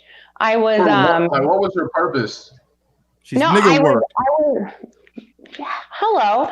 So I was Who's the real nigger? I go on YouTube, I let it autoplay, and honestly it autoplayed me into one of Angry Man's lives. And I hung out and watched. I can't remember what he was talking about, but it was something like more on the philosophy lines, and I agreed with what he was saying, and I found some merit to it. So I subscribed and I came back, and then he talked about Kuda, so that's how I found him. And then Kuda, I found Mace through Kuda's channel, and that's pretty much, I've met pretty much everyone as a result in some way of finding Angry Man's channel on a whim of Google's autoplay. Yeah, I ain't gonna lie. Angry Man was the first black male red pill channel that I subscribed to. Yeah. So that's how I found this thing. AM needs to stop. AM needs to stop with this whole Donald Trump thing. Though, like, he lost. You know what I'm saying? Donald Trump lost. Like, it ain't every single stream he's been having for like the last couple of weeks. What the fuck world do you live on, nigga? No, the fuck he did not lose. What the fuck are you talking about, bro, it's dude? not over till it's over, bro. What This shit ain't over right now. What world are you on, dude? You think because the media say that the president-elect is the elect? That's not how the shit works. What the fuck are you talking about, dude? Okay, so hypothetically, never in U.S. history has somebody, in U.S. history has somebody after an election, especially after they did the recount, several of the states that he was fighting for said that they won for Biden. Like, it's not going to happen. It could happen. I'm just sorry. Exactly. You know what you should do is Google Van Jones. You know the political process. Van Jones did a video and he talked about exactly what Trump is going to do. And then I saw Bannon just last weekend. He was on the local news, and Steve Bannon said he said that Trump is going to do exactly what Van Jones said that Trump was going to do. And basically, it's like the guys in the Electoral College. It's something like they're not going to cast their votes, and then it's going to go to the House of Representatives. And then you would say, well, the Democrats have more power in the House. They got more numbers in the House, but they don't do it that way. They do it by clusters. So then when they cluster the House together, actually the Republicans are going to have more power. And then that way they'll be able to give the presidency to Donald Trump legally. And this, Van Jones worked in the White House with Obama. He's an attorney. The dude on CNN. Man, he's giving you the facts. So it's definitely not over. Yeah, the same thing happened with Bush. Because in 2000, the same thing. Well, do you remember 2000? Yeah, it's different though, because that went to the Supreme Court. What Trump is going to do is not going to go to the Supreme Court. It's just going to go to the House, and it's just basically the protocols of how they do it. They had that old hanging Chad shit down in Florida, which kind of which sent it to the Supreme Court because they had to make a decision on what to do with the hanging Chads. But what Trump's going to do is it won't even go to the Supreme Court. If it goes to the Supreme Court, it's definitely going to be a wrap. Yeah, because yeah. That's his only hope, in my opinion, is the Supreme Court. You know, I'm not a Biden supporter by any means. I actually want Trump to win. I'm gonna put it in the back. But the way it's looking is not too good. That's my personal opinion. You know what I'm saying? Yeah, I think Trump is better. Don't let mainstream media hypnotize you, man. Don't let it do. Because it's looking good. You don't. I was actually pretty excited, man. I thought he was gonna win a landslide, like a complete landslide, man. Because he was looking horrible in the debates, to be honest. No. I thought he looked great in the debates. Pence, especially Pence was slaughtering Kamala. Looked good in the debates. You thought Biden looked good in the debates? Oh no! I said Trump was doing good in the debates. Oh yeah, he was clowning Biden. Yeah, but the Pence and Kamala one was better because Pence was calm, cool, and collected. You know what I'm saying? They thought he was going to be belligerent. You know. I don't know how Kamala got that was such an affirmative action placement. She did nothing to deserve to be vice president. They should have, yeah. And qualified. Huh? Wow. She's qualified and she's black. She's not qualified. Yeah, she's qualified. She's a senator. Oh, okay. So I mean, was she the most qualified? Well, you don't have to be the most qualified. Out of everybody else, Hillary Clinton was probably the most qualified candidate in world history, in America's history. Hillary Clinton was probably more qualified than anybody, and she got tore out the frame. So it's not really about that. But if you wanted to get the black vote, you got to get a black woman in there. She's not black. It's all identity politics. It's all identity politics. That's all that is. She's kind of black. She's not black. She's not black. Remember BLM. BLM said that they need a black female vice president. They actually pressured the Democratic Party for that. Yeah, they put a white girl up there. Trump it's probably not like won. black people would have voted any differently, to be honest. Like, who are black women going to vote for Trump now? They just might not vote. Yeah. I see. Honestly, AOC being like another. She gonna run for president like in the next couple of years. Watch.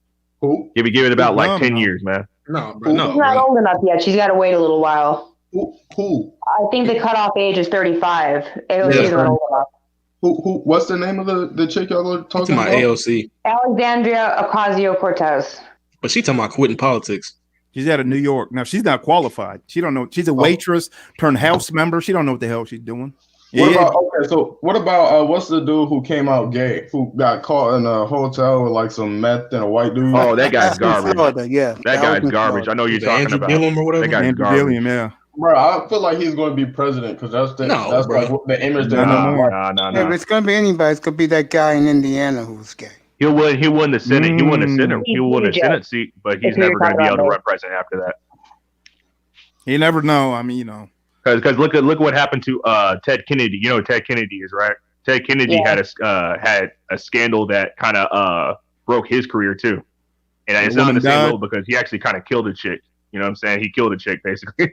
Honestly, and that's my personal opinion. But you know what I'm saying? Like that guy in Florida, basically, he kind of did the same thing, man. You know, nobody's gonna want a president that's a meth head. Yeah, but I mean, Andrew Gillum, he was on a great track before that whole situation, to be honest. Yeah. Before all that, man, I was actually kind of rooting for the guy. I ain't even gonna lie. Before I knew all that. Yeah, he was on track to be president in 2034. You see, that trending on Twitter. It was Diaper Don. And so they had one of the producers or somebody on the set of The Apprentice was saying that Trump shits his pants. And then they put a bunch of videos out and he makes you think like maybe, he's incontinent or something. He shits himself. And what the guy was saying is the dude's on drugs. He's popping pills. He's on Adderall. He's doing meth. We're on some, and they contain laxatives. And it will make sense because Trump, that dude is fucked up. I mean, he's smart. He's strong. He's a fighter. But the motherfucker's off his rocker, and Giuliani's like that too. You can tell they're both on drugs. Hold on, whoa. What are you basing this off of, bro? Do you know these? What do you mean? You got to be kidding me! Come on. You hear them every day lie. Do you know these people, bro? No, I don't know him. I don't have to know him. Stop being hypnotized by media, man. Just Come stop. on, man. Just stop, bro. Just stop. Okay, this is the thing. Is what people do. Propaganda. That's propaganda, man. Just stop, bro. Trump lies more than Trump lies more than anybody Trump lies more than anybody you've ever met in your life, by far, like by 1,000 times. Nobody you've ever known before has lies more than Donald Trump. It's not even close. It's not even that. He got into Wharton. Like, you can't buy your way into a school. You see, you know what his sister said, don't you? About him getting into Wharton? You heard about that, right? His own sister. What'd she say? She said he cheated on his test to get in. I thought that was a SAT, so that's like a high school test, not like the LSAT or anything. Well, he got it. They said, well, no, LSAT's for, isn't that? Yeah, that's what I'm saying. He didn't cheat on that. He cheated on the SAT. His sister said he cheated to get into college, though. Is what I'm saying. Yeah, he cheated on the SAT. He didn't cheat on the LSAT though. We kill dragons. Here's my thing. Here's my thing about Trump, man. I understand that he does lie a lot, but here's my thing, man. I don't care. Politicians lie, period. That's my thing. Yeah, that's so I vote on policy. Okay, here's the thing, though. No, I get that. Like, that's what people say. So but here's the thing. To attribute his lying to an intelligence in some way? Is that what you were doing? No, he's smart. I mean, he's a genius. I would say he's a genius because he was president. He had a hit TV show. I got pictures in front of Trump Towers before. So, I mean, he's highly accomplished. So I'm not saying like, think of it like this. The dude lies more than anybody, any of us have ever known by 10,000 times. Like, you know what type of sick fuck you got to be to lie every single fucking day? He tells lies that politicians are sick. Every last one of them are sick, man. No politician has ever lied like that. No politician, no person. It's like you're not seeing reality for what it is because you like Trump. I don't give a fuck about whether I like him or not. I'm saying this dude is a sociopath. That's obvious. He's a sociopath. And if you let a sociopath, bro. If you let a sociopath run the country, you know what a person like that'll do? They'll gain power. They'll use their charisma to manipulate people. And you know who Jim Jones is? What he did? He took a bunch of people. He's a cult leader, and he took them down to South America, and he had them drink the Kool-Aid, right? And they go, oh, these people that are, he said, your family that's coming to save you are gonna, the family that was trying to save him, Jim Jones said, they're gonna try to ruin you. So they all drank the Kool-Aid and died. Well, what do you think Trump did with this COVID thing? Hold on, let me finish. What do you think Trump did with this COVID thing? He told his base, he goes, the Democrats are trying to ruin my economy, and they're trying to use COVID to ruin my economy so you can, so I won't be reelected. And it's like, no, that's not what's going on. They're trying to put up health policies to keep people safe, and now people politicize these masks, and people are going to die. Hey, in my opinion, no. I'm going to give you some pushback on that, bro. I'm going to give you some pushback on this whole COVID thing. This whole COVID thing really is about ruining the economy, bro. Like all these restrictions and stuff like that, honestly, in my opinion, there is no pushback to that. You're in a cult. You're a cult member. No. Have you ever heard of the Great Reset? Have you ever heard the Great Reset? Have you ever heard the Great Reset? Yeah. Yeah, the Great Reset. That this is a part of the Great Reset. You know that, right? What are you talking about? The Great Reset is this economic idea of paralyzing the world economy so that the more authoritarian actions can be placed on human beings. That's the Great Reset. It's meant to destroy capitalism. That's like what cult members, that's how they talk. They bring up these conspiracy theories and they go, oh, this is what's going on. It's not what's obvious. It's something else that we can't prove. You're talking about a conspiracy theory. It sounds good. It's plausible. Some conspiracy theories I get the logic, theories, but think about it. 9/11 being an inside job. That was a conspiracy theory. Yeah, this is a conspiracy theory too. The Gulf of Tonkin. You know what the Gulf of Tonkin, right? It was right. How we got into Vietnam, that was viewed as a conspiracy theory too, and that's universally proven as fact now. Yeah, but that's proven as fact. That's what I'm saying. I'm saying you give it time. You're going to give it time, and it's going to be proven. But that's not. You can't say that every conspiracy is going to end up being proven in fact. Right. No. I'm saying it's being specific, like the way I see it personally. I just see it working this way. No, because y'all mixing it up. Conspiracy theory and conspiracy is two different fucking things. A conspiracy is actually. Does anybody know what a conspiracy is? You know that. But here's what you did. But see, Zachy, this is who was it? This is what you said. You said, A, it's the Great Reset. Hold on. People mix this up because every time you hear a conspiracy, they think that it's something that is a theory. No, nigga, because a conspiracy is a conspiracy, meaning that there's multiple people that are planning to do wrong. It's a theory until you can prove it. But this is the thing. We know what you're saying. You're talking. But hold on, no. Conspiracy theory is conspiracy theory. Conspiracy is a conspiracy, bro. They're not the same. You know, they said that we didn't go to Mars. Hey, man. Or we didn't go to the moon. There's that conspiracy. Is that true too? We didn't go to the moon. No, so that would be a conspiracy theory. Well, how do you know how would you know? So here's the thing. Here's the thing. The Great Reset.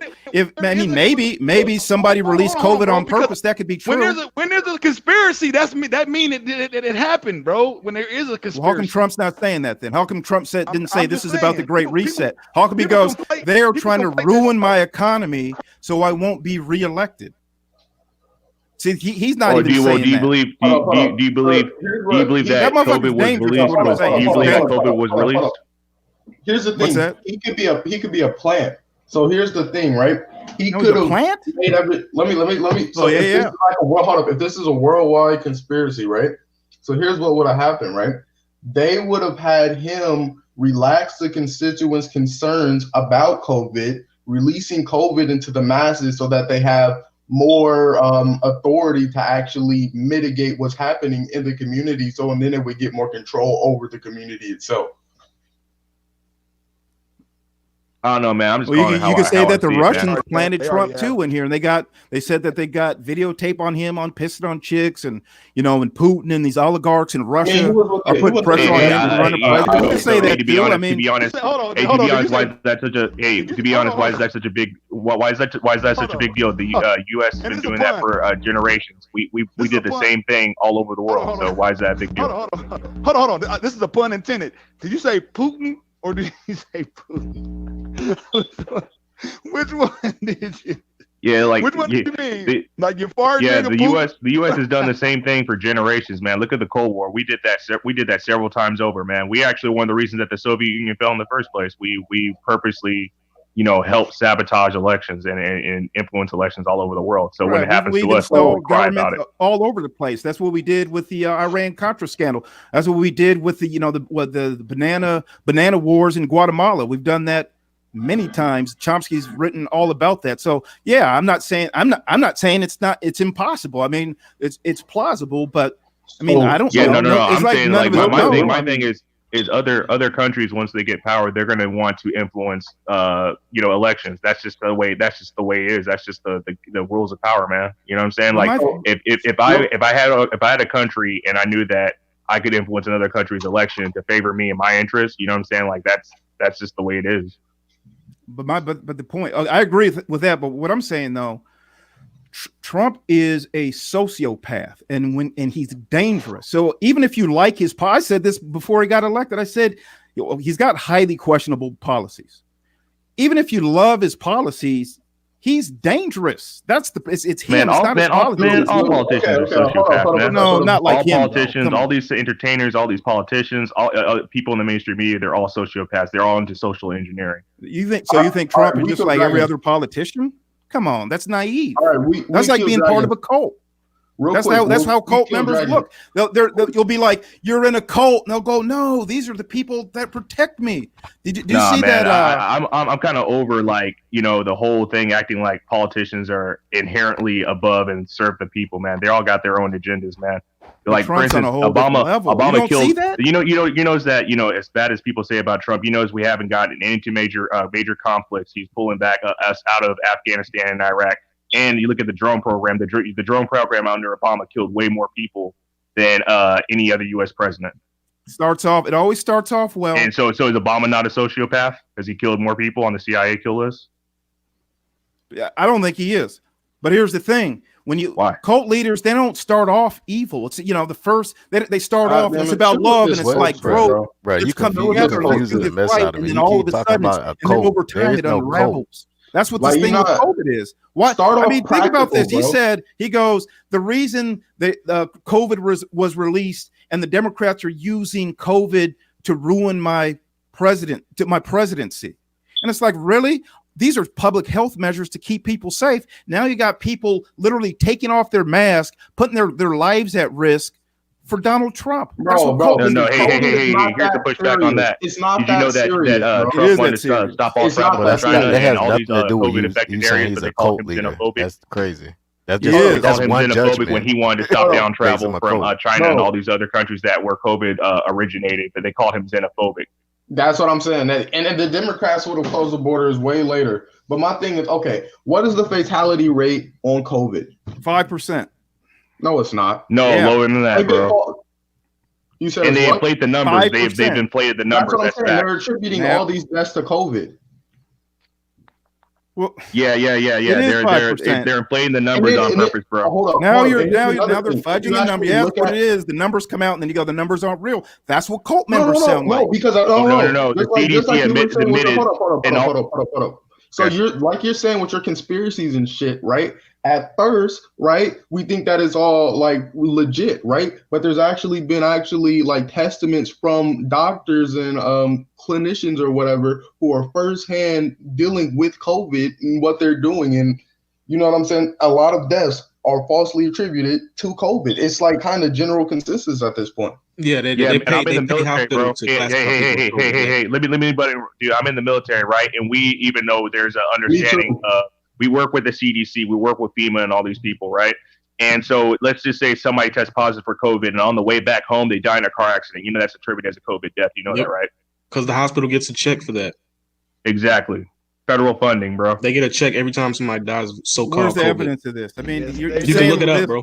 What do you mean look it up? Where's the evidence? I read the Look it newspaper. up. I read the newspapers. Well, how about I you read. just use Google, man? How about you just use Okay, Google? and I'm not going to And I'm say speaking that from the my official this is stats anecdotal, are. but this is from my own expertise, dude. I'm in the Air Force, bro. This is I like, mean, and in then the Air Force, I How mean, can what do hospitals you get do? I paid mean, for do you COVID? work in medical? In the, I mean, you know what I mean? Do you work my in roommate works with administration? You crunch your numbers? You're an the analyst? I mean, aerial with But he's got more air inside evacuation, info bro. than So he you. works yeah, with I mean, medical. that's Got more what's that inside mean? Air info than evacuation. you. That has nothing to do with understanding the medical numbers at some hospital. I mean, come Bro, on. look at all the man. other things in the world. Look how many people I- die from all these other issues in the world. I'm but friends the with world wants to doctors. shut I down got over COVID. multiple family You know, we members got who like work a in hospitals. refugee crisis. We got All right, civil I'm gonna wars look going this all up. over the place. We got drugs, that doesn't make me going an all over the expert. place. But we want to shut down the country over COVID.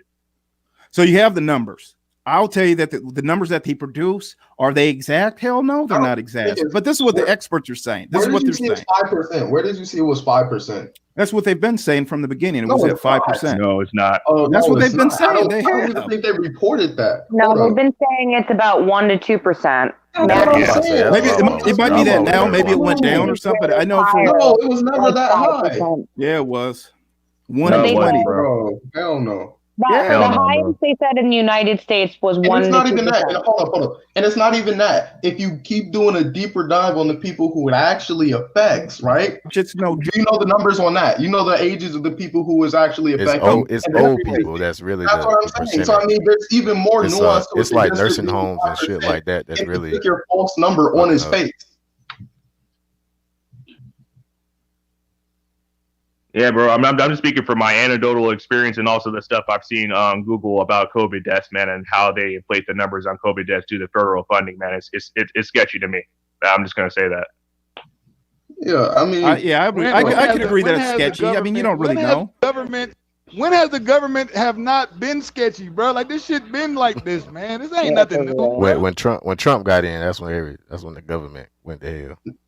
Yeah, it started just bad. Yeah, I'm not but gonna see, say this is the got thing better is when that when he you're in went this in, cult, but it's like it's these been fucked anti-vaxxers, up. and they go, "Oh, vaccines don't work; they'll kill you. I'm not going to vaccine my kids." And that's bullshit. Hey, We're with not gonna listen to anti-vax, them. you know the Tuskegee experiments. You know about that? Oh God! Right. See what I mean? See? Yeah. See? No, you guys are young. experiments are proven. The U.S. government, That's admitted that documented they history, though, injected brother. syphilis Yeah, it's into documented. You can't just say History. you just You know what can't. else is That's documented? that. You know what else is documented? The history Hey, look, I just of dropped the link. vaccines. USA They work. Today. They I just work. dropped the link, Vaccines bro. are guaranteed to work.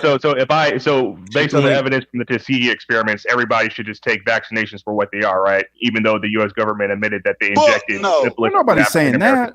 I'm not saying that. No, you're people that are against anti-vaxxers. I understand where they're coming from, but at the same time, you can't diss somebody for being untrustful of the government. That's ridiculous. Yeah, well, because speaking of there's black actually folks, historical the evidence, fatality there's rate actual is less historical than evidence of 1%, vaccines bro. being used maliciously against people. The Nazis also used vaccines, so-called vaccines against the Jews to sterilize them too.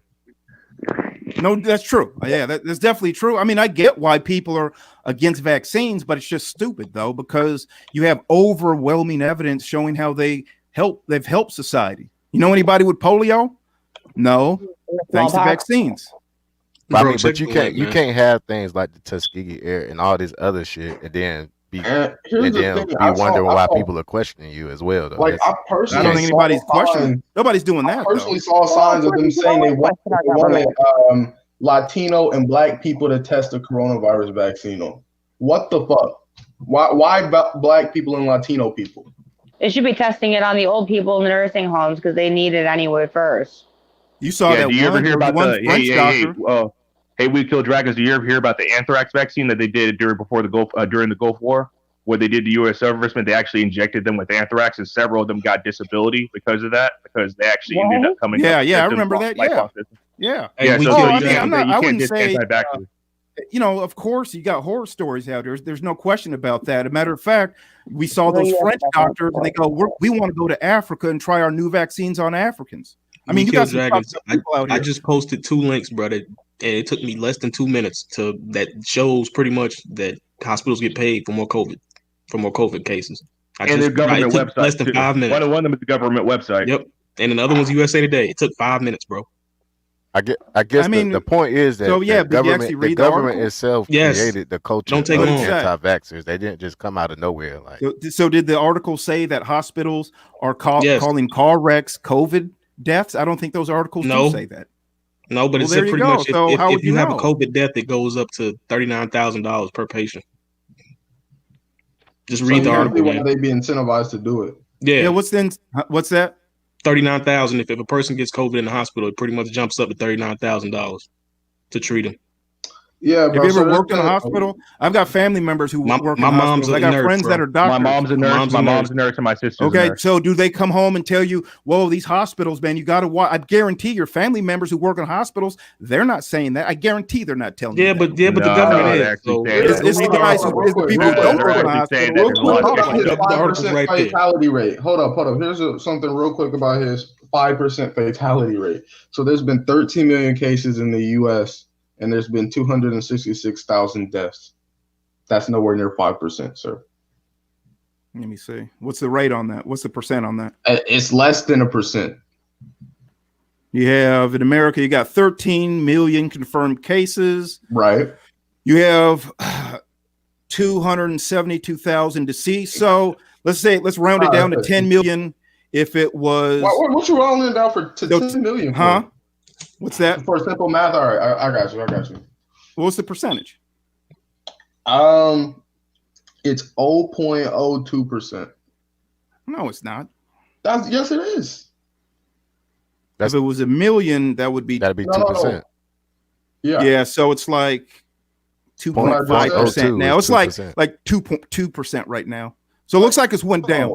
Hold on. You know you don't have to say point. You just say 0.02%. You know that, right? You don't have to say the O. I just say that, bro. I just say that. Yeah. Hey, we kill dragons. My main point is that of all the things that our country has always been going through with crime and all these other things, several thousands of people die in car accidents, DUIs, all kinds of stuff. You want to lock down the country over this hardcore and act like this is the biggest issue we've ever faced in our lifetime. When like I think it's like thousands upon thousands of Americans are killed every year. You know what I'm saying? Like you're not willing to shut down the cities to solve the crime problem. You're not willing to stop the opiate addiction problem by setting up rehab centers, you know what I'm saying, and incentivize, people for nonviolent crimes to get released out of jail. But you want to lock down the country over. That's such a stretch, though. Bro, so you're saying more people die every year from all these other things per year than COVID every year. Yeah, but every this can single spread, year. though. So you know what might happen if we said let's just treat it like the flu and do pretty much nothing. We'll just wait till a vaccine. What could happen then? You got to, some old folks will die.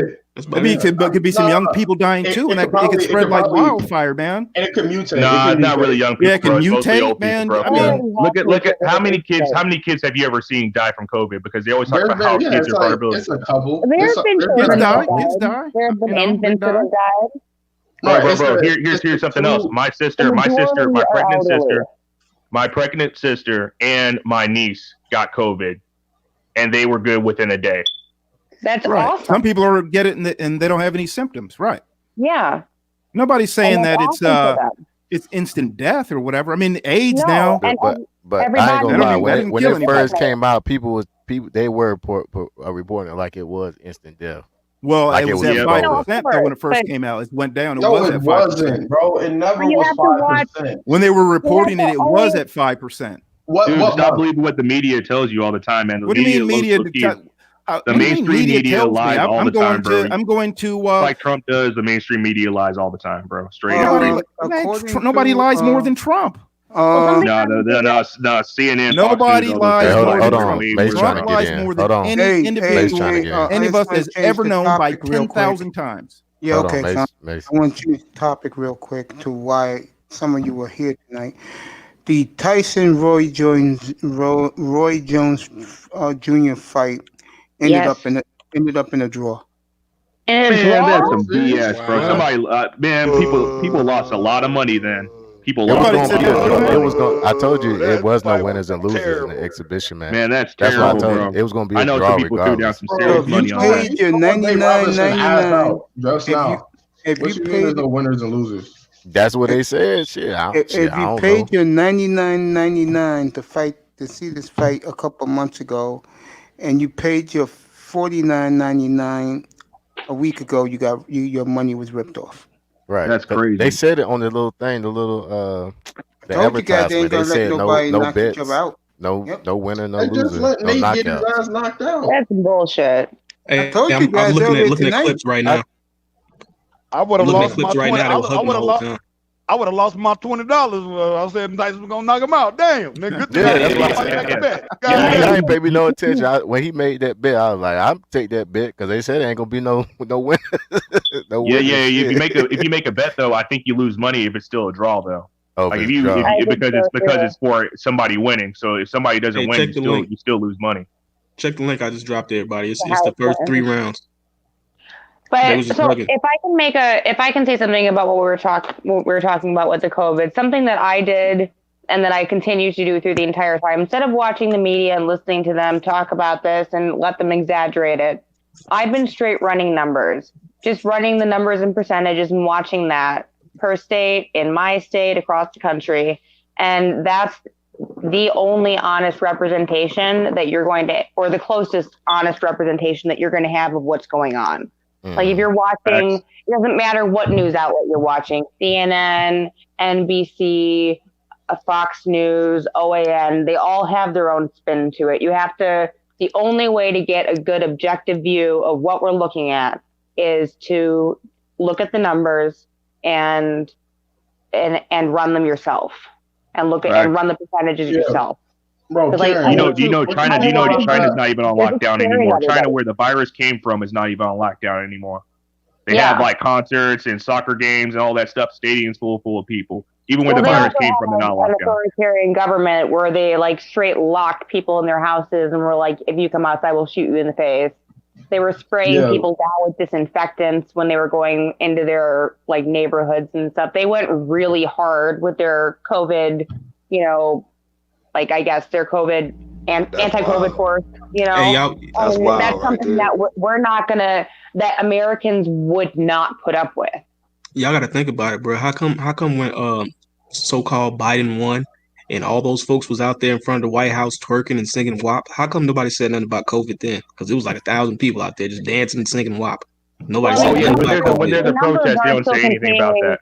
It's the numbers WAP, bro. That's a great continue song. to climb, and they should mention that all of those parties seriously attributed to the spike that we're seeing in COVID cases, but they don't want to talk about that because they're pushing a leftist agenda.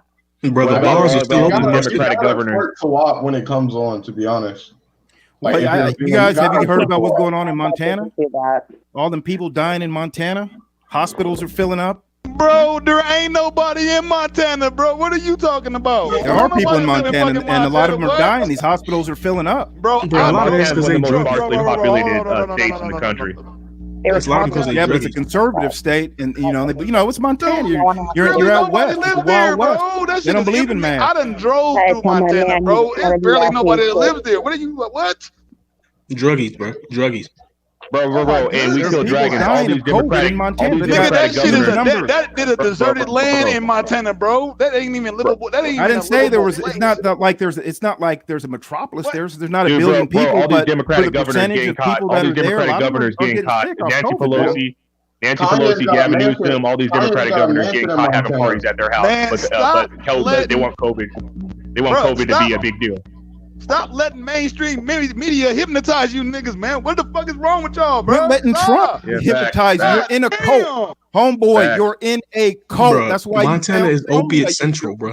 You're You like, gotta Montana's just run people your are own dying in numbers, Montana. man. Trump's there to help us. Take off your mask and Opiate protest central. Democrats. There is no Just COVID. run You your guys own sound bro. like I mean, crazy people. That sounds This, crazy. hey, That Opiate sounds we crazy. kill. I And just want to people know are this. dying. What? Because I'm not really into big in politics. What has Trump done that's so awful? I honestly have not yet to see it. He All right, tells people not to wear masks. It was telling people don't wear a mask. That's kill The crazy. dragons CDC real and quick, Dr. real quick, real Fauci quick. said not to wear a mask in the beginning too. He said that it wasn't that effective. It wasn't effective. You Yeah. don't remember that? Yeah, the Dr. CDC Fauci a lot. even Yeah, said that yeah. at one point. Okay, but yeah, So that's what's one the thing big to deal? say that masks aren't effective and you got bad information. It's another thing to say don't wear a mask because they're trying to ruin my economy and it's Orange man basically a bad. hoax. That's crazy. So We it's kill it's really dragons. it's just the COVID thing Orange for you, man bad. nothing else. That's it. Real quick, It's real just quick. Well, We no, kill that's dragons. what I was trying to Orange explain man to you, bad. though. Which party do you think's better for black people, Democrats or Republicans?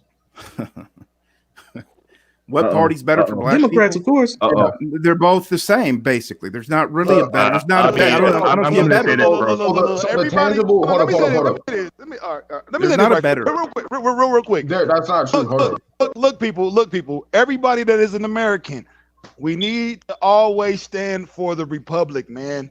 Do not let the Republic fall. That's a fact, bro. America is a republic, man. If we can keep this shit, man, we gotta hold the Republic together, bro. All this Republic and Democrat, fuck that shit. Thank you. Yeah, Democrats want anarchy, bro.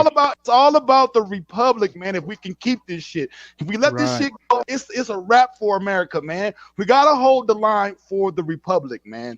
That's a fact. Dude, Democrats low key are pushing it's like low key like communists. Like I agree that there should be Medicare for all and things like that, but low key some of the SJW stuff they're pushing and super LGBT stuff they're pushing and stuff like that. How do you think immigration is going to affect the black community? Is it going to be positive or negative? We're being for the black replaced. community? Depends how you do it.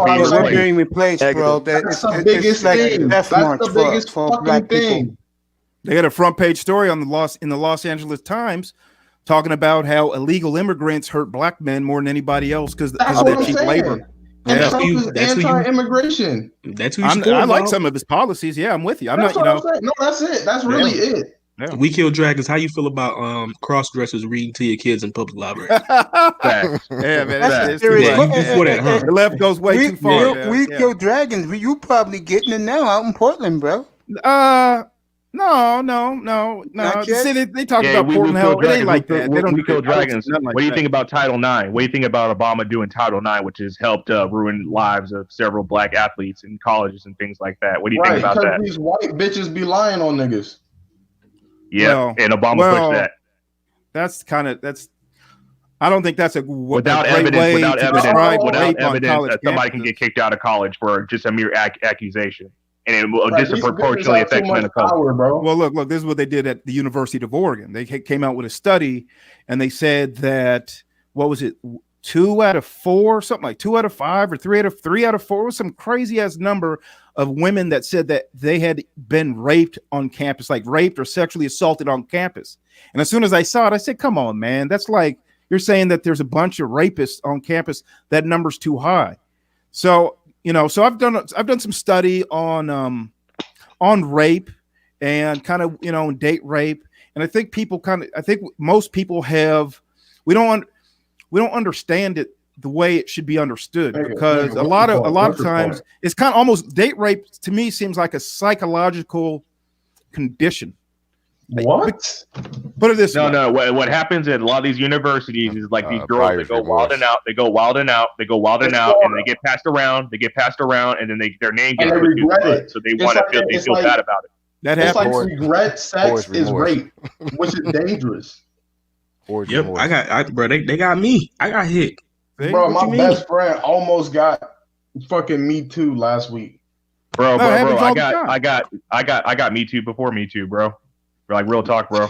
Like some chick was like, oh well, because I was like leading this chick on and stuff like that, and then I broke up with her, and she got bitter about it, and then she saying the last night that we were together, she did that. I got Me Too. Almost got Me Too. Okay, this is the thing. What I see, I remember I was I must have been like 15. It was like 19. It was in the 80s, 14, 15. And my buddy was a virgin, and we were friends with this other girl. We're all friends, and this other girl was a virgin, and they both wanted to have sex. So we're playing Mike Tyson's Punch Out on the Nintendo, and the girls come over, and we're all just hanging out, and those two go upstairs, and they said on the phone like, "We're gonna have sex," and this and that. They go upstairs, have sex, come down, and the girl goes, "He raped me." That's what happened to my friend like last week. Well, that's why I say I think it's like a psychological condition because it happens so much. I think there's something with women, like they get traumatized in the sex and it feels like rape. I think they legitimately feel like they're raped, and then they accuse men of being raped. That's too deep. How am I going too deep when it happens so much? It's happened to all of us. You're giving these bitches a path to set up niggas if you're like intellectualizing it like that. Right. Everything's intellectualized. Would you dumb it down? What do you say? Would you dumb it down? No, I'm just saying, like, no, like everything needs to be intellectualized. That sounds dumb. Hold up. Here's what I'm saying. If you don't want to have sex, right? We understand like the limits and everything like that. Like, I guess you have to stop mid-stroke, right? But if she's not saying no and he keeps going, you can't say it's rape later because you regret it. I agree. Bro, let me tell you what happened to me. Yeah. I got probably like 10 minutes in, and she was like, "Stop." Okay, I stopped, and then it was all good. We were all cool. And then when she started stalking me, when I blocked her on all social media, she started going around telling people that I took it from her and her friends, which everybody knew it wasn't true. I had proof. And then some niggas believed it, and I got jumped. Like, bro, this ain't nothing to play with, man. These chicks be tripping, bro. It happens so much. I'm sorry that happened to you, bro. I give a shout out to, same thing happened to me, bro. I played music. And I literally had to quit playing music because my band members quit in my band and stuff like that. We were booked for some shows, and they canceled us and stuff like that. Yeah, man. I had to park my car. That's why I joined the military. I literally joined the military because of that.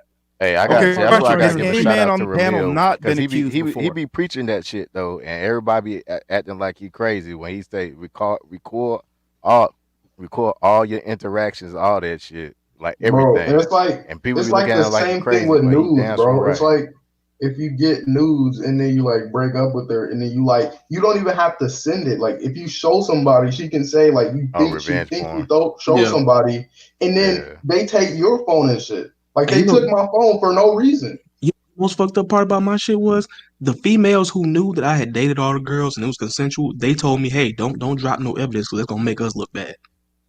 Wow. Yeah, my own friends was like, "Hey, don't say nothing about it because it's gonna make all of us look bad." Bro, what do you guys think about that Johnny Depp case, man? What do you guys think about that Johnny Depp case, man? He had overwhelming evidence that this chick did all this stuff to him, and he still lost. What do you mean he lost? He still lost? Was it a civil suit? No, he won. He won, dude. No. Johnny Depp lost, bro. Johnny Depp lost, bro. What did he lose? How do you lose? And he lost the appeal too.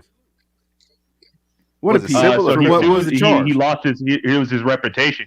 His reputation was tarnished, and he was trying to reclaim his name. That's why he sued the newspaper. How much money did she get? Oh, she didn't get. Well, she got compensation for her time and the legal fees and all that. Bro, kind that's of what stuff. I'm saying. Like when it comes to a certain amount of money, right? Like, you know what I'm saying? Like half the lawyer fees could get her hit, to be honest, right? And then you don't have to deal with that no more. Because they try to Z's Ansari like that chick. Remember? Yeah, the chick said it was. Hey guys, I got to get running, man. I appreciate the combo, man. Y'all real cool, man. Type of dudes I like. Yeah, shout out to you, bro. Like hanging out with. I appreciate it, man. Real cool. I'm out of here later. Yeah, later, man. All right, man. All right, bro. Easy. But yeah, man, that situation with me, man, with the old girl, that's why I don't really mess with black chicks no more, man. No. Bro, White chicks mine was do it worse, Nigerian, bro. bro. White chicks Mine do was it like worse. was Nigerian. I thought she was gonna be like, you know, super chill and submissive, but she was raised in America though, so she got that feminist mindset. She won in Nigeria. That's what. Yeah. That's what you thought. Yeah, bro. Nigerians been the worst females I know ever. Nigerians and Haitians. Never again. As a matter of fact, they known scammers. So I mean, shit, that's the easy one for her, probably. Really. Yeah, where you brothers from, man? Where y'all from? ATL. I'm North Carolina. North Carolina. My pop's from North Carolina. He's from Goldsboro. From who? My dad's from Goldsboro, North Carolina. Oh, Goldsboro. Okay. Yeah, I'm from Texas. All right, so I got a question for y'all, right? So I was on another stream talking about this, right? But you know who Sweetie is, right? She was the bitch talking about Birkins, right? Man, she trash, man. Yeah. One of these ratchet chicks. Hold up. No Sweetie slander allowed, bro. But honestly, I know it was bad advice, right? But if you see her, right, can't she personally demand a Birkin? No. What do you mean, no? Bro, she has like what, fake tits, fake ass, a whole bunch of makeup. No, she don't have none of that, bro. No, she looks good. She looks good, but I mean, even if I was a guy that was balling like that, man, I could get a girl that looks way nicer than her that is not putting that ratchet imagery out there, man. You know what I'm saying? Like that's my thing. I don't like all that ratchet imagery. Like you can be sexy but not be ratchet. Buy $1,000 bag for have you even listened to any, like, what do you mean rap? So like, if you listen like female rap, right? She's way less everything than regular female rappers, bro. Nah, man. That song, her biggest song, My Type, man. She's like, hey, if you ain't a Pookie and a Ray Ray, you ain't my type. Like, I'm not a Pookie and a Ray Ray. I have nothing against Pookie and Ray Ray. I have nothing against them, but that's not me. She said, rich nigga, 8 figures, that's my type. Like, how's that? Have you seen the video? Have you seen the video though? Bro, she's a female rapper. Like, sex sells. Man. Like, it's a market. No. So in the video, she's going through Tinder. She hanging out trying to. Bruh, come on, man. She went to hold up. Listen. Shit like she went to USC. She was a business and econ major, and she graduated with a 3.8. I don't give a damn. Megan Thee Stallion. Megan Thee Stallion in college. I don't care. No. Megan Thee Stallion went to like St. Perry View or whatever the fuck. Sweetie went to USC and was an econ major. You know how hard it is to do econ? I don't care about it's a culture and all that. It really don't have nothing to do with life. Educational attainment. It's really just a culture among those women, those type women. Like, bro, because in her video for My Type, she's going through there's a part where she's going through a Tinder and she's just swiping, and literally she's in the guys that are in the video. They're not like dudes that you see like business type dudes or anything like that, or entrepreneurs. It's literally just you know, like the average. Pookie and Ray Ray. Successful black men come in all different shapes and sizes. NBA fan, how old are you, man? I'll tell you this. You NBA fan, how old are you? Buy her that Birkin then. How about what? NBA fan, how old are you, man? I'm grown, man. You know what I'm saying? Like, give me an age range. How old are you, bro? A nigga 40. You said 40? Yeah, nah, I'm not 40, bro. Hell no. Nah, give me an age range, man. From 18 to 30. Bro, come on, man. When people don't tell their age, I just man, I'm 32, man. Why are you so ashamed about how old you are, man? That's what I'm saying, bro. That's like no offense. That's like females. Be like, don't tell me my age. Like I'm damn, I'm 32 and I'm proud. Because I already said it. I already said it on here, but I said 28, 19. You 19? Okay, 19. I get it. All right, I'll give you some leeway. 19. That explains a lot. Yeah, pretty much. Yeah. No offense. You know what I'm saying? But like that's your generation. That's what you guys are looking for. You know what I'm saying? I'm not about that. I'm about getting a wife. Are you in college right now? So here was what are happened, you in college? Right? So hold on. So here's what I'm gonna explain what happened, right? So basically, I got into a college and everything, and I was supposed to just take this year off and go to the National Guard, and then start in fall of 2021. So you've had a semester in college, so you know how bad this feminist stuff is on campus. Like, bro, no, I haven't. No. So here's what happened, right? I was supposed to go October 20th, but I had a fever at MEP, so they pushed my date back to February. So I got a job in the meantime. Hey, NBA fan, I'm just gonna say this. Like, I know you were talking about her education and stuff like that. The girl that got me into all that drama, that was that Nigerian girl. She was well educated too. She went to University of Texas, one of the best universities in the country. outside the Ivy Leagues. So a woman's education does not make her a better woman. Morehouse, nigga. I don't give a damn about any of that. You're gonna learn the hard way. You're gonna learn the hard way, bro. It's cool. You're gonna learn the hard way. Here's my thing though. I'm just saying, y'all acted like she was just like a regular hood bitch, which is not true because you can tell by her like intellect, right? That's No, man. There's plenty because the way the system is set up, man. You can get a chick from the hood and send her to college pretty easy, man. That doesn't mean anything. Like that, you know what I'm saying? Like, you have to have where I'm from in Texas, man. I saw plenty of hood ratchet chicks with like, 3 different kids by 5 different niggas. You know what I'm saying? Yo, going to college. Zaki, tell me, am I wrong or Bro, right? If you were a single mom in Texas, wait, Zaki, if you're a single mom in Texas, don't you get free like that caliber? Yeah. If you're a single mom, man, you get free education, you get help from the government, you get bro. free gas, and you get a place to stay. If you're a single mom in Texas, bro, all these females got degrees. Cause why? Cause it's free. Yeah, that's the whole stereotype of that black women are the most educated and stuff like that. Yeah, I know that's where that kind of starts from. It's because we got a 70% single mother rate and stuff like that, and the government sets up policies to help them. There are single moms who move to Texas just to get a education and free gas. There are single moms who move to Texas for that. So how long have black women been considered a double minority in college admissions? Since like the early 70s, late 60s, early 70s, after the Great Society Act. 70s and shit. Yeah. Oh, okay. Because I was thinking, there's confounding intersectional theorem things that can get them like a huge advantage when it comes to job prospects and college tuition and college applications and everything like that. Yes. But beyond the education, it's just baked into the culture. Like it's that where that's negligible. It's not you. Yeah, bro. If you messing with a black chick that's going to a university, there's a big chance she's been influenced by her campus, which is like one of the biggest feminist groups ever. So all that she got a degree, she's smart, she this and that. No, bro, she probably got influenced by her campus. I got banned from going into any her campus events because I talk I wasn't reckless, but I was such against that stuff. Trust me, bro. If your chick goes to college, if she gets at least 1 year, feminist mindset, bro. Yep, facts. Gender studies all the way, man. You see that? You guys see that on the news? That gender studies major, that professor that killed her boyfriend, her ex-boyfriend.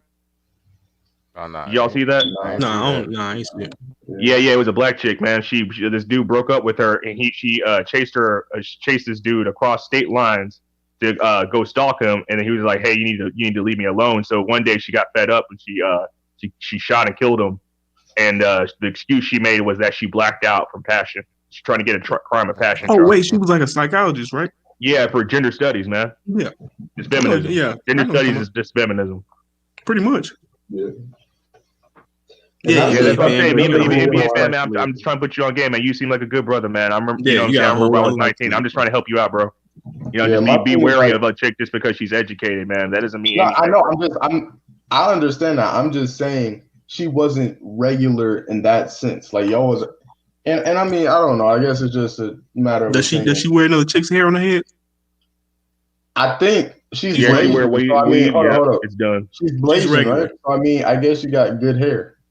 Man, get the fuck out of here. I don't know. Hey, another thing, bro. Hey, NBA fan, you know how many chicks are doing like, a lot of these newer porn stars, a lot of them started off in college. Like we got the most educated generation of porn stars ever, but that doesn't make them any better. You know what I'm saying? Than any other regular woman. You know what I'm saying? Like there's like porn stars with PhDs. You know what I'm saying? Like it doesn't make a woman like, you know what I'm saying, marriage material or long-term relationship material. Yeah. And I mean, a lot of the Zoomers aren't even going to consider marriage anyway, so we won't have to worry about that. A whole lot of spinsters. Yeah, man. See, if you get a chick like that, right, and you do buy her a Birkin bag, it's not going to stop there. You know what I'm saying? She's gonna want more, man. That's their nature. They're never going to settle for that. First, it's going to be a Birkin bag, then it's going to be a car, then it's going to be a house. You see how like DJ Academics, man, is simping for that Selena Powell chick. And she fucking everybody.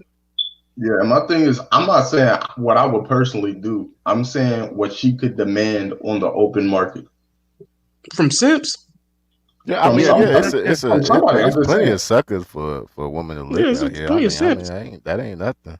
I mean, it just matters you gonna be one or not, Because I mean, we're in the era of OnlyFans. Chickens is making thousands of dollars a month showing their feet. Stop it. Yeah. I mean, yeah. But I mean, my thing is like, even if she was like regular though, she might have been able to demand it, honestly, because she's got a certain bro. Hey, NBA fan, here's something that I realize as you get older, man. I did this challenge to several females that aren't even looking that good, right? For men, in order to get sex, right, we got to have charm, charisma, at least money or good looks, right? That's what works for us. But for them, they could be 500 pounds, man, and then they can walk down the street and literally ask every single guy that passes their way if they're down to smash. There's going to be at least one dude that is even willing to pay just to smash, because that's the society we live in. Society trains men to be simps. Pay to smash a fat chick? Bro, some of these OnlyFans are like chicks that are overweight, morbidly obese. I saw a program where. Oh, go ahead. Sorry, go ahead, Shirley. I was gonna say, I saw a program where there was this woman who was like literally 700 pounds, and men would pay her to sit on their face and almost suffocate them and then get up. Hey, Shirley, you heard about that? That show with the morbidly obese people is like My 600 Pound Life. Yeah, My 600 Pound Life. Yeah, they always got a man. Yo, Shirley, nigga. Shirley, you heard about the girl with the world's biggest breast? The black chick in Atlanta with the world's biggest breast? She gets paid $1,000 an hour. No, it was a white chick. No, it was a white chick with brown hair. Oh no, I'm talking about the chick with the world's biggest titties. So she's like this fat black chick in Atlanta. She gets paid like $1,000 to just pretty much some other dudes with her tits. I thought Dolly Parton had the world's biggest titties. No, this chick has. No, she actually got a reduction recently too. Oh, did she really? Yeah, well, she got a reduction. Old, so yeah, you can't handle that when you get old. Yeah, her back's got to be going out, man. Like for real. It's been going out for a lot of different reasons. Dolly. Hey, I would smash Dolly Parton. I ain't gonna front. Maybe 30 years ago. Like if I were a guy, I would smash young Dolly Parton. Nah. Absolutely. James Harden? You said James Harden. What did she say? No, she said Dolly Parton. Would y'all smash Lisa Ray? Right now? The 60-year-old? Probably. Yeah, Lisa Ray's about almost as old as Dolly Parton. All right, but I have this take on Gabrielle Sidibe, right? Oh my god. Yeah, I just wanted to hear y'all's thoughts about it. All right. So here's basically what I was thinking, right? So it's like women have more value besides their phenotype, and as a group, black men who are over-sexualized and undervalued in all aspects of life that doesn't pertain to like our physicality. We should have an empathy, and you know what I'm saying, understand her value as a human being and what she could bring to a relationship. And you know what I'm saying? We gotta acknowledge that we lost a queen and we gotta step our game up. Bro, get out of here. Nah, I ain't buying that, bro. True? Well, like, what's not true about it? You said we lost the queen. Bro, that queen is pretty much a life insurance check. Okay. Well, the other parts. What other parts? Basically, like, we need to understand and recognize her value to a relationship that doesn't deal with her physicality because... Oh, yeah. White boy hustling, yeah. If you broke, I mean, you should have... Actually, you know what I'm saying? I'm Muslim, so actually, I understand that to a level. Like, I want a woman that's, going to cooperate and that's going to be a home builder, and all these other things, man. Like a physicality, yeah, that's important, man. You know what I mean? Because, I want somebody that looks good. I want to have good looking kids, you know what I'm saying? Of course. But I mean, really beautiful woman, man. You know what I'm saying? Like, what I think Nicki Minaj had that line. It was just like, don't trust a smile and a big butt. You know what I'm saying? Like, a woman's attractiveness only goes so far, man. Because that was Bill my experience, the most attractive woman I've ever dated are garbage. So basically, y'all agree with me? No. Well, it's not. I just don't believe putting them on a pedestal. It sounds like you're putting them on a pedestal. What you're saying is we didn't lose a queen. You fucked me up with that part. Okay. Yeah, we lost the champ. That's right. Yeah, because if you look at African men. African men don't have that mentality. Like they don't look at their woman as like the whole king queen thing. That's a very African American dichotomy. They basically just view it like, hey, that's actual royalty. Yo, fellas, I'm gonna end this at 1:30. So 1:30, I'm gonna shut down the shop. So go ahead, keep that talking. part. That part was a joke. That King Queen, that was a joke. Yeah. But I'm talking about the other parts. No, only thing black men lost was check. I think most men eventually, even when they're young, if they don't think so, they develop into that where they need something more. But that's really not the problem. It's like, nigga, can you find that shit? I think that's where this shit go haywire. Can you find it? Yeah, bro. I mean, But, especially like, how can you expect a woman like raised in our culture right now to actually be wife material because if they're more social than we are, and they have received more pressures from their friends and stuff like that to act and have certain behaviors. So if she's if she's submissive, she's looked down upon, she's frowned upon as being weak. You know what I'm saying? So you got to take that into consideration. American culture is not really based upon marriage right now. Right. Like for example, you brought up Saweetie. What else do you know about her other than she want you to buy her a Birkin bag? Like, so I mean, I know she's blazing, right? So I wasn't done. I wasn't, all right, go ahead. She went to USC, and I mean, she's way more philanthropic than the average like female rapper. So I mean, what she did was she basically created an organization to help bridge the gap between Black people in Silicon Valley. She co-founded that with E40. So I mean, as a person who went into STEM herself, she sees the value in it. That's something unique to the rap industry as a whole. Like, right? I don't see anybody else at her age doing that. Bro, she a thought, man. Yeah.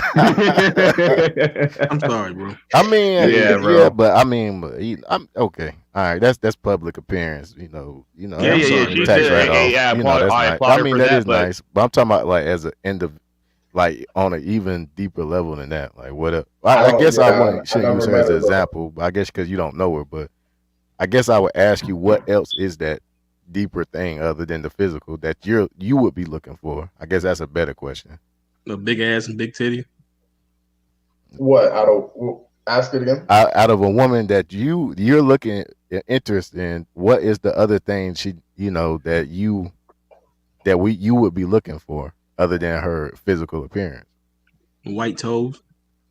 And French tips. And I'll be honest. Another thing about that education is that you're replaceable, because if she does get involved in STEM, and on top of that she has a rap career, what are you going to be able to provide to keep her? That's going to be her attitude the entire time. You think she's going to be loyal to you? That shit don't you change. think she's going to be loyal to you?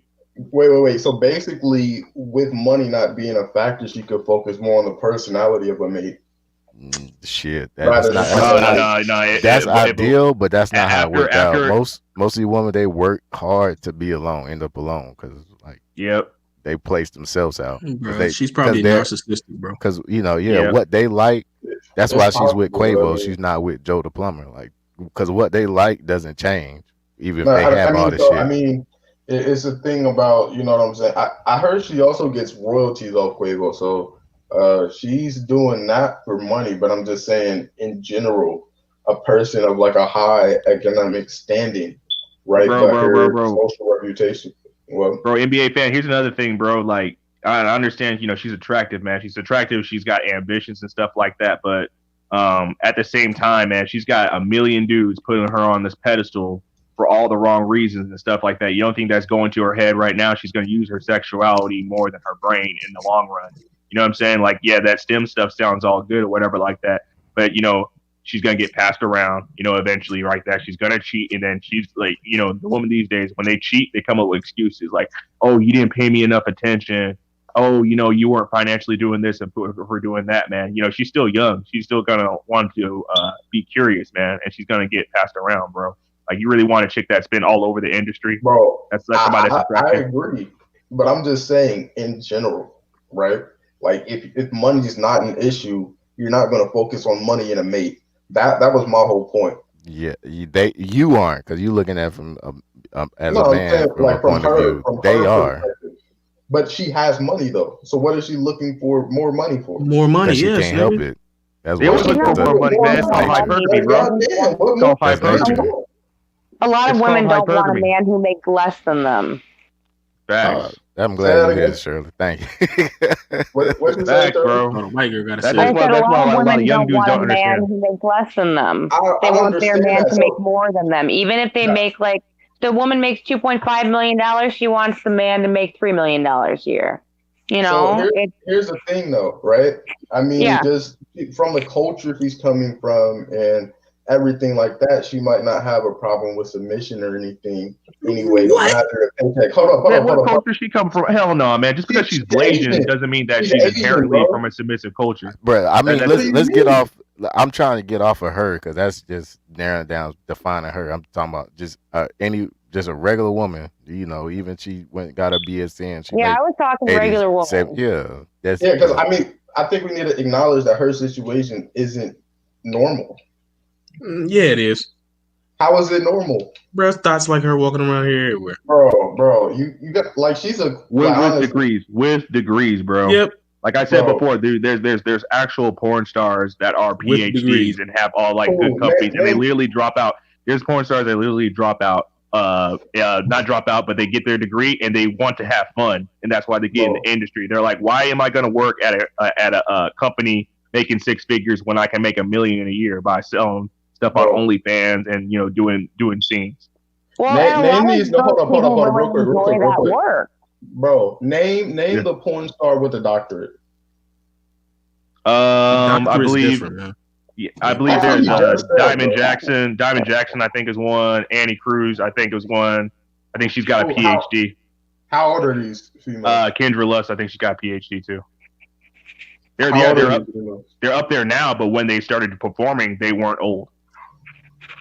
So that's not the mindset nowadays. Diamond, bro. I think you underestimate a woman's sexuality, bro. Like they do that stuff for like money, also, but they do it for fun too. It's like a psychological thing, man. So, you know what I'm saying? So they like to do the same things we do. You know what I'm saying? You said Diamond what? Diamond Jackson. Diamond Jackson. All right. This is a crazy conversation, man. This is crazy, bro. Well, those are the best kind of conversations, though. Sometimes. No. We sitting here trying to talk this man out of throwing his life away on Tweety. Yeah, that's what I'm saying. You got to learn the hard way, bro. And I hate to say it, as a community, I think that's our biggest problem. Is like each generation of young people don't want to listen to people older than them. They don't think they know what they're talking about. And I'm only like 6 years, bro. Here's what I'm saying. I said that I wasn't going to do anything dumb like that anyway. I'm just saying she could demand it from somebody. Okay, that's all I said. Well, hey, man, I could demand to. Yeah, I'm about to say, Gabby Sidibe can demand a nigga wipe her ass. No, but I'm saying she actually has, you know what I'm saying, something that would make people want to actually supply her demand. What is that she has? Yeah, she's got good looks. Okay. That's what I'm saying. Bruh, that's all I'm saying. It's a bitch that's battered as I could go down the street that's working the third shift at McDonald's right now. Then that bitch is dumb. Hey, look, Shirley. I'd rather have a dumb one than one that's gonna divorce me and take all my money, even though she makes plenty of money. That's all I gotta say about that. I'd rather take a dumb chick. I'd rather take a beautiful African chick that works in a village. Why are you getting married in the first place? Lil Shirley. What's up? He's What are your give me some of your weird hobbies. I collect stamps. I was about to say she collect bottle caps, but not bottle caps. You like sci-fi? Fuck yeah, I like sci-fi. I'd rather have a chick, bro. I'd rather have a chick. Federation. Yeah, what I'm saying. I'd rather have a chick who looks okay, who likes sci-fi, than a chick who begging for a Birkin bag. Sorry. Facts, bro. You know. More conversation, bro. Do you know if Sweetie has good conversation? Do you know if you can just chill with her for a weekend in your PJs and just, you know what I'm saying, watch nerdy movies? No. Facts. No, bro. Like, I don't know Sweetie. Then why you trying to prop her up? That's the downfall, bro. Like you want these exciting girls, man. But I to be honest, bro, I live in Cali, bro. I live outside San Fran, bro. I hang out with chicks like that all the time, bro. And they're bro. like, you just gotta have enough stripper homegirls conversation, bro. It sounds can't hold like a freaking conversation. you caught on her celebrity because I'm like, bro, if you, Bro, I you just mean, gotta I'm have pretty enough sure you stripper know. homegirls to realize these bitches ain't shit. Right. That's all you need. You need a whole bunch of stripper homegirls. Find you some females that are strippers, become friends with them, and you'll see. A lot Bro, of I had a roommate. I had a ain't shit. roommate that was a stripper, bro. She put me on game, bro. Like all that whole lifestyle is full of just the personalities are trash, complete trash. Oh, yeah. A lot of them be like for real drug addicts. I used to work at like strip clubs. Yep, on coke. Yep, they be doped up all night. You're like, God damn, slow down. But it's right. My ex used to be bad. They used to call her Nicki Minaj, like in Yeah. high school, because she had naturally Nicki Minaj body. She got on Yeah. coke, fucked her whole body up. Mm-hmm. And it's worse for them because like drug addiction is worse for women because for us, right, we're gonna have to pay. That's us. Like we're spending our money. It's a financial thing on top of the health thing, right? For them, they can get the hookup like a lot of these clubs and stuff like that. You got guys coming in and out. They got drug dealers coming in and out. So they just go into the back doing what they do, right? And they get it all for free. And because they're getting for free, they're more reckless. You know what I mean? Yep. Yeah, you meet I mean, bro, I know as you go along, man, you do different, especially like you're doing the Coast Guard, man. You gonna meet all types of people, and you gonna get to a point when none of this shit shock you. That's when you know you've arrived. Bro, I know a Hawks cheerleader in college. I know a Hawks cheerleader. She was in college. She sniffed a line of coke off a dude's dick. I wasn't there, but yeah. Oh yeah, man, they wildin', bro. Come on, man, and she's a Hawks cheerleader now. Like, bro, in my opinion, bro, you know what's the worst drug that girls can be addicted to? In my opinion, bro, is Molly. Molly, yep. Because they're fried, they're emotionally fried, bro. And imagine like they're having sex on top of that, you know, while they're on it. You know what I'm saying? It messes them up so much. That's why I cut my last white girl off. I ain't heard no rap songs. She got high off Molly. I was recently. like, nope. I thought that shit fell off. Yeah, that's why I cut my last white girl off. She got high off Molly. I was like, nope, I'm done. Yeah, man, dude, man, these youngins, man, they're gonna learn the hard way. Yep. Yeah, man, I remember when I was like 19, man, I used to put all of them on a pedestal, bro. You know what I'm saying? I was like, oh man, she looked good, she seems cool, you know what I'm saying, like that. But you know, like I missed out on a lot of boring girls, man. Like girls that were like, there was a girl, there was a light skinned girl, this pretty light skinned girl that worked at a Wendy's, man. She used to hook me up all the time, bro. She was fine, bro. And she used to basically always like, you know, give me the hookup at work, man. But I wasn't paying attention to her, man, because, you know, she was always seemed kind of like classy. She was really classy. She kind of kept to herself or whatever like that, man. But yeah, man, like I passed her up for somebody ratchet because that girl was exciting. And that ratchet chick probably fucked you up. Yep. Yep, I've been there. Motherfucking Naruto type chick walking around with like the Pokemon hat on, and I'm just like, that bitch ain't exciting. Let me go here and get this thought. And that thought fuck around and fuck your whole life up. I understand. Yeah, bro. You're Actually, NBA fan. I put back the link. Just click on. There you go. Yeah, my very first girlfriend, man, in high school, man, was this chick. She was the only black chick in the whole high school that was into like anime, nerdy stuff. You know what I'm saying? We had the same music taste, man. We had a good relationship, but I cheated, man. She caught me. Damn. I regret that to this day, bro. That should have been wifey. I feel you. I got one like that. Yeah, I got one mixed chick. She was like the 8 out of 10 on the scale. Wasn't too crazy. Loved my dirty drawers, and I couldn't stop fucking with them thoughts. I couldn't stop, man. And she was bad too, man. Cook for me. Type of chick that like, okay, say I'm going out to the club, and I'm randomly at the club, and I fuck around, and she'll like show up with like some of her homeboys, and she'll be like. And she'll be like, "Hey, how you doing?" Bro. You know, yeah. She'll be like, "Hey, how you doing?" And we'll just, you know, I'll give her a hug, and I keep doing my thing. And then later on, she'll find me at night, like, "Hey, you want to come to my crib?" I'll be like, "Cool." This is the type of chick she be drunk off her ass and will cook me omelets. In high school? Fucked it up, bro. That's some real talk, man. I think there needs to be like a seminar of like brothers that, you know what I'm saying, that had like a good thing going and they messed it up, man. Because you know what I'm saying, like. That's the story about almost everyone I know, man. They had something good going on, but they couldn't keep their hands to themselves, man. They kept on, you know, thirsting. Yep. Love my dirty drawers. I'm talking about come to the crib, randomly wash clothes and fold. Yeah, man, fucked it up. Bro, I had this Cuban chick I was dating for a while, bro. She was crazy, bro. But she would cuss me out and cook. She cooked dinner every single night, bro. That's how they are. Yep. Hate to say, you can't get a black chick to do that, man. I haven't met a black chick that cooks in my entire life. I'm gonna be completely honest, bro. If she like American, you know what I'm saying? Like she's from another culture, maybe, but not in the U.S. That's just I was about to say, I know one, but she got in. So are y'all SYSBM type guys?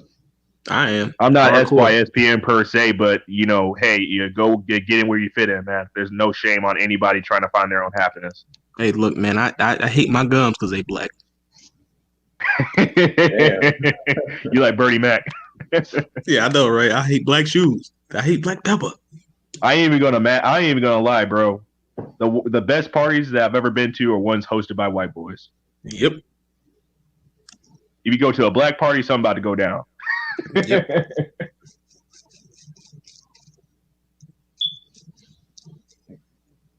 So any of y'all actually like watch the NBA, care about the NBA?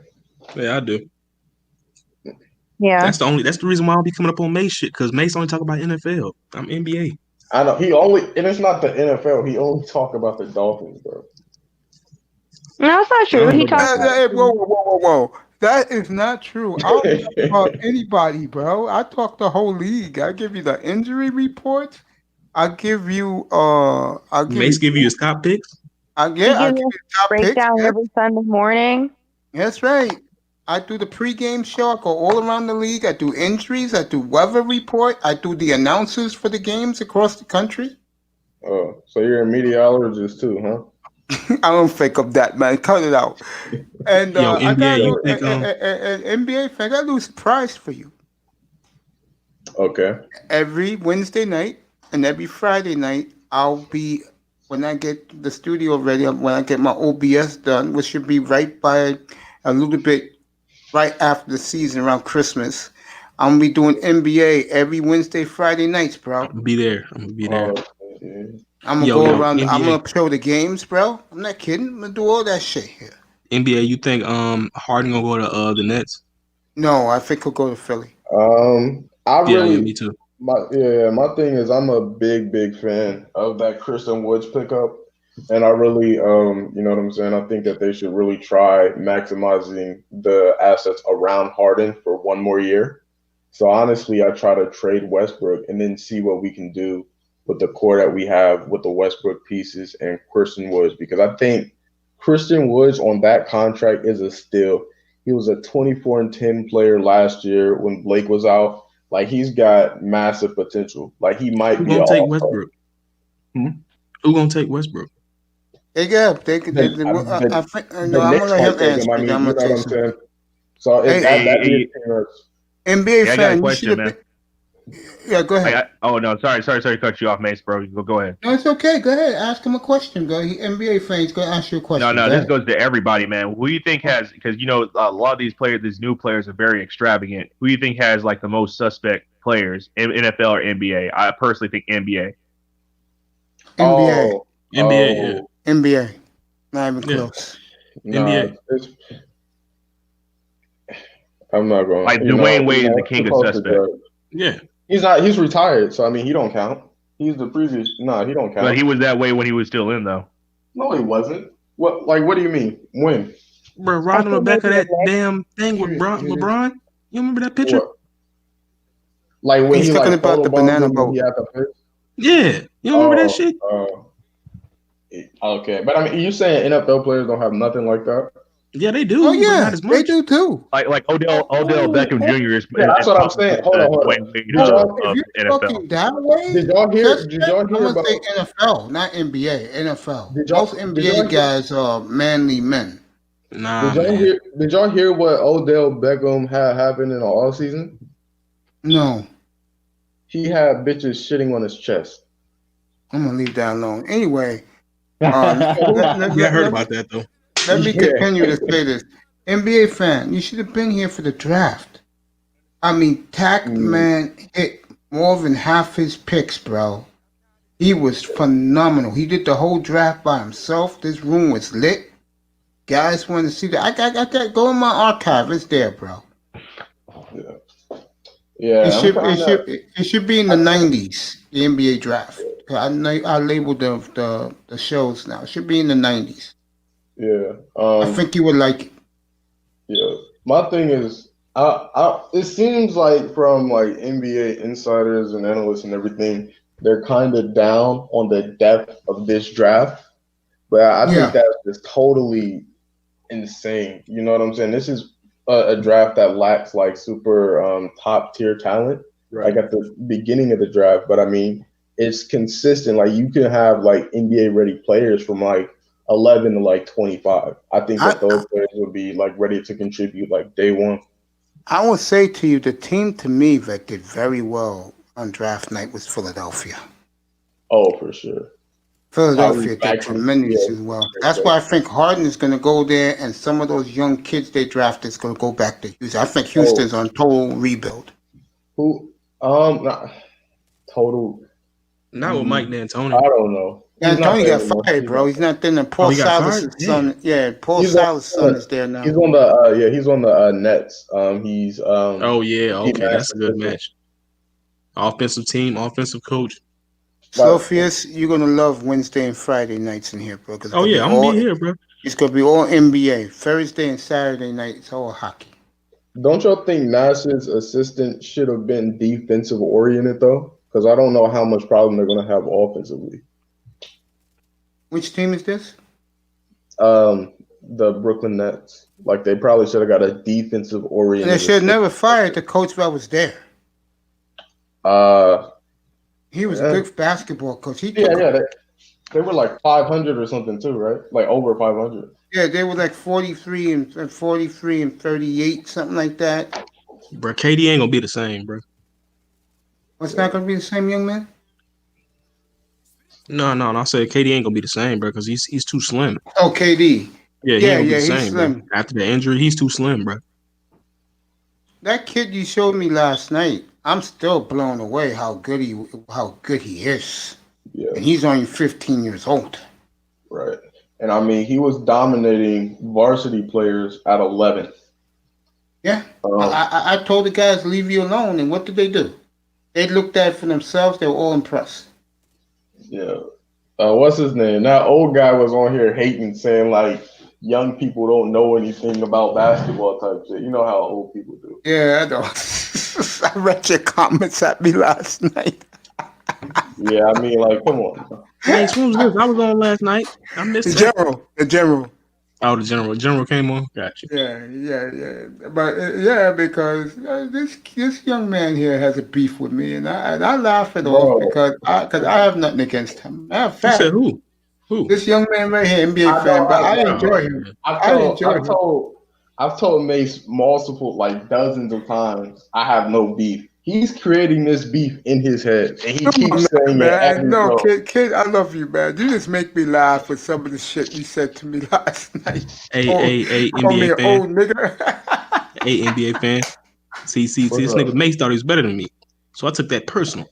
So I had to drop 60 on his ass. See, I'm the type of guy that when you bashing me, what I went through in my life, I look at it as comedy, man. I'm not laughing at you. I'm laughing because you're making me laugh, bro. When was I bashing? When you called me old nigga. Oh, that's like a matter of fact. That's not like, you know what I'm saying? I was laughing my ass off last night. I was saying, oh, look at this. Yeah, it's all jokes, to be honest. Yeah, Mace, you ain't that old, bro. No, it's not that. It's just funny, man, because I haven't, but I respect everybody that's here. So I'll touch this lightly. I mean, it seems like, each conversation regresses into this on the panel. But I mean, who's y'all's GOAT? I'm not gonna go too deep into it, but who do y'all think's the GOAT? Oh, we doing this now?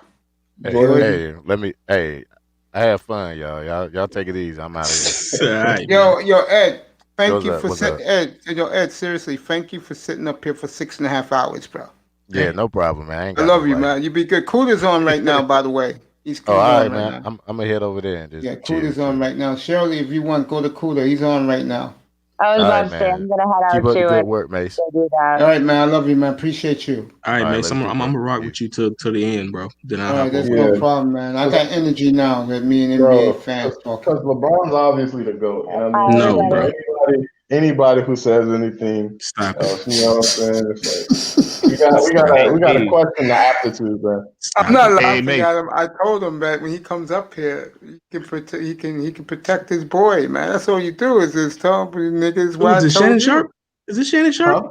Nah, it's not Shannon Sharp, but he loves his man, bro. He loves Bro, like, James, man. you keep using those like adverbs, bro. Like it's not I'm like, telling the come on. truth, bro. Yo, No, dude, it's you not. love James, bro. Yes, you do. You love Kareem, You're damn right, and I'm not Yeah, ashamed to Kareem admit was it. beast. but it's not. I wouldn't use that passionate of a verb. You know what I'm saying? Like it's just he's my favorite player. You know what I'm There saying? you Like it's go, not. bro. There's nothing Hey, wrong Mace. with it. Favorite player.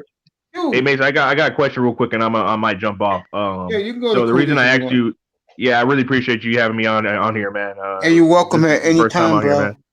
Yeah. You're welcome So the anytime. reason I asked if you could hear me or not, man, is because I went Crystal clear. on Kuda's panel, man, and nobody could hear me, man, and I was using my cell phone. So I don't know if is it certain streams people can't hear you on your cell phone or what's up?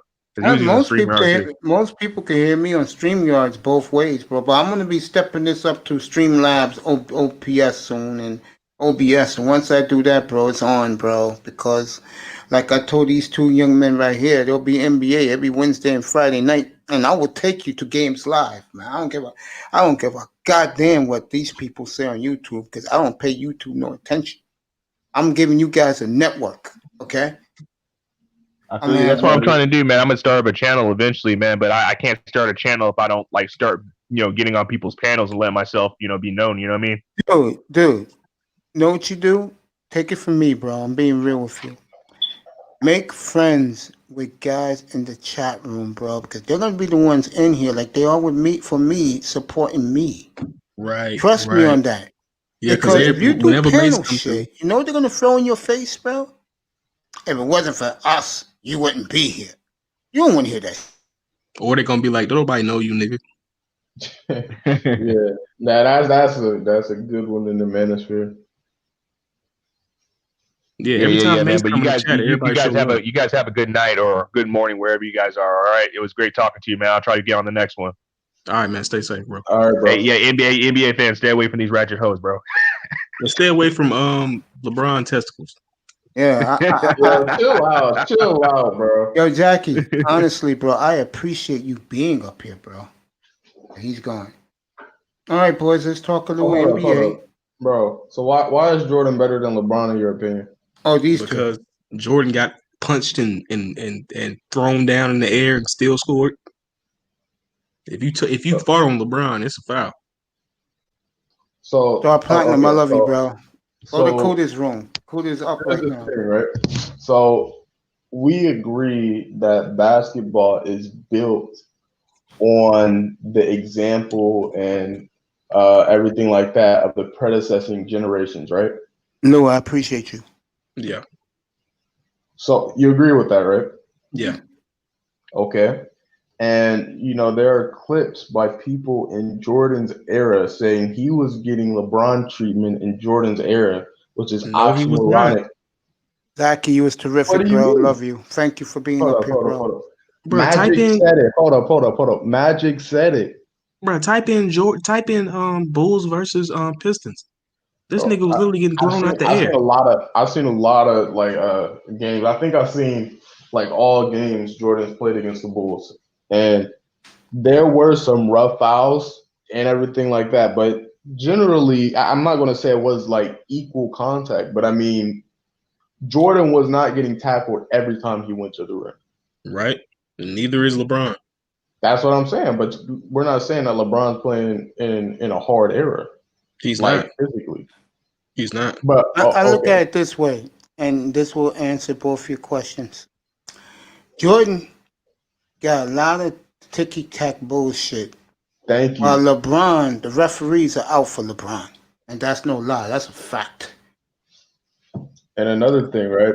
So Jordan never never beat the best teams of his era that they credit him with going past to get to his dynasty. He never beat them. Bro, LeBron cakewalk through the East every year. The East What are had you nobody. talking about? Oh, okay, and that's another thing. That's not true. So if we look at LeBron's destruction of the East, like the finals run, right? So No, not the finals. I'm talking about I'm talking about the playoffs. The East, he had a cakewalk every year. That's what I'm saying. I'm saying if we look at his road to the finals over the years of the final streak, you see what I'm saying? I know what he's saying. So post Pistons, right? Here's here's the teams that Jordan faced, and here's the teams that LeBron faced, right? So Jordan faced the one Hall of Famer Knicks and Pacers. He faced the one Hall of Famer Heat. He faced young Penny, young Shaq. That's four teams. A beast. Let me say this. I'm Okay. Hold on, NBA fan, you win this argument. I'm going to tell you why. When Jordan won the East, I don't take the Knicks seriously. I live here. I can tell you right now, that Knicks team wasn't that good. They just played bully ball. You know what happened to the Knicks? To the Bulls, and they were very fortunate. When they faced Indiana, it was too late for Indiana. You get what I'm saying? Too old. Yeah, it was too late. You know another thing that worked in the Bulls' favor? Scottie Pippen's contract. Yes, he never got paid. Never got paid. And that's the thing, like something we need to acknowledge is we want to talk about LeBron and how he is as a teammate. He never let any one of his teammates go out like Scottie Pippen. You know what I'm saying? I'll give you that. LeBron got niggas a bag. I'll give you that. Right. You know what I'm saying? Tristan Thompson got overpaid fucking with LeBron. Kevin Love. I think Kyrie's overpaid. No. Yes. No. I mean, I feel like he's an emotional wreck, but no, that dude's talented. Yeah, he's talented, but he's a weirdo. Like that. Yeah, he's a weirdo, but he's what talented. is he talking about? But then, like, if you look at like the dynasties of you know what I'm saying throughout NBA history, they're all built on bad contracts, right? So you got Scottie Pippen. He was on like a 1.7 annual deal for 10 years. They didn't even, you know what I'm saying? That was a horrible deal. NBA fan makes an excellent analogy because I'm going to say something after he finishes. Yeah. And then if you look at the Warriors, the beginning of their run, right? Draymond. They were able to sign. No, KD Curry wasn't paid either. Right. That's what I'm saying. He was on a 11-year, 40. He was on a 4-year, $44 million contract, and he won. That was that rookie contract. No, second one. No, that was the second one. It was because he had bad ankles. Yeah. I remember that. Right. So he won 2 MVPs on an $11 million salary. Yep. You see what I'm saying? So that's something that we need to acknowledge when we look at all these dynasties, right? This Lakers team that just won. They only two people got paid was Davis and LeBron. No, but that's why they were able to sign deal. all these guys. Whether they signed this off season. Lakers had a hell of an off season. I can't stand those scumbags. What? They had a hell of an off season. Come on, Mace. What do you mean, bro? Stop hating on. You know what I'm saying? This is what I'm saying. I don't even like LeBron, nigga. Purple and gold. I had nothing to do with Bron. I told you guys, you youngsters. I don't care for Bron. I don't hate him. Statements like that will actually cause a beef. You know what I'm saying, man? Like, come on now. Yo, I've been hating the Lakers since Kareem left, bro. Oh, okay. Yeah. I had nothing to do with LeBron, old, bro. Man. Damn, I keep forgetting makes you older. Yeah, I don't care about when Bron went to Miami. I wasn't one of those who hated the Heat. I just didn't care. All right, here's a point that I have about that, right? So people say Jordan persevered through bad teams to get to championship reigns, while LeBron just left when he saw that it was getting tough, right? So here's one thing, LeBron right? a bad bitch. All right, but here I'm about to disprove this right now. So listen, when we look at Jordan, right, and how they got the assets to get the players to potentially challenge the Pistons, right? Yeah. It points to either two reasons as to how they got that acquisition, right? Either Jordan kept his team at a lower, you know what I'm saying, standard of winning throughout the time he wasn't winning, or he had a more competent front office that actually gave him the pieces to compete. neither of which it could be a mixture of two or one of each. But at the same time, we can't blame LeBron for Jordan either keeping his team at a lower level of success or him being drafted by a better, more competent front office. How can we blame LeBron for either? You're right. And I'll go something else. I was going to say this because you made an excellent analogy. That's why you got to come up on my platform when I do the NBA Wednesday and Friday nights, bro. You'll be a great asset. And all me and you're going to do is talk basketball. Tom Brady was never paid in New England all these years. The most money he made in a year was $14 million. Are you serious? I'm dead serious. So your analogy was perfect, man.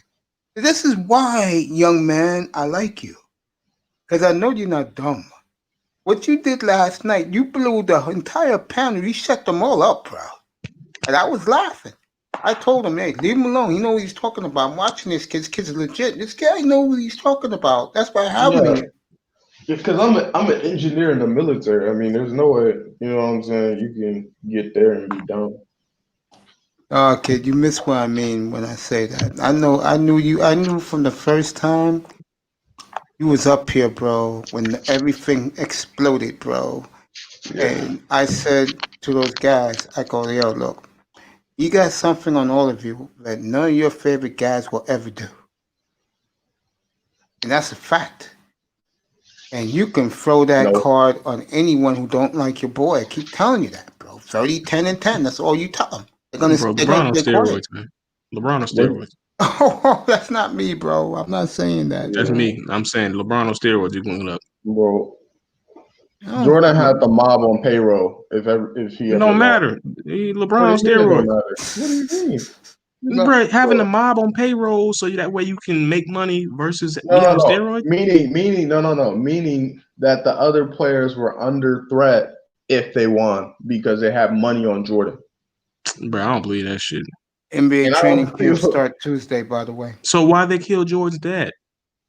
Because Jordan had a serious gambling habit, and the word on the street was that he owed the mob a couple $1 million. Yeah, and they took out his father. Yeah.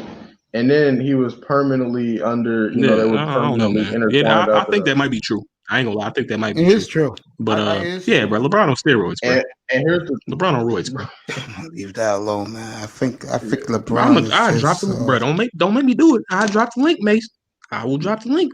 Don't make me do it. Bro, that's I look at that list. That list of all them athletes on roids. I dropped the link. Nah, bro. And LeBron was on that list.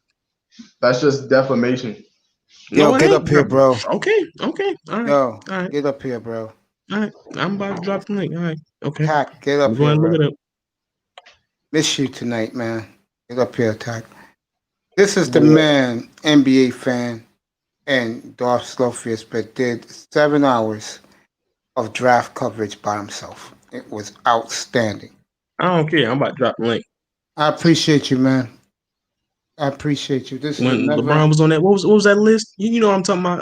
The Dr. Sings list. Yeah, man. Yeah, he was on that. I didn't know LeBron was on it. He was on that list. Yeah. Nobody said shit about it. Sophie, let me tell you something. Jordan was on the Epstein Island list. So what's worse? Epstein Island. Okay. You got to put me on. I know what he's talking about. What's Epstein Island? I know what he's talking about. In other words, he was on an island where scientists was testing these athletes, bro. Oh, okay. I didn't hear about that. No. That's not what Epstein Island is. What's Epstein Island? Enlighten us.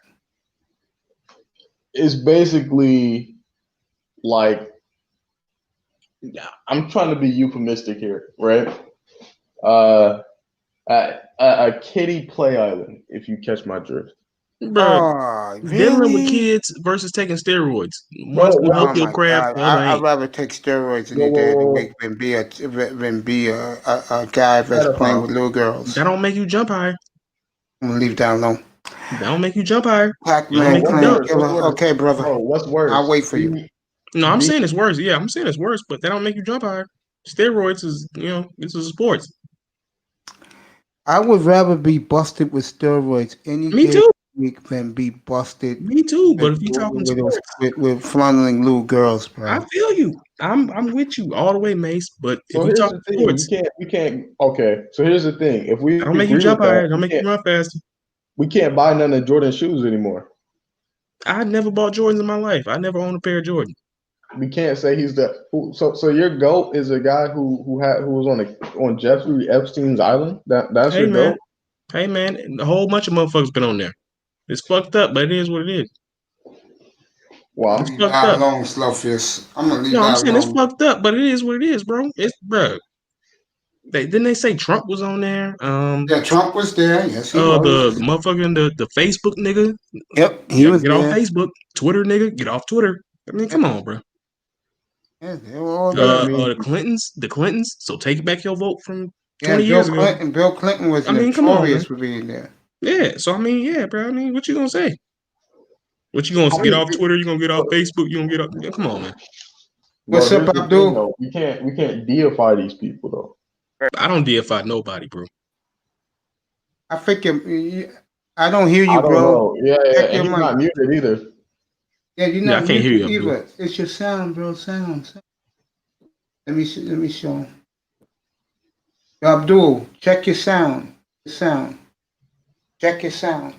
I think nobody can hear you, and you're not on mute. He frozen. He'll come back. Yeah, bad signal. Yeah, he's always in his basement, man. Sleepy Joe. Yeah, he's a cop, so you know. Oh, Chicago. Well, all right then. Yeah. Slowfist, you will enjoy my NBA coverage. I'm only doing it for the brothers. That's why I'm doing it. I hate the NBA, and I told what that means. That means that I'm doing it because white people on it. No. I'm a black man, bro. I know what my brothers like. They like NBA. It would be fucked up if I'm doing hockey and I'm not doing NBA. Fuck out of here. I said I'm doing NBA because I know there's brothers like you two that want to watch basketball. Yes. Well, you watch hockey? How the hell is here? Oh, really? Yeah, I do. I do everything, bro. I did the U.S. Open a couple of weeks ago, the golf. Yeah, bro. Mace's ESPN, bro. Bro, so what's your opinion on Serena? Because she's really built like a dude. Like, I think it's unfair, to be honest. I think the problem with Serena is, and I'm saying this because I'm not a creep. Too many guys, too many men sweat her panties too much, man. I mean, I know it bothers her too, because how can I say this? She didn't like the fact that all the athletes she dated, the rappers she dated, all they cared about was tapping their ass. That's why she went out of the race, bro. She got tired of that shit. And I think the rapper, I think his name was Common, I believe, broke her heart. Common from Chicago. Yeah, but that broke her heart. Hey, these celebrities can date women anywhere they want to, bro. These celebrity chicks can go anywhere they want, bro. And she made incendiary comments about black men before she got married anyway. She said something like black men are for fun and you got to marry white guys or some shit like that. So, I mean, she never really wanted black men in the first place. Yeah, I can see that. Just by the way she carries herself. Remember, tennis is a lily white sport. She goes all over the world. And look who her best friend is, Meghan Markle. Enough said. Oh, that's her best friend? Yeah. Yo, Abdul, you hear me now? Yeah, I can hear you good. Now you're perfect, bro. How you doing, brother? Pretty good. Hey, thank you for the Cash App, bro. I appreciate you. Anytime, brother. Anytime. I enjoy your platform. You, thank you so much, sir. I appreciate that. I was just telling these young men that I do hockey, I do golf, I do tennis. Especially with my man Djokovic playing, I do tennis. So I do not do European soccer, though. I'm getting somebody for that. I'm not doing soccer. All right. So, Mace, I got a question for you, right? Yeah. Like, why don't no black people play tennis? Like, why don't no black men play tennis? Because we're like naturally more athletic, like, so we should be able to dominate that sport, right? I think one of the reasons is that brothers don't want to make let's just say, if you win a tournament, like a major tournament, you're only taking home like 7 mil. Guys want 150 mil. I'll tell you the sport that I feel sad, but there's not enough of us there, and it used to be. Exactly. Baseball. The problem with baseball is if you're not a first round pick in the high, like the top 10, you're not getting paid till your 7th year in the league. That's crazy. You have to earn your money in baseball. You know, that's why I talk. The days of Dave Parker and all those brothers. Exactly. Dave Winfield. Andre Dawson, Tim Raines. Right. Chicago guy. Frank Thomas. Y'all heard that, what's it called? Some chick started playing football for Vanderbilt today. She was the first kicker. College football. Yeah. And she kicked because the kickers had the plague, so she did the kicking today. Yo, Abdul, let me ask you a question, bro. Yeah. When you think about the Big Hurt, bro. Hall of Famer, 2-time MVP. I think it was a 5-year stretch. He was the best right-hand hitter in baseball. Love that. I love Frank Thomas, man. I am a huge. You agree with that? That it was a 5-year stretch. He was the best right-hand hitter. He was the best player in the 90s. In my opinion, he was the best player in the 90s. Him and Albert Bell. Guys, if you want to bet on a baseball team right now, he knows this. I told him this before. Put your money on the Chicago White Sox to get to the World Series. I hope so. I hope so. That team is loaded. The White Sox? Oh, my God. And getting La Russa back, too? You know Frank does analyst for us here now. Again. Oh, really? They hired him to do baseball for the Go-Go Sox? That's great, man. He's been doing it on the sports channel, though, NBC5. They've been doing it for the past 3 years. Nice. I wish Slofius would stay. I would went back to the NBA, but I'll do an NBA fan. Yo, whenever NBA fan, I'm gonna keep talking to Abdul in a second. Whenever I'm doing the NBA on Wednesday and Friday nights, just come up, bro, and just come on the panel, and we'll talk basketball all night, bro. That's what I'm gonna do it all night. You guys had the Hall of Fame. I mean, the greatest talk tonight earlier, right? No, I pushed it back. Okay. I'm gonna do it next Friday night for sure. Next Friday night, I'll do it. Yeah, we'll go into it all night. Y'all had a good conversation going last night with you, the General, and all those guys. He was talking about, with Kareem, Mike, and yeah, man. You like those conversations? Yeah. I tell people if it's one player that can question Jordan as the greatest, the GOAT, it's Kareem. I appreciate that. It's LeBron, man. No, it's Kareem. It's Kareem. It's Kareem, brother. Like, my thing is, like, I see your point if you're talking about, like, a basketball career as a whole. Like, if you include, like, high school and college, because he won a championship every year. So that's 7 more championships. You know what I like, Kareem? I'm going to get right back to NBA fan. You know, true story? My dad, when he first moved from New York, from Chicago and Detroit, he moved here. The Alcindors lived down the hall. And he told my mother about a young boy that's going to be a great, great basketball player. And when I was a little tat, I was like 5, 6 years old, I was enamored by a player so tall. And I was too young. I was a baby when Chamberlain was great, so I missed out on Wilt. I saw Kareem destroy Wilt in 71 Western Conference Finals when they swept them and made Wilt Chamberlain look old. But I fell in love with him, and I went anywhere he went. I went to Los Angeles with him. What happened to Kareem in 77? You really like to bring that up, don't you? Cocksucker. I know what happened, bro. Mace, one bad thing I tell you about Kareem is what Pat Riley said. He got frustrated with him. Is he was moody and you couldn't motivate him. One reason why Kareem doesn't get the what we can get from the media, he was very hard with the media. He was very moody. He didn't want to deal with the media. You remember that, right? Yeah, General told me a story.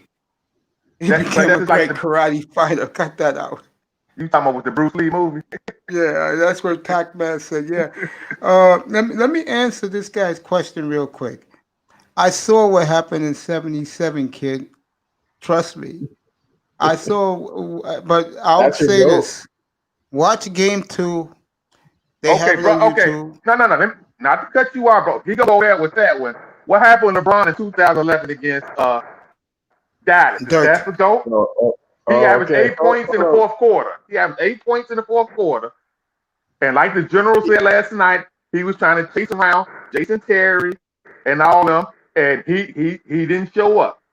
I mean, let's keep it real, brother. I'm not gonna hold his first finals against the Spurs when he took Cleveland there. I'm not gonna hold that against him because he was early. That's just like Elijah Wan going against the Celtics in '84. He went early. He rose above his expectations. I ain't gonna hold that one, but in 2011, he got hold of the air on that one, brother. Yeah, you're right. And my thing is like that was the worst finals performance by any like superstar GOAT contender ever. And I agree with that. But my thing is he's had final performances that have more than made up for that, in my opinion. Like 2016, beating a 73-9 team, leading them in every statistical category. That's never been done before on multiple fronts. Yeah, I would say his not to cut you off. I would say his best finals performance was 2015 when they lost against the Warriors.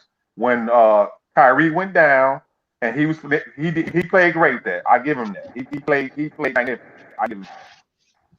And then like he started after like with KD. Like, and another thing, I don't think we can honestly fault him for the record against that team, because if we look to precedent of superstar players when they were at multiple all-star disadvantages, Jordan had never won a game in that scenario. So when there was one all-star on Jordan's team, he played against 5 Hall of Fame. Who? Talking about against the Celtics. He played against 5 Hall of Famers. 5 Hall of Famers. That was not 5 Hall of Famers. You want me to name them? So you got when he scored 63 points. When he scored 63 points, he played against 5 Hall of Famers: Kevin McHale, Parrish, DJ, Bird, and Walton. Okay, 4 Hall of Famers, and Walton. That's 5. He played against 4 Hall of Famers. That was one of the best teams of all time. And I agree with that. And he didn't win a game. Just like nobody wins a game in that situation. So how are we going to, like, you can't realistically and honestly say 4-6, but know that and then hold that against him honestly. NBA fan, the game was played much differently back then. It was more of a half-court game. Sure, yeah, but it's a slower pace, everything like that. It was much except physical. for the Lakers. It was much physical. They was able to be what Mike went through with Detroit, and then people say, well, Detroit stopped. No, they beat him up, and he still was scoring. Once Scottie Pippen stepped up, they never looked back. But he went through 3 years where they was pumped. The migraine headache. I'm sure you saw the. Yeah, I saw it. Yeah, I mean, once Pippen with the fucking punk. Once he stepped up, though, they never lift back. I love Scotty, though. Once he I know stepped you do. up, I know you Chicago guys do. So here's another thing, though. We got to acknowledge that Jordan's win over the Celtics came after the expansion of the league, where they lost depth. Well, let me and their interior presence. Okay, what's the specs in the league now? What's the specs in the league? This league is off now. You have no sense. Yeah, I agree with that. Let's go back to the 80s. Let's go back to the 80s. Let's talk about the Pistons. Okay. Let me tell you something. As a defensive player, they used to run them off the ball at the top of the key. Michael Jordan used to have to run through picks to guard Reggie Miller, to guard Joe Duke. They don't do that now. Let me go back to 77 with this young man. Why don't you go to game 2 at the Forum? It's on YouTube. When Kareem scored 26 points in the first quarter against Bowl. When Kareem showed the world how invincible he was, bro. And yeah, they got swept. You know why they got swept? I ain't making no excuses. Oh, really? Have you heard from those Laker players? I'm not making no excuse. Have you heard from those Laker players around them ever again? None of them. There you That's go. before Magic Johnson. That's before Magic Johnson, right? Yeah, way Magic before Johnson Magic. came in '79. Yeah, Yeah. that was So before Magic here's my Johnson. thing. Here's my thing, and I'll give you that. But I never want to hear anything about 07 again. I don't want to hear anything about The 07's for Tim 2018 Duncan. again.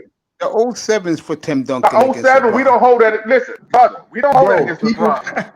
The 07 is 07 is 07. I don't hold that against LeBron. Yeah, Yeah, 07 is Tim Duncan against LeBron. I really don't hold it against Who won the LeBron. MVP? Who won the Finals MVP that series? Wasn't it Tony Parker? Yes, it was. How was it? But here's the thing, right? So if a person indirectly references LeBron's Finals record, that's bringing up 2007. Kid, I'm gonna say it You see again. what I'm saying? Young man, I'm gonna say it again. I really don't care for your man. I'm not one of these guys when he comes up here that gets on his knees and prays the Air Jordans. I'm not one of those guys, bro. I just call it like it is. And Bron is a top, you could say top 5 player of all time. He's top 1. Like, come I'm gonna on. leave that Let's be alone. realistic. I'm gonna leave that Here's alone. my thing. Here's my thing, right? Yeah, so, go ahead. So here's my thing, right? So there's nothing really in terms of an on average season that you can point to where Jordan is better than LeBron.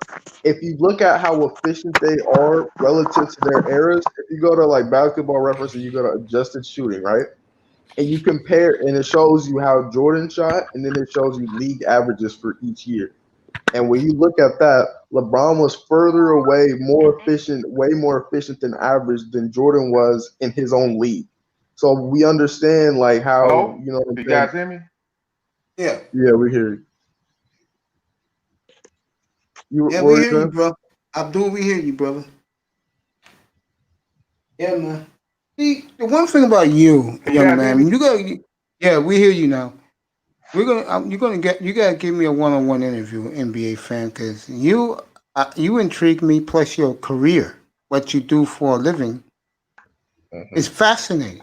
I'm serious. This is how I talk to most of my guys who I like. I don't talk to them about sports. Mostly I talk to them about how their lives are going. Tackman could prove that. He's on the panel. He's going to wait for me, and me and him going to talk about our day. You fascinate me, bro. I got to hear about what you do for a living. I think it's so fascinating. I do. Yeah, we'll have to do that sometime. Yeah, we're going to do it. If you give me permission to get you up here and do a one-on-one. I got Edwin Anderson here next week, one-on-one. Oh, Thank you're you, gonna do Tack. it what? Hey, Tack, thank you for arranging that, bro. Tack. I'll talk to him later. I'll thank him later. Yeah, he said email him, and I'm going to email him. We're going to set this up, hopefully for this week. My nephew will do the thumbnail, and you guys will get that, and that should be a fascinating interview. I'm going to give Edward the panel. Yeah, that'll be cool. Yeah. I know he likes to talk about things like the criminal aspect of sports and stuff like that. Plus, I got to talk to him about the black community. I love talking about that up here. So what's your all right? So I got a question for you, right, Mace? Yeah, go ahead. Go ahead, kid. What's your opinion on what you should do with your panel when the topic gets racy and it's like a black type of, where you're from the manosphere, so you have a lot of black people, but it's kind of like inappropriate to have like white people talking about. If you heard me tonight in my monologue, you got to go back and listen to it. I destroyed the Detroit Lions. I called them every white ethnic in the book. It depends, my brother. Let me do it the other way. And you guys get this clear. Tackman knows this. I had a Spanish guy here a couple of weeks ago who had an attitude. And then he started asking questions about the black manosphere. And I told him, there's a Latino manosphere, there's an Asian manosphere, there's a white manosphere, there's a world manosphere, there's a black manosphere. I told him, motherfucker, stay with your own. Don't worry about us. We'll take care of our own business, our own problems. Don't worry about nigga business, bro. Can I ask you guys a question? Now, listening to Kudos panel a couple weeks ago, they were talking and they were talking about the white man. They have a president. One guy is the president. You think that maybe we should get one guy that can be, whether it be O'Shea, Angry Man? What do you think we should have one guy as president at the manosphere? What you guys think? Yes. NBA fan? I agree with that, but I mean, it might be a little bit more difficult because there's some like infighting in the manosphere. Yes, exactly. Yeah. You can't trust anyone. That's sad. And because like go ahead, Abdul. One thing with the manosphere is too much backbiting, the thing with the mics and everything, then the Jessica X shit. I think that's a big problem. But that's something I thought about. I said maybe we should have one guy as the president, maybe do a vote. I don't know, You know who I would vote? If I had to vote, you know who I would vote for? Who? I would vote for Ramir Amir. Okay. Yeah, shout out Ramil. Yeah, I heard what happened to him, bro. He's one of my favorite guys. We have a mutual admiration towards each other. He listens to me on the road. Yeah, he's one of my favorites in the ministry too. But I mean, like when Edward it comes Anderson. to stuff like Mr. Pump and Dump. Edward I Anderson. think Bernard might be he might be probably the best one because I feel like he can like maneuver within different environments. Like I he can agree. class up to be palatable on like national TV. Like if he really wanted to go somewhere with the minister president, like he could definitely probably do it. I think Edward would be good, but I think he'll get backlash because of some things. A lot of guys hate on him. I love Edward Anderson, but if they had to take a vote, you know who I think would win? Probably Angry Man, I would think. Yeah, I don't know. Angry Man or Kevin. I would say Angry Man or Kevin. Of those, will probably be Angry Man because niggas, they don't like Kevin like that.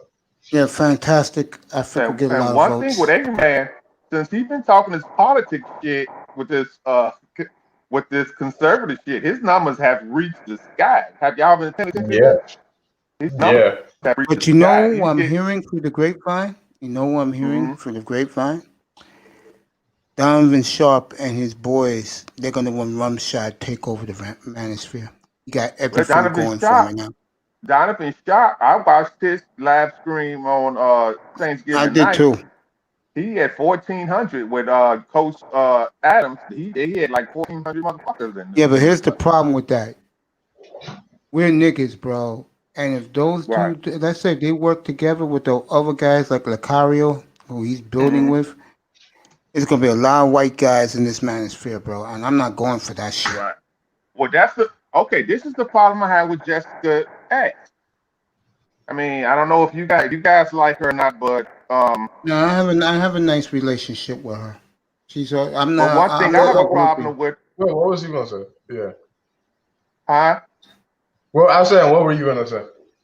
One thing he's talking about Jessica X. Go ahead, tell why. What's up with that? The problem I have with her is she's in the manosphere.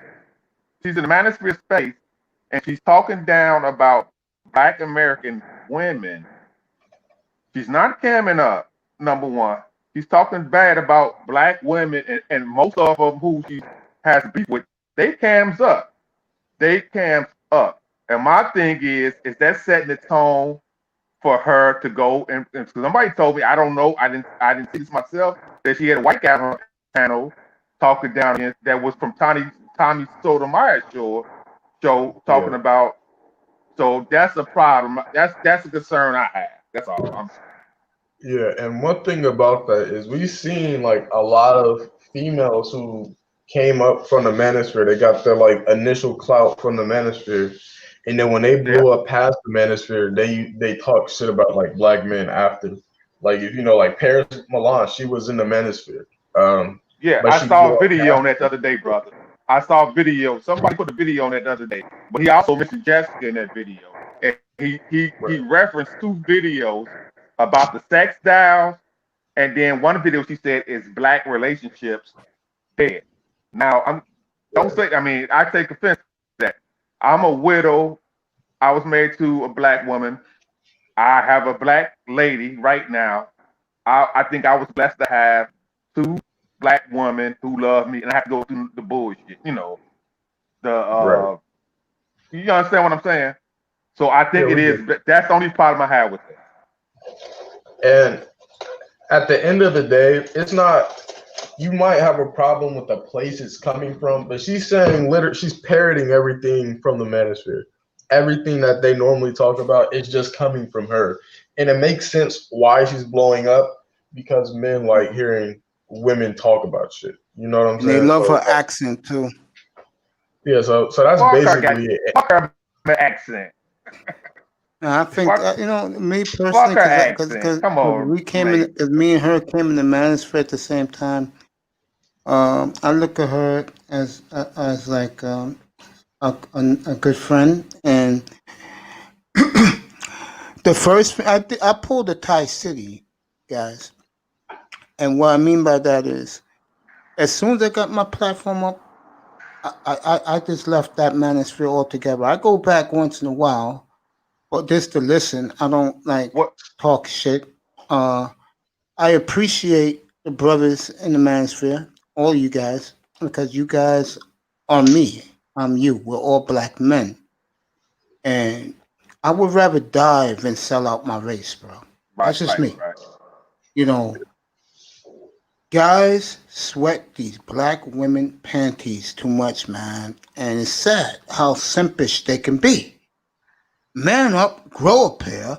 It's like I say, bro, I get tired of saying this shit. Well, mate, Lady, either you're on my program or you out. I got other interest in life. Well, I could appreciate that. I could respect that. But I'm just saying. I mean, it is good. Like I said, I had 2 good ones, and I didn't have to go through the bullshit. I was married to my wife for 10 years. We have a 16-year-old son. My condolences, by the way. No problem. Thank you. I'm with my girlfriend now for 6 years, and everything's been going fine. So I mean, it's good black women out there. I mean, just I just feel too much downing of the. You know, I think it goes a little bit overboard sometimes. So yeah, and I can understand that to a certain extent, but at the end of the day, right? Mm-hmm. The whole point of the manosphere, like the inception of it, was to parody what was, you know what I'm saying, all the negative stereotypes and everything that was being propped up against black men on the national airway. So this space isn't going to be objective based on its premise. You know what I'm saying? And I don't think we can expect that from a place like the manosphere. You know, the one thing I've come away from the manosphere that is so sad and it doesn't get utilized enough. I'll tell you what it is. My brother Abdul is in the law enforcement. NBA fan is in the military as in the tech world. My mind saying that to me tonight.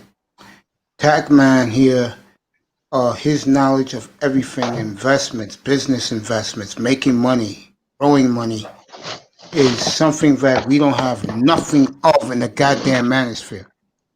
Right. We should have a lot of guys from all types of different things come together. Yes, I agree with you. That's what I do up here, believe it or not.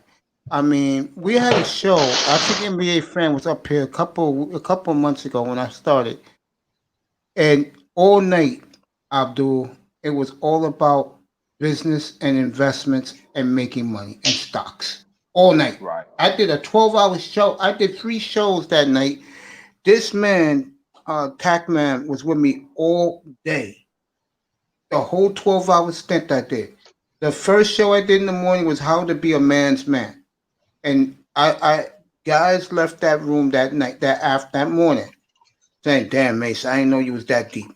In the afternoon, I did sports. Or at night, it was all about business and investments. Am I right, Tac? Tac. He's doing something. Anyway, my point is, the one compliment I get from a lot of brothers in the manosphere and the women, and I appreciate it, is they didn't know how versatile I am. I could talk about anything, and if I don't know something, I'll let the panel talk about it. I keep my mouth shut because it's going to bring me viewers. One thing I like about your platform, Mace, you go from sports, you talk sports, you go to politics like you guys did yesterday, and then go to the manosphere. So I like the The blend, I appreciate that, man. the My blend. brother, I appreciate that. You know, sometimes, how can I say? You guys were talking about rappers yesterday. You went from the top We did that rappers last night. Yeah, and best went rappers to ever. NBA. I like that. A Yeah, mix. I appreciate that. Again, you see my face right now on my screen up here. I'm a nigga, last I fought. I'm a black man. I'm gonna give my brothers what they like and what they deserve. And I hate to tell people this, but my brothers love the NBA. And if, they don't like it, don't fucking come in my room. Right. And again, I'm holding back the tears because I'm getting a little emotional. If I swear to God, if I would have just did hockey in here and football, how the fuck can I face my brothers, bro? Because they're gonna be woofing. Oh, Ace, he's this, he's that. Do you notice when you move to sports and you go, okay, prime example the other night when y'all was talking about the COVID with Beasley and they got into it, but when you got into more politics, everything, the chat room picked up and things picked up. Am I right or wrong? Right. I had a show 3 Saturdays ago. Damn, time flies fast in here. And I had some women on a panel, and we was talking about black men, black women disconnect. This chat room was lit. I had over 100 people watching. I just kept my mouth shut and smiled. I like to hear my man Ism too. He's on here. Your platform. Ism is great. All you guys are great. All you guys are great, man. I like to hear the general. I like to hear the general. Yeah, I love the general. Yeah, me and him are pretty tight. Me, him, Ism, Platinum Elite. He'll be here tomorrow to give his football picks.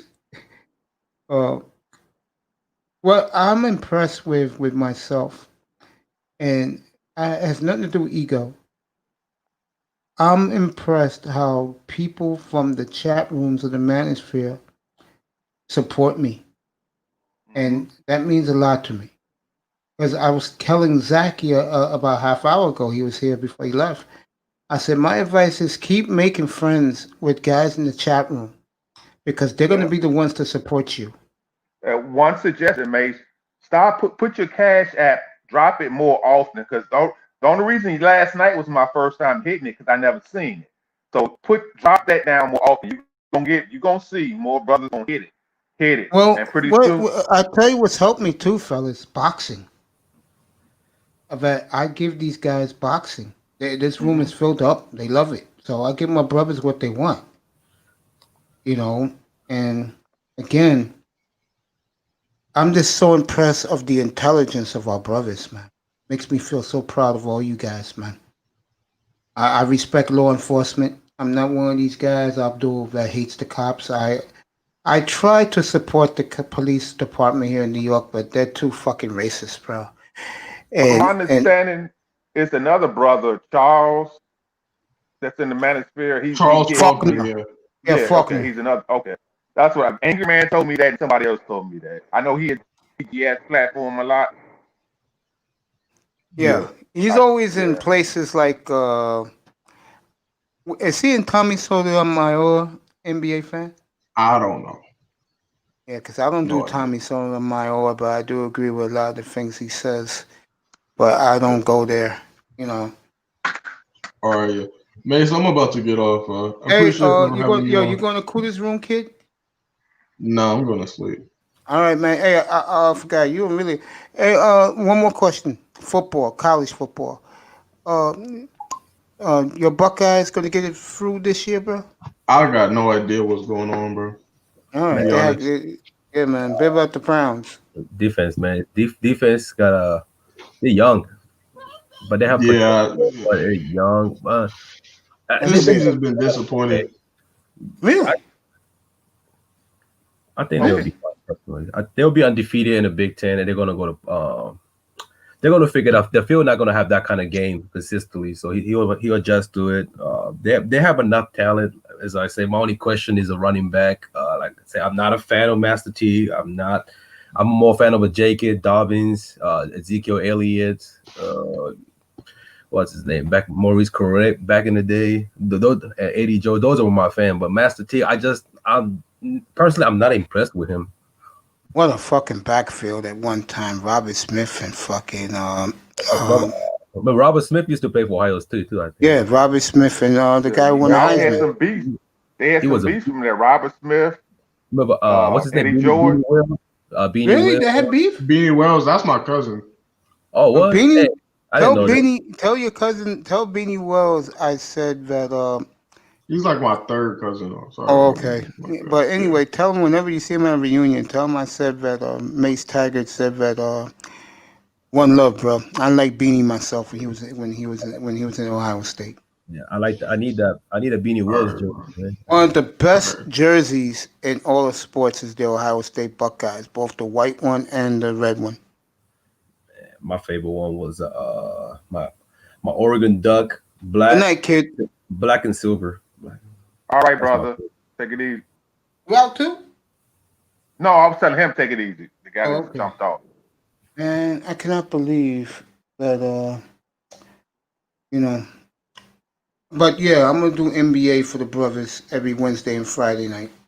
Once I get this OBS working, I'm gonna get the NBA up for you guys, and guys can enjoy basketball live right behind. I'll just move to the side and let you guys see the action. I'm gonna do that for Wednesday and Friday nights because that's the big NBA nights of the week. I didn't hear when they were talking about the greats last night. I didn't hear Dr. J name enough. And Larry Isn't that Bird. sad? Isn't And that Larry sad? Bird. Isn't that sad? And Elijah I did the big show a couple of weeks ago, and the two players that was not mentioned, besides Kareem, was Magic and Bird, and some idiot said that Magic Johnson is not a top 10 player of all time. I flew him out of here, bro. Magic, in my opinion, is top 4. I agree. Yeah. And I flew him out of here. I flew the clown out of here. Yeah, You know, that was the guy who was questioning our manosphere. Yeah, I agree. He knew how to win and make players better. He knew how to win. Exactly. It's amazing. Kendall Gill Hall of Fame, AC Green, top 20. Kendall Gill, another Chicago. Kendall Gill, another Chicago guy. He had a game, but I don't think he's a Hall of Famer. Yeah, Kendall Gill was nice, man. You know who's He just missed Chicago? out. Mace, you know who's Chicago and I'm mad that he's not in the Hall of Fame? Mark Aguirre. Yeah. I never He's a liked Hall him, of Fame but weather. I remember him and DePaul, boy. DePaul, I told you, They had Joey a Meyer whip. had some great. Joey Meyer had some great players. Yeah. Him and his dad had some great. Remember Rod Strickland came from there. Then him, Terry I Thomas. followed Rod Strickland when he was in high school here. He still lives in the Bronx, believe it or not. Yeah, I know. And that was great for them to recruit him from New York to Chicago. Mm-hmm. That was the old man, Meyer. That was the old man who got it. The reason a great why recruiter. was Mark Jackson was here for St. John's. He wanted to play for St. John's. Syracuse had the late, God bless his soul, Pearl Washington.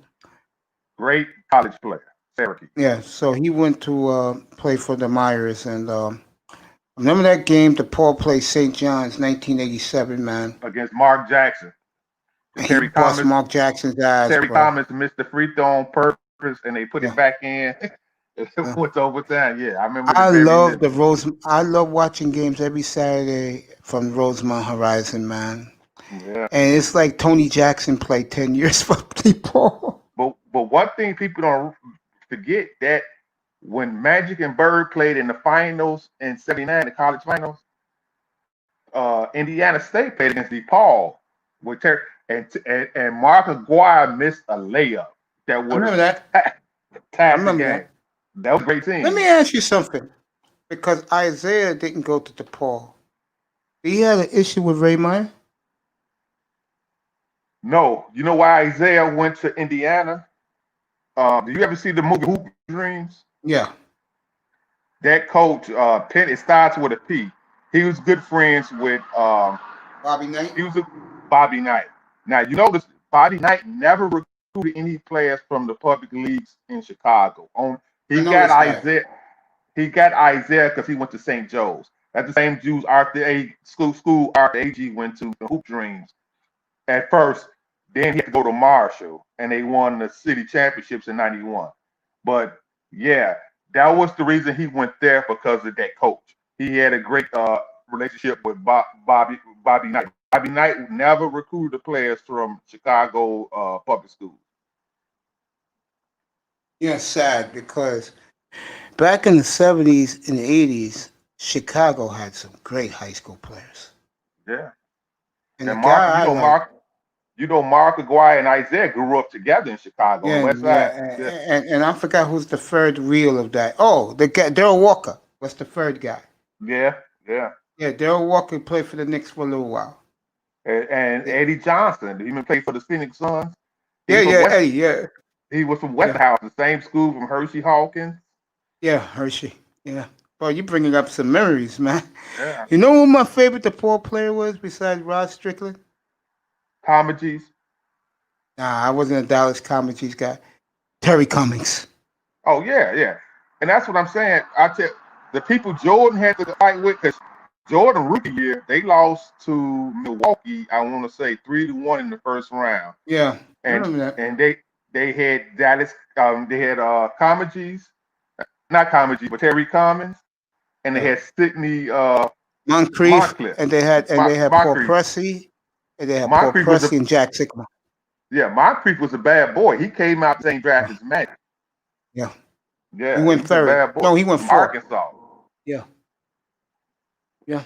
I mean, these are some great memories we're talking about right now, bro. Yeah.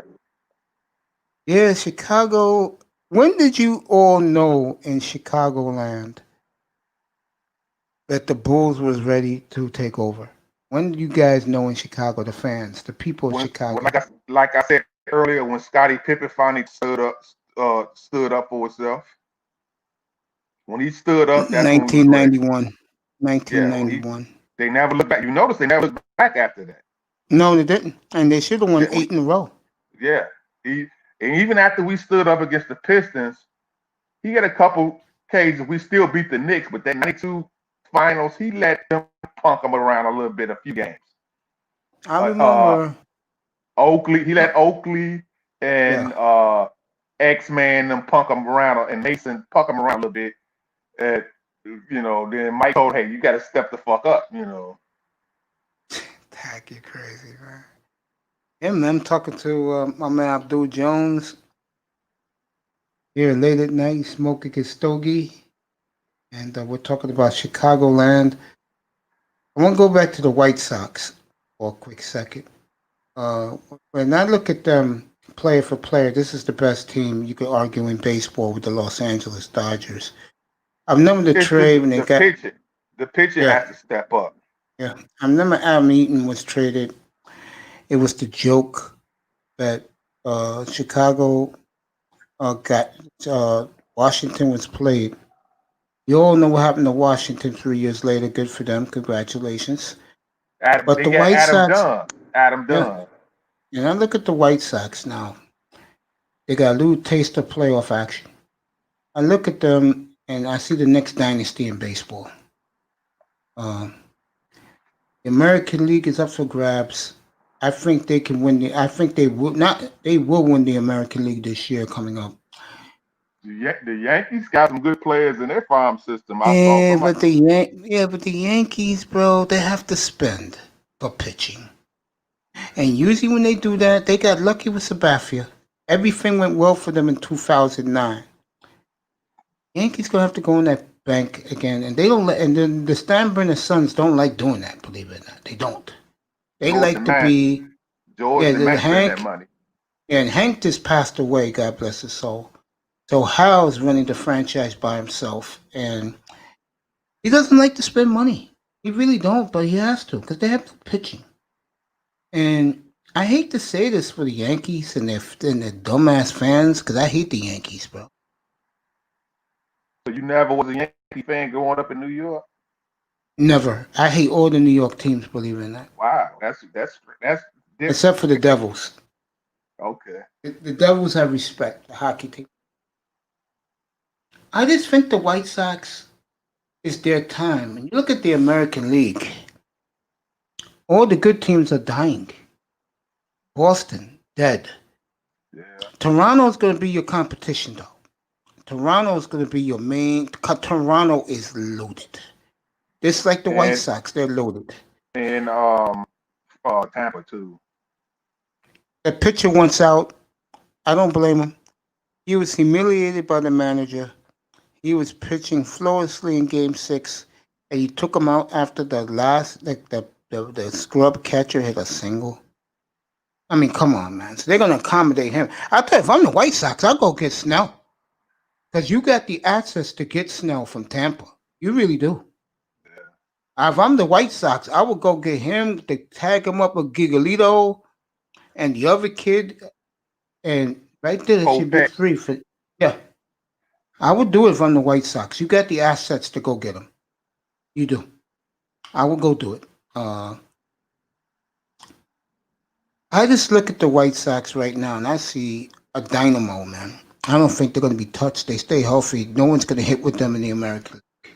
And the media right now, they're crying about the LaRusso trade, that DUI. Who gives a fuck about him drinking a DUI that happened in January? We're talking about this is second DUI. Okay, hire him a driver. Who gives a fuck? The man can manage, you know. Tack, I got the jersey. I got the Tim Raines, the black one, man. I love that jersey. God, I love the White Sox black jersey. I got a Tim Raines. I'll wear it when the weather gets better in the spring. I got all of his jerseys of every team he played on, including his Expo jersey, which I treasure. I miss not being able to go to a game this year. Every year Yeah, I know. I go to a game with my son. Yeah. I love that Amtrak ride from New York, and it goes right behind Cellular Field. Train tracks is right behind it. Goes right behind the United Center, then it goes into Chicago. Yeah. I see, if they're healthy, I see a 98 win team for the Sox. I do. Well, with 98 wins, they should get us the division. The 1 seed and the 1 seed too. The American League. I think the American League is down. And I like Okay. Robertson center. I like Eloy. I like his power. Jimenez. The third baseman, Makonda, he should have a better year. You know, he never recovered from the COVID. He had the COVID before the season started, and he was weak. I mean, his body was weak, so he never recovered from that. But you remember last year, he was number 3 in batting. You know, Tim Anderson won the batting title last year. Not this year, but the year before, he was number 3. Now, one thing that people are concerned about is with LaRusso with Tim Anderson throwing his bat. Because Tim Anderson said he's not going to stop doing that. So I think they got to get together. Would you trade Tim Anderson for Francisco Lindor? Do you know the story behind that? I could see that. I could see that brewing, bro. No. Do you know we? Yeah, go ahead. You talking about the guy in San Diego, right? The shortstop. No. The kid from Cleveland. Oh, okay. Henderson is so much of a big fan favorite that it's gonna be hard for him to do. But I don't think him and LaRusso is gonna work. Right. But you know we had Tatis, the guy from San Diego. We had him and Tim Anderson in the minor leagues. That's why they traded him, because they was more heavy on Anderson than him. Lou, I love you, bro. Thank you for everything you do. Sleep well, Lou. Let me ask you this. Have you ever been to any sock conventions? Yo, I never went. I've been to plenty of Sox games, but I never went to a convention. Not for the Bears, I never been to any convention. See, this is what I love about your city. My dad is from Chicago. Every time I go back there, I get a little nostalgic. Mm-hmm. You can argue one of the five, definitely top two sports cities in the world with Philly and Boston. Mm-hmm. I In put New Philly York. yeah, no, New York sucks. They're overrated. I like it when the Philadelphia teams win on the East Coast because it gives them a sense of belong. I loved it when the DMV with the Capitals and the Nationals won the last couple of years. It was good for them.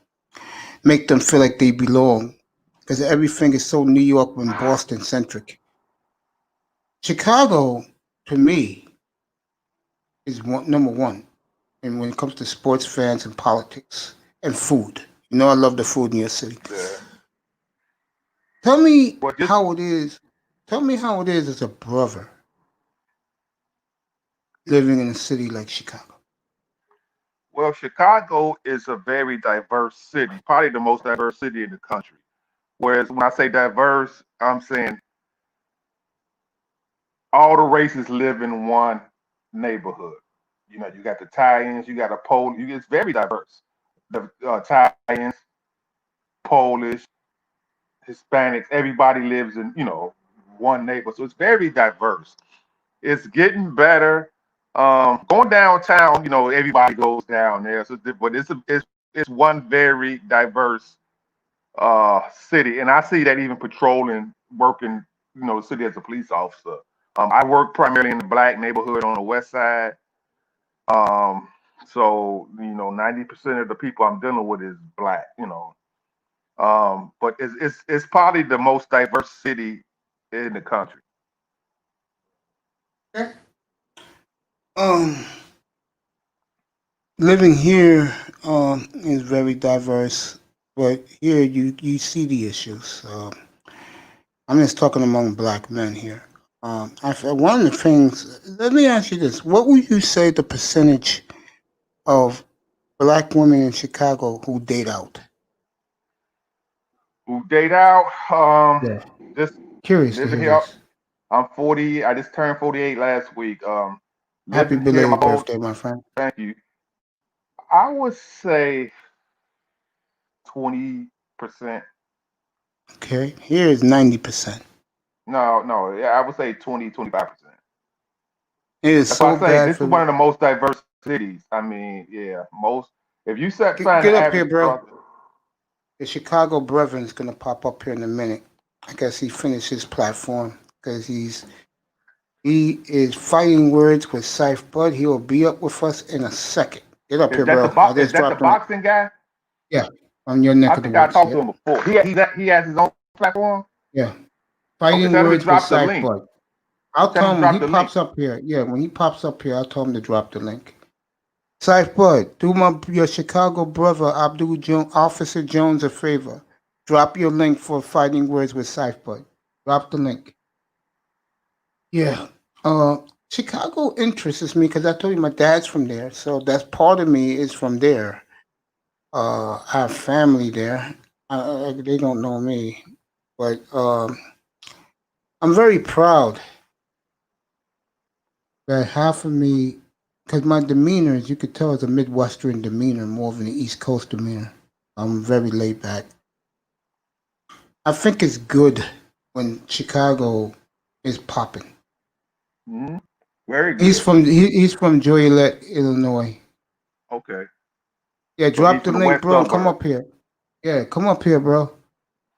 Yeah, and I just feel that Chicago sometimes get the short end of the stick. Well, right now it's the crime rate. I mean, we got like right now we at 710 homicides for the year. Crazy. That's bad. You think when these young gangs that you have to deal with, you think the reason why they do the stupidity that they do because of the heritage of the Capone, Frank Nitti, gangster No, era of the I 20s and think 30s? it's a high level. It's the drug. It's the drug open market. Chicago is one of the biggest open drug markets. So most of the fighting and shooting It's over the money. It ain't about the gangs. I mean, I can go on a spot. You know, I worked gangs for 10 years. You can go lock up 5 people in one spot, and you'll get a GD, a vice lord, a breed. You know, a black. You know, it's not about the. It's about the money. It ain't about the flag. It ain't about the flags. Now, more with the Mexican gang, it's about the game. Okay. They more territory. It's about the game. But the black guys, it's about the money. They fighting over territory and spots. That's the biggest problem. Yes, I put Then you you add right. the shit, them people fighting over bitches and shit like that. You know, you add that to it. I will be on at 11 o'clock tomorrow morning for the NFL pregame show. Tomorrow night, Abdul Jones and Shirley Bears will be fighting for their lives tomorrow night against the Packers up in Lambeau Field. Our biggest rival. Yeah, Green Bay. I think we gotta ask. And they say Trubisky's supposed to be starting, right? Yeah, he's going to start. Yeah, Mitch is going to start. So what the Lions did yesterday, right? Mm-hmm. Which was, they whacked their coaching. I opened my show with that tonight. I just killed them, both of them. And Mrs. Ford did what some owners should do a lot more. Fire your coach. If he's an idiot, fire him. Another Belichick assistant coach that gets fired as a head coach. That shows you how great Belichick is, huh? Yeah, in Detroit, yeah. It's comical. Well, I think Belichick gets it right with Flores in Miami and Rabel in Tennessee. Let me give you a wrap up. You got the brother too that's coaching Houston now. Romeo Cornell. And you got the guy that went to coach Notre Dame. Charlie Weiss. Yeah. Yeah, let me give you a wrap up. Whatever you want to say, go ahead. Whatever you want. You was talking hockey earlier. What do you think about the Blackhawks, man? We won 3. We won 3, and I enjoy working, celebrating those. I got a picture on Facebook with me with those championships. Everything but the Stanley Cup. You know, the Stanley Cup, they walk. Each player gets a day to. You know how they go. Walk around with it in the city. Yeah, I know. But I got with the Blackhawks. With the I think I think the Blackhawks are rebuilding on the fly. I think it was nice last year that they made the playoffs and beat Edmonton. I'll just say this: I think the Hawks had a great 10-year run. Right, I'm happy with 3. I'm happy with 3 Stanley Cups. I'm happy with it. I don't blame you, man. I think the Bears are in trouble though. Yeah, me too. I think we're gonna be firing our coach too. And the general manager. The general manager will go first because he picked Trubisky over Patrick Mahomes and Deshaun Watson. He'll go first. He'll go. Join that Stogie? Yeah. Nice and quiet, right? Doing that in peace. Or you in your man cave? You know, when I'm in my now I'm on a porch now. When I'm, every time I come in my man cave, my phone acts up. I mean, I'm static. You remember? Yeah, I know.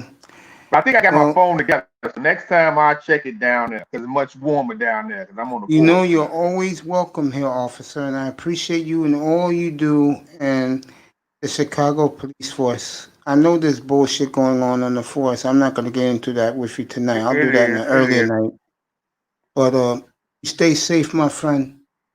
And, all right, brother. You have a good night, brother. Yeah, check in whenever you want, bro. Whenever I'm on, just come on up. I'll pop you up. Okay, cool.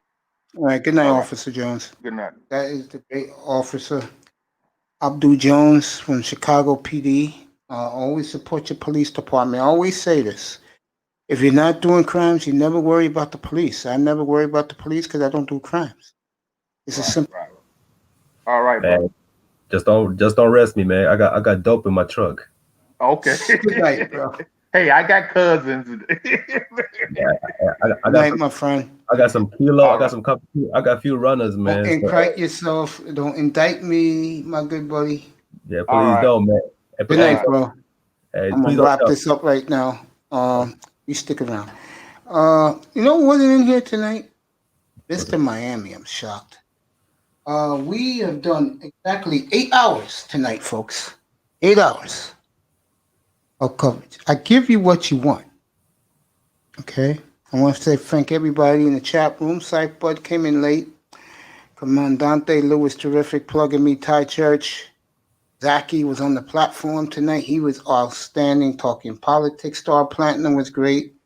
Sal's, what a good-looking guy he is. Jessica, what's up, girl? And I should know this. Oh my God, I am so embarrassed by her name's Melody. There you go. The beautiful Melody is going to be shocked when she meets Sal's, and Sal's told us tonight he's going to meet her face to face. I guess he's going to take her out to dinner and do the interview. That's going to be a bonanza for him on his channel. Michael Metro stopped by. Casper was terrific tonight. Casper for King. See who else? Jefferson. Brandon L. was here tonight.